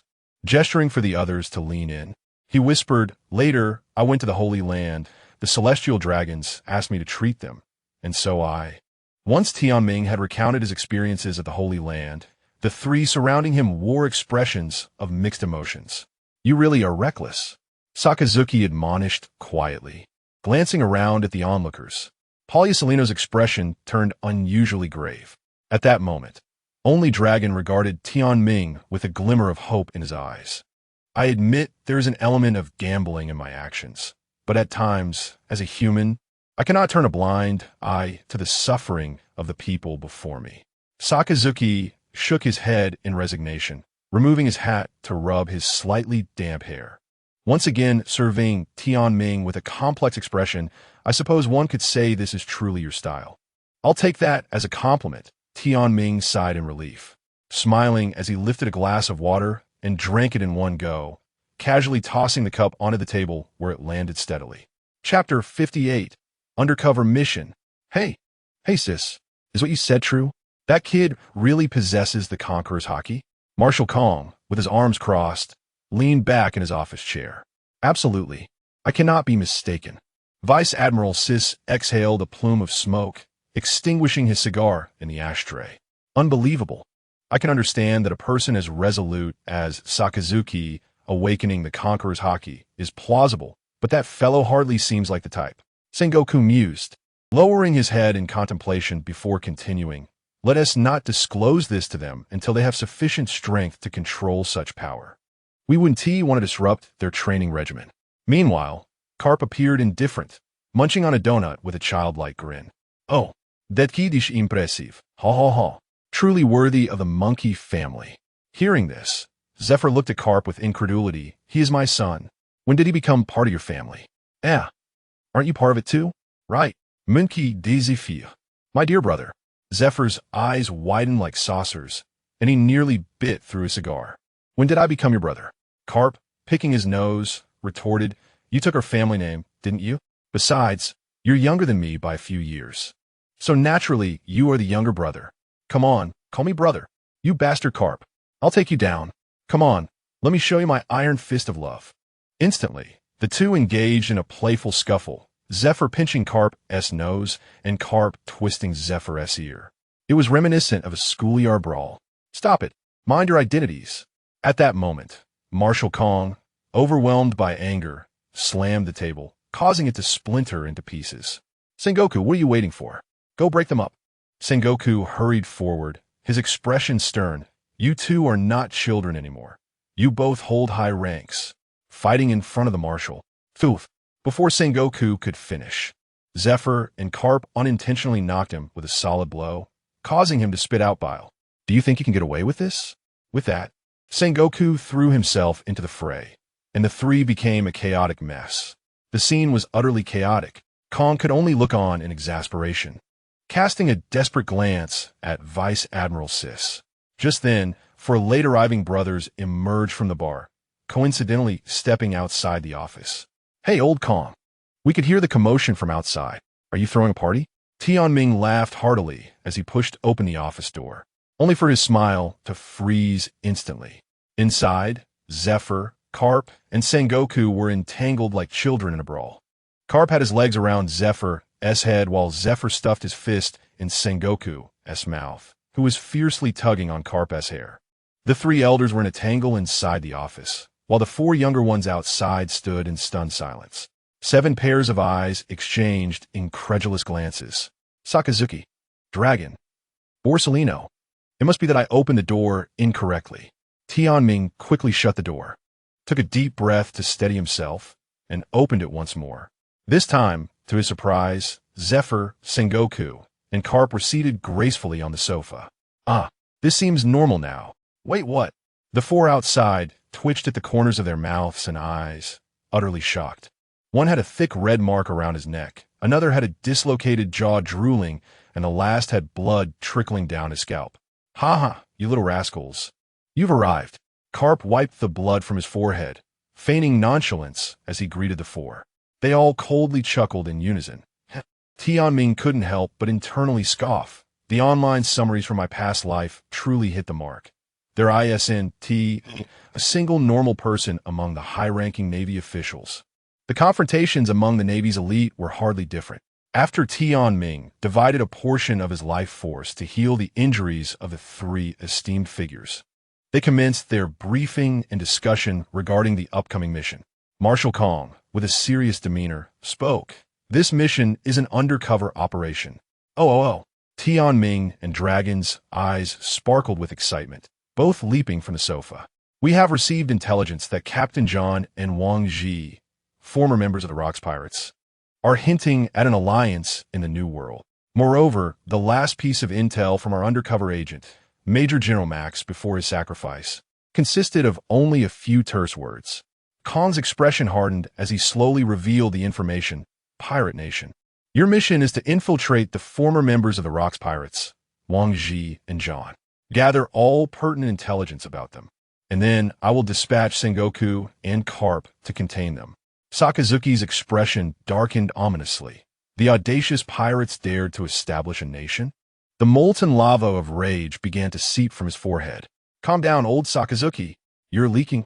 Tianming quickly interjected to soothe him. At this moment, Borsellino removed his sunglasses, stifled a yawn, and lazily inquired. So, Marshal, how exactly should we proceed with the undercover operation? Marshal Kong produced 4 sheets of paper from the shattered desk. These are life cards I prepared for you. We will monitor your physical conditions through these cards. Sengoku chimed in. As for how to infiltrate, you may choose your method. We will support you unconditionally. Tianming chuckled softly. So, you essentially wish to be hands-off in this matter? He shook his head, turning to reveal a confident and audacious smile. Hey, don't dismiss my idea. I actually have a plan. Upon hearing this, everyone in the room turned their attention to Tianming. Does our headquarters have any seized smaller pirate ships? Zephyr raised an eyebrow. We do have some. What are you planning? Since they intend to create a pirate nation, let us become pirates ourselves. Carp immediately erupted in outrage. What? Are you out of your mind? Bang! Sengoku landed a punch on Carp. This is clearly a discussion about strategy. With that brain of yours, just keep quiet. Tianming held his forehead, exasperatedly stating, Uncle Carp, could you please be quiet for a moment? After disguising ourselves and concealing our devil fruit abilities, we can transform into entirely different personas. Then you can issue us a bounty and fabricate some crimes. Doesn't that sound feasible? Chapter 59, Disguised Tianming. Your method sounds quite intriguing. Long expressed his approval with a thumbs up. Can't we find another way? Sakazuki sighed, a look of conflict creasing his brow. Well, old Sakazuki, I know you despise pirates, but think positively. Once the mission is completed, won't you have the chance to unleash your wrath? Whether you prefer roasting them or incinerating them. Sakazuki fell silent, ultimately nodding in tacit agreement. Tianming playfully slapped Sakazuki on the back. That's the spirit, haha. What about you? Old Huang, I have no objections. Zephyr furrowed his brow. What bounty should we set for you? Let us keep it around 100 million. Anything too high or too low would be hard to justify. So, who among you is the captain? Long raised his hand first. I am. Everyone in the room snorted in unison. You? Forget it. After some discussion, they all voted unanimously for Sakazuki to be the captain of the pirate ship. Why me? Sakazuki was visibly displeased, his gaze turning sharp. With that look in your eyes, if you're not the captain, then who is? Sengoku teased with a smile. Umph. Fine, it's settled. You all hurry up and disguise yourselves. Think of your aliases. Tonight, I'll have the printing department prepare the wanted posters. They will spread across the seas by tomorrow. No need for all that trouble. I can adjust them now. With that, Tianming's hands glowed brilliantly, a mischievous smile spreading across his face as he turned to the three. 10 minutes later, the appearances of Long, Pagliusolino, and Sakazuki had been entirely transformed. Sakazuki's already stern features now appeared even more ferocious and volatile, with a few cleverly crafted fake scars added by Tianming. A bushy beard sprouted on Long's chin, giving him a disheveled look, while Tianming reshaped Long's slender face into a more square visage. Pagliusolino sported a thick beard, with a scar stretching from his shoulder to his face, transforming his previously sleek figure into a robust, muscular form. Zephyr, Carp, Sengoku, Kong. And Sis observed the scene with astonishment. Oh, it's impossible to recognize them as the same individuals. Tianming promptly adjusted his own appearance, elongating his round eyes, creating frown lines and laugh lines, a scar running vertically across his right eye. How do I look? Tianming turned to the others. Not bad. You look like you're only a few years younger than us. Carp curiously approached Long, tugging at his beard. Old man. Ouch, that hurts. Oh, my apologies. Pagliusolino pointed to his new face, concern etched on his features. That's good. Tianming shot him a sidelong glance. Besides, didn't I smooth out the wrinkles on your handsome face? What are you worried about? I merely did some wrinkle reduction, not plastic surgery. Be grateful for your good foundation. Unlike someone like Jai, who has no room for improvement. Marshal Kong. So can we take the one of photos now? We'll take them in 2 hours. Marshal Kong inhaled sharply. So in these 2 hours, you were busy with this? Everyone present, except for Carp, looked at the red-haired, blonde-haired, green-haired, and purple-haired individuals in bewilderment. A renaissance. Zephyr, look, I specially dyed my hair the same purple as yours. Isn't that touching? Touching. But can you explain why your purple hair is still gradient? Zephyr chuckled in exasperation. What benefits did he give you to make such a significant sacrifice? The confusion on Sis' face was evident. Pagliusolino and Sakazuki shook their heads helplessly, while Long calmly expressed that he was doing this willingly. At that moment, Long's long hair had also been cut short into a style reminiscent of Luffy from the anime, at Tianming's request. From now on, I'm no longer Tianming. I shall be known as Khalifu. Tianming pointed at Sakazuki, Pagliusolino, and Long in turn. He is Nawa. This is Yatlas, and that one is Tanadu. Sengoku frowned. These names are rather peculiar. As long as you're happy, let us hurry and take the photos. With that, Sengoku picked up the camera, and Tianming swiped a cigar from Sis. He placed it between his lips, casting a sinister smile as he glared ahead. Click. Natural pirate crew, strategist, Khalifu, 88 million berries. Next, Polysolino squinted and smiled at the camera. Natural pirate crew, first mate, Yatlas, 90 million berries. Long stared sternly ahead for the camera. Natural pirate crew, navigator, Tonadu, 70 million berries. Sakazuki's mood was quite irritable. First, he was forced to become a pirate, and now a captain. Then someone tricked him into dyeing his hair a ridiculous shade of red. The coldness in Sakazuki's eyes was palpable on the wanted poster. Natural pirate crew, captain, Nawa, 150 million berries. Didn't we say around 100 million? This is 150 million. Sakazuki's expression darkened as he held his wanted poster, the magma in his hand instantly turning it to ashes. Sengoku stroked his beard. With that expression, it seems your worth is undervalued. Sakazuki. Zephyr joked from the side. Just be careful when you set sail. Don't get caught by your own people. We won't go to impel down to rescue you. TCH. As long as you few in the know don't act, there is hardly anyone in the Navy who can catch us. Tianming chimed in with a cheerful smile. Stop smiling. It's disgusting with that face. Sis shot him a cold glance. Stay safe, you brats.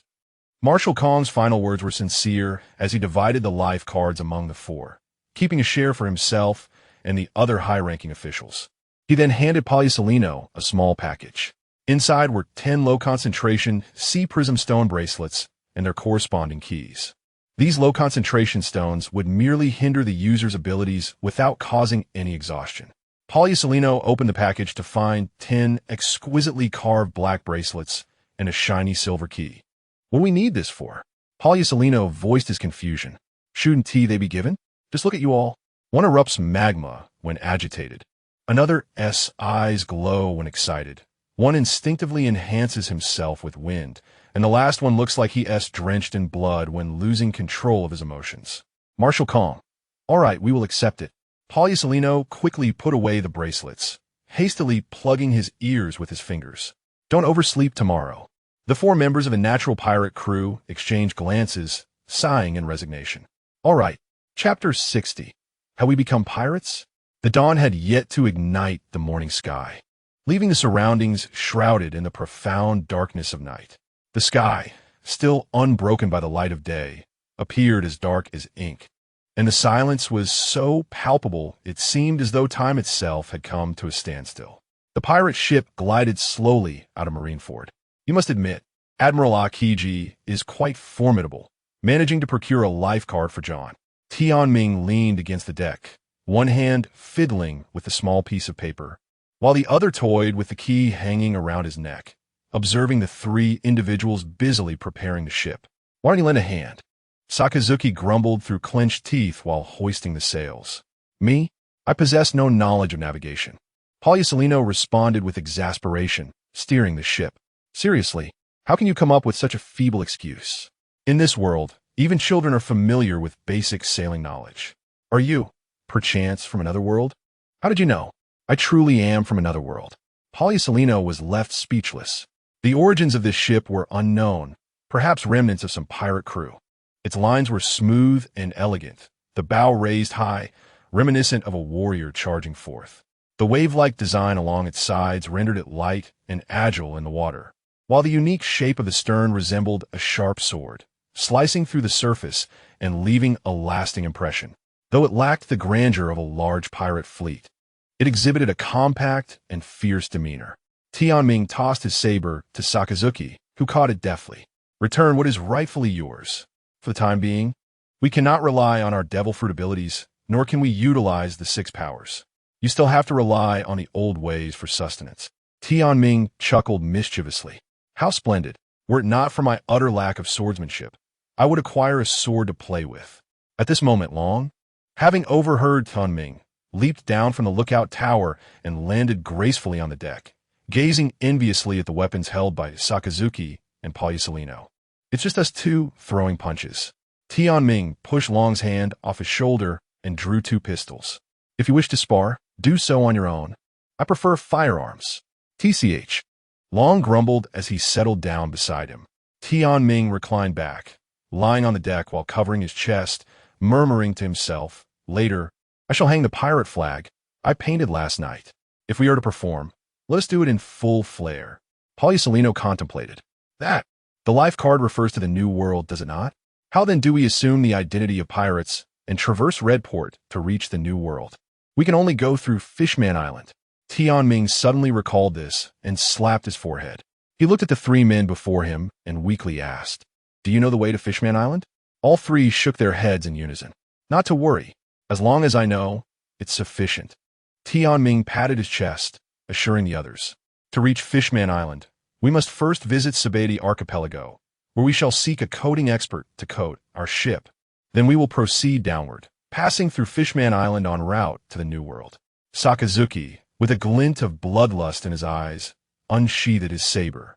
"Sabeti Archipelago is rife with pirates. We shall eradicate them and seize some supplies. The provisions the admiral prepared may not last long." "Sounds like a plan." Poliucelino nodded in agreement. "By the way, aren't you curious about the crimes that old man Akiji has assigned to us?" Long inquired curiously. Poliucelino, Sakazuki, and Tianming exchanged glances. To be honest, they had not given this matter much thought. Let us hope it's not something too bizarre. A sense of foreboding crept into the hearts of the four. Just then, as they were idly conversing, their observation Haki sensed something amiss. Boom! A cannonball struck the sea to the right of the ship, erupting in a resounding blast. The four hurried to the rear of the vessel, where a robust figure stood on the shore, brandishing several cannonballs. "Damn pirates! You dare to steal supplies right from Marine headquarters. Today, you shall meet your demise." The four exchanged glances, their expressions filled with resignation. Long shouted towards the shore, "Hey, old man, we haven't even left Marine Ford yet. There's no need for such theatrics." Silence. "Even calling me Dad won't save you. Damn pirates, perish." "Nanny?" Long was taken aback, his eyes nearly popping out of their sockets. Kapu waved his hand, and 5 cannonballs soared through the air, aimed directly at the ship. "Fist of the Meteor." Sakazuki, realizing the imminent danger, leaped into action, swiftly slicing the cannonballs mid-air. But soon another 10 cannonballs followed. "You!" Tianming roared in rage. He thought a show was sufficient, but this old man was taking things too far. "First mate, where in the world are our cannons? Let us deal with this." Hesitation washed over Poliucelino upon hearing this. Seeing the situation escalate, Tianming removed the key from around his neck and unlocked the sea stone bracelet on his wrist. Laser beam. A brilliant beam of light shot from Tianming's fingertip, aimed straight at Kapu. Kapu's face paled in shock. He was well aware of the potency of this attack. For someone of his caliber, even if it didn't incapacitate him on the spot, it could certainly leave him nursing a stomachache for a day. In that moment, Kapu recalled the fear he experienced a year prior, under the influence of Tianming's peculiar sauce. Kapu quickly activated his observation Haki, tilting his head to evade the attack. It was at this juncture that Tianming released the bracelet on Long's wrist. Long activated his powers. A fierce wind billowed through the sails, significantly accelerating the ship's speed. "Brats, don't die on me." Kapu laughed heartily, waving farewell to the four. Unbeknownst to them, beneath the waters following their pirate ship, a colossal creature was stealthily trailing along. Upon entering the cabin, the first sight that greeted them was a square, impeccably clean activity room. 3-meter-tall men, though it was not particularly spacious, it allowed for a fair degree of movement. The group gathered around the table. Tianming pulled out several small, hard vials from his satchel. Long picked one up, examining it curiously. "What is this?" "Inside is the venom distilled from our junior. The poison fruit, User Magellan. A mere touch will be fatal for most. It serves as one of my insurance cards." "And the others?" Tianming smiled. "One resides within our bodies, and the other is beneath our ship." How terrifying, little Ming. Poliucelino felt a chill run down his spine. "The one within your bodies is the concentrated life force I infused while disguising you yesterday. I trust the purpose of it is self-explanatory." The three felt the life force within their bodies.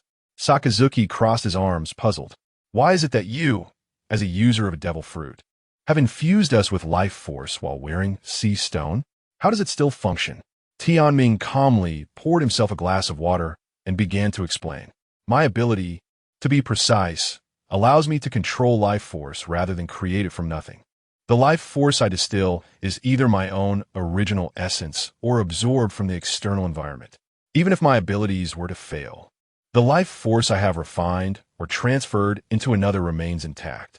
Similarly, even if I were to perish, the life force I have transferred and refined would still endure. The three nodded in understanding. Now it makes sense. Regarding the hidden card beneath the sea, that one, Tianming rose and gestured for the three to join him on the deck. Lab, come out and show everyone. No sooner had he spoken than the surface of the sea erupted in turbulence, revealing the massive form of a whale from the side. Is that not the very whale from the headquarters by the sea? With its presence, whether we journey to Fishman Island or infiltrate the New World, we are assured a safeguard. This exemplifies the adage, forearmed is forewarned. Having made so many preparations, I truly do not believe this undercover mission can encounter any unforeseen mishaps. Chapter 61. The Sabaody Archipelago. The pirate ship sailed steadily along its course, arriving at the Sabaody Archipelago just past noon. During the journey, the four brothers took turns keeping watch over the navigation, with Tianming assigned to the kitchen, preparing meals. After all, he was entirely unversed in the art of sailing. It was at this moment that Tianming realized he needed to diligently study nautical knowledge after their mission concluded. They docked at island number 50, where Tianming retrieved a map of the Sabaody Archipelago from the bookshelf and spread it out before everyone. It would take approximately 3 days for the coding process, implying that they must remain on the island for that duration. These 3 days could either be filled with pirate-related incidents or, alternatively, they could indulge in the pleasures of their collective journey. Do you all remember our initial visit to Sabaody after the island assessment? Long stroked his chin thoughtfully, reminiscing. Of course, came the response. We visited the amusement park, went to taverns, and even captured several pirates for bounties. Poliucelino replied with a cheerful demeanor. This time, however, we have become the wanted ones. Exchanging for bounties is out of the question, but looting from them should pose no problem, right, Captain? He concluded with a teasing remark aimed at Sakazuki. Do not call me that in private, Sakazuki retorted, his appearance altered by a simple black cap that concealed his vibrant red hair, his face displaying an unusual weariness. Let us disembark. Remember to mind your titles while on land. The Sabaody Archipelago is located before the Red Line, amidst the Grand Line, near the Navy headquarters. It is home to the world's largest red tree, the Yarkament tree, whose roots protrude above the water, forming the Sabaody Islands. The archipelago consists of 79 trees, each numbered with towns and facilities established upon them, collectively referred to as the Sabaody Archipelago. Islands 1 to 29, primarily inhabited by slave trading posts and illicit zones. Islands 30 to 39, home to attractions like the Bubble Park. Islands 40 to 49, tourist areas and specialty shops. Islands 50 to 59, shipyards and coating craftsmen. Islands 60 to 69, Navy outposts and government entrances. Islands 70 to 79, streets lined with inns. The island where Tianming and his companions docked, island number 50, was the closest to the coating craftsmen. The four of them disembarked, walking toward the island amidst the fearful gazes of the surrounding crowd. As for who would watch the ship, that would naturally be Laboon. The island retained its lush, verdant scenery. Upon entering a coating shop, the patrons within instantly fled in panic. The reason was clear. The wanted posters of the four had only just arrived on the island, having been released with today's newspaper. Observing the trembling craftsman before him, Tianming gently pushed the others aside and stepped forward to negotiate. Please do not be alarmed. We adhere to a principle of not harming a hair on a civilian's head. We merely seek your assistance in coating our ship. Saying this, Tianming sincerely slid 5 million berries across the table. The aging craftsman, upon witnessing this, displayed a hint of surprise. His expression gradually softened, though he remained visibly pale. Very well. Esteemed pirates, I shall ensure your satisfaction. It was not merely greed that compelled the craftsman, facing four formidable individuals.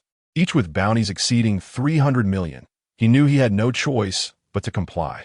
After indicating the direction of their ship, the four exited the shop and continued their exploration. This time, however, they donned cloaks to obscure their identities, mindful of avoiding detection by their pursuers. As they strolled, Sakazuki's keen eyes scanned the faces of passers-by, searching for pirates. The other three lined up, exchanging glances and sighing inwardly, recognizing Sakazuki's old habit had resurfaced. Poliusolino scratched his hair, which was as bright as a super seance. This is all your fault. If you hadn't suggested that hair dye, we wouldn't be in this predicament. My apologies. Tianming conceded, raising his hands in surrender. Tianming leaned in, lowering his voice. Captain, this is a public street. Even if we encounter a pirate, please refrain from drawing your sword and turning him into mincemeat. It's not conducive to public well-being. I know my limits, Sakazuki replied, resuming his position at the forefront. The four made their way from Island No. 50 all the way to Island number 42, yet not a single pirate was in sight. Could they all be conspiring somewhere? Tianming mused, scratching his purple hair. Captain, are you not weary yet? Let us find somewhere to eat. It is already noon. Despite his stoic demeanor, Sakazuki was indeed feeling the strain. His eyes dry from scanning the crowd without respite. Very well, let us proceed. Chapter 62. Uninvited guests. Hey, did you see the newspaper that was just released this morning? There are actually pirates daring enough to steal from Marineford. Inside the tavern, the air was tinged with a dim, hazy ambience, with a sense of smoke and alcohol intertwined, creating an indescribable atmosphere. A faint whiff of tobacco, laced with a hint of spiciness and decay, slowly permeated the small room. The tavern was predominantly filled with street ruffians and some wayward youths. Is it truly possible for pirates to be so audacious these days?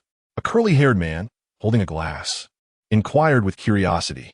Ah, to think that even Roger and Whitebeard never dared to cause a ruckus at Marineford.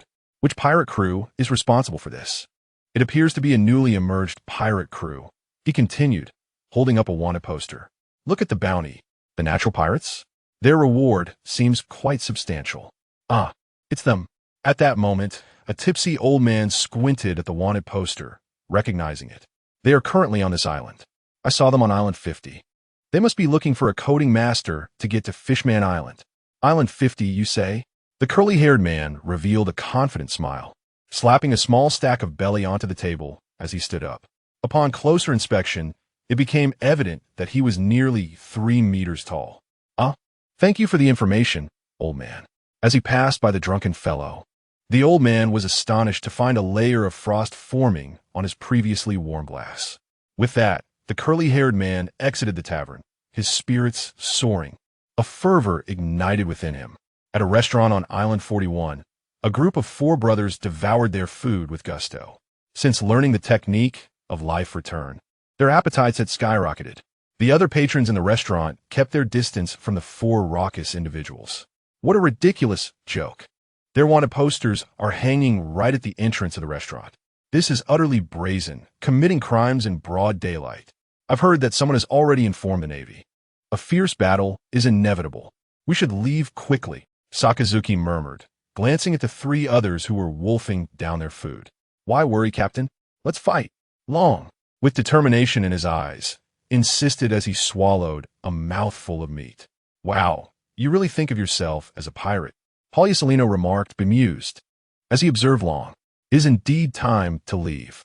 Tianming slowly stood up, finishing the last bowl of rice, then contentedly wiped his mouth. Don't move. Navy. Just as Tianming stood, the restaurant's door was suddenly blown apart. A swarm of armed Navy soldiers rushed in. The restaurant owner, seeing the shattered door, was nearly brought to tears, lamenting that it was crafted from fine wood. The 4 brothers exchanged glances, all rendered speechless. This is too much. What should we do? Poliusolino raised an eyebrow. Fight, you dare? The surrounding Navy soldiers, undeterred, raised their weapons and opened fire. Tianming swiftly dodged, appearing before one of the soldiers and crushing the gun barrel, rendering it into scrap metal. The other 3 quickly followed suit. With a series of loud cracks, Tianming dealt a swift blow to 2 of them, sending them crashing to the ground. The remaining 3 forgetting to control their strength, left the Navy soldiers with swollen heads that seemed larger than their own. "Quick, we need to run. Why are you using so much force?" Tianming scolded, tossing a stack of bills behind him as he urged the others to flee. As they leapt outside the restaurant, they looked up to see hundreds of Navy soldiers aiming their guns and cannons in their direction. Leading the Navy troops was a familiar figure clad in a justice coat, an old acquaintance, Marine Captain Masapik.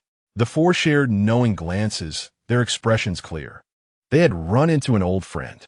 Palyasolino, disregarding any caution, thought, since it's an old classmate, we are all familiar, so let's wreak some havoc. Drawing his sword, Palyasolino swung it at Masapik without hesitation. Masapik's eyes widened in alarm as he struggled to counter the strike with his own sword. "Don't move. Put down your weapons, or the hostages inside will perish," Sakazuki bellowed, his voice dripping with authority, inadvertently revealing a touch of conqueror's haki. Several soldiers in the front row were knocked to the ground. Sakazuki brandished his sword, carving a deep trench into the ground. "Anyone who dares cross this line shall die." The remaining Navy members, still conscious, felt a wave of unease wash over them. "Captain Awa is so cool. I pledge my loyalty to you. Yes, our captain has spoken. Anyone who dares cross this line shall die." "Wow, Captain Awa, you are too cool. Shouldn't you retreat quickly? Do you want to force us to act?" The three lackeys beside Sakazuki began to taunt the Navy soldiers. Initially tense and irritated, Masapik suddenly felt a jolt upon hearing the familiar phrase. He had heard it for over a year, etched into his very DNA. Such a mockingly familiar tone could only belong to Palyasolino. No one else could replicate it perfectly. Even Tianming could only mimic it somewhat. He began to scrutinize the four ruffians before him. "That sword in your captain's hand, isn't it Sakazuki's?" And their voices sound eerily familiar. Masapik's tension dissipated as he calmly asked, "What if I refuse?" Tianming erupted into laughter. "Ha, Captain, look. We have a brave one here." Sakazuki, taken aback by Masapik's boldness, found himself at a loss for words. Upon hearing Tianming's familiar laughter, Masapik's fury ignited. "What are you laughing at?" He stepped forward, pointing at the four, unleashing a torrent of insults. "What are you four playing at? Cosplaying out of boredom? And you even made a wanted poster." Sakazuki, Palyasolino, Long, Tianming. The four, realizing they had been exposed so quickly, exchanged glances, drenched in sweat and utterly dumbfounded. Chapter 63. The Grand Memory Erasure Technique. Tianming reacted swiftly, retrieving the key from around his neck to unlock the Hailu stone bracelet. In an instant, he executed the shave technique, teleporting in front of Marseille Pic. "Hey, you." Without a moment's pause, Tianming delivered a heavy punch to his head. "Colonel Marseille Pic. You scoundrel, how dare you?" This punch, infused with potent moon god energy, struck with a resounding shock directly to his skull. This was the moon god Grand Memory Erasure Technique. Those struck by this technique would lose 3 minutes of memory prior to being knocked out. "What are you dawdling for? Run!" Tianming, furious and embarrassed, shouted at the three behind him. Understanding his urgency, they vanished in an instant without a trace. The surrounding naval soldiers raised their guns, preparing to fire. Tianming rummaged through his bag, retrieving an item to scatter among the crowd. Chili powder instantly filled the air, and chaos erupted as the crowd wailed and wept. "Damn, that is painfully spicy." Even Tianming was shedding tears. Despite the agony, he dared not linger. He closed his stinging eyes, using his observation haki to discern his surroundings and escape the encirclement. Damn it! How embarrassing! How pathetic! Tianming lowered his head, squatting in an alley, his face flushed, one hand scratching his hair while the other traced circles on the ground. He had believed his disguise was foolproof, yet his old classmate had seen through it. Moreover, he had once again recklessly employed his fruit abilities and the 6 styles. "What are you doing there? Hurry up and regroup." Following the sound, Tianming looked up at 3 burly men on the rooftop. He leaped onto the roof where they sat cross-legged on the eaves. Long, arms crossed and head tilted, pondered, "How do you discover us?" "It's almost impossible not to," replied Lao Huang. "For now, keep your catchphrases to yourself." Lao Sa added, "Wrap the hilt of your knife with a different color bandage." Long pointed at Tianming, And you, Tianming, try to smile less. Your laughter is quite distinctive. Is it that obvious? Absolutely. They all nodded in unison. Hee. All right. I'll be more mindful. Borisellino stretched his shoulders and earnestly asked Tianming, so, is it really fine that Marseille Pic knows about us? Tianming replied, it's fine. I just gave him the grand memory erasure technique. I won't bother explaining the principle, but it will make him forget everything that happened 3 minutes before he was knocked out. Sigh. We must be cautious and avoid using our powers in the future. Fortunately, we weren't discovered by the enemy this time. Nonetheless, while undercover with Wang Ji and John, if our identities are ever compromised, let us not say we're Navy, let us claim we're CP0. We can't bring trouble upon ourselves. With that, Tianming pulled a cigarette from Borisellino, lit it, and placed it between his lips. All right, that is settled. Let us go. We still need to deal with pirates and sea supplies, right? I've heard there are quite a few pirates near island number 10. Shall we go take a look? Approximately 20 minutes later, cloaked, the four of them took a shortcut to island number 10, where they were met with the sight of nearly 1,000 people embroiled in chaos. The three factions clashing were the Devil Pirates, Blood Furnace Pirates, and the Double Fort Pirates.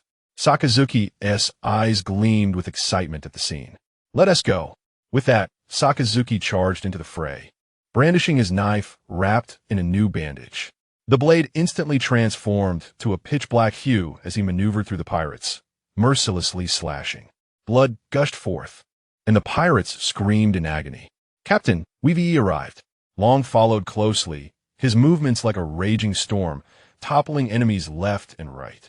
Though he didn't use his fruit ability, each strike carried the force of a tempest, sending pirates flying before they could even react. Borisellino, from a distance, charged up and unleashed a massive flying slash, efficiently attacking foes from afar. The colossal strike cleaved through pirates, bisecting them with ease. Tianming, not to be outdone, reveled in the use of his handgun. The bullets, enhanced with hockey, possessed extraordinary penetration, often piercing through 5 or 6 bodies before halting. The four of them moved through the pirate throng like gods of war, and in mere moments, thousands of pirates lay sprawled on the ground, unable to cause further harm, while the four merely fanned themselves lightly, as if they had accomplished something trivial. Who are these 4 monsters? The surviving pirates gazed at the 4, standing ominously, a wave of dread washing over them. Some even feigned death, hoping to escape the carnage. Sigh. Tianming, witnessing the devastation around him, felt tears welling up. 1,000 people. What vitality! How can I not absorb even one? It's all wasted. Damn, what a loss. He held his forehead, suppressing his grief. Who are you? At that moment, the captain of the Double Fort Pirates, dragging his bloodied half-body, let out a final roar before dying. Who are we? Sakazuki looked down coldly at the fallen pirate captain. Tianming, with a cheeky grin, interjected, We are your ancestors. Upon hearing this, the Double Fort Pirates captain, infuriated, breathed his last. Xiaoming you. Keep it together. Chapter 64. The tools of the trade in the bustling square. The 4 individuals employed their observation hockey to sift through the crowd, successfully locating dozens of survivors. After a brief yet amicable exchange, these battered individuals led the quartet directly to the port where their ship was docked.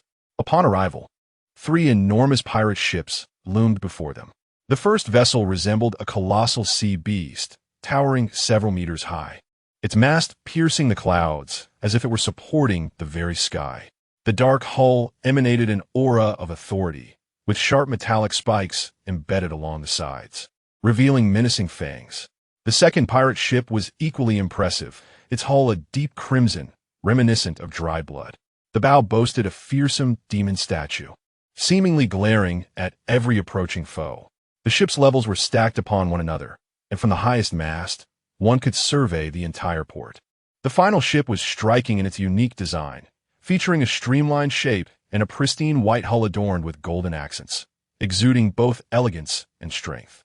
A magnificent flag billowed atop the towering mast, fluttering in the wind and signifying the indomitable spirit of its captain. As the 4 boarded the pirate ship, they fully embraced the pirate way of life. Borisellino, Tianming, and Long beamed at the sight of the ship's cargo and treasures. Oh my, quite a bounty indeed. Sakazuki, however, unsheathed his sword on the deck, intent on executing the survivors who had fulfilled their mission. Terrified by this display, the captives hastily knelt, pleading for mercy and offering their allegiance to the captain. Just as Sakazuki raised his blade to strike, Tianming leapt beside him. "Captain, spare them." With a knowing glance, the two shared a brief exchange. After a moment of hushed conversation, Sakazuki sheathed his sword, though a hint of coldness lingered in his gaze. "Rise." The pirates, sensing their reprieve, looked gratefully at Tianming. Tianming surveyed the gathered captives with a steely gaze. "Our captain now consents to your joining our crew. You will now move all treasures and supplies to Island 50.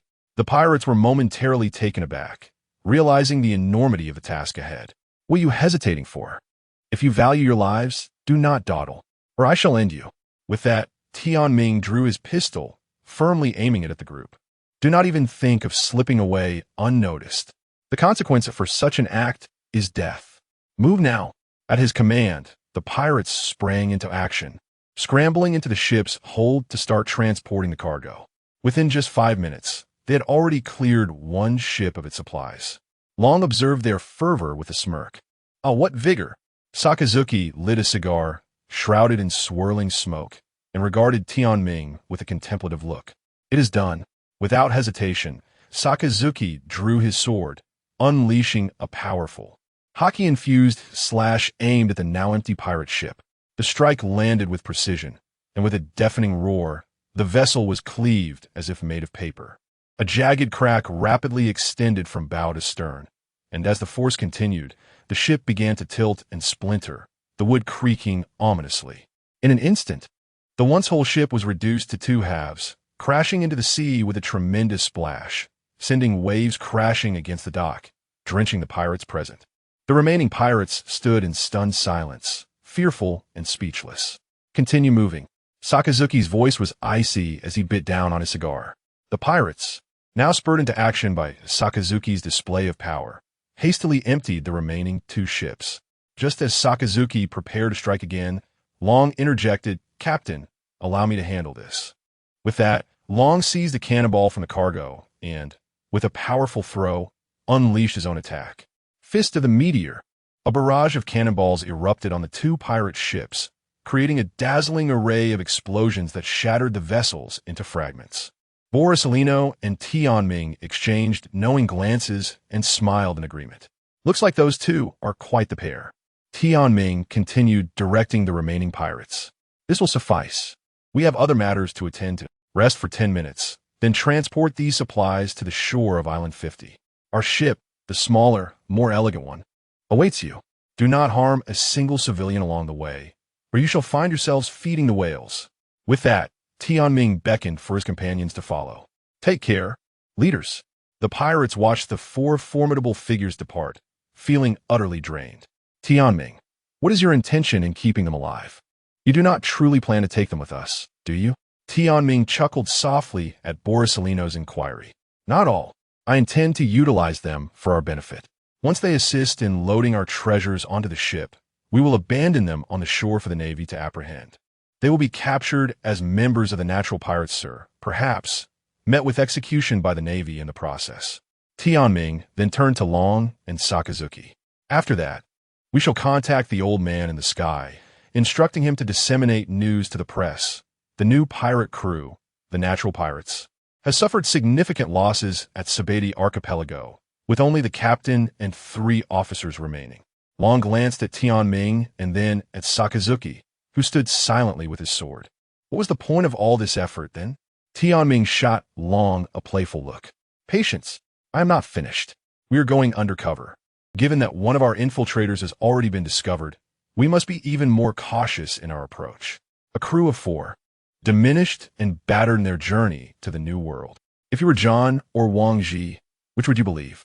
At this, Tianming chuckled. Borisellino quickly grasped the logic. "I see. If I were Wang Ji or John, I would never assume that the Navy had suffered losses. They would never believe the Navy would sacrifice so many of their own for the sake of an undercover operation. Conversely, a crew of only 4 daring to venture into the New World would seem highly suspicious." Borsalino leaned closer to Sakazuki, grinning. So it was because Tianming suggested this to you that you decided to spare them? Indeed, Sakazuki replied, acknowledging the truth in Borsalino's words. Chapter 65, Old Acquaintances. What shall we do now? Sakazuki inhaled the smoke that enveloped his throat, savoring the sensation before releasing it in a slow exhale. 3 days is too long. Let's find a few more coding masters. We should have them collaborate to complete the coding today. Tianming wore an enigmatic smile, radiating confidence. The group strolled along the street, the clock hovering around 2 or 3 in the afternoon. The sun poured down unreservedly, bathing the entire town in a golden hue. The buildings along the street stood out more distinctly in the bright light, their white walls reflecting a dazzling glow, resembling luminous scales. The interplay of light and shadow created a natural ink wash painting. A gentle breeze rustled the leaves, akin to delicate whispers. Occasionally, a few bubbles surfaced, swirling upward in a leisurely ascent. The four brothers made their way towards the coast where their ship was docked, trailed by several coding masters clutching their meals. Upon reaching the dock, they were taken aback. Nearby, boats rested quietly along the shore, exuding a tranquil and languid afternoon atmosphere. However, this serenity starkly contrasted with the sight of numerous bodies, their forms swollen and darkened, lying before the boats. What on earth? Are those the coding masters we encountered earlier? No, please don't kill us. A group of coding masters gasped in horror at the sight, their nerves snapping instantly. Stay calm.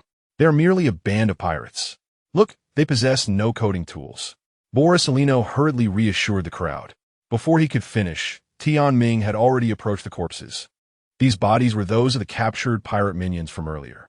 Sakazuki furrowed his brow as he joined Tianming. Do you notice anything?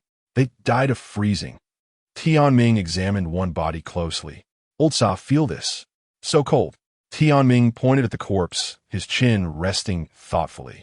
The surface was decayed and soft, yet the interior remained firm, indicating it had only recently thawed after being frozen, the organs still intact. Dragon joined them, leaving Borsalino alone to calm the artisans. Who could have done this? Only a devil fruit user could achieve such a feat. Likely a Logia type. The possibilities narrowed down to either the ice fruit or the snow fruit. At this point, Tianming suddenly chuckled with surprise, having sensed a familiar presence leisurely seated within the ship's cabin. What brings him here? Truly, fate at work. Tianming retracted his detective demeanor, chuckling to himself. He patted Dragon and Sakazuki on the shoulder. From now on, refrain from using observation hockey. I wish to surprise you. What are you up to now? Sakazuki was momentarily taken aback by Tianming's sudden change in demeanor. Tianming grinned, delivering his signature line. Just watch my performance. Oh, you. Not heeding Sakazuki's complaints. Tianming took out his camera and began snapping photos of the corpses. He then patiently awaited the coding masters to commence their work. During this time, he explained the situation to Borsalino. The coding master they had previously sought had vanished, leaving them with these dozen newcomers to finish the unfinished project. As they say, teamwork lightens the load. Under the watchful eyes of the four formidable figures, the artisans united and completed the coding in merely 2 hours. With Tianming's observation hockey, he sensed that the curly-haired man in the cabin had grown bored and was now amusing himself with a game of rock, paper, scissors. Borsalino produced a hefty stack of berries, expressing profound gratitude for the artisans' hard work. Since they were all capable users, they had taken the opportunity to also inflate the bubbles while coding, thus avoiding the need to expel air from the ship's bottom. At this moment, Tianming gestured for silence and shouted, "All right, let us set sail for Fishman Island." No sooner had he finished speaking than, guided by his keen perception, a tall figure eagerly dashed towards the deck. "Alala, you can't escape so easily. These folks, goodness, one odd hairstyle."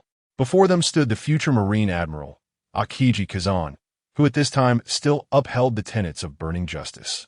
Tianming exchanged meaningful glances among Borsalino, Sakazuki, and Kuzan. Sakazuki's expression darkened ominously as he drew his sword. "Who are you? What are you doing on our ship?" "Me? I'm merely a passing executor of justice." Dragon raised an eyebrow and inquired, "Are you a Marine?"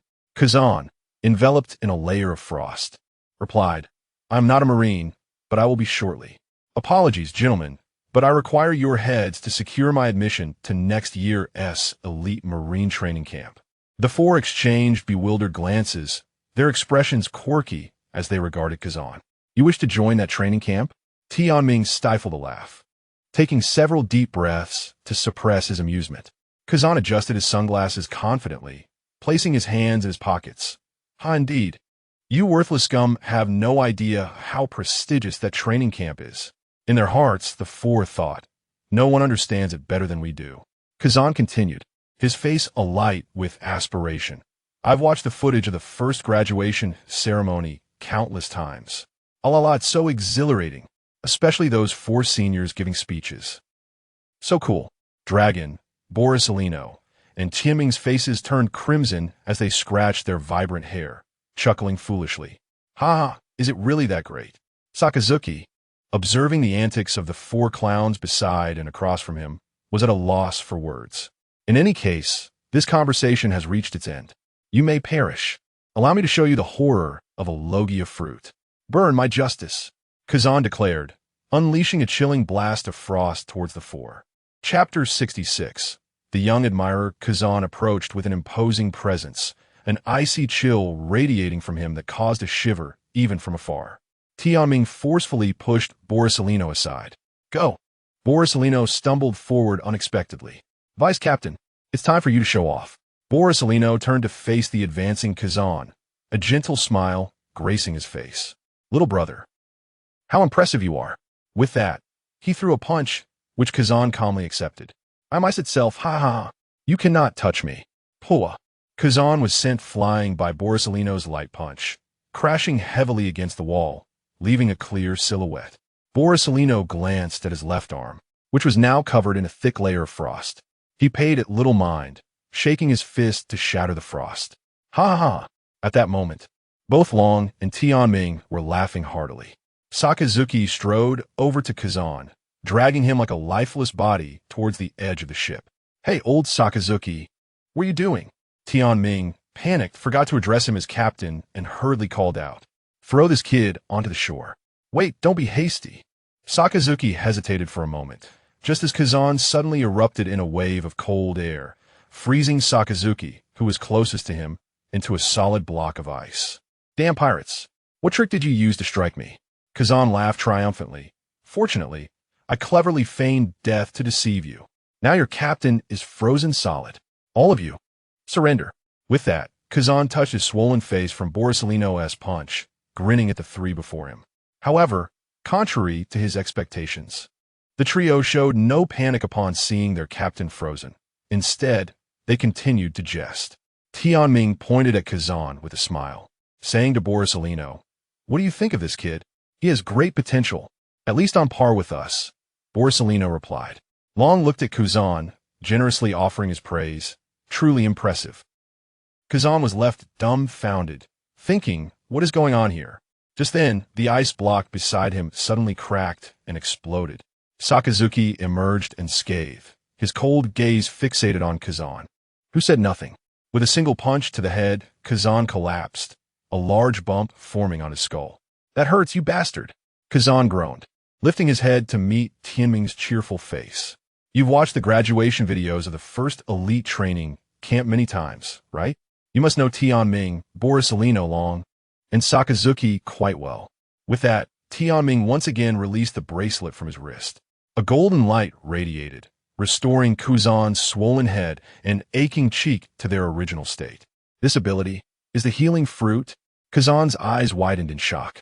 The remaining trio, dog, monkey, and dragon, exchanged glances, perplexed by Tianming's intentions. Kazan fixed his gaze on Tianming. "Could it be that you are?" "Yes, you guessed correctly," Tianming replied, his demeanor relaxed, exuding an air of superiority. "Could it be that brother Tianming has perished? Did you consume his fruit, you scoundrel?" The four brothers stumbled, nearly falling over. "Damn pirates! You shall not tarnish brother Tianming's legacy. The healing fruit does not belong in the hands of villains like you." Kazan seethed with indignation, the cold air around him intensifying. "Duong." Tianming's forehead pulsed with veins as he delivered a punch downwards. Who are you cursing? You claim to have watched the videos multiple times, yet cannot even recognize my voice. Kazan covered his head, groaning, and then scrutinized the purple-haired brute before him. Tianming slowly stood up, rolling his eyes dramatically, hands in his pockets, his face adopting a faintly morose expression. He began to recite, my justice is my own enlightenment, the justice of healing the world. In this world where power reigns supreme, continually harmed and trampled, one must rise and run, even when battered and bruised. At this point, Tianming faltered, momentarily forgetting his lines, before continuing. I wish to live more earnestly and freely, to use my meager strength to heal the world's wounds. With this, Tianming felt his toes digging into his shoes. He cast a glance at Kazan, who sat on the ground, utterly disheartened. Beside him, Borisolino and Long were nearly in fits of laughter, as if witnessing a public execution. Sakazuki lowered his black cap, his body shaking with suppressed mirth. Kazan, now utterly exhilarated, exclaimed, "You are Major Tianming?" Tianming sighed, reluctantly nodding in acknowledgement. "Hey, what are you doing? Why did you expose yourself like that?"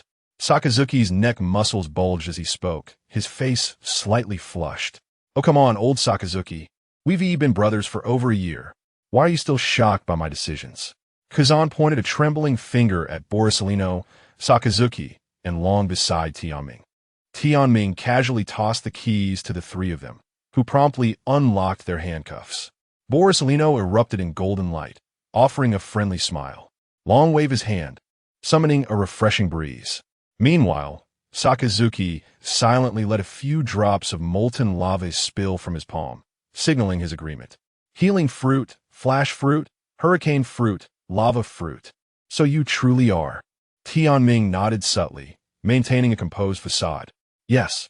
In an instant, Kazan sprang up, rubbing his hands on his clothes for a moment before gripping Tianming's hand. Greetings to the 4 esteemed seniors. I am Kazan. I greatly admire you all. I had inadvertently embarrassed myself in front of you due to your disguises. May I ask, are you all dressed like this too? Tianming made an okay gesture to the visibly distressed trio behind him, assuring them not to worry. He then took a moment to explain the situation to Kazan. Chapter 67. On the pirate ship, through Tianming's narration, Kazan's eyes sparkled with increasing excitement, while the expressions of the other three grew more peculiar. Hey, little Zan, do you want to join us? Can I? Yes. Upon hearing this, Kazan nodded so vigorously it seemed his head might blur.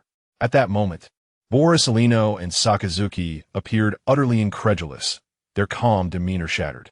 Molten magma began to seep from Sakazuki's body. Brothers, I still have some luggage at the inn. Let me fetch it. Remember to wait for me. Ha ha ha.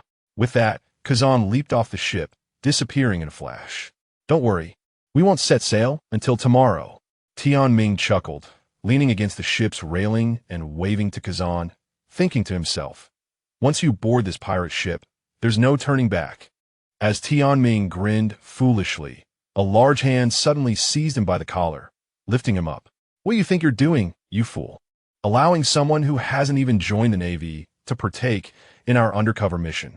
Tianming found himself face to face with Sakazuki's furious expression, the intense heat making him feel as though his face was being scorched on a grill. Sakazuki's unintentional conqueror's haki unleashed a tremendous wave of pressure, ruffling Tianming's purple hair into a slicked-back style. Old Sakazuki, cool it. It's too hot. Just let me explain. Indeed, Tianming, isn't that a bit reckless? Borisolino chimed in, unusually stern. This is not only irresponsible towards us, but also towards his safety. How can you say such a thing? Long, rarely seen without his usual playful demeanor, leaned against the ship, observing Tianming with a calm expression. I have my reasons for wanting him on board. I see potential in this guy. He could very well become an admiral in the future. Borisolino tilted his head, skepticism evident in his gaze. You have that skill? To see others' potential? Tianming replied with a playful grin. Perhaps I possess the ability to foresee the future. Keep dreaming. Why don't you look at me? Tianming raised his eyebrows at Borisolino. You too shall become an admiral, just like old Sakazuki, and you three, including that fellow named Kazan. will be the future Navy's 3 admirals. Boris, listening to Tieming's absurd yet earnest claim, felt a heavier weariness settle on his face. He suddenly realized his younger brother was quite unfathomable in certain aspects. Long, noticing a blind spot, asked, "What's this? You don't think I can become an admiral?"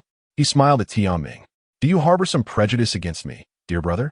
Tianming chuckled, glancing at the wind blade in Long's hand, sweat trickling down his forehead. "Haha, you can certainly try to become one, but I sense your ambitions lie elsewhere."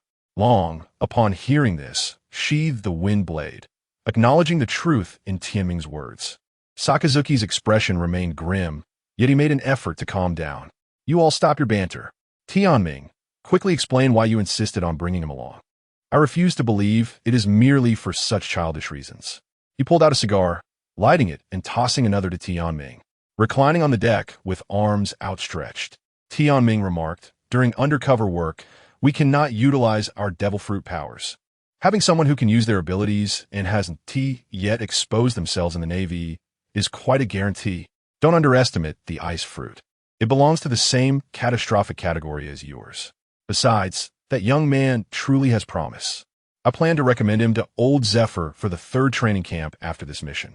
Sakazuki scrutinized Tianming for a while, eventually shaking his head in resignation.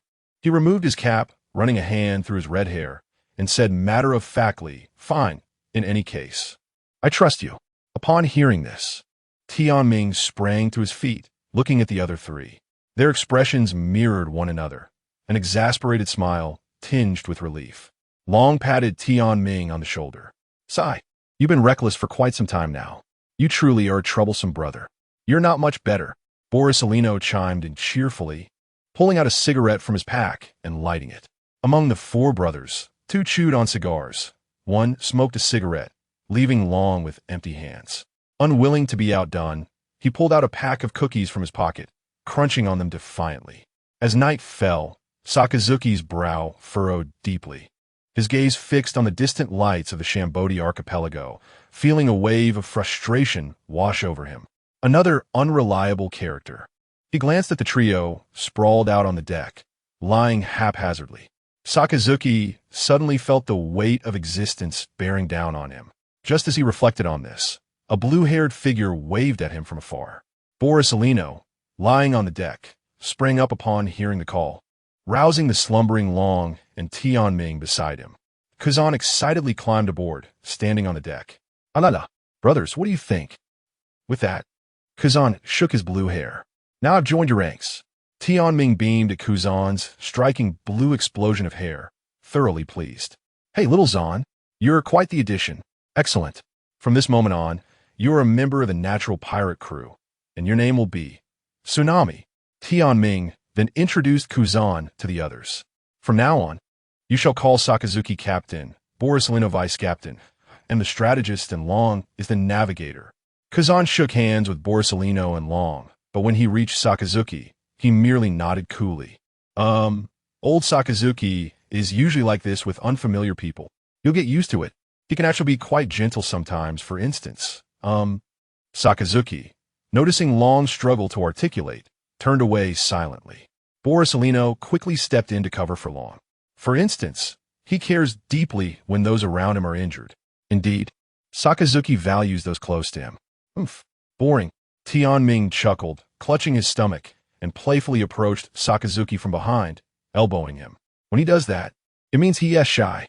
With a resounding thud, Sakazuki landed a punch on Tianming's head. "Ouch, that really hurt."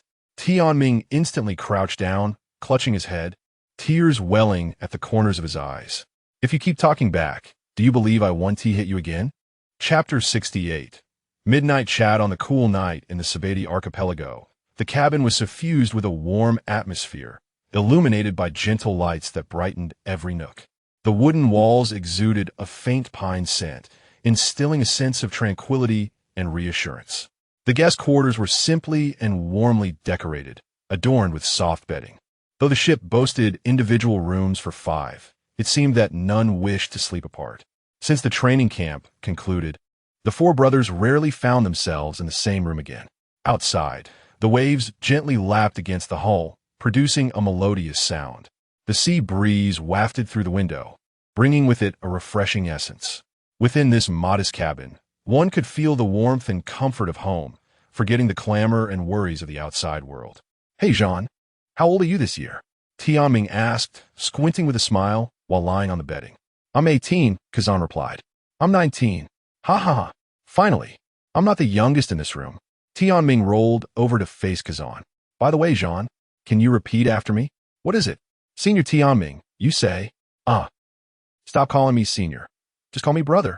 Just as Kazan was about to speak, Long quickly interjected, "Jean, don't call him brother. You've never called us brothers, yet you want him to?" Borsellino poked his head out from under the covers. "Kawai, Tianming, you're being a bit double-standard here. When did you ever call us brothers?" Tianming laughed heartily. "Let us not dwell on that. Jean, ignore them. Follow my lead." After a brief pause, he pointed to himself with his thumb and shouted, "Ko no dio da." Sakazuki, who had been meditating quietly, was startled into visible tension. However, his muscles gradually relaxed in resignation. In the past, had this been during the training camp, Sakazuki would have undoubtedly dealt each of these rascals a punch. Though confused by Tianming's antics, Kazan echoed, "Ko no dio da." Tianming shook his head, correcting, "No, you must say it with more charm and a bit more mischief." He pointed to himself again.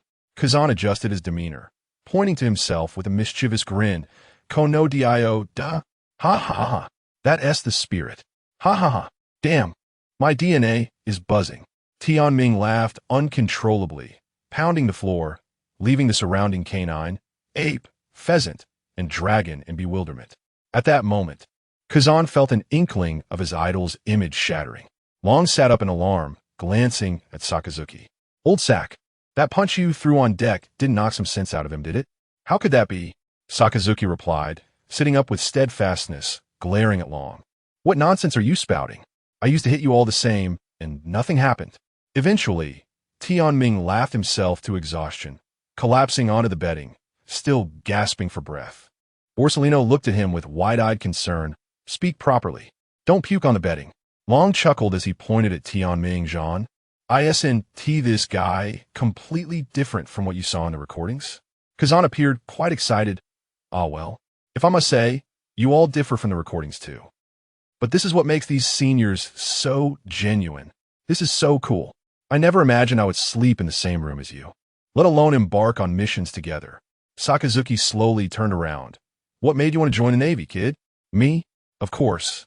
I aspire to cleanse the world of evil with blazing justice. Then I'll become a hero. My journey through the Sabati archipelago is merely to visit Marineford and capture a band of pirates to secure a spot in next year's elite training camp." Borsellino chimed in with a deep voice. "Is it really that hard to get into the training camp?" Kazan nodded, stretching with a sigh. "Indeed. Each branch gets only one recommendation slot, and only officers of rear admiral rank and above can recommend candidates. Since you seniors entered during the first cohort when the policies were still developing, you may not realize how difficult it is for ordinary sailors without connections to gain entry." Hearing this, Long's face flushed slightly, as he was the only one among them who had directly entered through GARP's connections.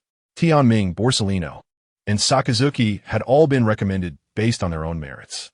Tianming felt a bit embarrassed, knowing that it was not he who was originally recommended, but rather the former owner of this body, Dr. Hashid, who had drowned at sea. He also sought to understand more about Hashid's past, filled with moments of helplessness.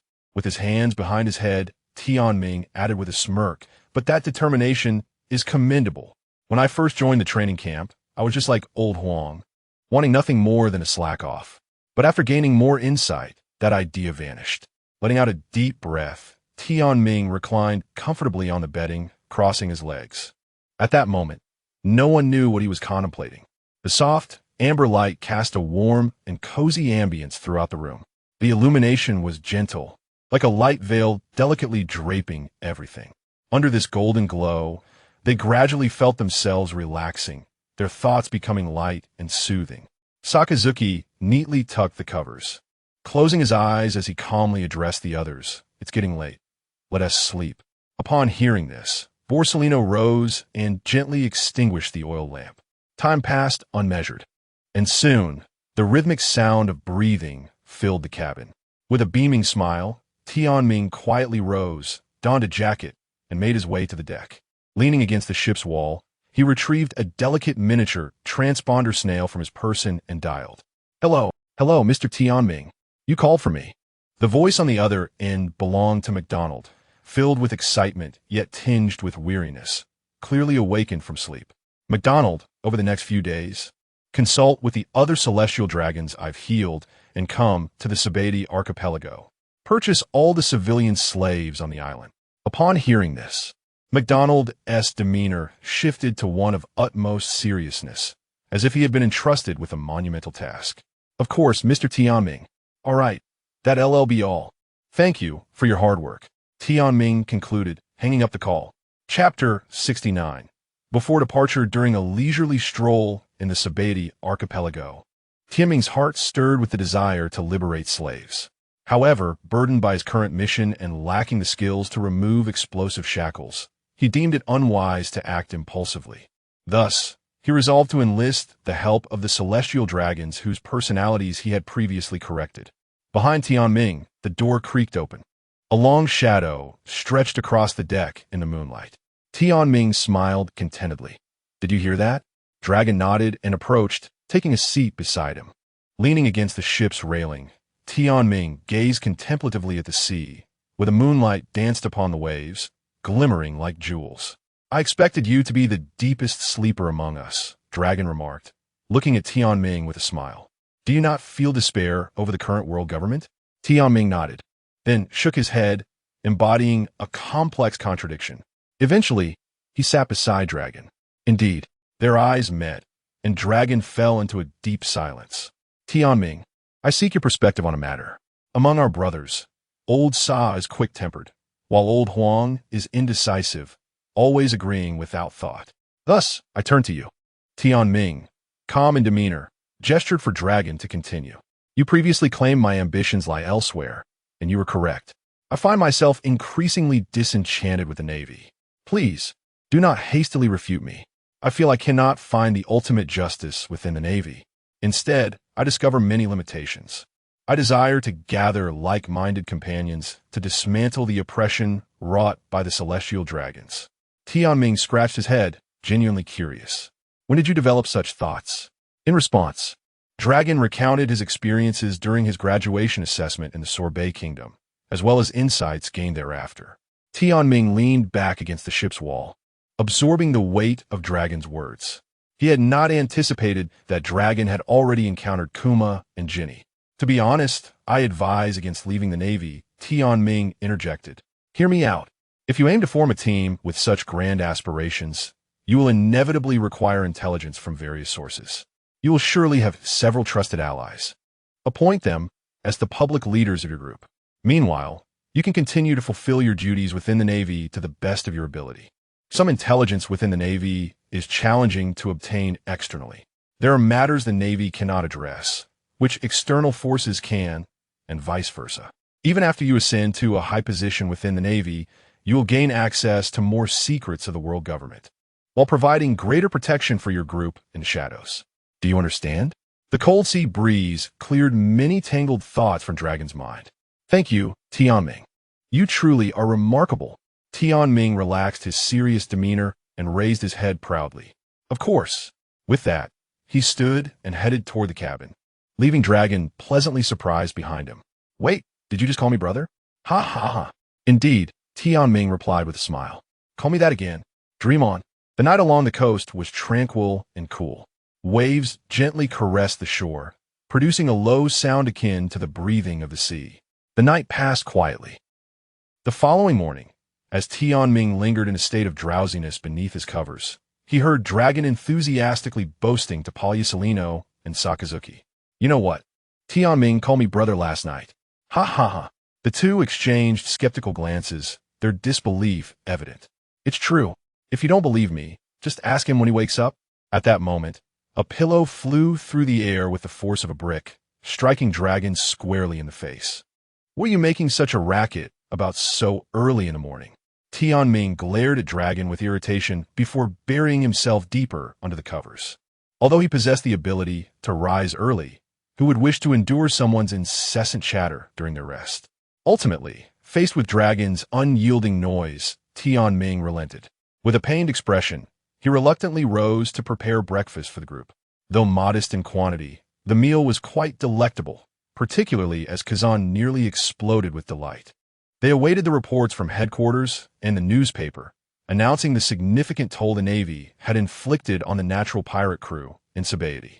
Initially, Admiral Akainu had expressed considerable discontent regarding Tianming's unilateral recruitment of new members. However, following Kazan's fervent advocacy and the assurances from his comrades regarding their futures, Admiral Akainu ultimately conceded. Initially, only Tianming vouched for Kazan, but after Tianming's endorsement, the other three readily offered their support as well. Thus, the natural pirate crew welcomed a new member, Tsunami, with a bounty of 50 million berries. Kazan was immediately overwhelmed with emotion, shedding tears and sniffling. "Oh, that's quite enough. Crying so early in the morning is most inauspicious." Tianming disdainfully handed Kazan several tissues, gesturing for him to wipe his nose. He unfastened his bracelet and, with hands gleaming gold, adjusted Kazan's appearance. He then photographed the transformed visage and sent it to headquarters. With that, the aftermath of the situation was nearly resolved. Tianming took Kazan to the shore to explain the current circumstances in detail. During their undercover period, due to the possibility of the pirates possessing Navy informants, it was imperative to avoid using their abilities recklessly. Throughout their covert operation, only Kazan would be free to utilize his powers, as he was, strictly speaking, not a Navy officer, but merely an unemployed individual. For safety's sake, Tianming offered Kazan some insights into using his fruit abilities. "Kazan, have you ever heard of the hierarchical relationships between devil fruits?" Kazan shook his head, bewildered as he looked at Tianming, who stood casually with his hands in his pockets. "And what about the rest of you?" Tianming inquired, glancing at the three on the deck. They also shook their heads. "All right, gather round. Let's discuss this together." Then, Tianming elucidated the hierarchical relationships between the devil fruits, providing vivid examples. Old Saw's magma fruit is superior to the flame fruit, as the latter's basic capabilities are fully suppressed by the former. Little Zahn's ice fruit is superior to the snow fruit. The relationships between fruits can be classified into two categories. 1. The superior fruit completely suppresses the basic capabilities of the inferior fruit. 2. The superior fruit possesses all the capabilities of the inferior fruit. Old Saw's case falls under the first category, while Little Zahn's falls under the second. Since snow is composed of ice crystals, Little Zahn, you can easily disguise your fruit abilities as those of the snow fruit. This way you can go undetected. However, to prevent the group from becoming overly confident and complacent, Tianming made it clear. The strength of a fruit's abilities does not equate to the strength of the user. An inferior fruit, if well developed, can indeed triumph over a superior fruit, depending on various factors. This is why Zifa often emphasizes that martial arts and hockey are fundamental to success. Chapter 70, Departure. Fishman Island Kazan is indeed a rare genius. After a profound shift in thought brought about by Tianming, he quickly grasped the essence after several attempts, skillfully molding tiny ice crystals into a semblance of snow. With his newly acquired skill, Kazan raised his hand, and a flurry of snowflakes danced wildly towards the sea. How impressive! An expression of immense excitement illuminated Kazan's face. One might think he had just won the lottery. Tianming was filled with unwavering confidence for this journey. Aboard this vessel were the future admirals of the Navy and the future commander-in-chief of the Revolutionary Army. Even though Tianming was merely an ordinary doctor amidst this formidable crew, he felt no trepidation. He felt a slight pride in being able to call these individuals his comrades after meticulously arranging all matters. The moment to set sail had finally arrived. "Captain," Tianming exclaimed, "shouldn't we say something at this juncture?" Sakazuki turned his head away, feigning ignorance. "Yes, let us shout something. Shout! Shout!" Kazan and Dragon joined in, encouraging the commotion. Borisolino, with a smile, remarked to Tianming, "This kid truly has a knack for familiarity. How delightful! I was worried he might be too reserved." Finally, Sakazuki, with weary eyes, stated flatly, Lads, we are setting sail. Tianming shouted louder. I can't hear. Sakazuki covered his face and bellowed, Lads, we are setting sail. Ooh. Borisolino, Tianming, Dragon, and Kuzan raised their hands in unison, shouting exuberantly. Sakazuki inwardly lamented. Had these fellows truly started to see themselves as pirates? After enlisting the help of nearby residents to remove the buoyancy bags from the bottom of the ship, it began to slowly sink due to insufficient buoyancy. The vessel descended, splashing foam and rippling waves as it made its way into the sea. As the ship sank deeper, the surrounding scenery transformed into a dreamlike spectacle. Through the porthole, Laboon swam alongside the ship, weaving through a vibrant school of fish, seemingly intrigued by this uninvited guest. What a massive whale! Kuzan marveled, watching Laboon circle the ship, frost forming on his hands. Fear not, he is one of us. Dragon chuckled, adopting a big brother demeanor as he patted Kuzan's back in reassurance. Sunlight filtered through the surface, casting a mosaic of light and shadow beneath the waves. Everything was breathtaking, oh my. As they descended deeper, Tianming felt a sudden constriction in his chest, realizing he was struggling to breathe. His hands began to tremble uncontrollably. The other four cast concerned glances his way. In that instant, Tianming came to a realization and slowly leaned against the wall of the cabin. Deep-sea phobia. I never expected I had this issue. How shocking. Tianming let out a bitter laugh as the four gathered around him. Borisolino, showing concern, asked, Hey, Tianming, are you all right? You look rather pale. I'm fine, just a touch of deep-sea phobia. Tianming shook his head, using a key to unlock his sea prism stone handcuffs, channeling a bit of moon god power to soothe his spirit. Phew, I'm all right now. With a smile, Tianming sprang back to life. Dragon and Kuzan scratched their heads in confusion. What is deep-sea phobia? Sakazuki replied calmly. Simply put, it is the fear of being in the ocean. Oh, I see. Ha ha. Tianming, you have such a weak constitution. Tianming felt speechless at their misunderstanding. Is that truly your understanding of deep-sea phobia? I've never had a strong constitution since joining the Navy. And what's wrong with that? Tianming turned to glance aside, only to lock eyes with Laboon, who was squinting cheerfully. Hey, are you laughing at me too? Tianming gazed at Laboon's expression, a mix of amusement and irritation.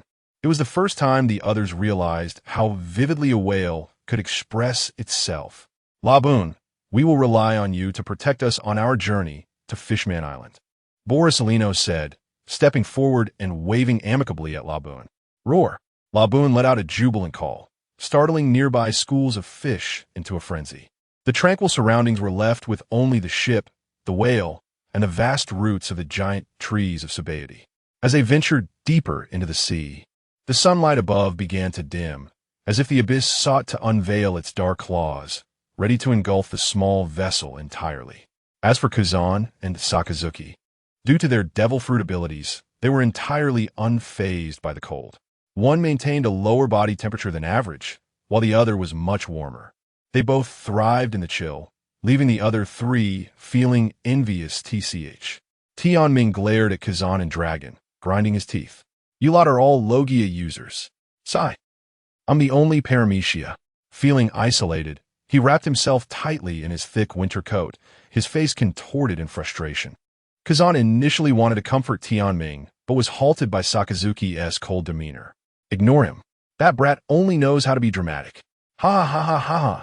Sakazuki's serious jab at Tianming triggered a round of uproarious laughter aboard the ship.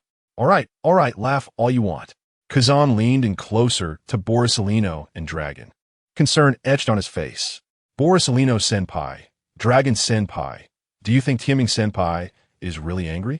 Dragon added, if he doesn't retaliate immediately, it means he has concocted a more devious scheme. During their descent, with Laboon's escort, most large marine creatures dared not approach. The depths of the ocean were cloaked in an ever-deepening darkness, with the ship's lighting rather inadequate. It was so dark that one could hardly see their own hand in front of their face. Suddenly, a blinding light erupted from the deck, as Borisolino removed his sea prism stone bracelet, illuminating the surroundings like a miniature sun. Too bright.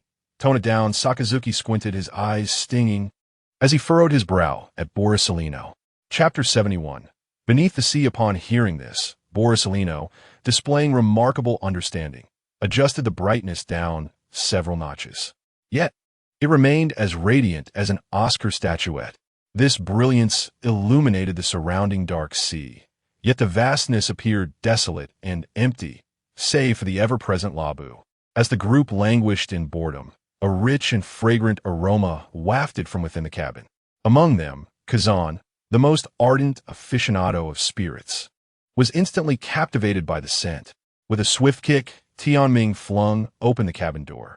Cradling a large jar of medicinal wine in his left hand and a hefty piece of barbecued sea king meat in his right, raising an eyebrow at the others. He removed the lid of the jar, releasing a robust aroma that enveloped the entire ship. The scent was rich and complex, a harmonious blend of herbal freshness and the deep fragrance of the wine, intoxicating to the senses. Tianming leaned in closer to the jar, inhaling deeply as the aroma filled his nostrils. He poured a glass of the medicinal wine, which gleamed amber and crystalline, radiating an enticing luster. He brought the glass to his lips and savored a sip. Ah, delightful! Paired with a bite of roasted meat, this life was exquisite. Kazan sidled up to Tianming, grinning widely, and implored, "Senior Tianming, would you let me have a sip?"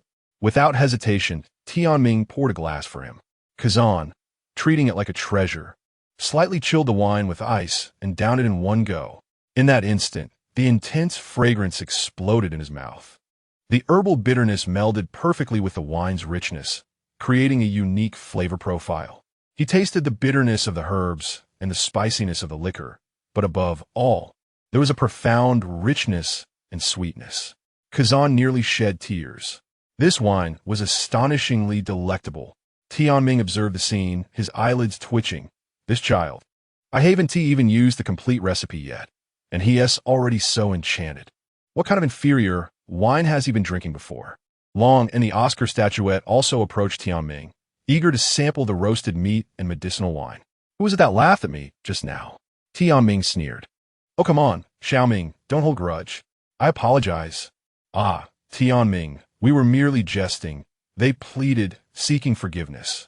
Feigning a serious demeanor, Tianming regarded his two brothers, who had lost their dignity in pursuit of food, before he heaved a sigh.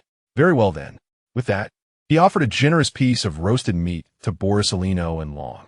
He shot a cold glance at Sakazuki, waiting to see how long this rascal could endure. Approximately 3 minutes later, Sakazuki finally approached at a leisurely pace.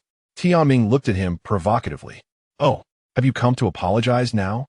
Ignoring Tianming, Sakazuki addressed Kazan, Borsalino, and Long calmly. You coddle him too much. Before Tianming could voice his confusion, Sakazuki delivered a punch, enveloped in haki, squarely to Tianming's head.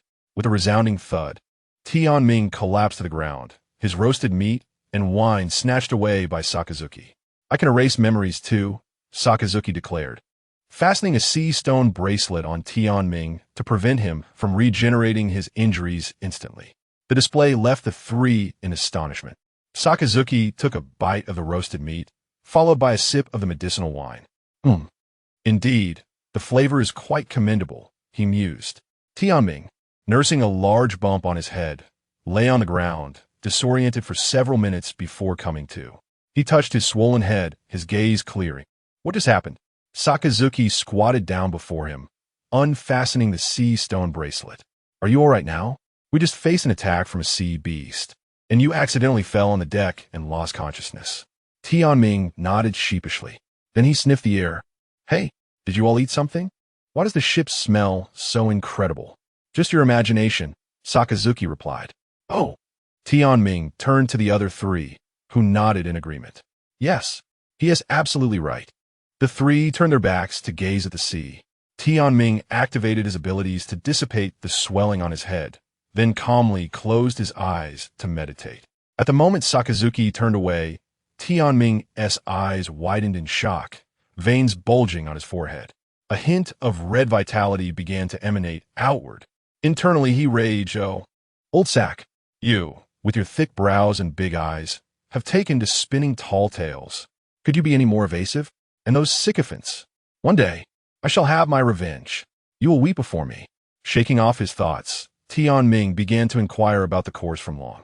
In the distance, in the pitch-black depths of the sea, tranquility reigned, as if time had frozen. An endless darkness enveloped everything, instilling both inexplicable fear and awe. The icy waters bore immense pressure, as if seeking to crush all life. Not a glimmer of light pierced the weighty gloom, save for the occasional flicker of bioluminescent creatures, which lent a mysterious aura to this silent world. After a period of understanding, when Tianming realized they had yet to traverse even half the distance, a mask of anguish settled upon his face. Though he could stabilize his mind with the power of the moon goddess, who would wish to endure the anxiety of drifting in the deep sea for such an extended time? Thus, Tianming proposed an idea to Long. After hearing it, Long removed his bracelet.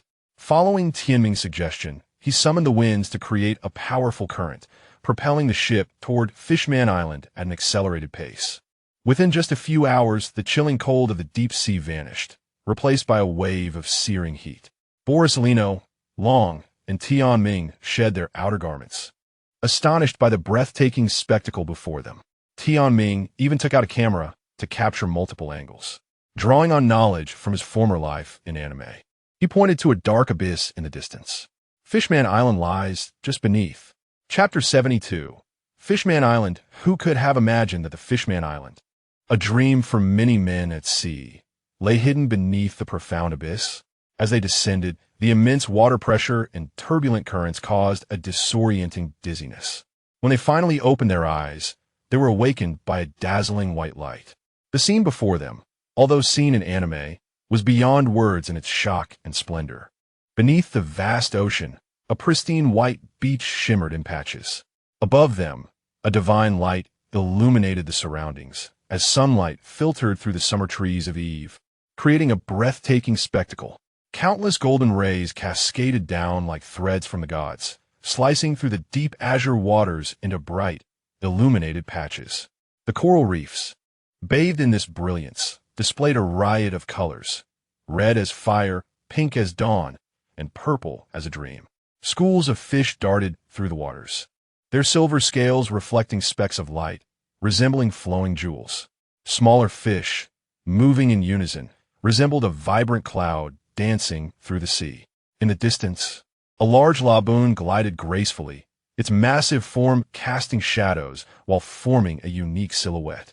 The entire ocean floor resembled a stunning tapestry, with every corner exuding an enigmatic and enchanting charm, captivating all who beheld it.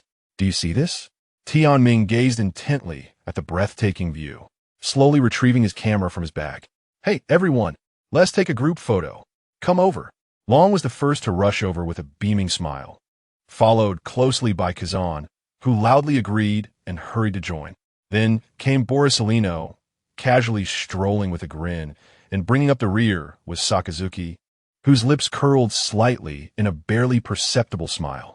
Even Laboon seemed to sense the moment, swimming into the frame. Tianming embraced his companions, beaming with joy. He placed the camera on the ship's railing, setting a 3-second timer. Ha ha ha. 3, 2, 1. Cheese. With a click, the heartwarming moment of the 5 transformed individuals was forever captured in a photo.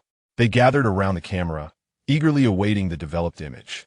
Wow, old Sakazuki, you look great in this one. Long teased, pointing at Sakazuki's smiling face in the photo. Ah, this is a fantastic shot. Kazan laughed heartily as he examined the picture. Too bad we didn't use our real faces for this. Now with these disguises, Borisellino remarked, his eyes filled with a mix of mirth and a hint of regret. Regret what? After the mission, we'll have plenty of time to take another photo. Next time, it will be even better. Yes, Tianming. When I graduate from the training camp, I want to wear my justice cloak for the picture. You all must come. Kazan immediately chimed in with his request. Agreed. It's a promise. Tianming chuckled, watching his friends banter and tease each other. Then he turned, thoughtfully placing a hand over his chest, having entrusted Laboon to wait patiently outside the island. Subsequently, Long activated his abilities, manipulating a current in the deep sea to propel the stranded vessel towards Fishman Island. During the journey, Tianming informed them of the entrance and the layer of seawater sandwiched between two bubbles that concealed the interior. The membrane would lose its efficacy upon entering, causing them to submerge in the water.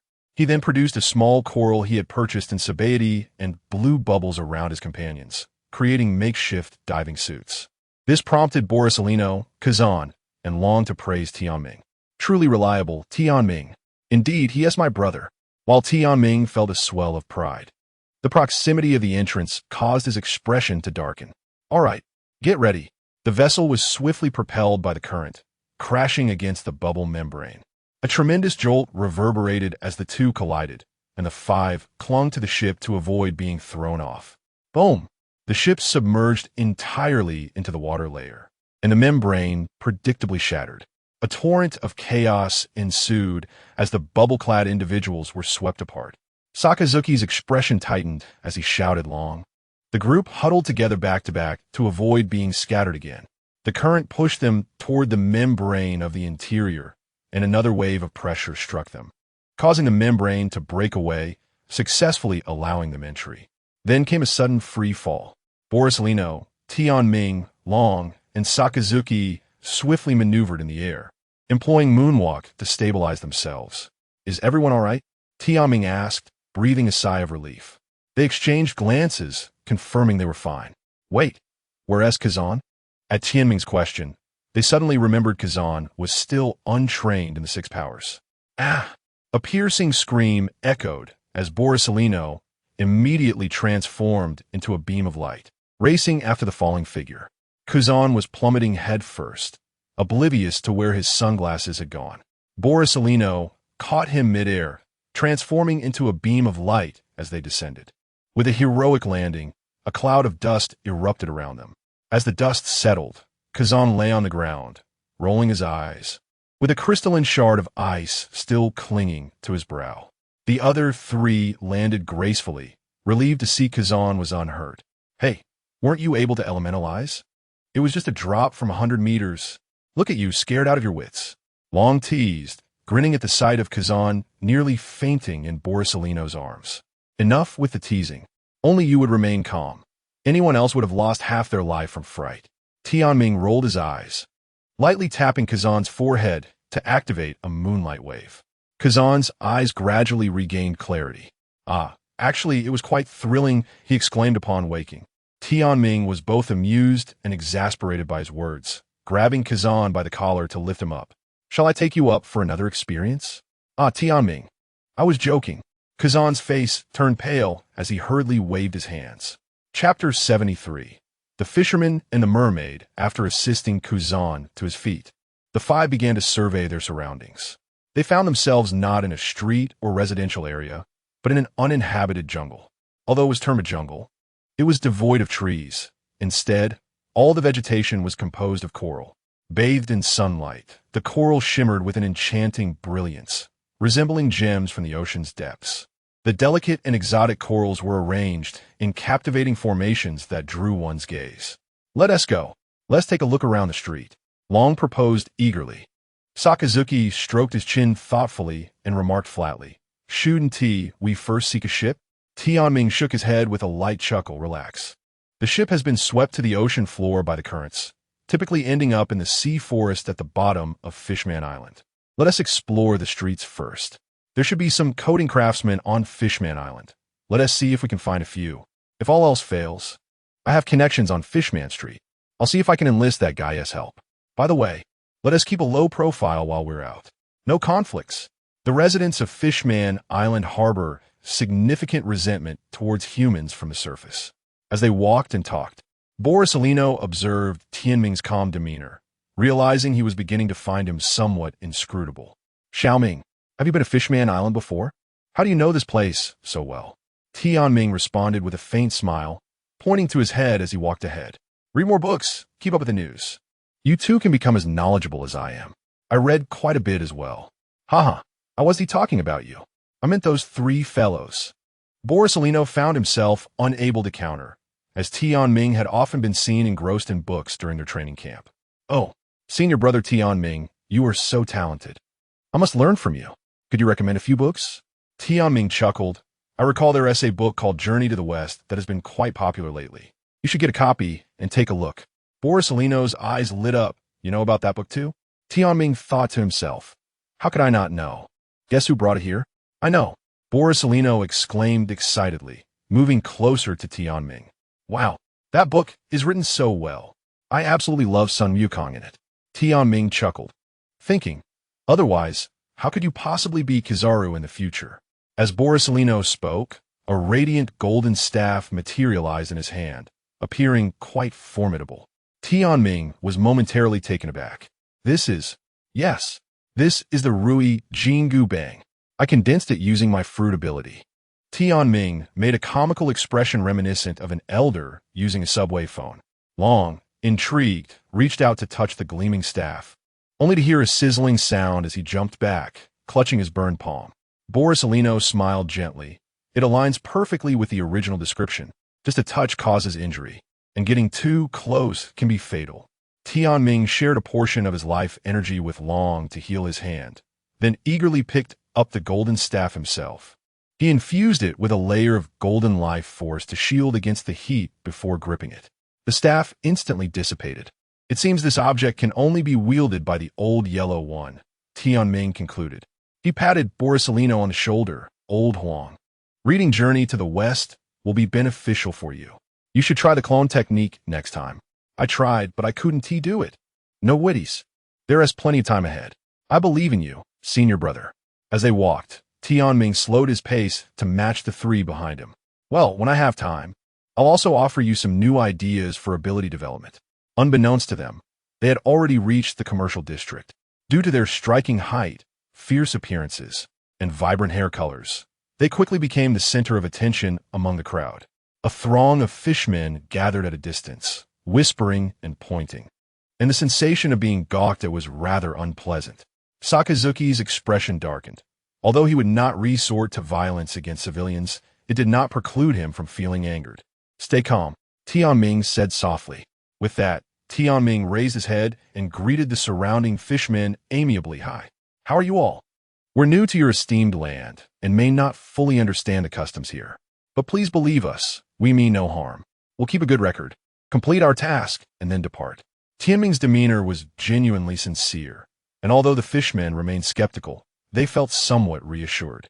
His gaze held steady, showing no signs of evasion.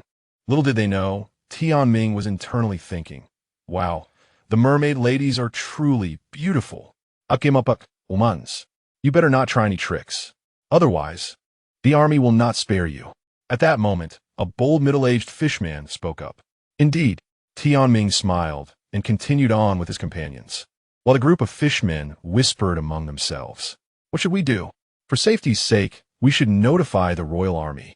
That leader with the purple hair seems fine, but that red-haired one looks quite frightening. With that, several fishmen turned and hurried towards the royal army's local outpost. By the way, those humans are heading towards Fishman Street. That place is filled with ruthless individuals. The group pressed forward, glancing around, noting that aside from small shops and eateries, there was little else to see. As they ventured deeper, the streets transitioned from neat and clean to dilapidated and desolate. So this is Fishman Street, Tianming murmured. Kazan adjusted his sunglasses, frowning slightly as he curiously examined the street ahead. Senior brother Tianming, what kind of place is Fishman Street? It is a gathering spot for lawless fishmen, where most possess a level of danger comparable to pirates. Upon hearing this, Sakazuki flexed his hand that held a knife. If trouble arises inside, just let me handle it. Tianming stretched, lazily, grinning. Why is it you giving orders? Am I not the captain? Sakazuki suddenly interjected without warning. Huh, have you grown fond of being captain? You were averse to it before, yet now you seem to relish it. You scoundrel. Tianming ignored Sakazuki's taunts and strode confidently into Fishman Street. Chapter 74. The Fishman Street. Tianming strolled leisurely down the desolate street, with four companions trailing closely behind. The narrow, dilapidated road was eerily empty, exuding an aura of desolation. While the street appeared calm on the surface, a tempest brewed beneath. Their observation hockey revealed to them that numerous malevolent gazes lurked within the confines of the homes lining the street. Borisolino, Dragon, and Sakazuki exchanged knowing glances, while Kazan looked on in confusion, though he was already adopting a defensive posture. Hey, you're not welcome here, land dwellers. Get out of Fishman Street.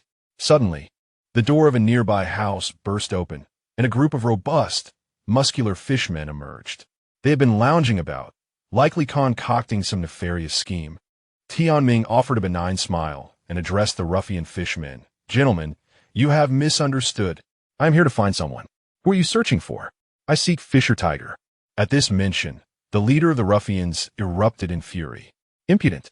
Do you wish to be flayed alive? You think you can just call upon Brother Tiger at your whim? What do you think you're putting the dignity of Fishman Street? Tianming rolled his eyes at the outburst. I am his friend. My brother Wen Ti, have human friends you. I'll you and then I'll. Tianming listened impassively to the torrent of vulgarities directed at him, neither angered nor perturbed.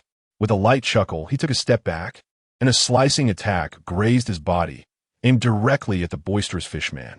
The ruffian leader had not reacted in time and was sent flying several meters, a deep crimson mark staining his chest. Brother Jioshu. The fishmen nearby gasped in shock, their faces contorted with rage. Sakazuki sheathed his blade and stepped forward alongside Borisolino. Brothers of Fishman, is this how you treat our younger brother with such humiliation? Is it not a bit excessive? The smile had vanished from Borisolino's face, his gaze now imbued with an unusual chill. Sakazuki added with a hint of derision, to think that the infamous Fishman Street is merely this pathetic. Look at your feeble state. It seems the rulers of this street are just as lackluster. With that, Sakazuki's expression darkened, reminiscent of a demon emerging from the depths of hell. His words reverberated throughout Fishman Street like thunder, and soon, the sounds of heavy footsteps echoed as dozens of fishmen poured out from the houses. You insolent fools! You dare strike here and insult Brother Tiger. Today, we shall flay you alive. Tianming cast a sidelong glance at the blonde and red-haired companions beside him, both exasperated and amused. Thanks to you two, you've turned a simple matter into a complex affair. No need for thanks, came the reply. Tianming sighed in the end. It seems fighting is inevitable. Sakazuki shot him a cold glance. There is no need for such trouble. With that, a powerful aura surged from him. And in a mere glance, the conqueror's haki radiated outward. The throng of fishmen charging from all directions fell to the ground, frothing at the mouth. Borisolino looked at Sakazuki in astonishment. When did you learn to control the conqueror's haki? I figured it out myself for now. This is all I can manage. Wow, old sack. You look incredible. Dragon enthusiastically patted Sakazuki's shoulder. A human daring to venture into Fishman Street truly. You are no ordinary individual. At that moment, a tall, stout blue fishman clad in a kimono emerged from a tavern. His hair was a striking blend of gold and black, and large fangs protruded from his mouth.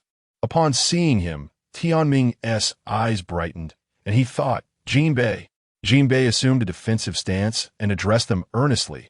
Brother Tiger is inside. However, to meet him, you must first defeat me. From within the tavern, a disdainful voice echoed, Brother Tiger. Why is only Jinbei allowed to fight and not me? Arlong, settle down, Sakazuki dragon. And Kuzan stepped forward, eager to engage, but Tianming raised a hand to halt them. I shall handle this. With that, Tianming adopted a gentle demeanor and fixed his gaze on Jinbei. Hey Jinbei, would you like to become my partner? I rather fancy you. Nanny? At this proclamation, all present experienced a moment of mental dissonance. What audacity, attempting to poach right in front of the boss. The awkwardness was palpable. He had anticipated a thrilling battle, yet found himself in such an embarrassing situation. Ah, Tiger, stop hiding in the back, pretending to be a master. Come out. Tianming broke the silence, calling out into the tavern with his familiar tone. The sound of his voice caused Tiger to startle, spilling his drink on Arlong. He rushed out of the tavern, hoping to see the person he had longed for. However, upon realizing it was an unfamiliar purple-haired man before him, a hint of disappointment crossed his face. Brother, why did you come out? Who told you to come out and check the situation? Who said you must maintain an aura of mystery and not show yourself easily? At that moment, Arlong also emerged, glaring at the five with hostility. When Tianming and Tiger's eyes met, Tianming simply uttered, A fervent heart must not be extinguished. Those words struck deep into Tiger's soul, and his eyes widened in realization. Tian Ming smiled, placing a finger to his lips in a shushing gesture. Ha ha, Tiger. It seems life is treating you well. However, the atmosphere among your subordinates needs to be corrected promptly. Tiger, having recognized Ming's identity, took 2 strides forward, pushing aside Jinbei, and embraced him warmly. Jinbei stumbled back, perplexed. The 4 behind Tianming were equally astonished. Ha ha, what brings you here? Tiger's demeanor shifted instantly to one of humility, his respect for Tianming unmistakable. This is not the place for conversation. Let's find a more suitable locale. Oh, my apologies for causing such a ruckus among your brothers. Tiger waved his hand dismissively. He merely picked up some bad habits from loitering in the streets. I must thank you and your friends for helping to educate them. Please, come to the tavern. I'll arrange for some of my men to entertain you. Oh, how delightful. The matter is resolved. Chapter 75. The Invitation from the Dragon Palace cheers.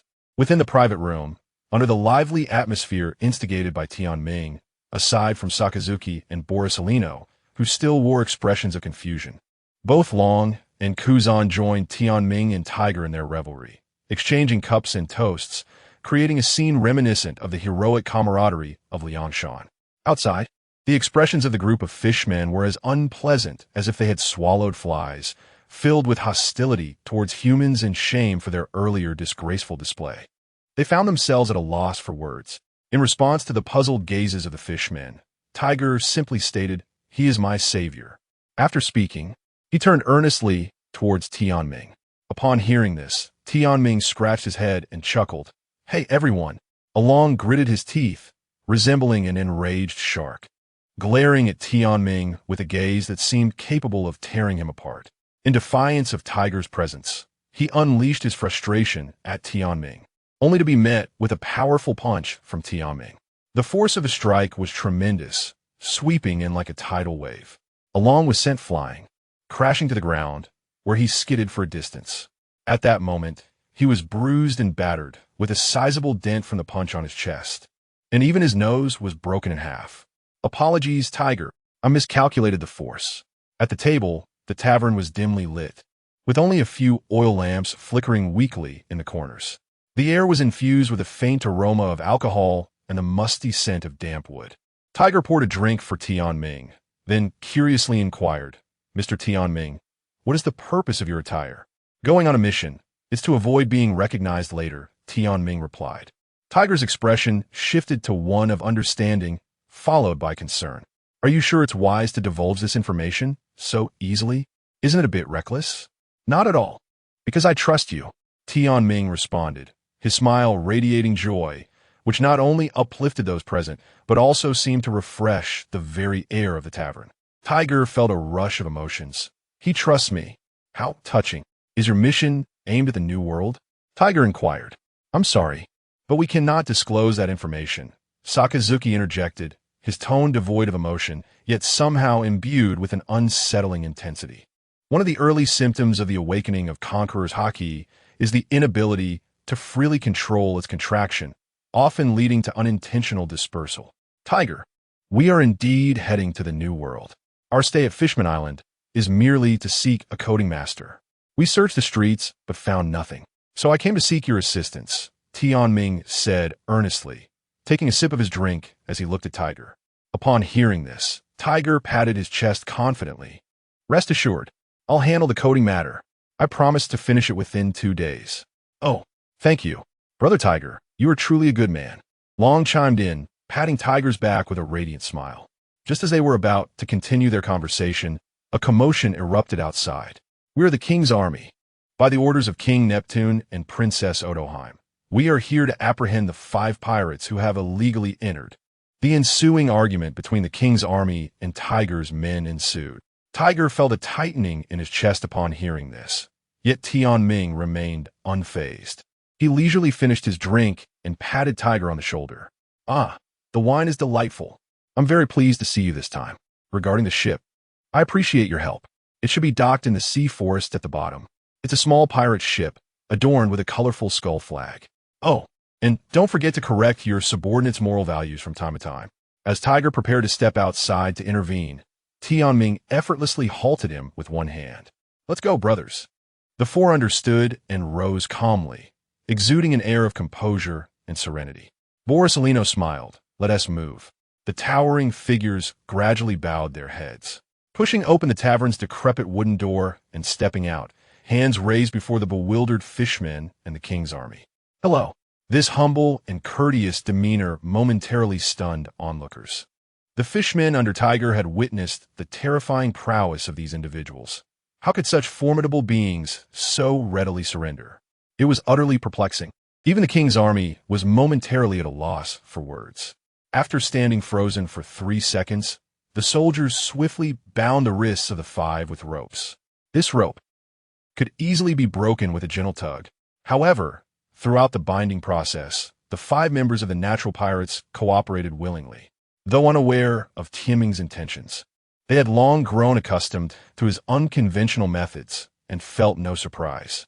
As they were led away, the group engaged in casual conversation, taking in the scenery and enjoying the breeze, occasionally pointing out sights and architecture. "Oh, this coral is quite beautiful. Hey, look at that. How is there a water pipeline in the sky?"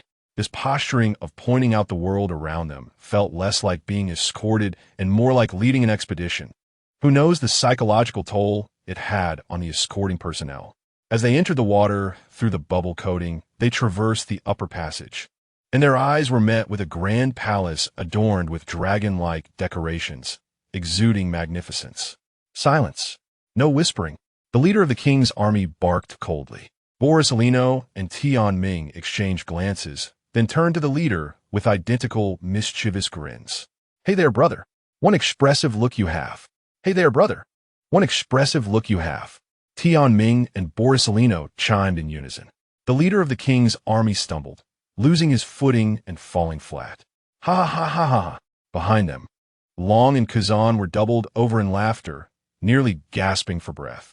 Even Sakazuki struggled to contain himself, trembling with suppressed laughter.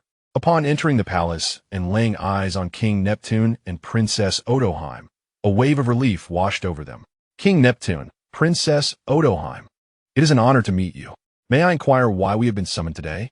Tianming, shedding his playful demeanor, bowed earnestly. Princess Odoheim nodded slightly, using her observation haki to probe the hearts of the individuals before her, only to be met with astonishment. Through her innate ability to sense emotions, she discerned that the minds of these individuals were remarkably pure and untainted. One among them even radiated an unsettling aura. Chapter 76. A heartfelt exchange. Princess Iji gazed up at the people before her, momentarily at a loss for words. Observing her hesitance, King Neptune leaned closer and cautiously inquired, "What is it? What do they truly feel inside?" "Their hearts are remarkably pure. They do not resemble the notorious pirates at all." Neptune was taken aback, scratching his curly beard. "Isn't that akin to Roger?" "No, they're different. Roger's purity was whimsical, while theirs is a righteous kind of purity." With that, Iji cast a profound glance at Tianming. Through her observation, she sensed the gentle, benevolent aura emanating from Tianming, a presence so intense it felt almost tangible, rippling outward. Such a person could not possibly be wicked. "Please, loosen their bindings." Sakazuki replied nonchalantly, "There's no need for such trouble." With a swift motion, Sakazuki, along with Borisellino, Tianming, and Long, effortlessly severed the robust ropes binding them, leaving the king, queen, and all those present in astonishment. Buzzas. Kazan glanced awkwardly at the ropes in his hands. Tianming casually remarked, "Why not freeze the ropes first before pulling?" At this, Kazan nodded, and with a flick of his wrists, the ropes transformed into ice, shattering into pieces with a mere tug. "Guys, may I remove my disguise?" Long sighed. "Tianming, haven't you been revealing yourself all along?" "Every time I reveal myself, it's because I have absolute confidence in our opponents." Borisellino chuckled warmly. "It doesn't hurt to do it this time." Sakazuki, hands on his hips, wore a nonchalant expression. "Do as you wish." The group turned their attention to Kazan. He smiled awkwardly. "You don't need to consider my opinion. I have no rank." Tianming addressed Princess Iji earnestly. "Lady Iji, since you have probed our hearts, you must have discerned our character. We bear certain undisclosed matters, unsuitable for public discourse. If the two of you trust us, might we have a private conversation? Princess E.G. was taken aback. She had never disclosed her ability to perceive others' inner thoughts to anyone, especially not to distant humans. Unless a sudden realization struck her. This man before her, like herself, possessed the power to see into the hearts of others. If Tianming were aware of her thoughts, he would undoubtedly find it amusing. He was merely a scripted character playing a part. Please step back, she said softly. Your Highness, we cannot. These individuals are pirates. It is too perilous to leave you alone with them. The leader of the royal army expressed his alarm. As the princess suggested, everyone retreat. King Neptune commanded. Yes. Greetings, King Neptune and Princess E.G. I am Rear Admiral Tianming.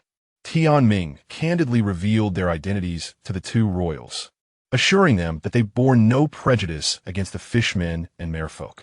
He then calmly explained, We came to Fishman Island merely in transit, harboring no ill intentions. His sincerity resonated throughout the conversation, and even without her ability, E.G. could sense the truth in his words.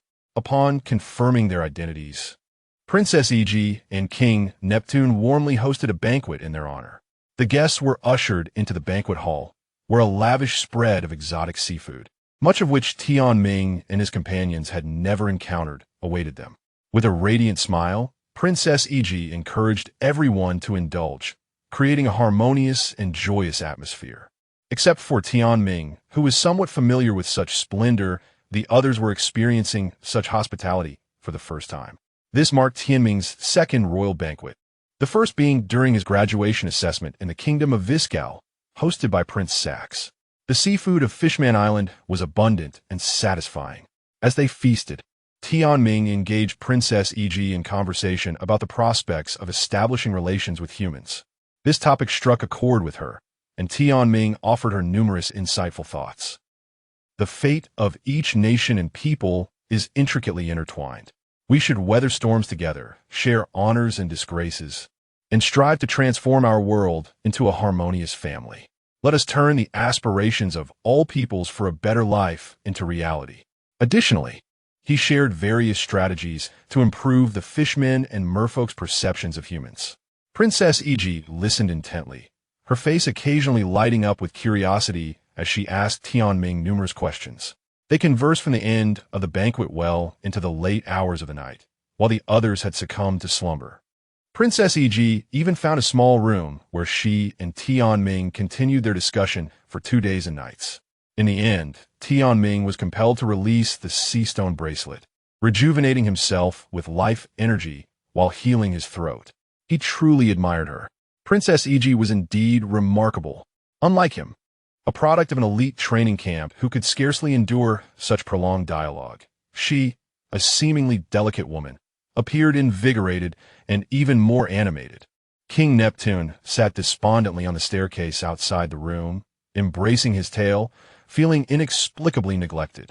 When the two finally emerged, Tianming bore an expression of exhaustion, while Princess E.G. radiated vitality. Thank you, Mr. Tianming, for your teachings. I express my gratitude. You're welcome. It was my pleasure. Tianming smiled, extending his hand for a cordial shake with Princess E.G. By the way, Your Highness, allow me to present you with a gift. With a sudden recollection, Tianming infused a concentrated essence of life energy into Princess E.G. This is an energy I have condensed using my fruit abilities. It may save your life in dire circumstances. Chapter 77. The New World. After resting for 2 days in the Dragon Palace, they received news from Tage that the ship had been properly coded. With the mission at hand, the 5 of them immediately decided to depart without further delay. They waved goodbye to Neptune, E.G., and Tage, the farewell coming all too swiftly. Their brief stay at Fishman Island was merely a minor episode in their journey. It was not without its significance. Tianming retrieved from his pocket a thick stack of 2 historical texts he had carefully folded. One was a crimson imprint of a historical text, while the other was black. He had procured these before setting sail, venturing into the sea of trees. The black imprint, as he could glean from the anime, contained the apology of Joy Boy. Although he recognized the red one as one of the 4 road sign historical texts, its contents eluded his understanding. Yet, it reaffirmed Tianming's old adage: regardless of its utility, he would retain it for future use. Better to be prepared than not. Sighing, he admitted to himself that he had not slept well over the past 2 days. "I'll rest now. Wake me when we reach the New World," he said, his eyes heavy with fatigue, as he faced his companions. The pirate ship slowly sailed out of the gates of Fishman Island, plunging back into the depths of the sea. Sakazuki secured the buoyant wooden block with a rope to the outer coating, and the ship began its gradual ascent. Meanwhile, Lebu continued to keep pace with the small vessel, swirling around the nearby currents, thoroughly bored during the wait. Borsellino glanced towards the cabin and remarked to the others, "Have you noticed that Tianming's mood seems particularly grim today?" Sakazuki pondered for a moment before nodding in agreement. Dragon reclined on a deck chair, his legs crossed. Fast asleep. Inside the cabin, Tianming lay on the bed, surrendering to sleep as soon as his head touched the pillow. In his dreams, his thoughts were tumultuous. Before setting sail, aside from visiting the Sea of Trees, he had ventured alone to the vicinity of the Fishman Saif, where he found the young Madame Shirahoshi. In the original story, her divination success rate had reached an astonishing 100, with the sole exception being on the protagonist Luffy. Yet, it was more likely that her prophecy regarding Luffy was not incorrect. It simply had not yet come to fruition. Tianming inquired around, seeking her assistance in foretelling his future.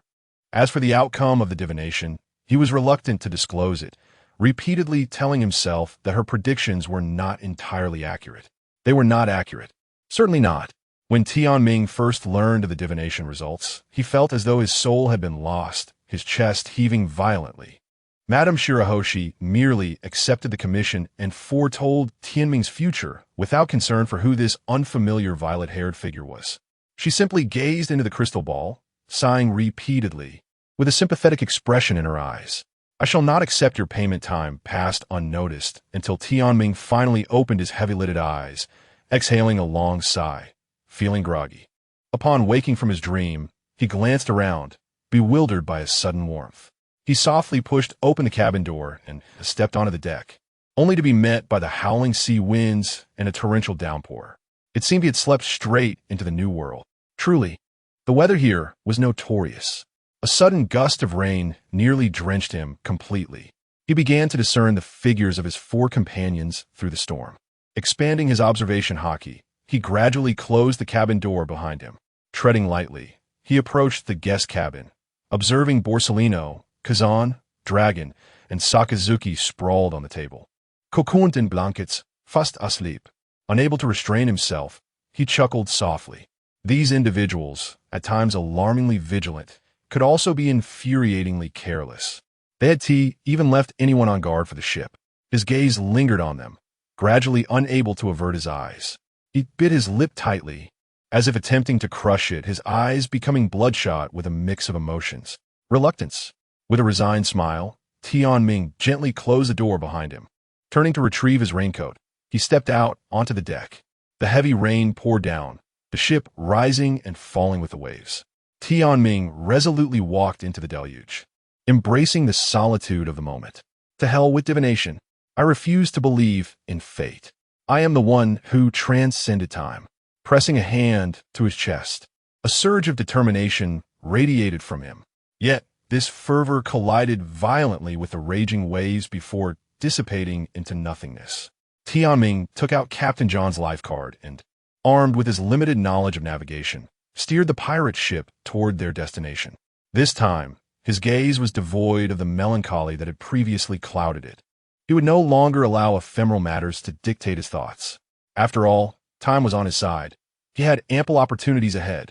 A night passed swiftly, and Sakazuki was the first to awaken from his slumber, stretching his neck, which had grown sore from sleeping in an awkward position.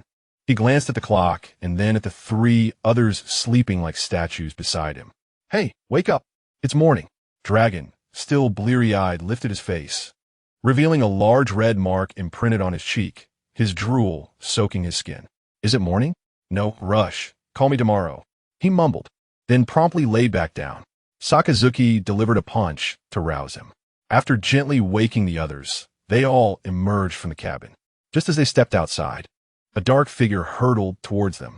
Here comes the flying broomstick. The four of them stared in confusion. A broomstick zoomed past, slapping them across the face with incredible speed. Tianming, what is the meaning of this? Sakazuki, at the forefront, glared at Tianming like an enraged lion. What do you mean? Tianming laughed heartily. Just look. Isn't the deck clean? Sakazuki, though fearsome when angry, seemed less intimidating compared to the drenched Tianming, whose body radiated a vivid crimson vitality. Borsellino, covering his bleeding nose, glanced at the deck and remarked, "Indeed, it does appear quite clean." Wrong. Tianming's expression twisted with fury as he bellowed at them. "You lot slept soundly last night. Didn't you? Do you have any idea how heavy the downpour was? If I hadn't toiled all night to drain the water, our ship would have been capsized. The deck was flooded. This is the new world, fraught with danger. Just this extreme weather has claimed countless formidable foes. Do you have such a carefree heart? If I hadn't woken up last night to clear the water, we'd be at the mercy of Labu now. Even though I possess the healing fruit and one fall ill, I can't let this slide. Apologize to me." Having spoken, Tianming gritted his teeth and raked his fingers through his unkempt purple hair, then sat cross-legged on the deck. "Apologize. Sorry." Chapter 78. Captain John's air was thick with the pungent sense of smoke, alcohol, and the foulness of decaying humanity.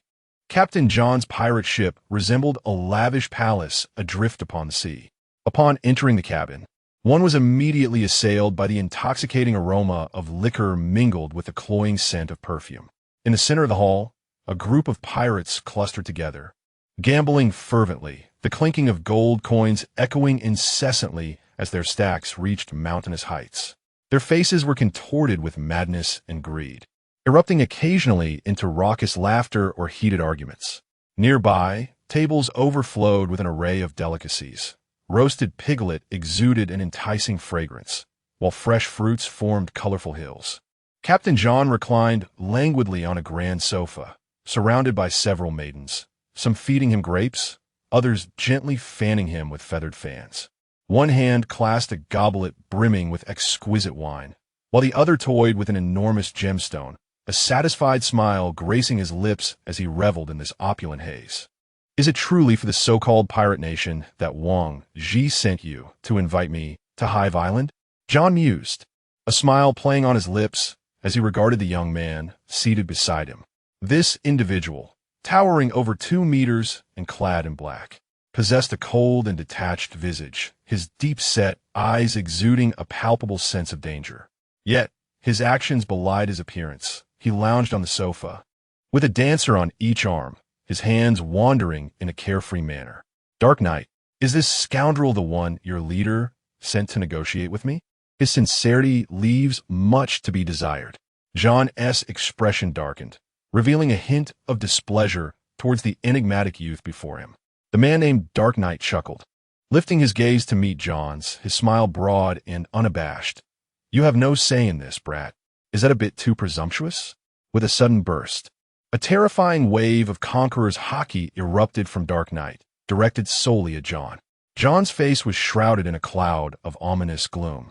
His features twisted in rage as he clenched his jaw tightly, the muscles in his cheeks bulging from the effort, teeth nearly cracking under the strain. A former powerhouse of the Rocks Pirates, he found himself forced to swallow his pride in the presence of this man.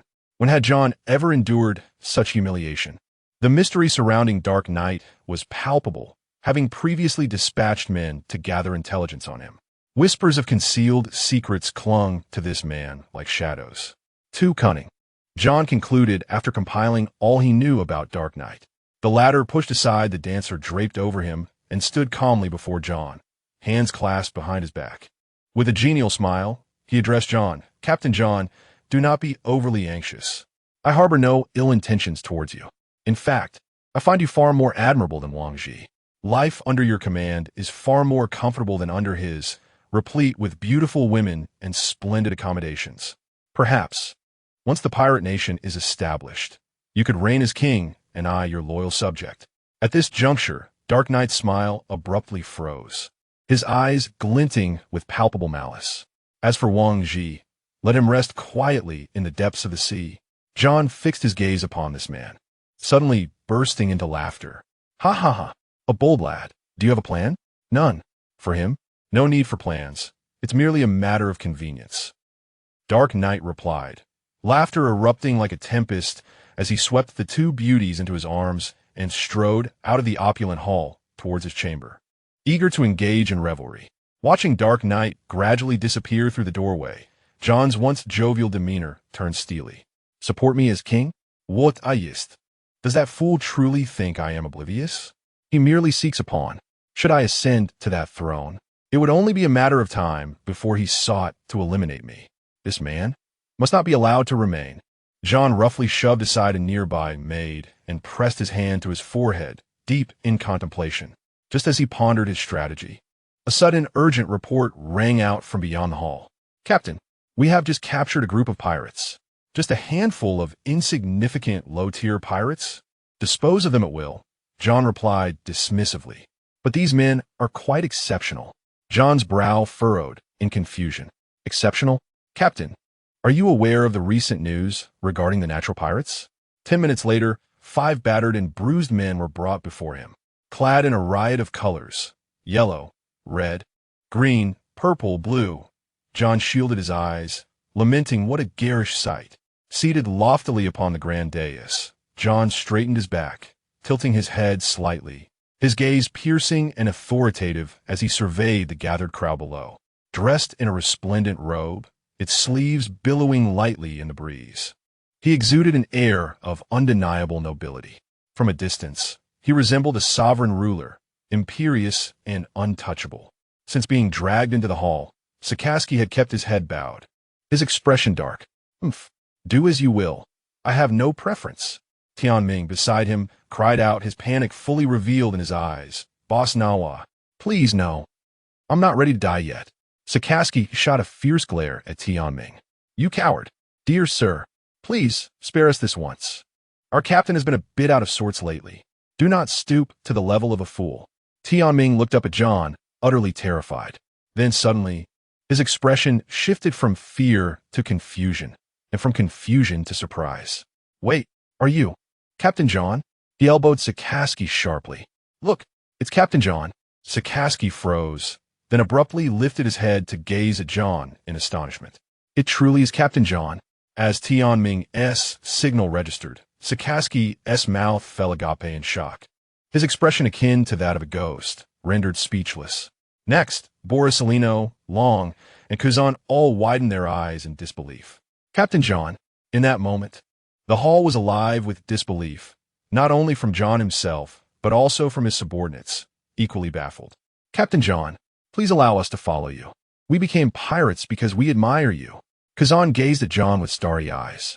Sakaski, equally astonished, slowly rose. Captain John, it truly is you.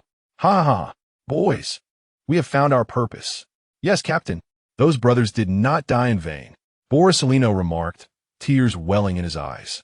Sakaski howled to the heavens, and suddenly dropped to his knees. Everyone.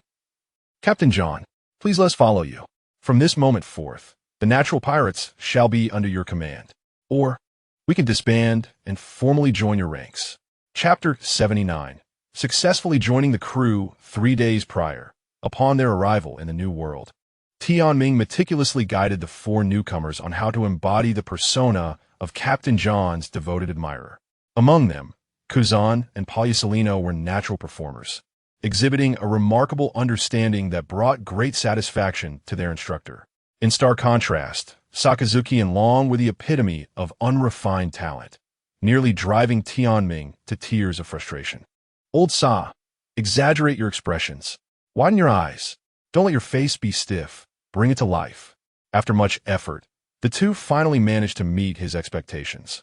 Once their acting skills were polished, the 5 engaged in a spirited mock battle, leaving each other battered and bruised, effectively creating the illusion of their defeat at Sabaody.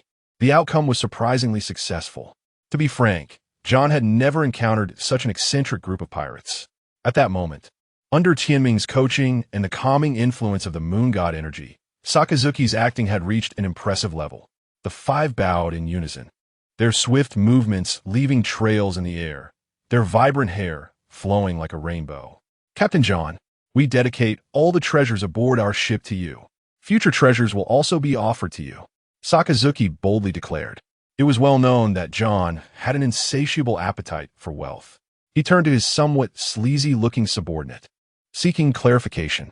The subordinate grinned, revealing his large front teeth, and mumbled, "On our ship, we seize treasures worth over 80 million. Upon hearing this, John's lips curled into a smirk. Where did you acquire this 80 million? Did you rob the Navy? His interest piqued as he toyed with the golden ring on his finger. Tianming seized the opportunity to elaborate. It wasn't a robbery from the Navy. We stealthily pilfered it from Mariehua at midnight. Coughing violently, John was nearly choked by his own saliva. His eyes widened in disbelief. Where? Mariehua? Tianming blinked innocently. At that moment, the subordinate named Zisuru presented 2 newspapers to John. These articles detailed the natural pirates' midnight visit to Mariehua and their devastating losses at Sabaody. This is quite difficult to assess. John mused. These audacious thieves truly dared to steal from the Navy, and, astonishingly, they had escaped. Had they not suffered significant losses at Sabaody, John might have suspected them of being Navy spies. Yet that seemed implausible. The Navy could hardly be foolish enough to dispatch 5 clowns as undercover agents. After a moment of contemplation, Captain John ultimately accepted the crew's request to join him. After all, what leader wouldn't he appreciate loyal, capable subordinates who required no additional oversight? The value they presented was simply too substantial to ignore. John instructed his crew to untie the newcomers. As soon as they were free, they wept and bowed before John, their demeanor resembling a funeral lament. Particularly, Tianming was the most emotional, his cries resembling a flood unleashed from a dam. Whoa, Captain John. His wailing was a cacophony of distress. Shut up. If you keep crying, I'll toss you into the sea, John roared, pressing his hands to his ears, his face darkening to a deep scowl, his nails digging painfully into his palms. Even Dark Knight, who was exercising in his quarters, was startled, his legs trembling in fear. At present, their pirate ship was tethered by a thick rope to the stern of John's vessel. John's ship resembled a floating palace, constructed from exquisite ebony, wood that gleamed with a profound luster. At the bow stood a massive, golden statue, vividly portraying Captain John's imposing figure. The sides of the ship sparkled with countless precious gems, refracting a kaleidoscope of colors in the sunlight. At the stern, a grand swimming pool shimmered with crystal-clear water, surrounded by comfortable lounge chairs and sun umbrellas. The entire vessel exuded an unparalleled air of opulence, leaving onlookers in awe.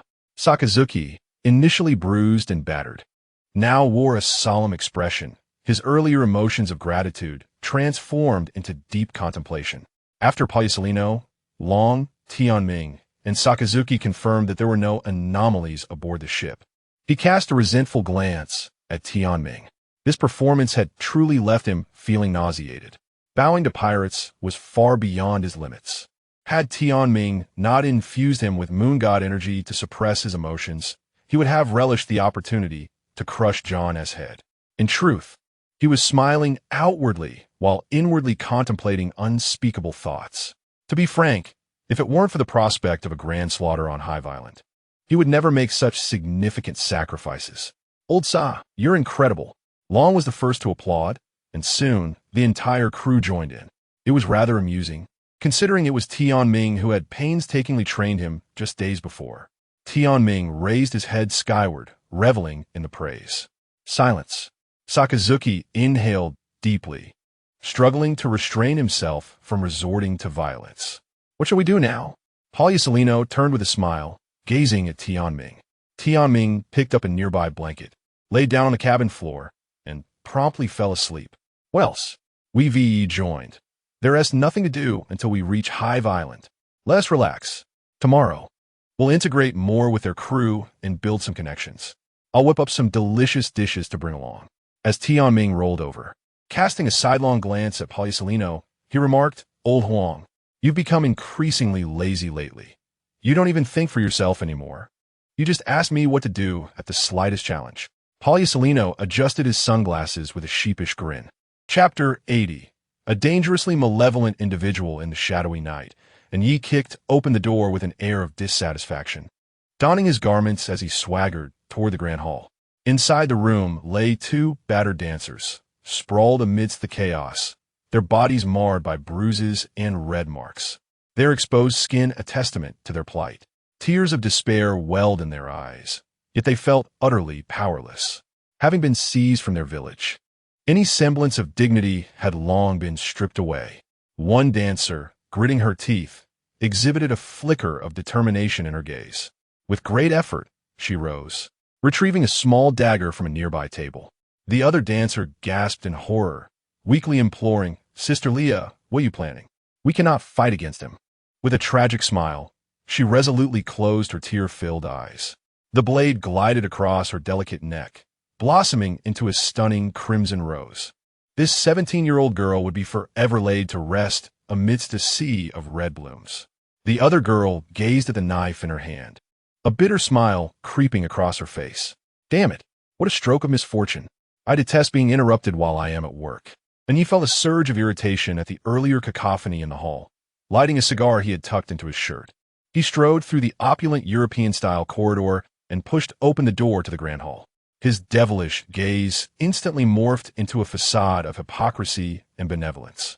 "Captain John." And Yi approached with a feigned smile, his eyes casually scanning everyone present. A palpable tension filled the air as those gathered quaked in fear. I was quite curious about the identity of the colleague whose voice was so thunderous. I would very much like to meet him. Upon seeing this harbinger of doom, John's countenance darkened considerably. John remained silent, observing this, and Ye's smile broadened. "Ha ha, splendid. It appears I shall have to teach everyone a lesson." With narrowed eyes, he casually waved his hand. A towering pirate closest to him was struck by an unknown object, a gaping hole erupting in his skull, blood spurting forth like a fountain. His lifeless body crumpled to the ground, devoid of vitality. Panic ensued as the crowd frantically scrambled to escape in Ye's vicinity. "You are far too audacious." John's face flushed a deep crimson as he brandished a side sword, glaring menacingly at Yi. The blade of the elegant, elongated European sword shimmered with a potent aura. "This is my territory. My men are mine. Who grants you the right to slay my crew? Even if someone is at fault, it is not for you, an outsider, to judge." And Ye's smile faltered at these words, a tempest of wrath stirring within him. "You make a valid point. It seems I have acted thoughtlessly. My apologies, ha ha ha." With that, Yi provocatively regarded John. "I shall take my leave now." As Yi turned to depart, Captain John was consumed by fury. His pride could not be trampled upon by a mere youth. The following morning at 8 a.m., the 5 members of the pirate crew, having rested through the night, boarded the ship to integrate into the collective as per their plan from the previous day. Tian Ming, with the sun rising, followed the enticing aromas to the kitchen, eager to find something to eat while also establishing rapport.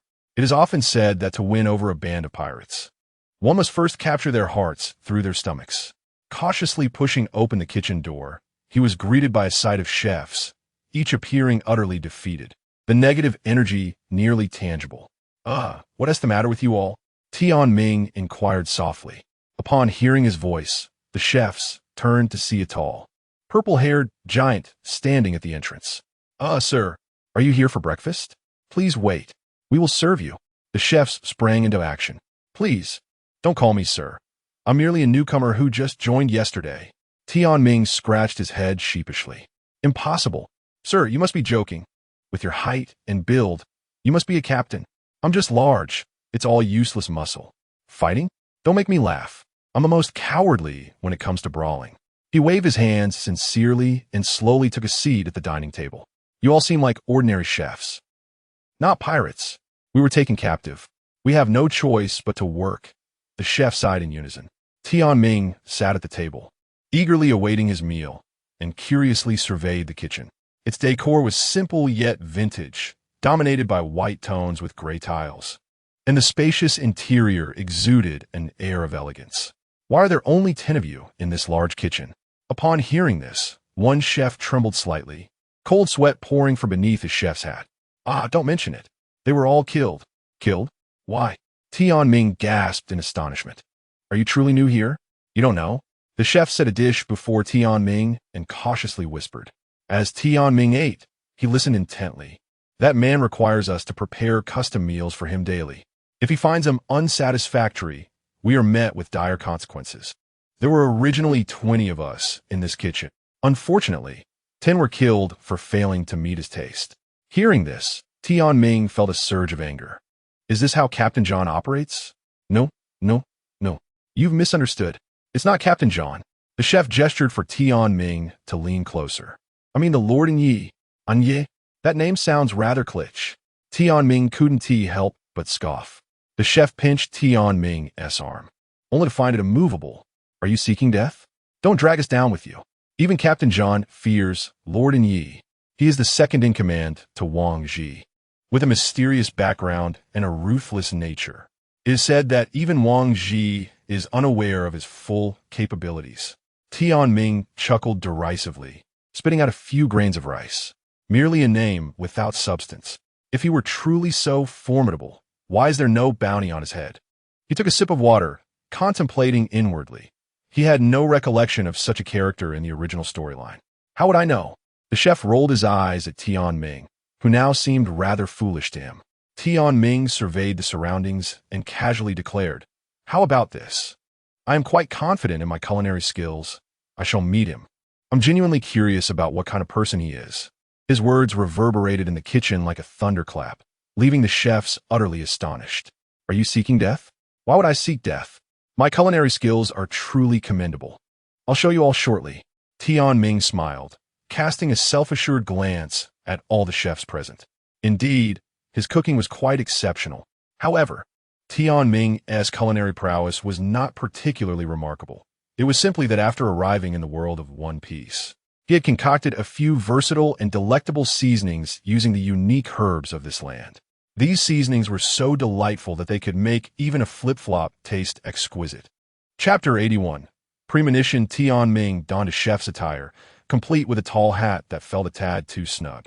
He straightened his posture, tugging at the ill-fitting garment, and cast a wry smile at the few individuals beside him. Be grateful. Given your robust physique, it's quite a challenge to find something that fits you. In the kitchen, the other staff members barely reached his waist or hips. The head chef burst into hearty laughter, giving Tian Ming a playful slap on the backside. All right, Tian Ming chuckled, feeling a mix of amusement and embarrassment. After a period of friendly banter, the chefs recognized Tian Ming's affable nature, allowing them to lower their guard. By the way, young man, what is your name? As Tian Ming lifted a plate of freshly cooked stir-fried noodles, he raised an eyebrow at the inquiry. Me? I am Cool Rafo.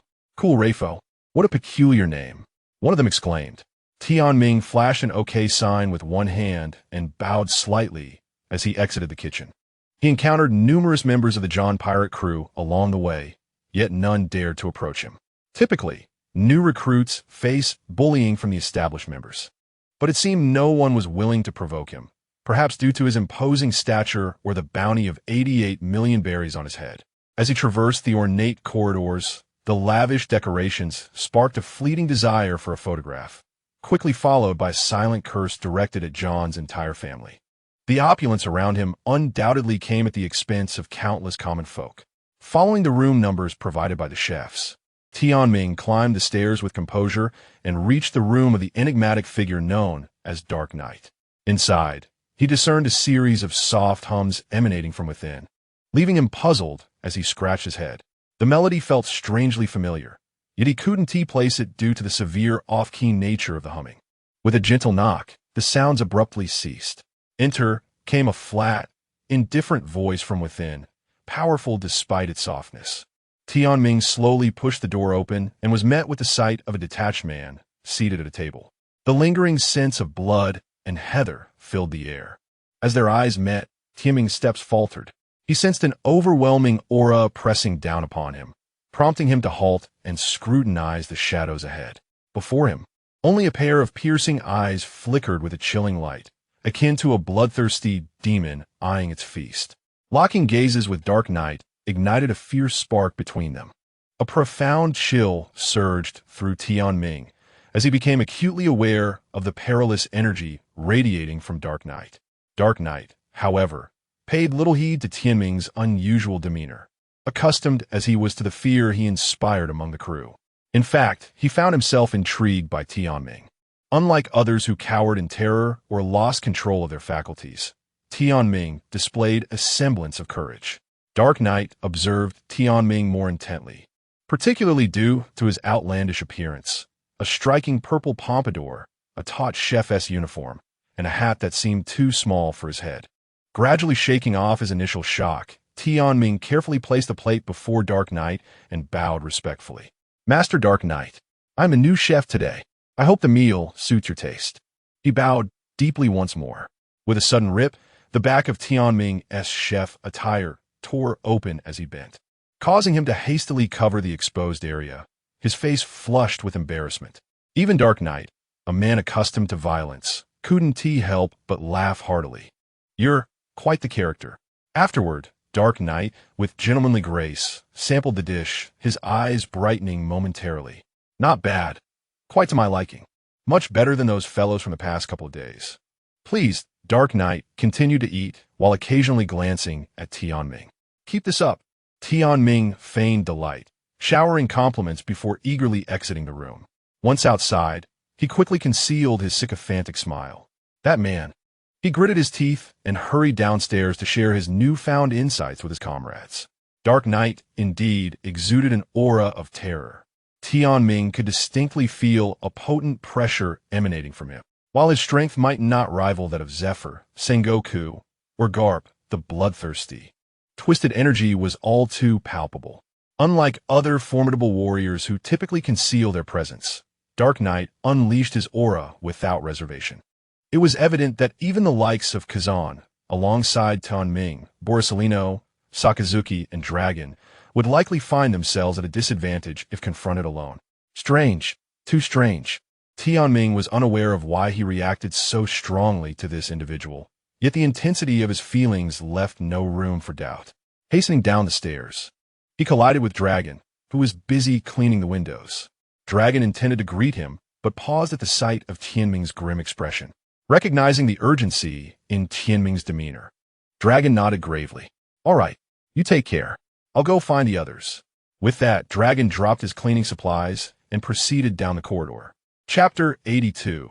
The Cataclysmic Beginning. Part 1. Where is Old Huang?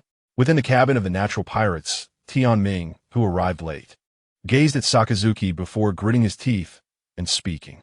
Dragon shook his head. "I don't know." Sakazuki coldly interjected, crossing his arms. "He wishes to shirk responsibility. No one can find him." Kazan, perplexed, looked at the others. "Brothers, why don't you use Kinbunchika Haki to locate Brother Paulicelino?" Tianming, exhausted, slumped into a chair. Clutching his chest, he poured himself a cup of medicinal liquor and took a hearty gulp. "Our current level of Kinbunchiku is inferior to Captain John and that scoundrel named Anya. If we use it, they will instantly detect us. It would be counterproductive and raise suspicion." Dragon sat beside Tianming, snatching the bottle to pour himself a drink.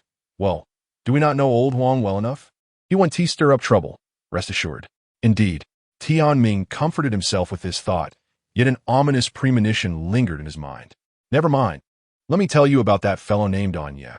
This person is extremely dangerous." While the four were in conference, unbeknownst to them, within the cabin, Paulicelino lay in disarray amidst chaos. Anya contemptuously pulled out a tissue to wipe his hands after having just struck Paulicelino. He spat disdainfully at the sprawled figure of Paulicelino and dragged the trembling woman beside him into the room. Had Anya not been eager for pleasure, he would not have merely sent Paulicelino flying with a single punch. 15 minutes earlier, as the saying goes, one steals a moment of leisure. Initially, Paulicelino lay comfortably in the storeroom, soundly asleep, casually draping a blanket over himself. The dark and cramped environment always bestowed an inexplicable sense of ease. Yet, this tranquility was short-lived. A series of choked screams and footsteps incessantly echoed outside the door. After dragging the maid into the room, Anya roughly pinned her to the ground. The maid curled up in terror. tears welling in her eyes. Anya leaned in with a sinister smile, gripping her chin. The maid trembled, pleading, "Please, spare me." Just as Anya was about to take further action, the storeroom door was violently kicked open. Anya was caught off guard, tumbling off the maid. Poliucelino appeared at the door, his drowsy eyes reflecting a hint of righteousness. Rubbing his eyes, he looked down at Anya, who was crouched on the floor. "Brother, bullying a maiden is not what a man should do." Anya snapped back to attention, veins bulging in anger. "You blind fool, daring to interrupt my enjoyment." His gaze was as cold as an ancient ice cavern, a chilling aura directed at Poliucelino. The lazy smile on Poliucelino's face vanished, alarm bells ringing in his mind. In an instant, Anya's tall figure vanished, only to reappear before Poliucelino. A rapid punk erupted, producing a sonic boom that struck Poliucelino's face. Poliucelino was taken aback. However, Anya appeared to have already anticipated his reaction, merely smiling indifferently. He tilted his head slightly, and Poliucelino's punch, as expected, missed entirely. Anya struck again, this punch heavy as a mountain, exuding unparalleled might. A dark iron fist flickered with crimson lightning. Poliucelino wished to evade, but he found himself utterly immobile. The terrifying conqueror's haki bore down upon him like an entire island, rendering him unable to move a muscle. Damn it! With a resounding crash, Poliucelino smashed through several walls, crashing heavily to the ground. The vast corridor filled with dust, and even the ship shook violently. This was the result of Anya deliberately controlling his strength. Otherwise, the entire vessel might have split in two. Poliucelino took a considerable time to regain consciousness from the pit he found himself in, feeling utterly frustrated by the battle. Had it not been for his formidable strength, sustaining only a few broken bones, anyone else would have been left in tatters. Due to the sea stone bracelet he wore, he could not utilize his abilities. To avoid revealing his identity, he also could not employ the 6 powers, and having left his sword behind that morning, Poliucelino's combat options were severely restricted. Thus, this was not my fault. Returning to the small boat, tattered and battered, Poliucelino sat upright in a chair. He recounted the sequence of events to Tianming, whose face had turned a deep shade of purple. At this moment, Dragon wisely opened a window to let some fresh air into the stifling room. "This is utterly outrageous. In broad daylight, abducting maidens and injuring my old Huang. Anya, is it? I shall come and end you." The wine glass in Tianming's hand shattered into dust, a surge of formidable energy erupting from him. The others present were taken aback, all except Kazan, who appeared somewhat puzzled. The rest recognized that Tianming was now emanating the rare Conqueror's haki. As an individual who had also awakened Conqueror's haki, Sakazuki felt this particularly acutely. However, Tianming himself seemed oblivious to it. "Old Huang, hand me the key to the sea stone bracelet I gave you. I will go and deal with that scoundrel. How dare he lay a hand on you? Once I deal with him, I will brew you a restorative drink." Seeing Tianming's furious demeanor, Poliucelino felt a twinge of concern. "Little Ming, you must remain calm. The mission is paramount. You cannot expose everything like this. Besides, who would drink liquor brewed with such ingredients?" Tianming shouted, "Enough of your nonsense. Hand it over." At Tianming's command, Poliucelino shakily retrieved the key that had broken into several pieces from his jacket pocket. Silence enveloped the room. This sudden turn of events nearly caused everyone present to suffer a heart attack. The key is broken? Even Dragon, known for his nonchalance, twitched at the corners of his mouth. Sakazuki's face darkened ominously. What kind of cruel joke is this? Without that key, their combat strength would be severely diminished, bordering on incapacitation. Sakazuki was somewhat unfazed, having consumed the fruit only in recent months. Kazan was also fine, as he had not worn the sea stone bracelet at all. However, the sense of despair began to spread among the others. Ha ha, ha ha ha ha. Tianming felt darkness cloud his vision, laughter escaping him with a strained quality. What kind of disastrous beginning is this? Chapter 83, The Collapse of the Beginning, Part 2. Haha. Tianming's eyes were vacant as he laughed, letting out a helpless sigh. Can this beginning collapse any further? Leaning back in his chair, he rubbed his temples. The combat strength that Wang Ji could muster was already beyond our easy handling. Wang Ji, Captain John, Anya, I have heard that Silver Axe will also be coming. He calmly addressed Poliusolino, saying, bring out the phone bug to contact headquarters. We should inform them of our situation ahead of time. It can't possibly get worse than it is now. Upon hearing this, Poliusolino's expression darkened, and he trembled as he retrieved a phone bug from his pocket, its state utterly tragic, crushed into a pancake. The residue on it had long since dried. Poliusolino looked at Tianming, saying nothing, yet it felt as though he had said so much. Tianming forced a smile, trembling as he stood up, stumbling a few steps. Well, disconnecting from headquarters at the start means we cannot seek assistance from Garp and Sengoku.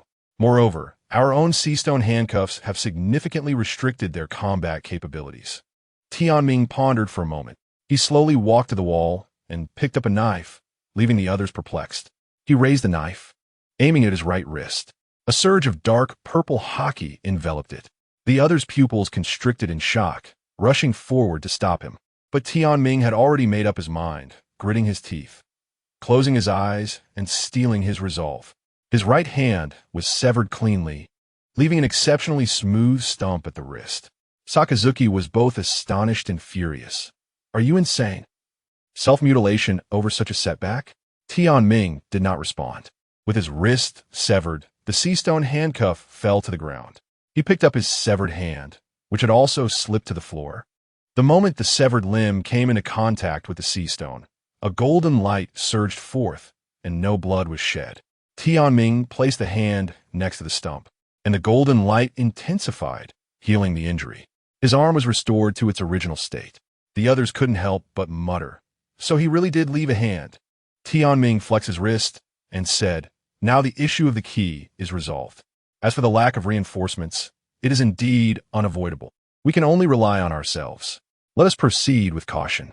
As soon as he finished speaking, everyone in the cabin nodded in agreement. Old Huang, since you've just had a confrontation with Anya, refrain from going to the other ship for the next few days. After we reach Hive Island, you will have the freedom to move about. After saying this, a sinister smile crept across his lips. This smile was all too familiar to Poliusolino, Dragon, and Sakazuki. Whenever Tianming wore such a grin, the opposing side often found themselves in dire straits. Dragon, observing the smile on Tianming's face, couldn't help but break out in a cold sweat. Tianming, please don't act impulsively. Rest assured, I will not be reckless. Does he not enjoy abducting women? Does he not relish in indulgence? Tianming's expression twisted into a grotesque sneer. I intend to render him powerless, to strip him of his dignity as a man. Henceforth, he shall be forever deprived of earthly desires. At these words, a chill ran through all present. Someone was destined for misfortune. As evening fell, Tianming knocked on Anya's door with a beaming smile, bringing him a few delectable dishes. Tianming's culinary skills were greatly appreciated by Anya. Each time Tianming saw Anya savoring his creations, his smile widened further. After 2 consecutive days, Tianming lounged on a deck chair, a satisfied expression on his face. He had infused the effects of various herbs he had previously absorbed into the meals he prepared for Anya. These extracted effects were colorless and tasteless, ensuring that even this extraordinary individual would have no choice but to comply. Tianming had added several delightful surprises to Anya's meals, each potent enough to incapacitate him. To ensure efficacy, he had included lethal doses of each and even infused every effect related to his light beam abilities. He had set conditions for these effects to activate. Otherwise, if they took effect immediately after consumption, even a fool would recognize the tampering. Sitting in his beach chair, Tianming sipped on medicinal wine, grinning leisurely. Thanks to his meal deliveries to Anya, his standing on Captain John's pirate ship had noticeably risen. While Dragon, Sakazuki, and Kuzan toiled diligently, Tianming hummed a tune, eagerly anticipating the unfolding drama. One day, Anya emerged from the casino, beaming with delight. Suddenly, he spotted a newly appointed maid at the entrance. A smirk crept onto his lips as he prepared to flirt and forcibly whisk her away.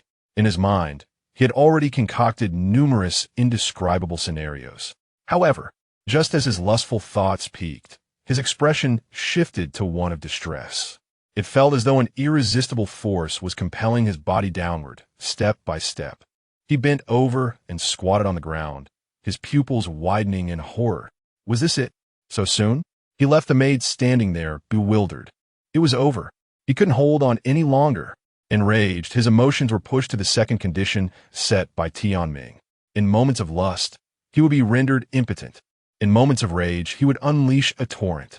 Just as Anya was about to change his trousers and vent his frustrations by killing a few people, another irresistible force surged from within him, this time directing itself backward. Anya's face turned pale as he sprinted toward the restroom with all his might. With his strength, he dashed at an incredible speed, reaching the toilet in a mere 0.5 seconds. Thank goodness he had just removed all his lower garments. Otherwise, he would have soiled his pants. As Anya exhaled a sigh of relief, he suddenly noticed a long, coffee-colored line extending from the living room to the toilet. The traces of this line were robust and unbroken, resembling the formidable Kaido in beast form, dominating the ground. As for what composed that line, those in the know understood all too well. Just as Anya exerted every ounce of strength to teleport, that line seemed to propel him forward like a nitrous boost. Gazing at the imposing dragon before him, inhaling the restroom's odor, and listening to the sound of a violent eruption, Anya suddenly wished for death. He remained seated on the toilet for a full hour with no respite. The torrents flowed down like a waterfall, as though the Milky Way had descended from the heavens. He rushed to the toilet a dozen times during that hour. He nearly crawled off the toilet. Chapter 84. The nightmare of the Dark Knight. The Dark Knight collapsed weakly onto the bed, exhaling deeply as an indescribable odor surged into his nostrils. He was on the verge of tears. After regaining his composure, he donned a fresh pair of trousers. In an instant, flames ignited in his hands, fervently unleashed into the room. He sought to obliterate all traces of his presence. It was imperative that no one discovered he had unleashed such chaos within these walls. The flames blazed rapidly, fueled by the noxious gases that permeated the air. Once he eradicated all evidence, the Dark Knight stepped outside. As he emerged, he encountered Tianming, donned in a chef's hat, in the corridor. "Oh, my Lord Dark Knight, are you heading out?" Tianming greeted him with feigned respect, though inwardly, he reveled at the sight of the Dark Knight's frail and hunched figure. At that moment, the Dark Knight felt entirely drained, devoid of any anger. He gazed at Tianming, as if in despair he had glimpsed a glimmer of salvation, his voice trembling as he uttered, "I am quite famished. Would you be so kind as to prepare a meal for me?" Upon hearing this, a smile blossomed on Tianming's face that he could not conceal. "Very well, since you have requested it. I shall ensure your portion is plentiful." The Dark Knight, with hollow eyes, nodded vacantly and gestured toward the room across the hall. His voice hoarse, "I will be residing in that room from now on. Please do not err." "Understood, my Lord Dark Knight." However, the moment Tianming's figure vanished from sight, his expression turned cold, a glint of malice flickering in his eyes. At that moment, Tianming pondered whether to seize the opportunity to eliminate the Dark Knight while he was at his most vulnerable. Yet, after merely 3 seconds, he shook his head and made his way to the kitchen. It was simply too perilous. This individual might still possess hidden cards. As it turned out, Tianming's caution spared him from imminent danger. The Dark Knight, now languidly sprawled on the bed, stared at the ceiling, murmuring softly to himself, "Yes, I am certain of the exchange." Upon uttering these words, his previously shrunken and hunched form swiftly returned to normal, as if the torment he had endured had never transpired. Yet, his gaze remained vacant and disheartened, a profound sense of despair enveloping him. Tianming re-entered the kitchen to prepare a special meal for the Dark Knight before presenting it to him. Witnessing the Dark Knight's remarkable recovery from his previous state of exhaustion in such a short span left Tianming profoundly astonished. Despite his astonishment, he dared not reveal his feelings. Such an extraordinary individual remained so obscure. Not even a mention of him existed in the original tale. He silently commended his previous decision to refrain from impulsivity. As the Dark Knight consumed his meal, he turned to Tianming. "By the way, you have been delivering meals to me for several days. I have yet to inquire about your name." Tianming replied, I'm called Khalifu. The Dark Knight, crossing his legs, regarded Tian Ming with a bemused expression. Your name is quite distinctive. Isn't it? So peculiar? Tian Ming scratched his head and chuckled awkwardly. He was not surprised by the Dark Knight's reaction, as everyone typically responded similarly upon hearing his name. Well, despite my idiosyncrasies, I am still one to reward those who are beneficial to me. At this, Tian Ming's face lit up with excitement. Thank you, my Lord Dark Knight. Seeing this, the Dark Knight chose to ignore the peculiar chef and continued eating, bemusedly muttering. I can't believe someone actually goes by Khalifu. Why not call yourself Duamuyen? That guy is a real oddity. Borisellino offered him a cigarette, gesturing for him to elaborate. Tian Ming accepted the cigarette but did not ignite it. It only lasted an hour. The effects of the drug I previously injected into his body have been neutralized. Borisellino, Sakazuki, and Long were all taken aback, as Tian Ming's technique had never failed before. Tian Ming continued. A few days ago, I injected every ounce of the spray and hair loss-related drugs I'd stored into him.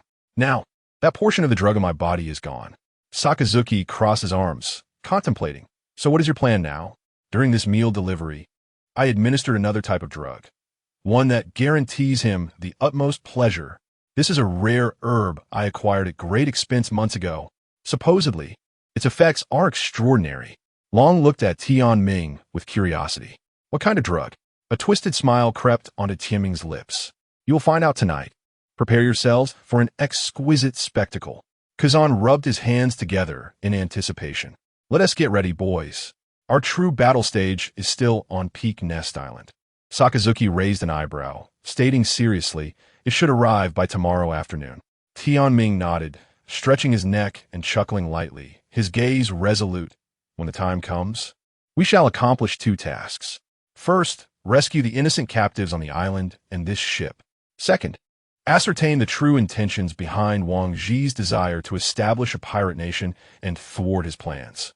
Kazan adjusted his round sunglasses, puzzled. Tian Ming, with so many captives, how do we manage to rescue them and transport them away? Tian Ming smiled, glancing at Borisellino. Borisellino caught on, grinning as he chimed in. Kazan, have you forgotten that we have a very reliable ally here? He pointed beneath his feet. It's the big whale. Kazan instantly understood, enlightenment dawning upon him. Tian Ming corrected him. Don't call it the big whale. Its name is Labu. Oh, right, Labu. Tian Ming continued. After we rescue the captives, we will have Labu transport them to the nearest Navy G5 base overnight. Following an extensive discussion, Kazan and Long couldn't help but grow increasingly curious about the nature of the drug Tian Ming had administered to the Dark Knight. Unable to withstand their relentless questioning, Tian Ming impatiently explained, the drug I applied to the Dark Knight will cause him to synthesize a significant amount of love-inducing hormones if he senses enough anger directed at him. In truth, Tian Ming had been rather diplomatic in his explanation. That night, Captain John stormed into the Dark Knight's room, furious at him for setting fire to his cabin. The Dark Knight, initially squinting his eyes, regarded Captain John with a dangerous glare. The atmosphere in the room was tense, and just then, the effects of the drug within the Dark Knight began to take hold, flowing smoothly and naturally. Suddenly, the Dark Knight felt an intense heat coursing through him, his gaze becoming entranced as he fixed it upon Captain John. Captain John felt a wave of terror wash over him. The Dark Knight, unable to control himself, seized Captain John's wrist, causing him to panic and attempt to break free. In that instant, a portion of the drug seeped from the Dark Knight's wrist into John's body. John's eyes gradually grew glazed. Ajin fell in love with Ah Chong on a starry night. Neither of them noticed a small image, snail hidden in a shadowy corner of the room. Meanwhile, within the pirate ship's cabin, Sakazuki covered his eyes, unable to restrain himself from shouting at Tian Ming, who was holding the player, "Don't play that." Long turned away, his expression contorted in disgust. Borisellino had already rushed to the deck to vomit over the side. Kazan silently donned an eye mask. Tian Ming gritted his teeth, equally repulsed. It's already turned off. Such material should be shared with the world. It cannot merely tarnish our eyes alone. Chapter 85. Skull Island. After that fateful night, both John and the Knight were on the brink of collapse. As the saying goes, when water is too clear, No fish can thrive. When a person is too base, no one is invincible. The dawn was indeed devastating. John had anticipated the confrontation ever since he delivered the meal yesterday afternoon, knowing his petty nature combined with his growing disdain for the knight. Upon learning that the knight had set fire to his cabin, it was inevitable that the two would clash. On the ship, only John dared to express his anger towards the knight. Why not seize the opportunity and create a situation for them? The effects of the concoction he had administered were subtle, colorless, and odorless, leaving no trace behind. Initially, both the knight and John contemplated silencing each other. However, for reasons unknown, when they truly gazed into each other's eyes, they found themselves unable to strike. Perhaps it was due to the lingering effects of the drug, or perhaps they were simply unable to bring themselves to harm one another. To be frank, even Tianming was astonished by the potency of the potion. He would never be able to look at these two the same way again. Around 2:00 p.m., the group finally arrived at Skull Island aboard Captain John's ship. The massive skull-shaped structure loomed over the Ochre Island, its chaotic layout perfectly reflecting the unfettered nature of pirates. As they docked, a wave of scorching air greeted them. The island was replete with jagged rocks, and a faint scent of sulfur lingered in the air. Their vessel, alongside Captain John's, anchored at Rocky Port. At the port, countless pirates gathered, shouting greetings and welcoming Captain John from afar. To avoid suspicion, the knight and Captain John disembarked separately. Captain John led the way, flanked by a throng of officers, striding carefully with his legs spread and one hand resting on his hip. Following him, the knight appeared frail, his face marred by palpable negativity, his legs trembling uncontrollably. It seemed the previous night had taken a toll on both of them. Naturally, aboard the pirate ship, aside from Sakazuki, the others were rolling on the ground in laughter at the sight of the two battling the aftermath of their ordeal. The hilarity. In stark contrast to the others, Sakazuki was focused intently on all the pirates at the port, his desire to cut them all to pieces palpable. Without a second thought, he leaped ashore. Tianming, noticing Sakazuki's impulsiveness, immediately called out to the exhausted Borisolino, Kazan, and longed to follow him. They could not allow Sakazuki to operate alone in this chaotic environment. It would undoubtedly lead to great disorder. Leaving Sakazuki alone in a den of pirates was akin to throwing a chair into a pile of dragons. The four swiftly disembarked, splitting into two teams. Borisolino and Kuzan were tasked with keeping an eye on Sakazuki and locating the prison of the captured individuals on the island. Meanwhile, Tianming and Long focused on gathering intelligence about the so-called pirate nation. Tianming and Long trailed behind Captain John's entourage, moving at a measured pace while maintaining a safe distance. Their expressions were cautious as they scrutinized their surroundings. The atmosphere was thick with depravity. Long whispered to Tianming. A group of rough men were either brawling, shouting loudly with their drinks, or indulging in intimate acts before the eyes of the public, creating an atmosphere reminiscent of a debauched feast. Tianming surveyed the surroundings, commenting dryly. Indeed, how utterly disgraceful. No wonder old Sack wants to cleave them in two. I feel a similar urge. Long, hands tucked in his pockets, replied, if my old man were here, he would level this place with a single punch. Tianming chuckled lightly. That is, of course, if there were no incompetent allies dragging him down. As the two exchanged banter, they drew ever closer to the heart of the island. The atmosphere among the crowds began to shift from chaotic to somewhat more composed, though it was still far from pleasant. As they advanced, Tianming recognized several pirates by name, confirming that the concept of a pirate nation was not merely a figment of imagination. Just as they were about to proceed, a staggering, drunken giant suddenly emerged from nowhere. Swaying before them, standing an imposing height of 5 meters, with a protruding belly and a face full of excess, he reeked of alcohol. Exchanging glances, Long and Tianming were uncertain of the giant's intentions. Hey, you two little brats. I just had a drink, and I'm short on cash. Hand over what you've got. Was this man blind? Did he not see the muscle-bound figures before him? Tianming, uninterested in idle chatter, stepped forward and unleashed a powerful punch, sending the giant reeling backward, his form bending at an unnatural angle before crashing into several buildings. He ultimately collided with a wall, bursting apart in a gruesome display, leaving behind nothing but a pool of blood. Not even a scream escaped his lips before he departed this world. Captain. He just took out the captain. Tianming raised an eyebrow, observing the rough men nearby clutching their drinks. They were visibly shaken by Tianming's gaze, causing their cups to drop with a clatter, spilling their contents. It turned out that the man they had just dispatched was indeed a captain, which lowered the stakes significantly. Let it not be said that Tianming acted rashly. In such a lawless place, no one would come to the defense of that foolish drunkard. In the eyes of the surrounding pirates, displaying any sign of weakness would surely invite further aggression. Ignoring the startled expressions of the onlookers, Tianming turned to Long with a smile, beckoning him to follow. Let's go. The two strode confidently out of sight.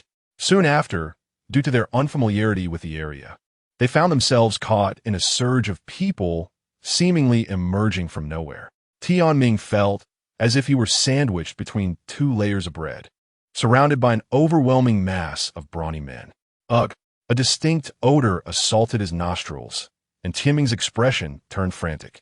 With a series of loud thuds, a few foul-smelling pirates were sent sprawling to the ground.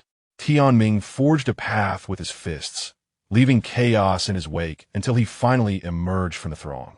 Gasping for fresh air. Wait, where's Long? Chapter 86. So, it was you who named me. Where have the people gone? After failing to detect any trace of the dragon with his observation hockey, Tianming sighed and turned his head.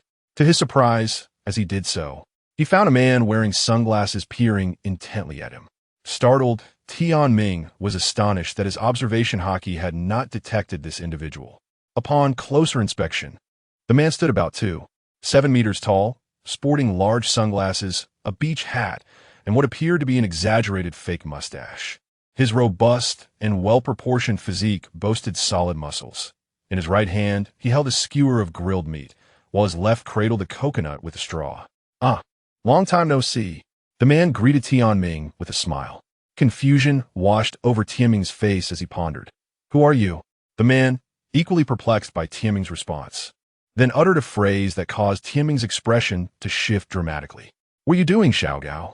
It's me, your boss, Roger. With that, the man removed his sunglasses, revealing a face that was all too familiar to Tianming. It was the very visage he had seen during his previous life while watching One Piece, condemned to execution. The future pirate king, Gold, Roger. This unexpected revelation left Tianming utterly speechless for a moment. You recognize me? No, wait. I have disguised myself. How did you figure it out? He was so taken aback that he scarcely noticed Roger's peculiar way of addressing him. Tianming took a cautious step back, his mind racing, feeling as though it might explode. Roger took a sip of the coconut juice and continued. All right, I believe you changed your name after joining the Navy. What was it again? Never mind. It's of no consequence. Roger seemed unperturbed by Tianming's odd behavior, instead brimming with excitement, akin to that of a long-lost friend reuniting. How did I know? I heard it. Roger chuckled, pointing to his ear. Heard it? Indeed. From quite a distance, I could discern that familiar voice of yours. Although your inner aura feels entirely different, the sound of your body remains unmistakable. What are you doing here? Tianming asked, furrowing his brow as he regarded Roger. Me? A few days ago, we received an invitation saying that we could attend a banquet here and enjoy free food and drinks. So here we are. By the way, you should really have some limits on your growth. I remember when I first met you. You were hardly up to my knees. And now you're taller than me. Ha ha ha. Tianming summoned his moon god abilities to stabilize his emotions. Absorbing the information embedded in Roger's words, he recalled that the original owner of this body, Xiaogao, hailed from Road Town. Unsure how to respond, Tianming candidly replied, I go by Tianming now. I lost my memory after falling into the sea a year ago. I don't recall any of the things you mentioned. Roger's reaction was one of shock, his demeanor devoid of the imposing authority one would expect from the future pirate king. What? You've lost your memory? You really don't remember me? Your name is still the one I gave you. Upon hearing this, Tianming's eyes widened in disbelief. What? That dreadful name was yours? Roger, unfazed, merely laughed. Though you may have lost your memory, it seems you have indeed matured. You even comprehend the connotation behind names now. Ha ha ha. At the time, I was just joking when I named you. I never expected you would be so touched by it. Seeing your excited reaction, I decided not to change it. Now that you've grown up, it's probably better to change it anyway. Ha ha ha. Tianming struggled to suppress his anger. Had he not been at a disadvantage, he would have already confronted this man. Who would play such tricks on a child? Tianming, right? What brings you to Fengshao Island? Are you here for the banquet as well? Be careful, though. I just saw a warlord also on the island. Didn't Tiyu eliminate his pirate crew? Warlord is here. Tianming's heart sank at the thought. At that moment, two voices shouted from opposite directions. Hey, Tian, Kirlef. Sorry I got lost. Ha ha. Roger, how did you end up here? Dragon and Rayleigh came running toward Tianming and Roger from the east and west, respectively. The atmosphere grew awkward. Dragon stared at Roger in disbelief. What? Roger and Rayleigh. Roger, equally astonished, looked back at Dragon, whose disguise was utterly ineffective before someone who had dealt with him multiple times. You are Carps. Before Roger could finish, Tianming, summoned by an unexpected surge of courage, swiftly covered Roger's mouth. Just then, the shouts had drawn the attention of several pirates. Had Tianming not acted in time, their undercover mission would have been compromised. Roger easily freed himself from Tianming's grasp and quietly asked Dragon, What are you doing here? Where's your father? He is not here. I'm looking for my brother. Dragon replied, pulling Tianming behind him, watching Roger and Rayleigh warily. His hands were enveloped in a dense layer of haki, ready for action. Though Rayleigh did not immediately recognize Dragon, upon sensing hostility from him, he drew his sword. Stop! Hold on! Tianming and Roger quickly intervened, with Tianming tapping Dragon's forehead. Can you take them on? Calm down. Roger grasped Rayleigh's arm. Rayleigh, don't kill them. How am I supposed to explain this to Carp later? Rayleigh, eyeing Dragon's green hair, murmured, He is Carp's son? With that disguise. He then looked over at Tianming's purple hair. And who might he be? Dragon replied flatly, My brother. He then continued, What is your purpose here? Are you also seeking to partake in some so-called pirate nation? Rayleigh felt a pang of concern. He couldn't possibly reveal that their captain was merely here for food and drinks. Why should I tell you? You all are here on a mission, aren't you? Roger waved his hand dismissively, grinning, Pirate Nation? Never heard of it. What is that? I'm not interested. I'm just here to find something to eat and drink. Once I've had my fill, I'll be on my way. Chapter 87. The Road to Heaven. Each goes their own way. The four individuals relocated to a secluded alley, far removed from the clamor of the outside world. The atmosphere among them was laden with an unspoken gravity and awkwardness. Dragon placed considerable trust in Roger's words, recalling how Garp had once told him that Roger was not a man prone to deceit. Tianming regarded Roger, uncertain of how to engage him. As the invited party, have you truly received no insider information? He turned his gaze towards Rayleigh. Roger, too, looked at Rayleigh and inquired, Indeed, Rayleigh, what did that invitation letter entail? Rayleigh, initially hesitant, ceased to waver upon hearing Roger's question. The information we received indicates that this so-called pirate nation is actually an invitation for all formidable pirates at sea to form an alliance. In the past, it was the Navy issuing bounties on pirates. Now, with the establishment of this pirate alliance, the tables will turn and they will issue bounties on the Navy, enticing more pirates to hunt them down. Rayleigh spoke directly to Tianming and Dragon, noting that he had intended to share this with Garp at their next encounter. Since they had crossed paths here, he felt it fitting to inform them now. However, I do not believe you can resolve this matter. You should summon Garp and Sengoku post-haste. After all, with the tension building over the past few days, tomorrow marks their official opening ceremony. Dragon's face contorted with disbelief, followed by a surge of anger. Pirates turning the tables to hunt the Navy? This is absurd. Who grants them such audacity? He had no doubt that if Akainu were present to hear this news, he would erupt on the spot. Tianming, drenched in cold sweat, was rendered speechless by Rayleigh's revelation. Was this so-called pirate nation not reminiscent of the Cross Guild's actions in the anime? Why had such a turn of events occurred? Such a colossal plan had not been mentioned in the original tale. Was it truly due to the butterfly effect of his arrival? That seemed implausible. Gazing steadfastly at Rayleigh, Tianming demanded, Why divulge this intelligence to us in such detail? Rayleigh scoffed at Tianming's inquiry. Though I'm a pirate, I'm also aware that allowing pirates to brazenly hunt the Navy is certainly not conducive to this world. Roger nodded thoughtfully in agreement, expressing his support for Rayleigh's stance. Indeed, Pirates are villains. How can villains so ruthlessly pursue the virtuous? Tianming's mind was rife with questions. Is Wang Ji truly such a cunning individual? How can he ensure that his subordinates will not rebel? Rayleigh adjusted his glasses with a sardonic smile. From what we understand, Wang Ji is quite the brute. He lacks such intricate schemes and must have a more astute figure behind him. Tianming pressed, "Who is this person?" Rayleigh shook his head. "That remains unclear to us. However, it is said that this individual has provided them with some uniquely powerful weaponry." Exchanging contemplative glances, Tianming and Dragon fell into deep thought.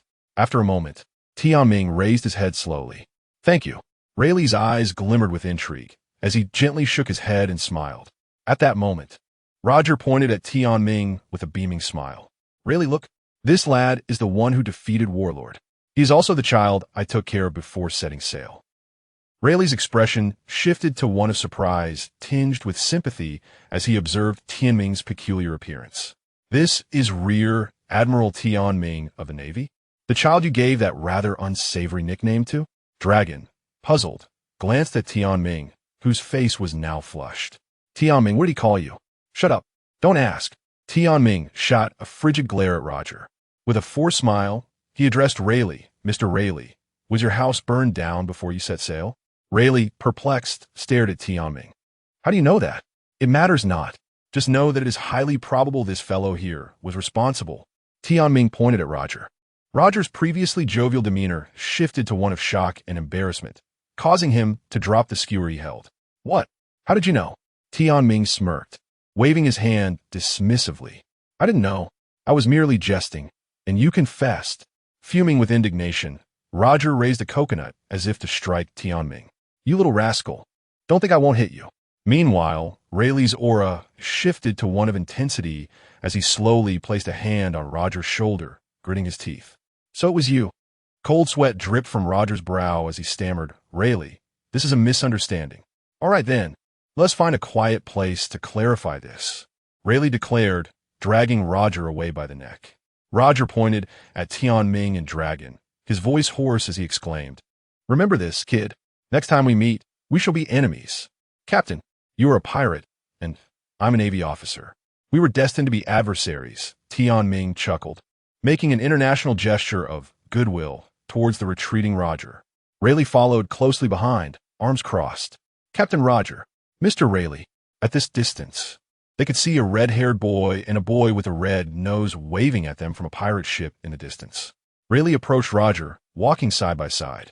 "Isn't that Tianming capable of healing fruit abilities? Why not let him cure your ailment?"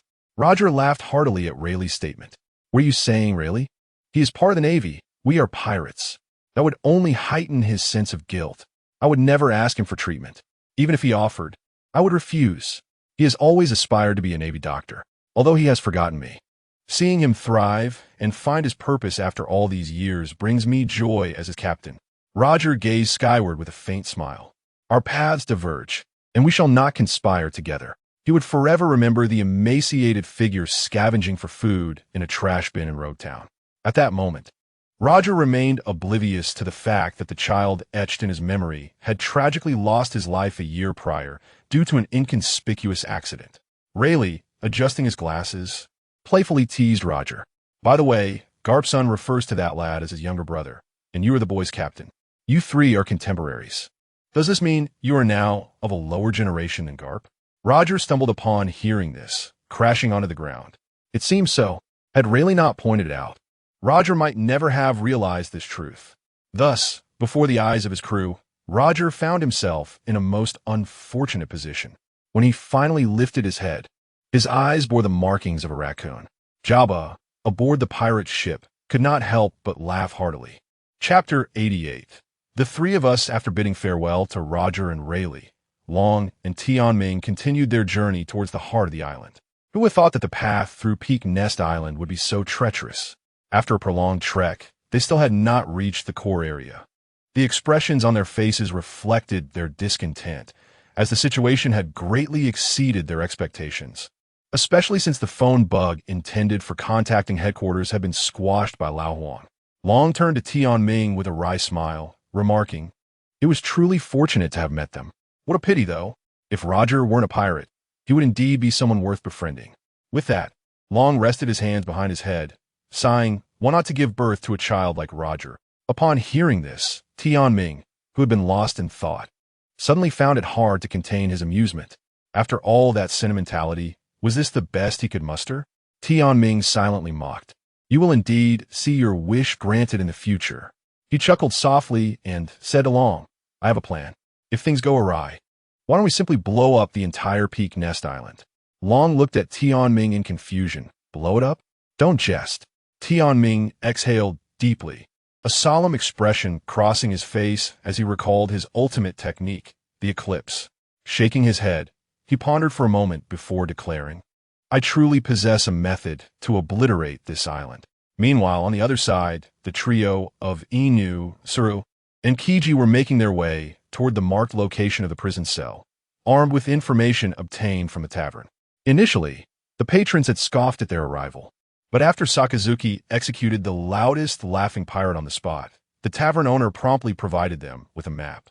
As the three exited the tavern, the owner watched them leave with a barely perceptible smirk. In truth, there were no cells for holding prisoners on Peak Nest Island, as no captive could survive here for more than 3 days. Sakazuki led the way, flanked by Borisolino and Kuzan as his guardians. The surrounding area was marked by jagged rocks, exuding a pungent sulfur scent. Are you certain this is the place? Kuzan remarked, squinting against the harsh sunlight, inadvertently using his powers to summon a gust of cold air. He held the map pilfered from the tavern, pointing to a spot marked with a red cross. It should be around here, indicating that something is amiss, hence the lack of proximity for the subordinates. Borisolino leaned closer to examine the map, his expression darkening. Kazan, did you flip the map upside down? Kazan corrected the orientation of the map, studying it closely. Even if it were inverted, our route remains correct. He scratched his blue hair, confused. Just then, Sakazuki caught sight of a peculiar rock formation in the distance, where shadows of several figures could be discerned. He gestured to Saru and Kiji, signaling them to take notice. Suddenly, a blinding light erupted from the figures, causing Sakazuki and Kuzan to involuntarily squint. In contrast, Borisolino, wide-eyed, stared at the dazzling flash. This light seems rather familiar, resembling the lasers I often discharge, albeit less potent. Sakazuki's expression hardened. Quick, take cover.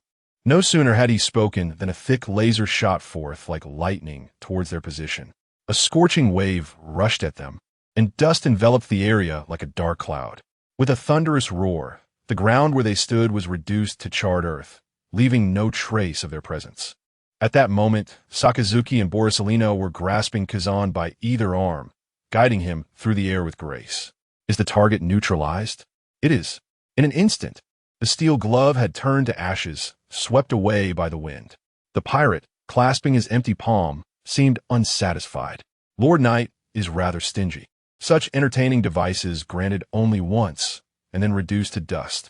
Another pirate nearby interrupted, his voice low. Are you seeking death by speaking ill of Lord Knight? The first pirate suggested, why not venture into the cave? We could play with the unregulated weapons. Those weapons are meant for distribution to the major pirates tomorrow. There is no share for us. The two pirates leaned in, whispering, I heard Lord Knight personally ensured these weapons were safeguarded. If anyone other than him touches them, they'll all be blown to bits. Ah, fine. In the distance, the trio in the air slowly approached the cave, oblivious to the earlier conversation. Borisolino and Sakazuki quietly descended, crouching atop the grayish-yellow rocks, patiently gathering intelligence. After approximately 3 minutes, several pirates, unable to contain their impatience, began to chat. What do you think those three were here for? They're likely just inexperienced newcomers who wandered in. They're nothing to worry about. Whatever the case, Captain Wangji instructed us to prevent anyone from nearing the armory. These weapons are essential for establishing the pirate kingdom. Upon hearing this, Sakazuki, Kazan, and Borisolino exchanged knowing glances. Sakazuki's eyes spoke clearly. Eliminate them? Seizing the weapons was a pivotal part of their plan. Borisolino shook his head, as if to say, let us not act rashly. Let us observe the situation a bit longer. At that moment, a commotion erupted below, And Borisolino and Sakazuki looked down to see Kuzan standing amidst four snowmen, giving them a thumbs up. "You're far too reckless." Sakazuki leapt from the rock, casting a sidelong glance at Kuzan. "How ridiculous." Borisolino chuckled, bemused. The three chose to ignore the frozen pirates outside and turned their attention to the cave that extended below them. Upon entering the cave, they were greeted by a plethora of bizarre and varied weapons. An impressive pile of firearms loomed like a small mountain, their exquisite and technologically advanced designs captivating. Gazing at the multitude of fine weaponry, Sakazuki felt a shiver of awe. He slowly reached for the nearest gun. However, as his fingertips brushed the weapon, it ignited with a crimson glow. Kazan's eyes widened in alarm as he rushed forward to pull Sakazuki aside. Frozen time capsule. The frigid air instantly encased the gun in ice. Yet, to their disbelief, the ice surrounding the gun continued to crackle ominously. Borisolino felt an overwhelming sense of danger surge within him, and within 2 seconds, he reached a decision. Without hesitation, he drew his blade and mimicked Tianming's actions, slicing his wrist. Then, he concentrated on the life force stored within him, rapidly reattaching his glowing, severed hand, and yanked Kuzan and Sakazuki along as they transformed into a flash of light, racing away. Just 5 seconds after the trio had exited the cave, the ice covering the gun evaporated, triggering a violent chain reaction explosion within the cave. A colossal black mushroom cloud ascends into the sky, the sound of the explosion reverberating through the air, as if the very earth itself trembles. Flames soar towards the heavens, smoke envelopes the surroundings, and an intense shockwave rushes forward, rendering one breathless. Chapter 89.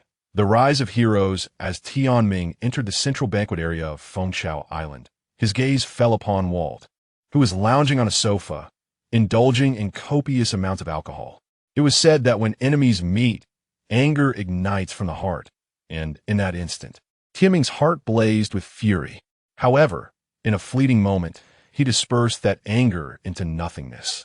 He glanced around at Wang Zhijian, Silver Axe, and Anya. A shared glance with Long indicated that to act here would be tantamount to courting death. Feigning nonchalance, Tianming approached the vicinity of Anya and Wang Zhi, hoping to glean further intelligence from them. If Rayleigh mentioned that a formidable figure was guiding Wang Zhi, Tianming surmised that this figure must indeed be Anya. It was inconceivable. This individual, aside from his terrifying strength, was also a scientist capable of providing Wang Zhi with an abundance of unique weaponry. Tianming harbored a vague suspicion. Could this person be connected to Kaji, Quinn, or Vegapunk in some manner? As Tianming pondered, the revelry of the banquet reached a fever pitch. The tables were laden with mountains of food, the tantalizing aroma of delicacies pervading the air. Yet in Tianming's eyes, it all appeared decayed. The scantily clad female pirates writhed, surrounded by raucous laughter and spilled drinks. Wang Zhi, a giant of a man exuding a primal aura, slowly rose, stepping atop the table to raise his cup in a boisterous toast. The crowd echoed in unison. The degradation of humanity was starkly evident at that moment. Tianming and Long felt an even deeper loathing for these individuals, who squandered the hard-earned resources of the people in such meaningless debauchery. Could it be that he was afflicted with hemorrhoids? Ha ha! John and Anya exchanged glances, their expressions contorting. What caused such uncontrollable emotions that night? John glared at Wang Zhi. Why should I care how you sit? Wang Zhi remained unfazed, retorting to John. Recently, Anya has been causing quite a stir on your ship, hasn't he? Ha ha! He then pointed at Anya, exclaiming loudly, with Anya around, I am like a fish in water. With that, he burst into laughter. Anya, hearing this, managed to force a semblance of a smile from his cold eyes, not daring to take credit. By the way, Captain, have you taken good care of those weapons I entrusted to you before setting sail? Wang Zhi took another swig from his cup, already 7 parts intoxicated. They are secure. I had them all stored in a cave. I ordered everyone on the island to stay away from that area and assign guards to it. I even let them play with the prototypes you created. Upon hearing this, Anya's expression darkened. Those weapons will explode if not handled according to my specifications. You pile them all together? What if something goes wrong? Anya was left speechless by Wang Ji's stupidity, now disregarding any semblance of decorum as he glared at Wang Ji. Wang Ji, hearing this, erupted into laughter, as if he had heard the most amusing joke. Ha ha, that's impossible. They will be officially distributed tomorrow. What could possibly go wrong? No one would dare to. Before Wang Ji could finish his sentence, a blinding white light shot up into the sky from the western ground. This was immediately followed by a deafening explosion that shattered the air. The roar of the blast was akin to a furious beast, shaking the very earth. Flames leapt into the sky, scorching heat swirling in the air as if to consume half the island. Everyone at the banquet stood frozen, eyes wide in disbelief at the unfolding chaos. It was all too sudden, without a hint of preparation or concern. It simply appeared. Wang Ji gazed at the rising mushroom cloud, as though struck by lightning. Terror filled his eyes as he fixated on the horizon. Damn it! Wang Ji smashed the table before him to smithereens, unleashing a tidal wave of rage. With his fury, the other powerful figures present also sensed the gravity of the situation, their expressions turning grave. A throng of individuals surged towards the cave in a frenzy. Tianming stated decisively, "It must be 9 out of 10. He then produced 3 life cards given to him by Marshal Kong in his office, those belonging to Borsalino and Sakazuki. Noticing only slight charring at the edges, he felt a wave of relief wash over him. They are safe. Tianming examined the 2 life cards, declaring, "We must find them and regroup. This afternoon has been overwhelming. We need to process this information." With that, he and Long moved toward the direction indicated by the life cards. Along the way, Tianming clutched the life cards, experiencing an inexplicable sensation, a feeling that was difficult to articulate. Following the guidance of the life cards, Tianming and Long ventured into a somewhat secluded corner, where they were met with the sight of the 3 admirals, covered in dirt and debris from the explosion. Sakazuki leaned against the wall, his cap gone, revealing his vibrant red hair, which appeared almost sinister in the sunset's glow. His shirt was tattered, his body smeared with dust and smoke, revealing a countenance filled with anger and helplessness. Kazan lay sprawled on the ground, his hair disheveled, his eyes reflecting confusion and despair, his face blackened by smoke, revealing only the whites of his eyes. Borsalino looked the most comical, his golden hair transformed into a wild explosion of curls, and his suit pants reduced to shorts. From a distance, he resembled a pineapple-flavored lollipop. Long could not contain his laughter. Tianming smirked, teasingly remarking, "Were you not supposed to look for captured civilians? It hasn't been long since we last met, and you all appear as if you've just escaped from prison." Borsalino shook his head. "There are no captives on this island. It has long since become a haven for pirates. The only captives left are likely the maids and cooks aboard John's ship, serving staff." Tianming felt a twinge of confusion. He recalled seeing dungeons on Fengshao Island in the anime. Are you certain there are none? Absolutely none. It seems these dungeons were built years later. Sakazuki fixed his gaze on Tianming and Long, gravely inquiring, "What is the situation on your end?" Tianming sighed deeply, offering a wry smile. "You go first. I fear that once I speak, you may struggle to contain your emotions."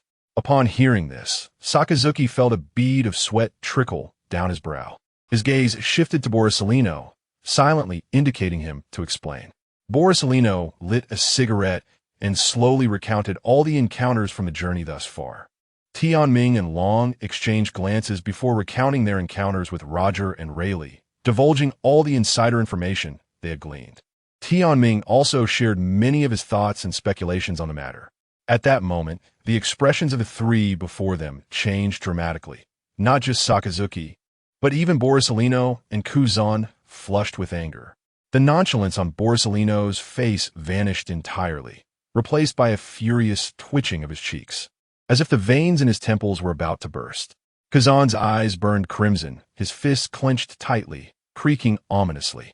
Meanwhile, Sakazuki's conqueror's haki surged outward, radiating dangerously with his rage. Tianming tossed out 3 lunar energy orbs to help them calm their emotions.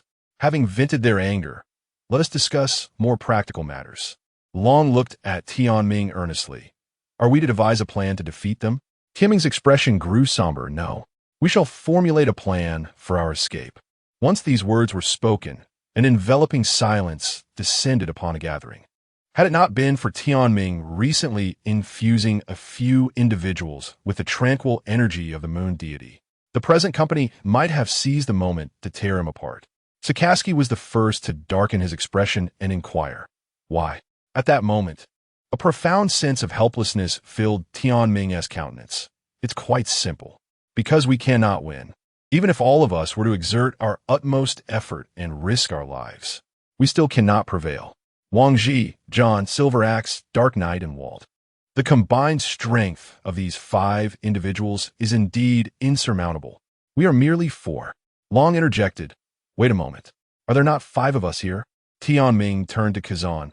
Little Jean, what I am about to say may sting, but it is the truth. You must listen with humility. Tianming gestured towards Kazan, carefully choosing his words. This fellow possesses remarkable talent, and his foundational qualities are exceptional, having consumed a top-tier natural devil fruit. Yet, do you truly believe that someone who has not undergone professional training, who cannot wield the 6 forms or hockey, can help us take down even one adversary? The most likely scenario remains 4 against 5. Tianming's assertion held merit, and despite feeling the sting of his words, Kazan could not find fault with them. Borisellino nodded in understanding. So what do you propose? The causes and objectives behind the establishment of the pirate nation have been thoroughly investigated, and their arsenal has been destroyed by you. In the short term, they will not stir up much trouble. What remains is beyond our capacity to resolve. We shall leave it to Uncle Carp and Uncle Sengoku to address. Tianming took a breath and continued. I suggest that tonight we eliminate all the pirates aboard their ship and rescue the civilians. Let Labu transport them to the G5 base. Tomorrow, we shall observe the situation for another day, and if no other complications arise, we will depart the following evening. After speaking, Tianming raised his gaze towards Sakaski. At that moment, Sakaski clenched his fists, his face reflecting a sense of reluctance. Tianming had no doubt that, were it not for the moon deity's energy still aiding Sakaski in rational thought, he would have seized Tianming by the collar and pressed him against the wall, vociferously expressing his frustration. Tianming approached Sakaski. Old Sa, I understand your discontent. At worst, when we make our escape, you can unleash a few meteor volcanoes to vent your anger upon this wretched place. Sakaski looked up at Tianming. What is a meteor volcano? Tianming was momentarily taken aback. Could it be that old Sa had yet to develop this technique? Once he regained his composure, Tianming cleared his throat and explained. It's when you launch your magma fizz skyward like a volcanic eruption and then let them rain down like shooting stars. Do you comprehend? Upon hearing this, Sakaski envisioned the scene in his mind. This technique appears quite formidable. Just look at the devastation. Truly a sight to behold. Little Ming, I have a question. You mentioned that we would rescue the captives aboard the pirate ship tonight, but then said we would leave tomorrow evening. Wouldn't staying an extra day be perilous? Tianming, sitting cross-legged on the ground, waved his hand and chuckled lightly. That's an excellent question. I have already devised a plan. He extended 2 fingers, his smile gradually fading as his expression turned serious. 1. After we rescue the civilians tonight, we shall instruct Labu to tear the pirate ship apart. Erase all evidence, leaving no witness. Destroying the ship serves another purpose. It will significantly confine these pirates to this island after we depart. 2. We will accommodate the rescued civilians on our vessel, hoisting ordinary sails and flags. Labu will ferry our ship and the civilians to the G5 base. I calculated this back in Marineford. With Labu's speed, he can easily make a round trip between G5 and Peak Nest Island within a day. At this moment, Kazan appeared perplexed once more. Senior brother Tianming, why go through the extra effort of having them travel by ship, instead of allowing Labu to carry the civilians in his mouth directly to the G5 base?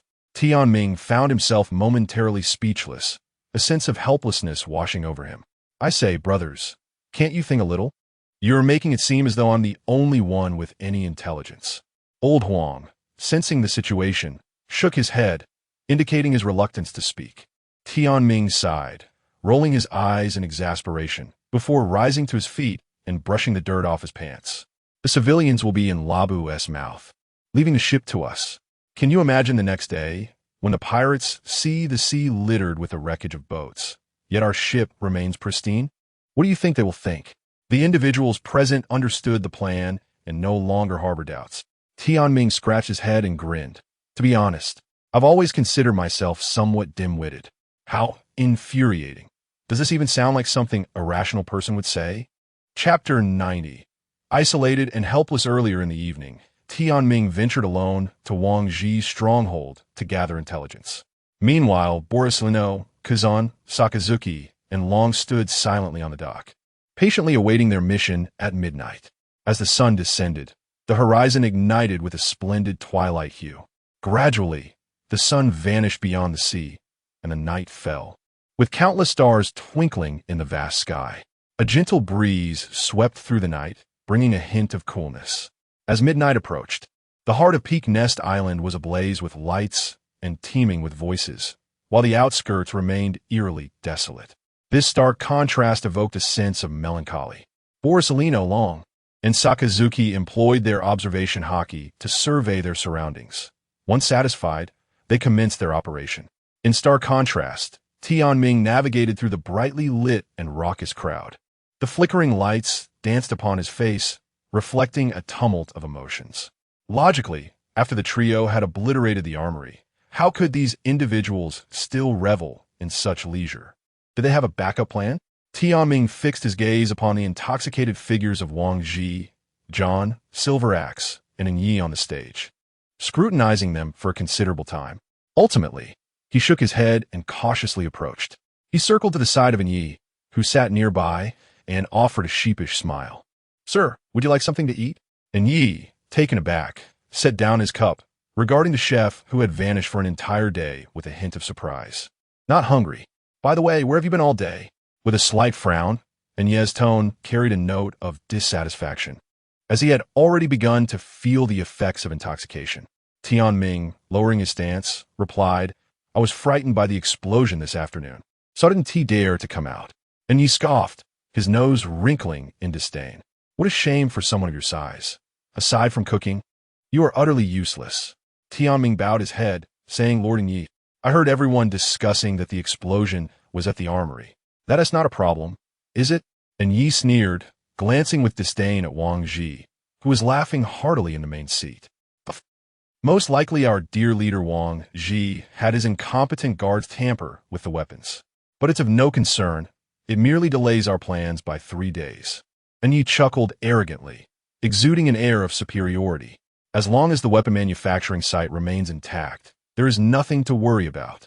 With that, Yi belched and gestured towards a massive skeletal structure nearby. Tianming feigned terror, stepping back in trepidation. "Lord Yi, how could you divulge such critical information to me?" Upon saying this, his eyes brimmed with anxious tears, as if he had stumbled into a grave predicament. "Look at you, such a coward. What does it matter if you know? Do you think you have the capability to launch a night raid? Don't be ridiculous." Tianming stiffened, trembling and at a loss for words. "I dare not. I truly dare not." And Yi found Tianming's comical demeanor amusing, feeling a surge of satisfaction within. "Rest assured, not even the Navy admirals standing before me would instill fear. In this world, no one has ever bested me." And Yi, "Ha ha ha." Tianming immediately responded with utmost reverence. Of course, at this moment, Wang Zhi, Wald, Silver Axe, and others raised their cups once more. And Yi, growing impatient, waved Tianming away. "All right, you may leave." Afterward, and Yi raised his cup high. Tianming, recognizing the cue, turned to depart. "Wait," and Yi casually tossed a necklace from his pocket to Tianming. Tianming turned, feigning a flustered demeanor, barely catching the pendant. The necklace's pendant was composed of a colorless gemstone, adorned with black and red lightning patterns, exuding exquisite beauty and immense value. Tianming stared blankly at Yi. He sincerely thanked Yi before turning to leave. Once he had distanced himself from the crowd, he examined the pendant closely. After ensuring there were no abnormalities or peculiarities, a cold smile crept upon his lips. "So easy to deceive. You fool." With that, he hurriedly made his way towards the shore. At that moment, The near sea was littered with the remnants of shattered ships. The four dog, monkey, chicken, and dragon had swapped their ship sail and pirate flag for ordinary white sails and were sending a full boat of civilians to the Navy's G5 base. Since they could not yet reveal their identities or forcibly arrange for them as pirates, Borsalino utilized a substantial amount of moon god energy left by Tianming to render the civilians unconscious. When they awoke, they would find themselves safe. Once everything was swiftly arranged, the four watched as Labu carried the boat farther away, feeling a wave of relief wash over them. Borsalino gazed out at the horizon, reflecting, fortunately, Xiaoming brought Labu on this mission. Otherwise, we would have truly struggled. Kuzan sighed deeply. I accompany my seniors on this mission, and I couldn't be of any help. I feel so guilty. Borsalino chuckled, patting Kuzan's shoulder. Who said that? No way, Kuzan. If you hadn't frozen that gun today, giving me time to react, well, who knows what would have become of the three of us, myself, you, and Sakazuki? Borsalino's words made Kuzan beam with joy. Sakazuki cast a casual glance at Kuzan, offering a simple thanks. Old Sakazuki, are you being so perfunctory? Long teased, draping an arm over Sakazuki's shoulder. Long is absolutely correct. In the distance, Tianming approached the dock with his hands in his pockets. You should express your gratitude properly. Look at me. With that, Tianming tossed the pendant and Yi had just gifted him into Kuzan's hands.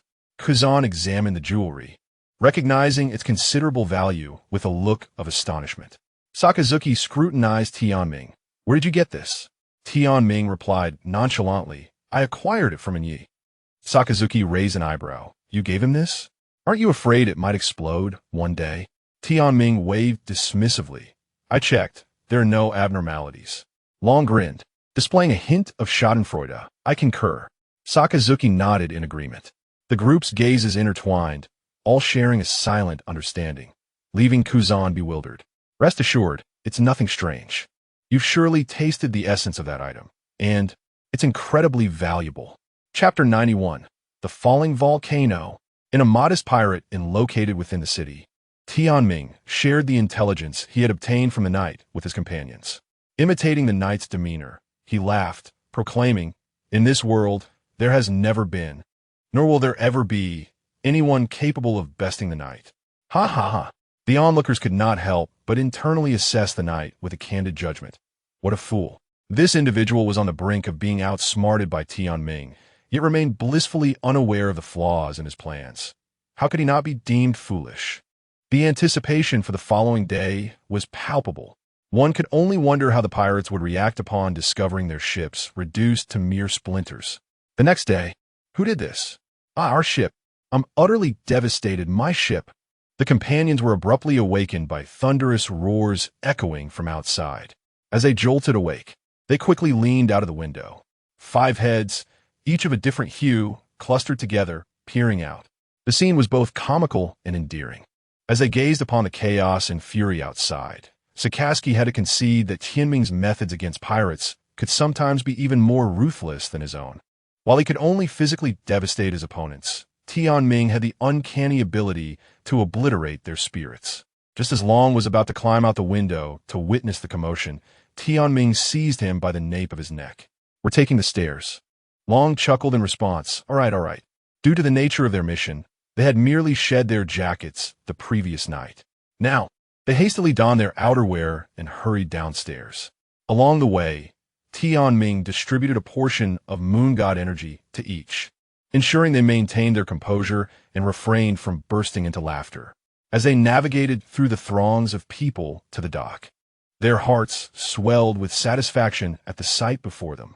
The sea was littered with the remnants of countless ships, and among the debris floated bloated pirate corpses.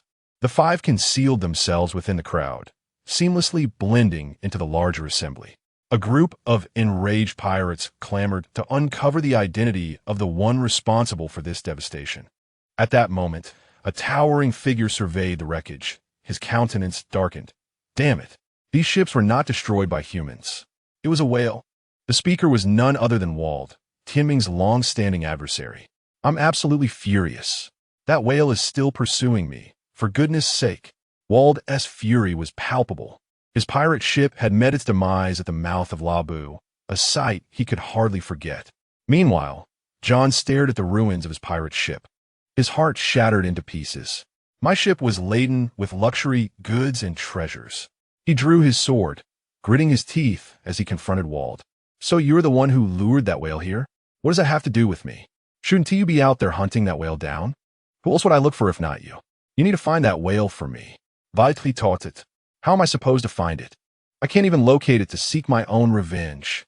The crowd around them instinctively parted to create a wide space for their altercation. Wald, shaking his arm, shouted, I want that whale dead more than you do. That beast killed my brother and crew and saved that Navy brat. He shamelessly blamed Labu for his brother's and crew's demise, refusing to acknowledge that he himself had unintentionally led to their deaths. Sakaski, Polyasolino, Long, Tianming, and Kazan exchanged glances, each taken aback by the truth of Wald's words. The four fixed their gaze on Tianming, who merely shook his head, as if to say, Don't look at me. I genuinely don't remember anything. At that moment, Tianming found himself engulfed in a tumult of emotions. It seemed he had indeed been undeserving of the title bestowed upon him earlier.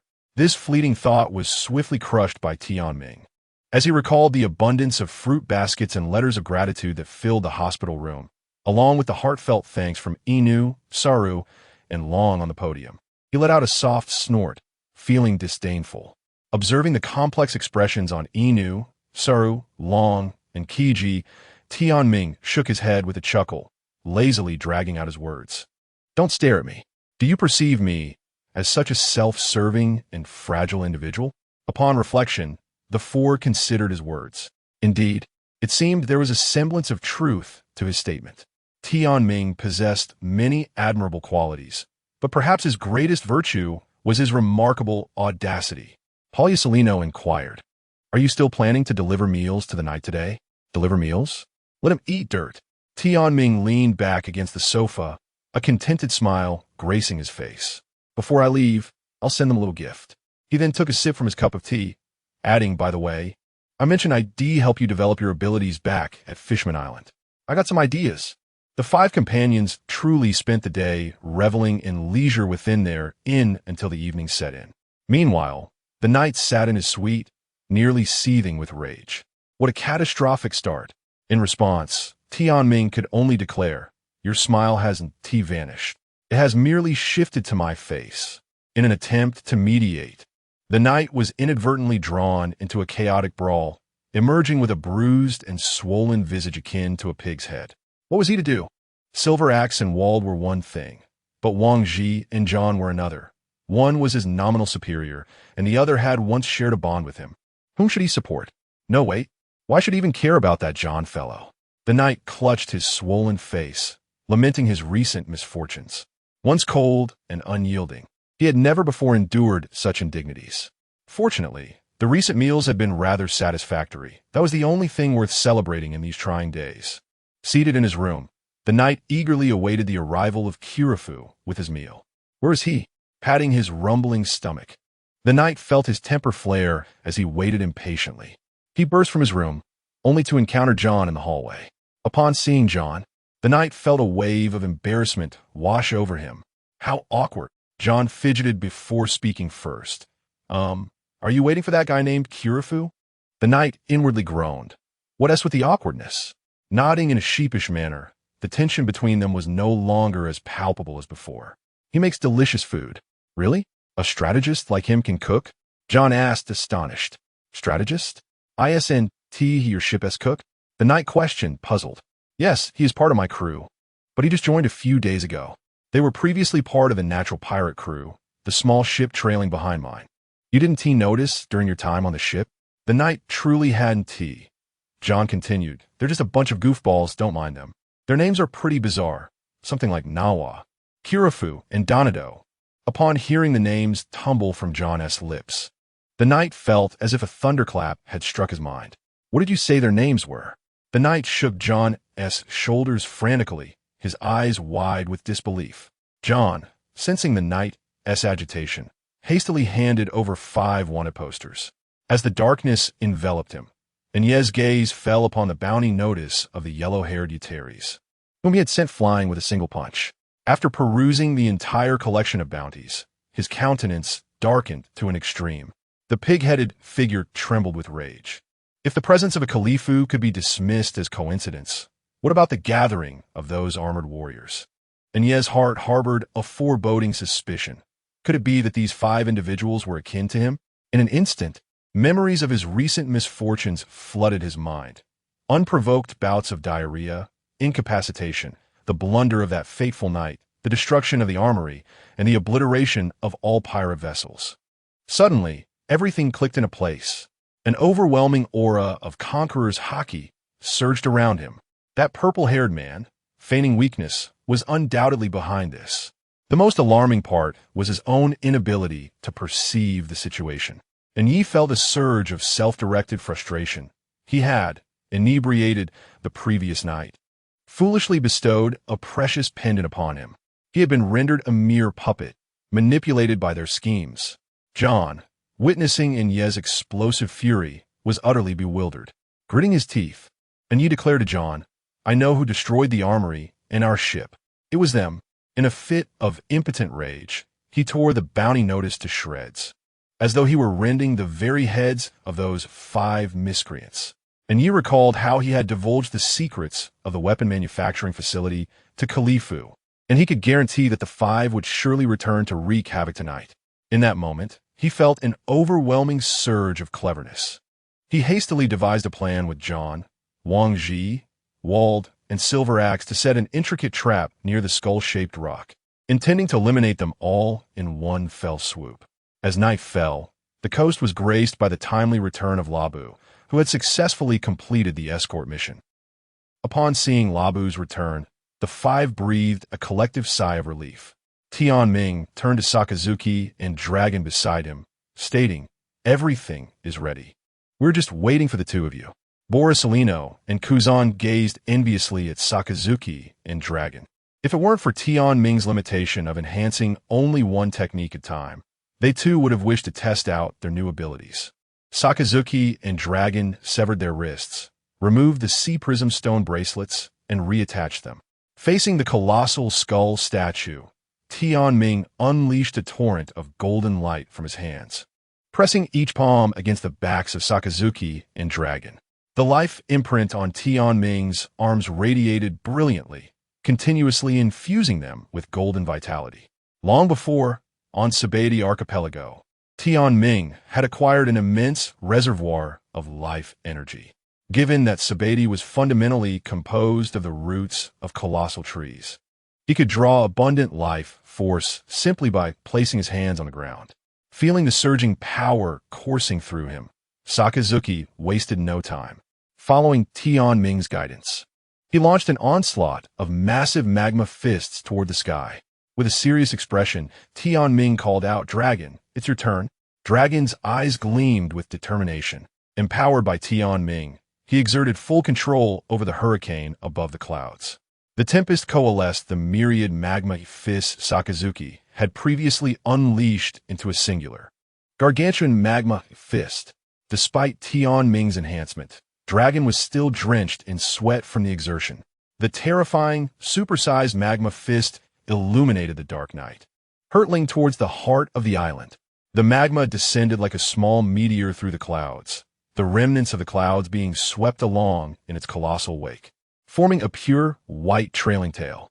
Exhausted, Sakazuki, Dragon, and Tian Ming collectively drew a deep breath and shouted in unison, "Heavenly fallen volcano!"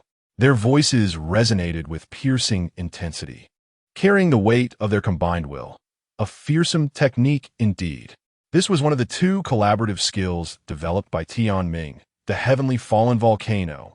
After executing the technique, the 3 collapsed to the ground, smiles gracing their faces. Borisolino and Kuzan, quick of wit and speed, hastily dragged the 3 into Labu's mouth. Labu inhaled deeply and plunged into the sea. Meanwhile, near the skull structure, Yi and his companions gazed up at the sky, where the immense magma fist blotted out the sun, leaving them in shock. Wasn't the plan to ensnare them all? It appeared as though they were the ones about to be ensnared, and Yi was on the brink of madness, screaming, "Run!" At his command, The five quickly dispersed. However, the colossal magma fist, moving with astonishing speed, was inescapable. Chapter 92. Do everything possible to eliminate him.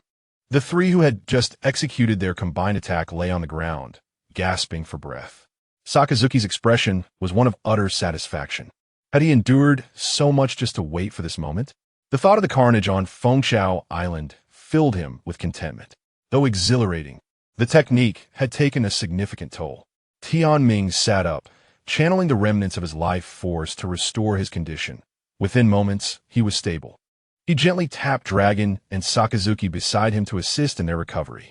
Originally, Tianming had intended to use Eclipse, but considering its perilous nature, he opted instead for the less daunting Celestial Eruption.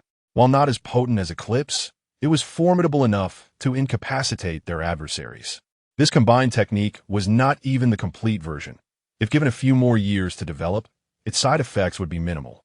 However, it had already drained a substantial portion of Tianming's life force reserves. Beside them, Borsalino and Kazan could not hide their envy and gazed at Tianming with eager anticipation. Tianming chuckled awkwardly, promising, next time, for sure.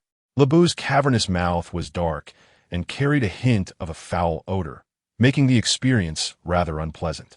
After merely 30 minutes of submersion, they could no longer endure and urged Lebu to surface for fresh air. Upon breaking the surface, Lebu opened wide, and the group exhaled deeply, relieved that no civilians were trapped inside. Otherwise, they would have likely succumbed to the stench. As they gazed at the frothy waves ahead, the five let out a collective sigh of relief. However, at that moment, a voice rang out, "Yada no Kagami." Tianming, Sakazuki, and Dragon stood dumbfounded, turning to the astonished Borsalino. It was evident that he had not uttered that powerful shout.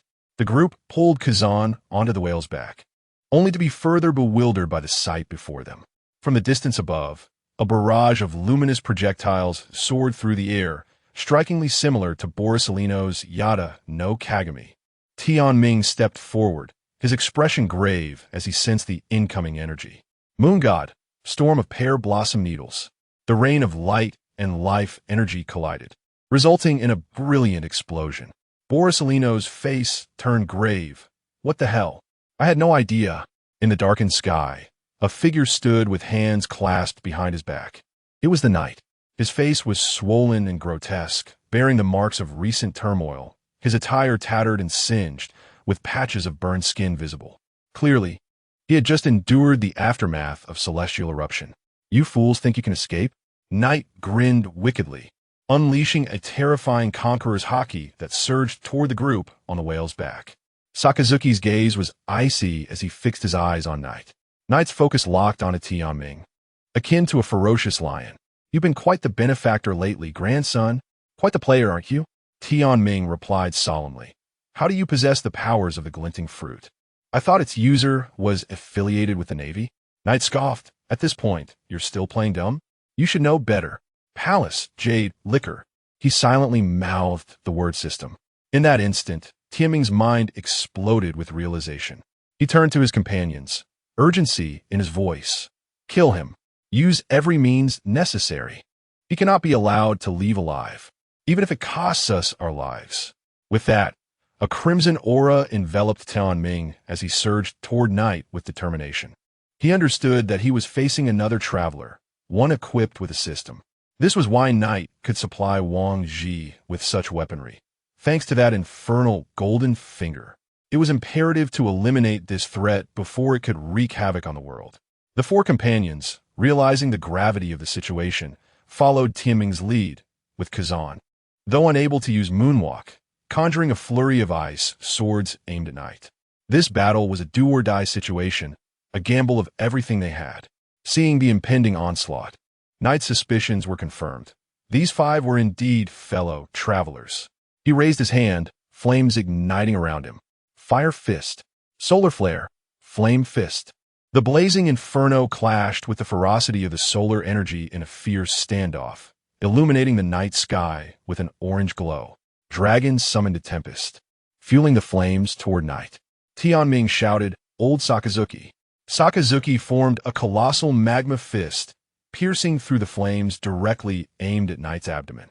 This strike was unstoppable, as though it aimed to create a gaping wound in his chest. Realizing the danger, Knight evaded the attack, his form flickering like a flash of light. Borsalino followed closely in pursuit. Red Sky Sword, Heavenly Cloud Sword. The two swords clashed violently, sending shockwaves through the air, radiating a resplendent golden brilliance. Knight glared at Borsalino, a sinister smile creeping across his face. It seems you played your part well on the ship.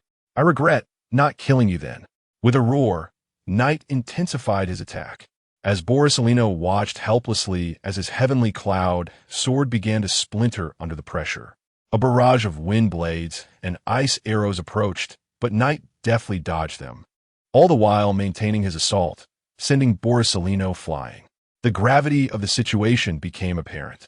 Knight had just displayed the abilities of both the glinting fruit and the burning fruit, and given the unique nature of devil fruits, how could Knight possess the glinting fruit when it had already been consumed by Borsalino? Such a phenomenon had never occurred on these seas. The group turned to Tianming, who resolutely declared, "After we take him down, I will explain everything." Knight scrutinized them, ultimately locking eyes with Tianming. "No, you are not the travelers. You are magma fruit, glinting fruit, freezing fruit, gale fruit. You are." Knight realized the identities of the remaining four, his eyes widening in shock. With the cards laid bare, there was no longer anything to conceal. Today it's either you or me. The life force they had used to disguise themselves dissipated, coalescing into pure life essence to strengthen their forms. Moon God, storm of light arrows. Tianming concentrated his life force into arrows, launching them with the force to pierce the heavens. Knight, wielding his sword, pondered momentarily before deciding to unleash his ultimate technique. He charged, slicing through the air, unleashing a massive golden sword aura that surged toward them with cataclysmic force. The sword aura roared like thunder, threatening to obliterate everything in its path. As Tianming's life arrows were mercilessly shattered, in that fleeting moment, the clash of destinies was set into motion. The expressions of the four individuals shifted dramatically. Just as they were about to scatter, an overwhelming and terrifying conqueror's haki descended alongside the sword light, rendering them unable to even evade with a sidestep. Borsalino once again felt the dread of this formidable haki, which had once immobilized him on the ship. The golden sword light loomed larger in his vision, as if death itself was beckoning him. He braced against the pressure of the haki, placing his arm before him. Composite, shield of life. A colossal circular shield materialized between Tianming's hands, protecting his comrades behind him. Kazan, seated upon Labu's back, wore a grave expression as he gazed at the figures in the sky, exclaiming, "Senior brothers." The immense golden sword light struck Tianming's shield, producing a thunderous roar that echoed across the entire sea. The sword light soared skyward, brimming with the power to sever all. Tianming's life energy shield began to disintegrate inch by inch as he gritted his teeth and exerted greater life force. At that moment, Tianming's hands were battered, flesh torn asunder from a tremendous impact. His face contorted in agony. Blood streamed from all 7 orifices. He had no time to use his abilities to heal his injuries. Tianming, with a voice hoarse from exertion, channeled his primordial life force into the shield, finally absorbing the full brunt of the sword light. 70% of the damage concentrated upon him alone, and he was propelled backward by the colossal shockwave, descending like a meteor from the sky.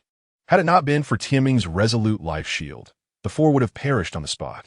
Tianming, witnessing the scene, the remaining individuals felt a taut string within them snap, their minds teetering on the brink of madness. Borsalino, seeing Tianming about to plummet into the sea, prepared to intercept. In that instant, Knight approached Borsalino, along with Dragon and Sakazuki. "Here is where I shall end you. It will spare me considerable trouble in the future." Sakazuki and Dragon stood before Borsalino, facing Knight's blade, solemnly declaring, "We will handle this. You go save him. Hurry." 8-foot mirror. Borsalino, unwilling to delay, transformed into a streak of light, racing toward Tianming just as he was about to touch the surface of the sea, catching him in the nick of time. Borsalino laid the unconscious Tianming on a Labu's back. Kazan, take care of yourself and Tianming. If the three of us fail, let Labu lead you away. Do not concern yourselves with us. Kazan, gazing at the bloodied and semi-conscious Tianming in his arms, gritted his teeth and replied, Understood, senior brother. Lying in a pool of blood, Tianming was grievously wounded. His hands were mangled, and a deep gash pierced through his abdomen, blood pouring forth. It could be said that had Tianming not been so tenacious, he would have perished on the spot. Ha ha ha ha ha. What do you have to contend with me? With this sword in hand, I possess true Vice Admiral level power. Do you believe you can defeat me? You can only resort to petty tricks. Knight disdainfully swung his sword, blocking the relentless onslaught of magma bullets and wind blades. At this moment, Sakazuki and Dragon unleashed their life-for-life tactics in fierce retaliation. It is commonly said that beneath a dragon's neck lies a reverse scale, the dragon's Achilles heel. However, we typically refer to that as the reverse scale. By injuring Tianming, he had provoked the ire of everyone present. Sakazuki erupted with unparalleled conqueror's haki. At this moment, Dragon also awakened a similar momentum. Dragon's haki ignited at that instant. However, both were still too inexperienced. Knight hardly regarded them as a threat. He mocked Sakazuki. You too can awaken Conqueror's haki? This is truly unprecedented. Do you know, I've long wished to kill you. Sakazuki paid no heed to the beast before him. His mind was solely fixed on reducing him to ashes. Dragon and Sakazuki's eyes blazed crimson with fury. You shall pay for this. Borsalino re-entered the fray, joining forces with Sakazuki and Dragon to launch a fierce assault against Knight. Chapter 93. The Death of the Dark Knight, a torrent of blood erupted, awakening Tianming from the depths of unconsciousness, choked by his own blood. The metallic, briny taste lingered in his mouth. Kazan turned to support Tianming, who was spitting out blood. Seeing Tianming regain consciousness filled Kazan with immense joy. Tianming, my brother. Despite his grievous injuries, Tianming raised his gaze to the dark sky, pondering how to eliminate this aberration. He observed Borsalino, Sakazuki, and Dragon, their bodies marred with wounds and their conditions deteriorating rapidly. A sense of urgency enveloped Tianming. Damn it, I must tend to their injuries. Just as he attempted to rise, he found himself utterly exhausted. What should he do? He couldn't continue like this. Kazan reassured him, Tianming, you are gravely injured. Charging him would be futile and could hinder their efforts. Tianming remained non-committal, but his desire to act was palpable. He gazed at the fading mark of life on his arm and gently placed his hand on Labu's head. Labu, lend me your strength. Upon uttering these words, he activated his life-draining ability. The potent vitality within Labu surged into Tianming's body. With the influx of life energy, all of Tianming's wounds began to mend rapidly. After a minute or so, he was completely restored.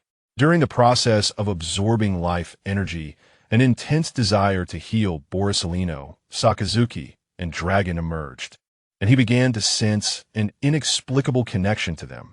Tianming carefully attuned to this peculiar bond and suddenly understood. Each of them possessed a life card connected to him.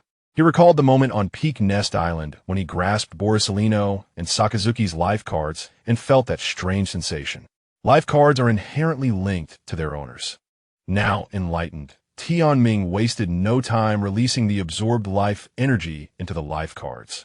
At that moment, the beleaguered Borsalino, Sakazuki, and Dragon felt a familiar warmth enveloping them, their injuries gradually healing. The Dark Knight, astonished, gazed at Kirifu. Having endured his strongest sword technique, it was inconceivable that he could survive. That attack was capable of cleaving an island in twain. The Dark Knight struggled to maintain composure, his pig-like visage trembling in shock. The purple-haired figure before him was undeniably the strongest wraith, recently vanquished by his own hand. The previous attack, imbued with the will of Conqueror's haki, had indeed been terrifying. Tianming had narrowly escaped, but fortunately, Labu was there. A calm smile graced Tianming's face. He now knew how to defeat the Dark Knight. At this moment, Dragon bellowed, "Get down. We've got this." The trio of Inu, Saru, and Dragon stood resolutely before Tianming, a formidable barrier of strength. Tianming regarded his three brothers with a serene expression. Old Huang, Old Sa Dragon Boy, I know how to vanquish him. Trust me.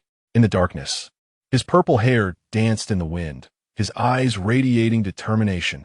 Just as Sakazuki and Dragon prepared to retort, Borisolino silenced them with a gesture, urging them to heed Tianming's words. He understood his brother all too well. If Tianming appeared so composed, he must possess immense confidence. Give me your sword. Tianming extended his hand toward Borisolino. Upon hearing this, Borisolino handed over a simple dagger he had casually taken before setting sail. Despite their outward calm, all three brothers, including Borisolino, were on edge, ready to spring into action at the slightest shift in the battle. Inu, Saru, and Dragon looked at Tianming, who held the dagger with one hand, perplexed by his intentions. After all, Tianming's swordsmanship was notoriously poor. Tianming and the Dark Knight locked eyes from afar. Tianming broke the silence. Do you possess a system? The Dark Knight scoffed, a sinister grin spreading across his face. Don't you? Tianming coldly retorted, Actually, I don't. With a mocking smile, Tianming continued, Speaking of which, we are quite alike. I'm curious why you chose to become depraved, forcing innocent women, wreaking havoc upon the world. Is this how you repay your 9 years of compulsory education? The Dark Knight, now intrigued, replied defiantly, Mind your own business. Tianming scoffed. You fool. I have no time for your nonsense.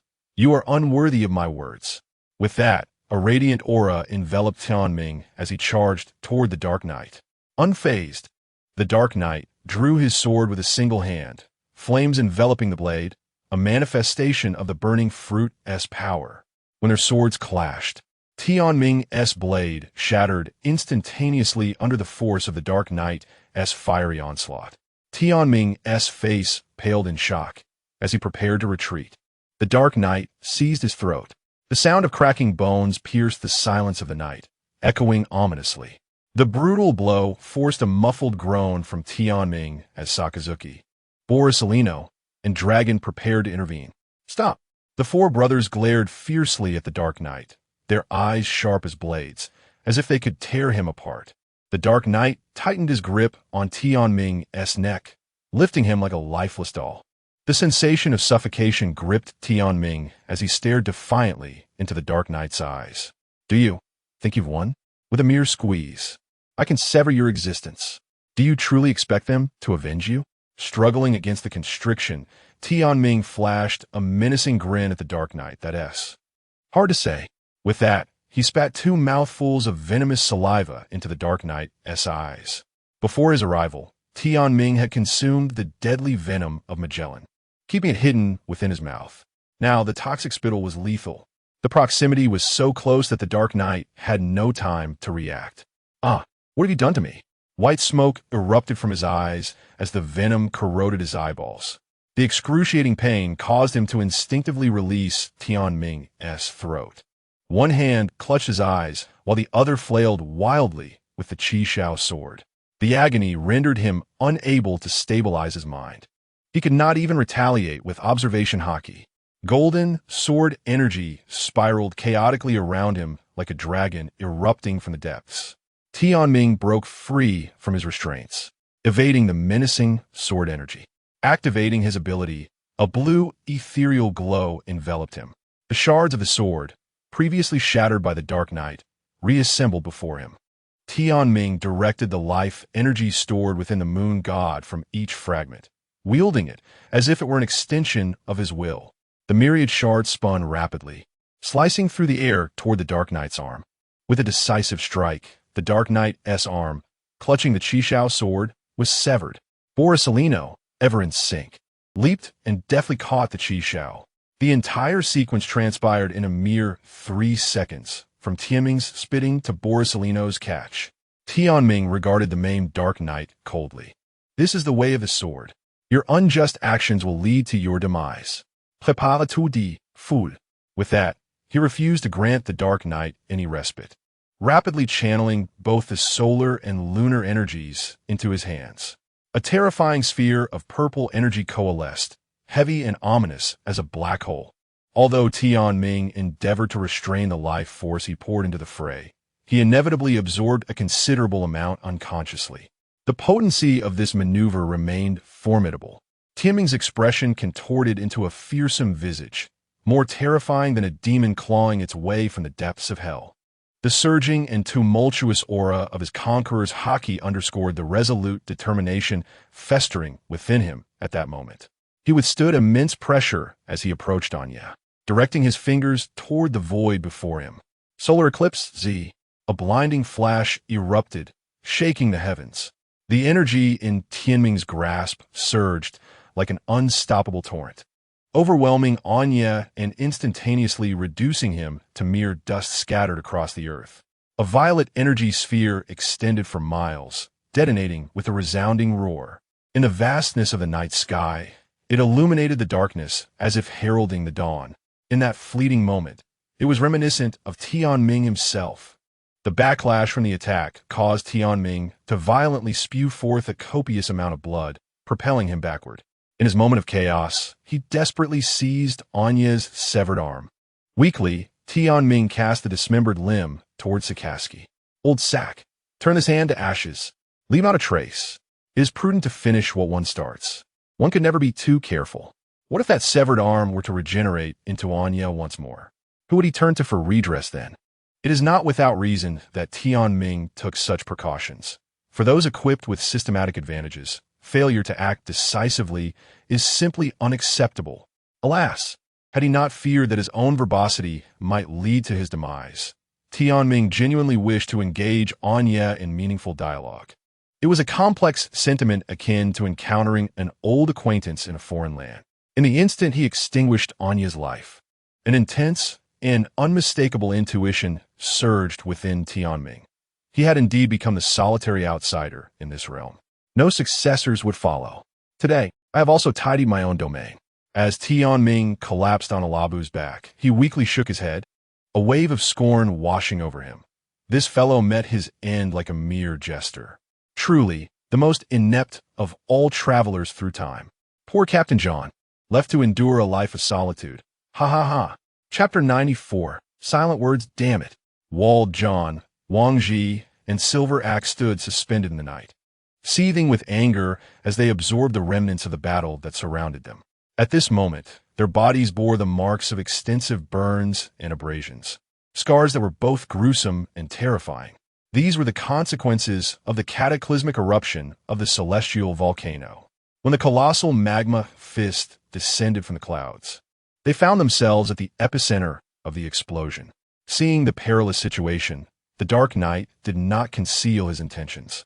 He swiftly utilized the powers of the glittering fruit to escape overseas, leaving the four of them behind to await their demise. However, their agility and extraordinary physical prowess allowed them to narrowly evade the lethal magma above. Seated upon the scorched earth of Peak Nest Island, they had yet to react to the Dark Knight's unauthorized flight when a radiant white light erupted from the distant sea. Wang Ji felt the life card belonging to the Dark Knight extinguish completely. The Dark Knight was dead. Upon receiving this dreadful news, Walled, Wang Ji, and Silver Axe felt an overwhelming sense of relief. Yet John sat amidst the ruins, his silver teeth clenched, a whirlpool of conflicting emotions swirling within him. Driven by curiosity, the four of them ventured towards the source of the white light. As some of the most formidable beings in the ocean, they naturally employed the moonwalk technique, a skill easily mastered given their innate talents. Above the very sea where the five brothers had previously clashed with the Dark Knight, the remnants of the eclipse lingered in the air, a testament to the explosion's residual vitality. At this moment, Wald activated his observation haki, his rage boiling to the point where he felt he might shatter his own teeth. It was that little brat. Infuriating. I must kill him. His eyes were bloodshot, revealing a maniacal expression. In the depths of the ocean, Labu questioned, "Are you saying he does not belong to our world?" The likes of Borisolino, Sakazuki, Dragon, and Kazan gazed in disbelief at the feeble Tianming sprawled on the ground. Tianming nodded wearily, his demeanor reflecting his exhaustion. Have you been daydreaming too much? Sakazuki inquired bluntly. Believe it or not, I've explained it to you, Tianming retorted, a groan escaping his lips. Borisellino interjected, enough already. Sakazuki, stop provoking him. He can hardly handle the stress. Since employing the eclipse technique against the Dark Knight, Tianming had grown even weaker. The vitality he absorbed from Labu had primarily been expended on that one move, leaving him in a state of overload regarding his fruit abilities. Kazan asked Tianming, how do you know he doesn't belong to our world? Tianming fell silent, deep in thought. After a long pause, he spoke, because I am like him. I too do not belong to this world. With that, Tianming cracked a faint smile, his parched lips stretching into a grin. Dragon tilted his head in confusion. What are you talking about, Tianming? I don't understand. I truly don't know how to explain this to you. Let me think for a moment. A heavy silence enveloped the dark space, punctuated only by Tianming's labored breaths. Never mind. Stop thinking. Borisellino interrupted sternly. This matter is insignificant. He is already dead. Whether you explain or not is inconsequential. Rest now. There is nothing more to discuss. The others understood Borisellino's intent and fell silent, glancing at the unconscious Tianming. In that moment, Tianming spoke softly. I once had a long, long dream. I dreamed I had gone to another world, a place of peace and prosperity. I lived there for over 20 years. Although it was stable, I felt profoundly lonely, without family or friends. Then, the dream ended. When I opened my eyes again, just as he was about to continue his heartfelt narrative, a vision of the bearded giant flashed through his mind, and the words caught in his throat. He hastily concluded, in short, meeting you all has brought me immense joy. I have never been this happy in my life. Sakazuki replied flatly, enough with the chatter. You're gravely injured, yet you can't stop talking. Tianming shook his head in resignation, a bitter smile crossing his face as he gradually closed his weary eyes. Before long, the steady yet faint sound of breathing filled the air. Observing that Tianming had succumbed to unconsciousness, the four exchanged knowing glances. Dragon spoke first in a hushed tone. From now on, we cannot allow him to overexert himself again. Sakazuki slowly closed his eyes, letting out a soft sigh as he murmured, we must become stronger. Kuzan stood with his head bowed, fists clenched. After this mission, his yearning for justice had reached its zenith. Borisellino's gaze darkened as he fixed his eyes on Tianming, who still bore a faint smile even in slumber. He tightened his grip on the crimson sword left behind by the Dark Knight. Channeling his abilities, he emitted a soft glow that illuminated the surroundings, casting light upon Tianming. Within the complexity of their gazes, the young naval commander's tattered clothing revealed the gaping, jagged wounds across his chest, fissures that seemed to penetrate deep into his flesh. The edges of these cracks were dry and rough, reminiscent of parched earth yearning for rain. His countenance now appeared to have aged over 2 decades. All of this had been foretold. He knew everything, yet revealed nothing to them. Chapter 95. The final touches as the Battle of Peak Nest Island concluded. The 5 brothers, under the transport of Labu, finally arrived at the G5 branch of the New World Navy at midday. The moment they reached the G5 branch, Borisellino hurried to establish contact with headquarters. The final arrangements for Peak Nest Island will be managed by Carp and Sengoku, while the 5 brothers would remain at G5, awaiting their return. Upon arriving at G5, with the aid of various therapeutic treatments, Tianming's fruit abilities were restored to their full potential within a mere 3 days. During this period, he found himself besieged by the concerns of his companions, the 4 of whom were quite vocal in their discontent. Xiaoming, you were far too reckless. Did you know how worried we were when the Dark Knight had his hands around your neck? Tianming, are those cracks on your body a side effect of overexerting your abilities? What do we do to heal them? Perhaps you could draw some life force from me once your abilities are fully restored. Tianming, you must not let anything happen to you. You scoundrel. If you dare act so recklessly again, do not blame me for being merciless. Despite Tianming's attempts to assure them that the cracks on his chest and the signs of aging on his face were merely temporary, and that he would return to normal once his life force was restored, his friends remained unconvinced. Sighing, he recognized their concern and refrained from retorting, choosing instead to lighten the mood with a few quips. Once his powers were fully recuperated, Tianming promptly stripped the trees in the mountains behind G5, provoking a furious reprimand from Rear Admiral Eckert. After replenishing his life force, Tianming stood once more on the shore before his four brothers. He lifted his shirt, thumping his unscathed chest and restored visage. "See? I told you. I am perfectly fine. Look at your expressions from a few days ago. As if I were on the brink of death." Such overreactions. With a face full of exasperation, he let his shirt fall back down, hands buried in his pockets, casting a sidelong glance at the four before him. Upon witnessing Tianming's recovery, Borisovino's previously somber demeanor softened, while Kazan and Long resumed their usual jovial attitudes. Meanwhile, Sakazuki, shrouded in a dense layer of armament haki, began to approach Tianming slowly. "Hey, old sack, where you up to?" Tianming inquired nervously. Then Borisovino and Long chimed in, "I warn you, I just recovered." "Wait, are you serious?" Tianming exclaimed as Sakazuki seized him by the collar, lifting him like a lifeless sack, poised to strike. With a resounding thud, Borisovino and Long's smiles were now tinged with a hint of menace. "Ah!"